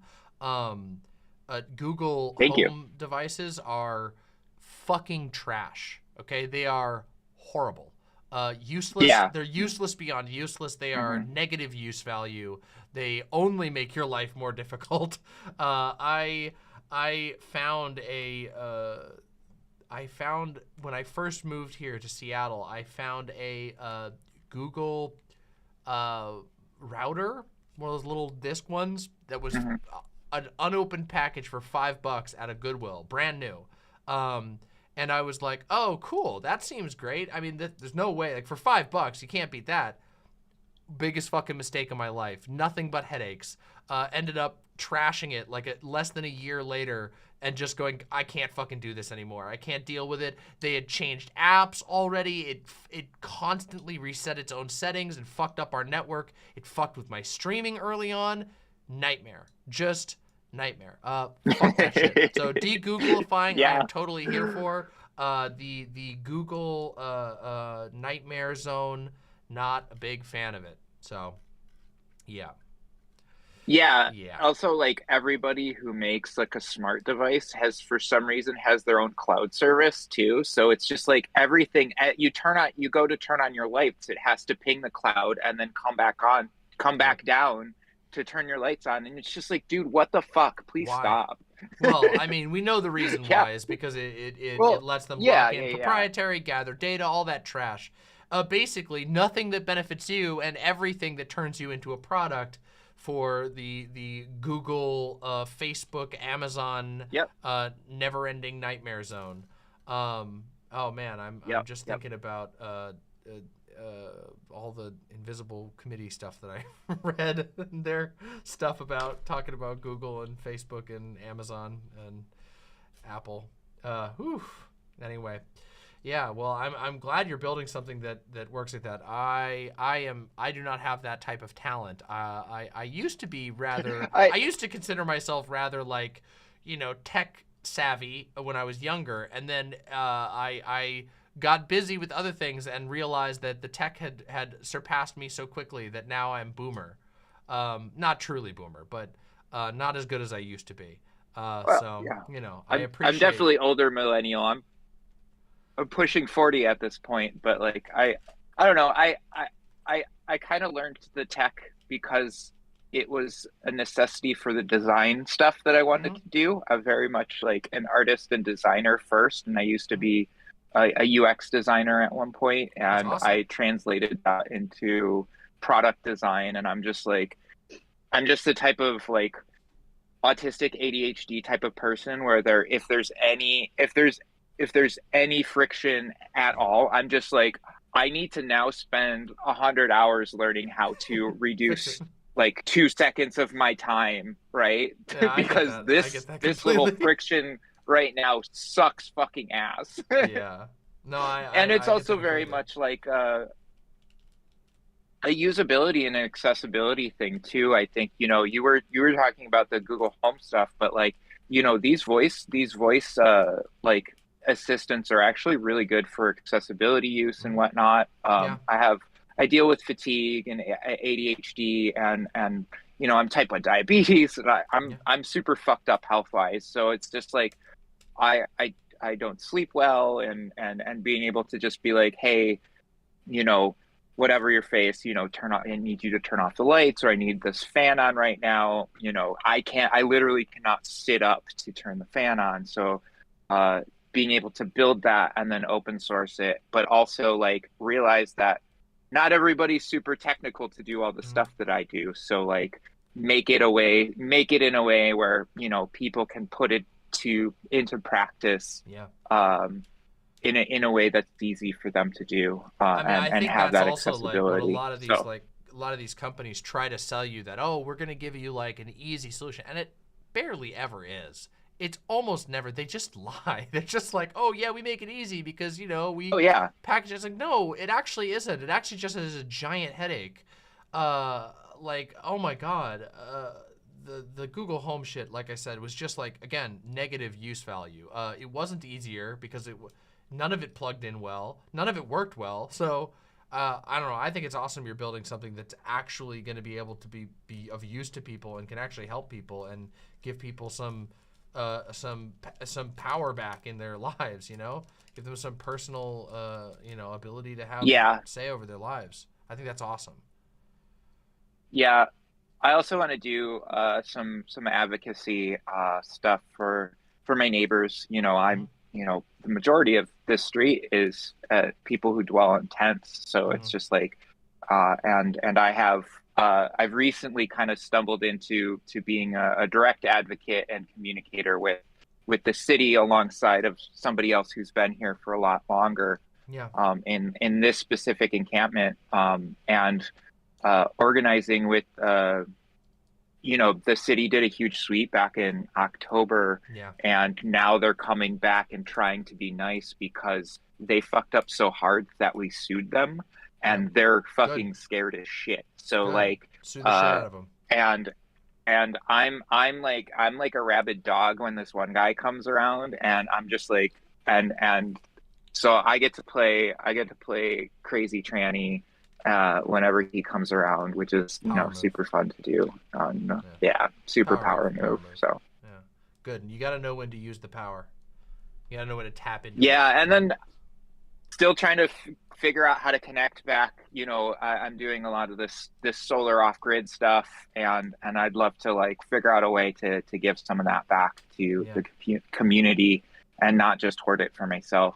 And whatnot. Man, so I'll be honest, it doesn't sound like you're doing much hoarding. It sounds to me like you're doing some figuring out and developing. I have a full like Arduino library back here. This is all Oh my parts god, and shit.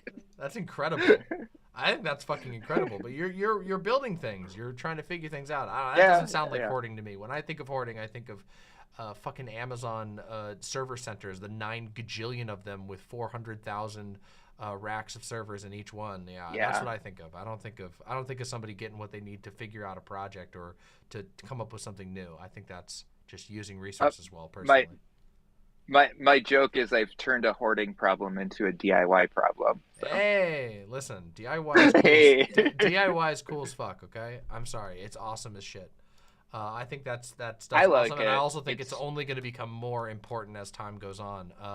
Let's just say, I agree. You know, the economic straits in the United States generally are not great, and I think that they're not going to get any better as climate change progresses. So people being able to build and repair their own shit, I think is going to be really important. It's a set of skills that I think people have lost.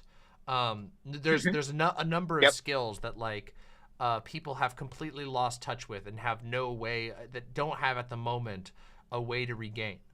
People don't know how to take care of the land. People don't know how to survive. People don't know how to take care of water.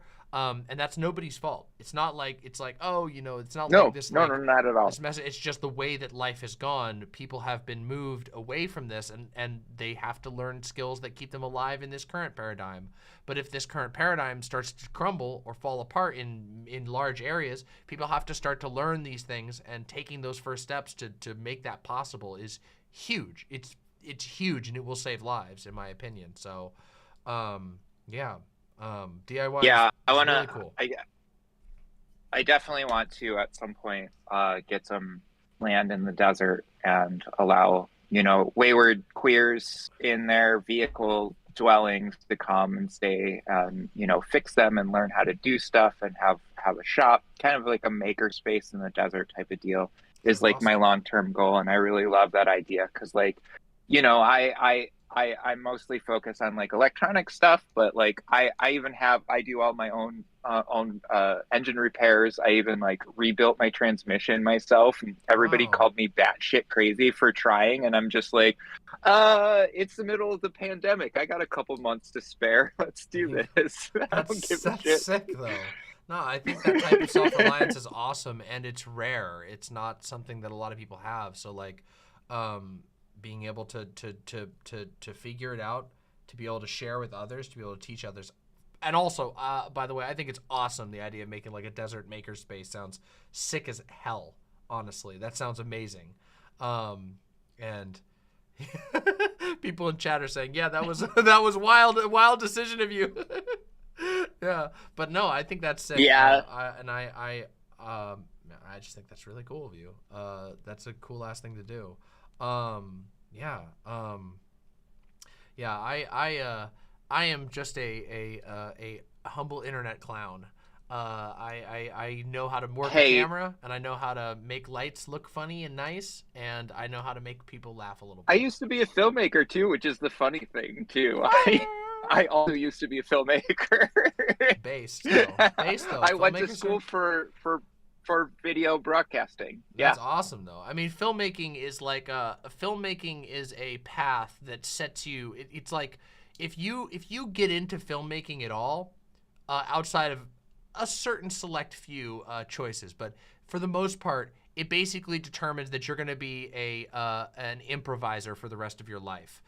I think there's like the call of filmmaking is the call of people who like who love to just inconsolably fly by the seat of your pants. Like, it's just, I don't know what it is. There's something about it. Like, I mean, the amount of things that I've slapped together that shouldn't work but do for this stream setup, my whole life, my sets, for so many things. It all started with me picking up the damn camcorder and making stupid films in middle school, and it's all just gone from there. Oh God, my films in middle school and high school were batshit. I loved it. They were. I figured out how to make homemade gunshot squibs in high school, to do the shooting of Gandhi for a school project. Damn, yeah, that's awesome. Yeah, it was I fun. loved messing around with practical effects when I was in high school, especially. In middle school, we were goofing we were like, we were just filming us being dumb, and like, and with like barely any plot or jokes written. It was just goofing around completely. And then in high school, I was like, I started getting into like Indie Mogul on YouTube. I watched their stuff, and I was like, oh wow, cool. They're like putting together special effects, and I was like all into like, how do I do this cool thing? And I had a lot of fun with that kind of stuff. That's sick as hell. The homemade squibs is awesome. I never did squibs. I did a homemade disembodying effect where a person got like the thing was he had a torn in half body, and it was this whole thing where you build a little platform and you have your actor's feet buried underneath. And then you have a shirt with some fake guts hanging out of it, and then they can crawl around in this little thing that you have set up, and it really looked good. It looked amazing at the time. People thought it was the sickest thing they'd ever seen in a homemade video, but that was the type of stuff I was like into. I did that kind of thing, and then we did a head crush, a fake like a head crush nice effect that was fun. Did you use like a pumpkin or a watermelon or something? Yeah, we used a watermelon. We hollowed out the watermelon and filled it up with yeah. chunks of nastiness and corn syrup blood and cocoa powder Yep. to make it all yucky. And then we had an axe, like the blunt end of an axe come down and go, and all the guts and gunk came dumping out. It was fun as fuck. Good times making that's goofy films. good times. Yeah. I don't do that kind For of sure. filmmaking anymore, but yeah. to be honest, I have a wish. lot of fun. I don't know if it would work so well on stream in the same way. But yeah. Just one day come Live- on. Hi live guys. is so much different. My head blows up and blows guts and blood all over the screen. Right. I feel like that might get my channel removed immediately or something. Yeah, I mean, you might traumatize some people with that too, because I mean, that's like to do that type of practical effect is, it's very convincing, and you do it in a setting you're not expecting it. You're gonna fuck some people up for sure. Which, yeah, maybe I need to reach into my roots and find some funky effects to spruce things up on stream. But yeah, just make it a little bit more exciting. Well, we've come to the end of our time limit. I have to be a little more strict. Appreciate you having me tired, on. But Clomax, it's been awesome. You are very fun to talk to, and your projects sound amazing. So I hope we'll see you around in chat more. I hope that people will go check out your projects. Please, do my best. Please shout them out one more time so people can go see it. With your website. Yeah, and stuff. I'm my website is vdbx.io. There's more information on the wiki, which is wiki.vdbx.io. It's Voidbox without any vowels, if anybody. And I am Clomads on the internet pretty much everywhere. And so, I usually spend my time on Twitter still, unfortunately. It's just where my people are still. And CLOMAD. It is semi-portmanteau of my first and last name. So. Well, wonderful. Thank you so much for coming on. It was a absolute pleasure to have you on this Signal Night. And thank you for having me. Yeah, I really no appreciate problem. it. It was super awesome to talk with you. So thank you so much, and I hope you have a good rest of your night. Bye for now. Bye. Bye. That's awesome. What a great conversation. What a great conversation. That was an awesome conversation. Really, really wonderful. Hold on one second. Let me check in on everything. Let me see real quick. Okay, so it looks like we just got one more caller. All right, let's bring in the next caller.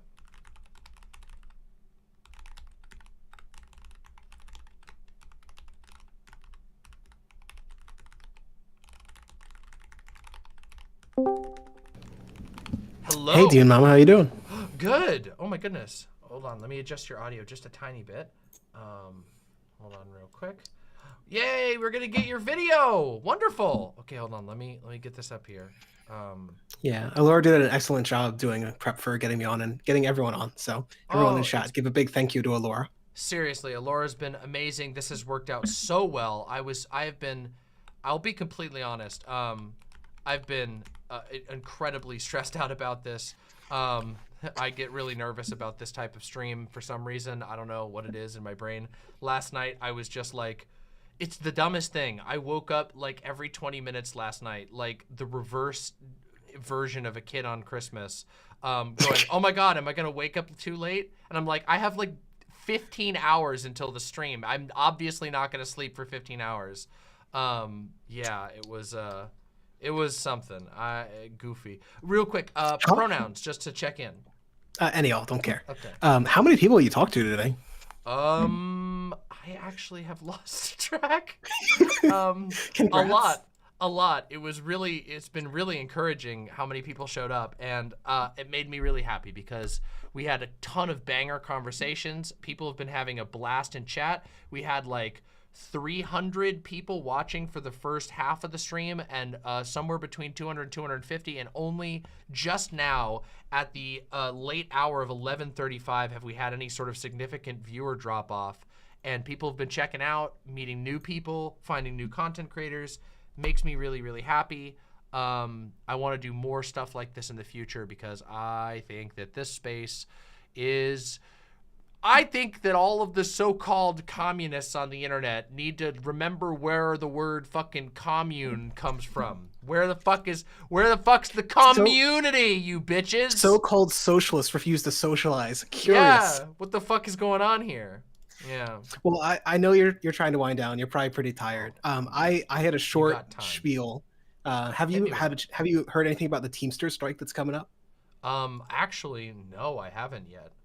So, on June 16, Teamsters, which represents 340,000 workers at UPS, that's the parcel delivery service, voted to strike. 97% of workers voted to strike, by the way. So overwhelming. Holy shit. Now, so I will say, so this sounds like amazing, right? To give you a historical note, this would, if it happened, be the largest strike against a single employer in US history, period. And during the time the strike was going on, it will be the largest amount of workers currently on strike since Reagan, since I think 83. God. Yeah, if it happens, this is huge, right? Yeah. Now, I will say, voting to strike is part of a lot of bargaining processes, and sometimes they don't actually go through with it. Right. They're trying to get a good contract, and they're showing hey, we will fuck you up if you don't give us a good contract. Yeah. But I guess I wanted to mention it for two reasons. One is that this is something the DSA has been working on, and it seems to have been paid off. So I got to get my shill for the DSA in. Always be shilling. I'll give you. I'll give the DSA the point this time. And more directly, if y'all want to join the strike effort, I've posted the link in chat. Sorry, second shill for the Strike Ready program. In short, if they do go on strike, it's just going to ask you, hey, can you turn out to a picket line, either to stand there, give them a little bit of food, or maybe provide a tiny bit of money to strike support so that the strike can go on for as long as possible. They can demand the best conditions possible. That's awesome. That's awesome. Go check that shit out. Everybody in chat, it's in chat. It'll be there in the video. It'll be there. Well, it's on the screen. So go check it out right now. And if you need to search for it, just search Strike Ready, and you'll be able to find it. It's pretty easy. And I'll finish out. I know you're probably tired. No, you don't have to hurry at all. It's fine. We set aside at 20 minutes minimum for everybody. Jesus you're good, Christ. and I'm happy to talk with you. So don't feel like you're rushed at all. Take your time. It's chill. Usually, so I've done a few. So I've started streaming again a little bit. And whenever I do these call-ins, I try and limit it to 10 minutes because I can't handle that much interaction with another human, at a time. I don't know. I get you. No, I get you 100%. I'm not gonna force you to stay for the whole 20 minutes if you don't want to. I that's just what I do. I know that I tend to run long. I mean, some of these conversations when I talked to Joe Lewis for 45 minutes and President Sunday for almost 45 minutes, and but. President Sunday was must be a good conversation because he was next up. Yeah, I mean, he was. We had a really good convo. We went back and forth about a bunch of different stuff, and we're laughing about some, spicy history we had, back in the debate days and whatever. He said, what was it? He said that Kyle Kalinske is becoming a Xanderhal clone. I think because both of them have blonde dyed hair. wait, not anymore. Zan doesn't have the blonde. By the way, Zan should go back to the blonde hair. Because I think it was this is heresy. This is total no, nonsense. I think he looked great. I'm sorry. I think it looked great. I know people called him Draco Malfoy, but I don't care. He had the Malfoy drip. He did Malfoy, but better. I think he looked great. Personally. I'm silencing my comments about this. I'm keeping negativity inside. Fair. If on the strike ready shill, if I got one last thing to add to you. Please. One of the big reasons they're striking is that UPS trucks, like a lot of delivery trucks, don't have air conditioning. And I think it was at least one, but I think 2 UPS workers died during last year or 2 years ago's heat strikes. That I have heard about. I've heard about that actually quite a few times. Various sources. The UPS trucks are trash. And also, a lot of them have like fucked up heat systems too. So in the winter, they get fucking cold as shit. We used to, back in when I used to live in Iowa. I know it's weird. I lived in Iowa for a while, but when I lived there, we used to like leave like hot hands and warm snacks for our mail person because they kept saying like, oh, my truck doesn't have heat working in it. I'm like, it's fucking cold out there, dude. Anyway. Yeah. No, I mean it's pretty fucking bad. So the driving conditions aren't great. The pay, UPS has been able to fight for really strong pay over the years, but the working conditions of the trucks are pretty fucked. The other thing they're fighting for is a $20 minimum wage across all the jobs. So some of the warehouse workers earn $15, which might not sound terrible, but a lot of these people are working in New York City, just like the rest of y'all, and they need to earn a living wage.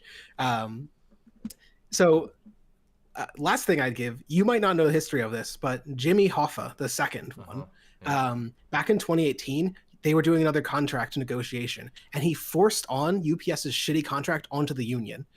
There was like a secret clause in how the union was structured, such that if less than 50% of people turned out to vote against the contract, the leadership could just force it through. So he was like, well, only like 40% of y'all voted, so yoink, we're putting in the boss's contract. Within 4 years, he's kicked the fuck out, and 90% of workers are voting to strike. So I don't want to go too much on the worker, like, you are living in the highest period of worker militancy in the last 30 years. There are more people on strike in the last 4 years than there have been in the last, like, 20. So, like... Yeah. You talked earlier, Demon Mama, about building like worker power. Like this is the time to try and build socialist power. And yeah, it's happening. Now is the time to strike. Now is the time to unionize. If you don't know how, call Ewok. DSA Ewok, Google it. All right, Google the Ewoks, or Ewok rather. Don't mean to cause confusion. DSA Ewok. I don't know what that is necessarily, but no, I agree with you. I mean, as you know.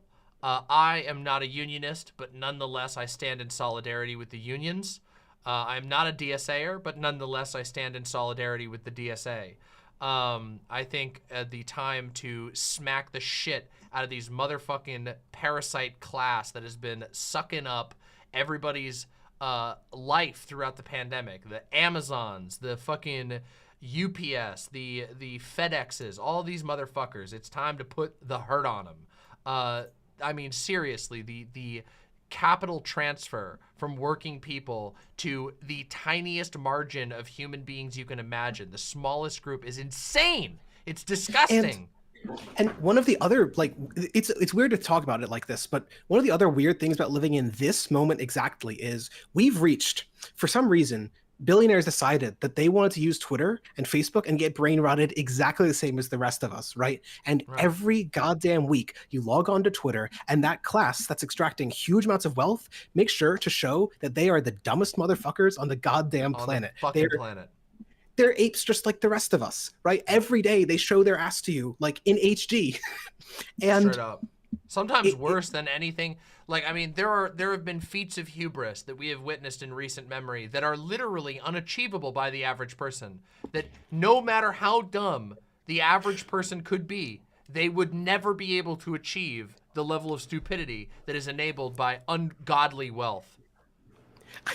I mean, I totally agree. And to top it all off, it's like the world's richest person and the world's 10th richest person, like Musk and Mark Zuckerberg, are gonna do a fucking cage match. Not only are they apes, they're going fucking at it like like chimpanzees. I actually heard about that, and I was like, wait, is this for real, or is this like Chat GPT generated misinformation? Musk said something about fighting Zuckerberg, and then Zuckerberg posted "send location." He is so ready to kill.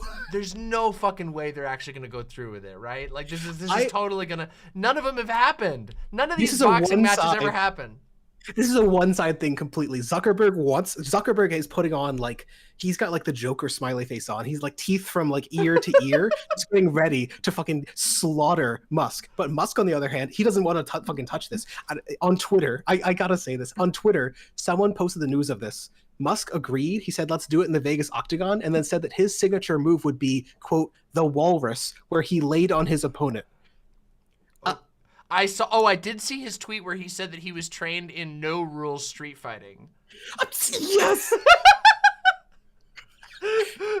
Which was I'm a proud graduate of the School of Hard Knocks. Yeah, Jesus Christ. I learned from Street Fighter 6 that you could use special moves like the Hadouken to take down your opponent. Absolutely incredible. Yeah, you guys, some people in our chat are like, someone find that tweet and post it in chat for those who don't know. The one that says like, I studied karate do and judo, and also I studied in no rules street fighting. It's the fucking stupidest shit I've ever seen. Honestly, I will say, even though I would not put money on it actually happening, Elon Musk has also said I'm Rick Bick on a giant show in front of an enormous audience in a stadium, completely embarrassed himself. He also he also did that fucking atrocious presidential announcement where everything was bungled.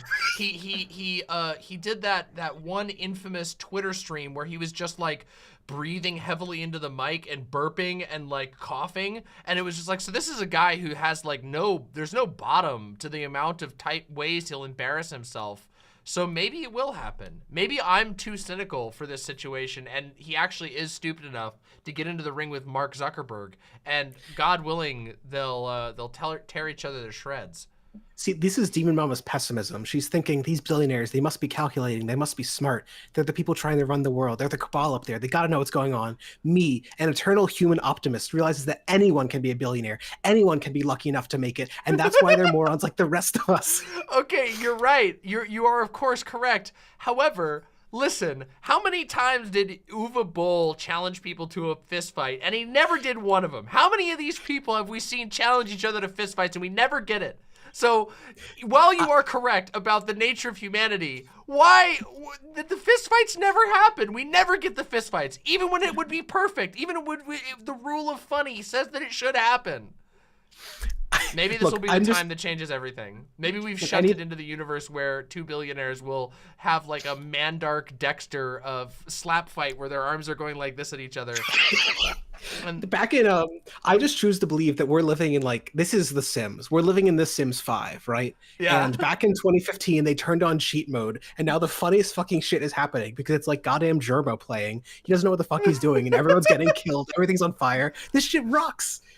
Yeah, I love being in the wild. simulation. It's been an insane ride. I mean, I don't want to be too grim and talk about some of the occurrences of the last week. I really you know, everybody's been talking about the submarine, okay?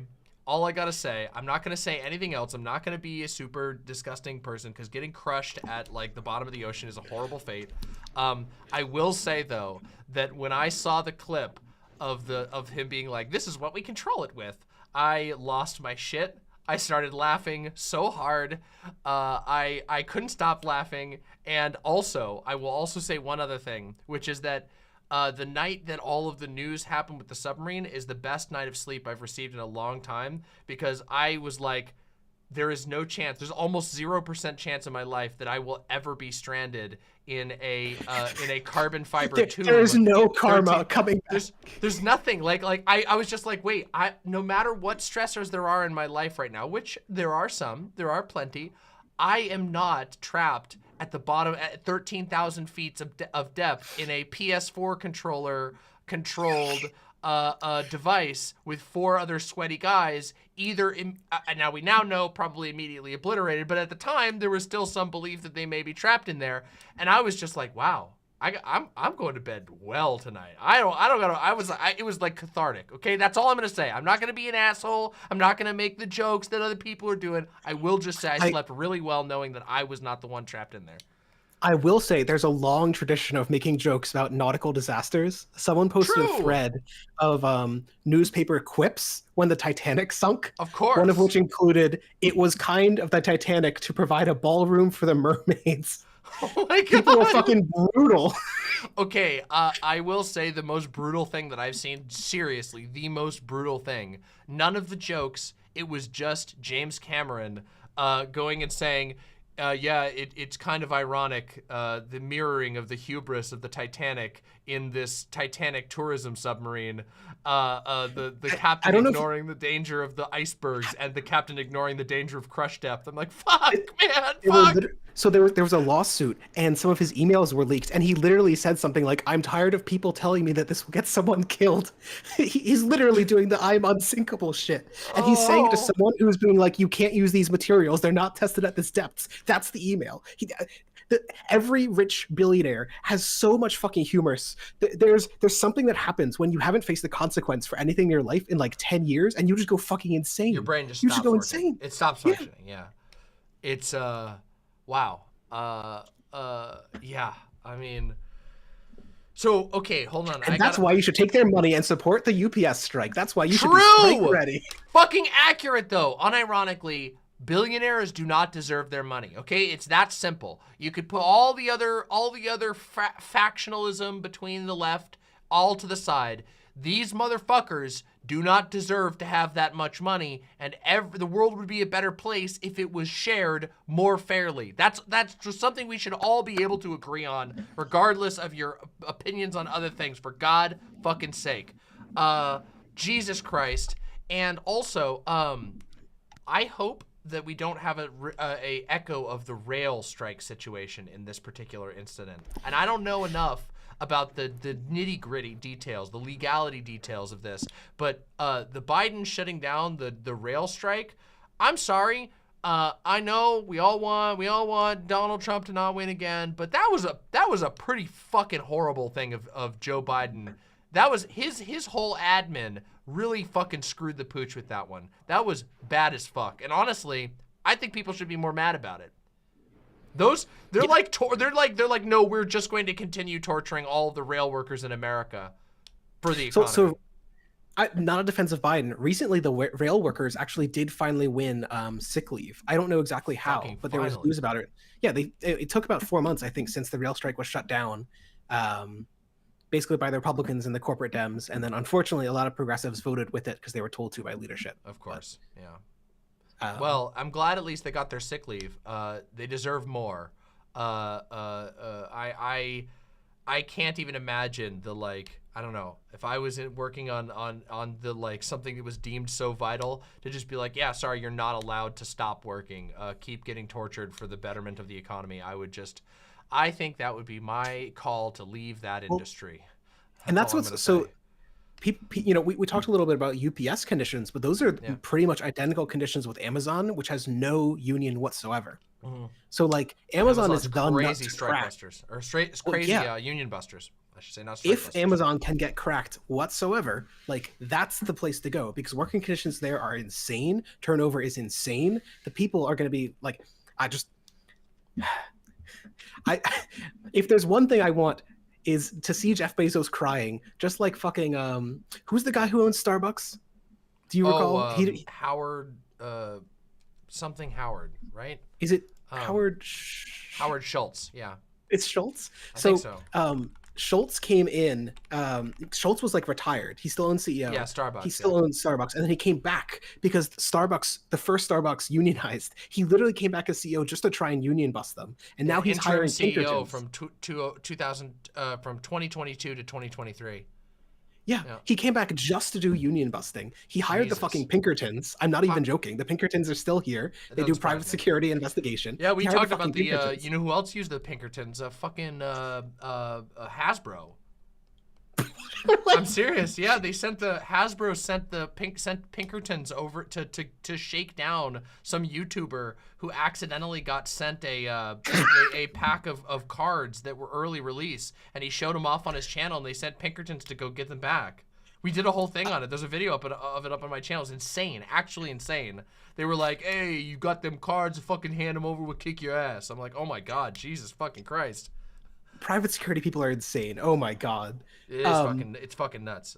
Yeah. Well, look, so Schultz, really fucking sad that his company is being unionized. He was so sad about it that he ran for president and got trounced in the Democratic primary. If there's one thing I want to see, it's fucking Jeff Bezos crying because Amazon finally fucking unionized and his golden cow isn't giving him all the money in the goddamn world anymore. Oh, So it'd be beautiful. Wouldn't it be beautiful?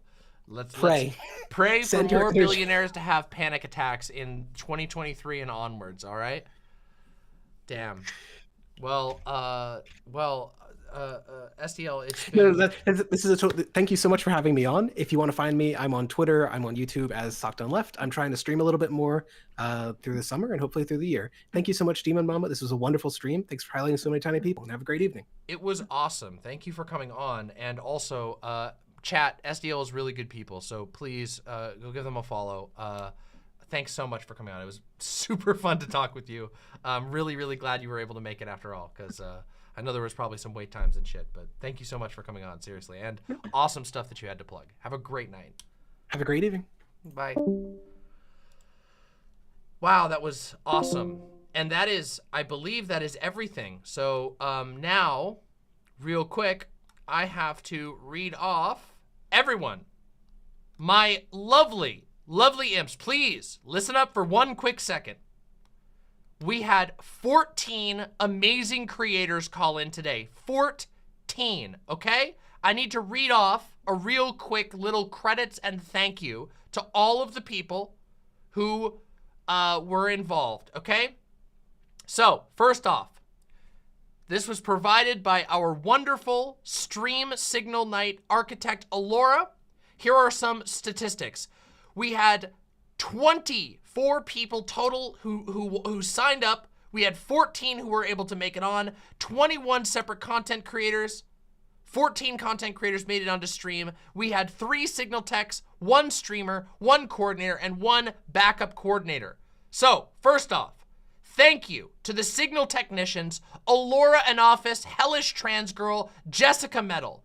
Thank you to our coordinator, Alora in office. You are amazing. You made this possible and will make future signal nights possible. Thank you to our backup coordinator, Hellish Trans Girl. And of course, I was the streamer, but you guys don't gotta thank me. You already thanked me enough, okay? And real quick, thank you to all of the amazing callers who called in tonight. Here is the callers in order. A Pillow, Lucy Hayes, Mix Vivian Wolf, Star Panda TV, Sirius, Nixby Something, Joe Lewis, President Sunday, Psychosocialism, Daedalus Media, Chainsaw, CCC, Steamboat, Clomads, and SDL. Thank you all for being here. Thank you for enjoying this incredible, incredible stream. I have, obviously, I will be streaming again soon. We'll be doing some more regular programming. I got a lot of funny stuff and interesting stuff to talk about you with in the near future. But I want to thank you all for being here. Thank you for supporting me. I hope you found some cool people, learned some interesting stuff, and I hope you all had an incredible time. Real quick, I'm just going to check before we wrap the stream if there was any donations that I missed. I'm going to make sure that I didn't miss any donations. I want to read those. Little Morphine Annie with the tier 1 sub and the heart. Thank you so very much. Skeletal Burb with the $20. Awesome video on religion and atheism from like 1 to 2 weeks ago. Great work. You're very welcome. Thank you very, very much for supporting the show. Let me make sure YouTube, if I missed anybody on YouTube, real quick. Nope, it doesn't look like I missed anything on YouTube. My lovely imps, thank you so much for all the support. This stream is going to be up with everybody's information in the very, very near future. Yeah, perfect, Silent. Welcome back. I'm sorry about all the trouble you had getting home. I just saw your messages. My lovely imps, thank you so much. It was a wonderful stream. I had a good time. I hope you all had a wonderful time. And I don't know. I guess that's all I have to say, except for do not fucking die. Keep hearing the signal. And I'll see you all very, very soon. Good night for now. Get some rest, and I'll see you very soon.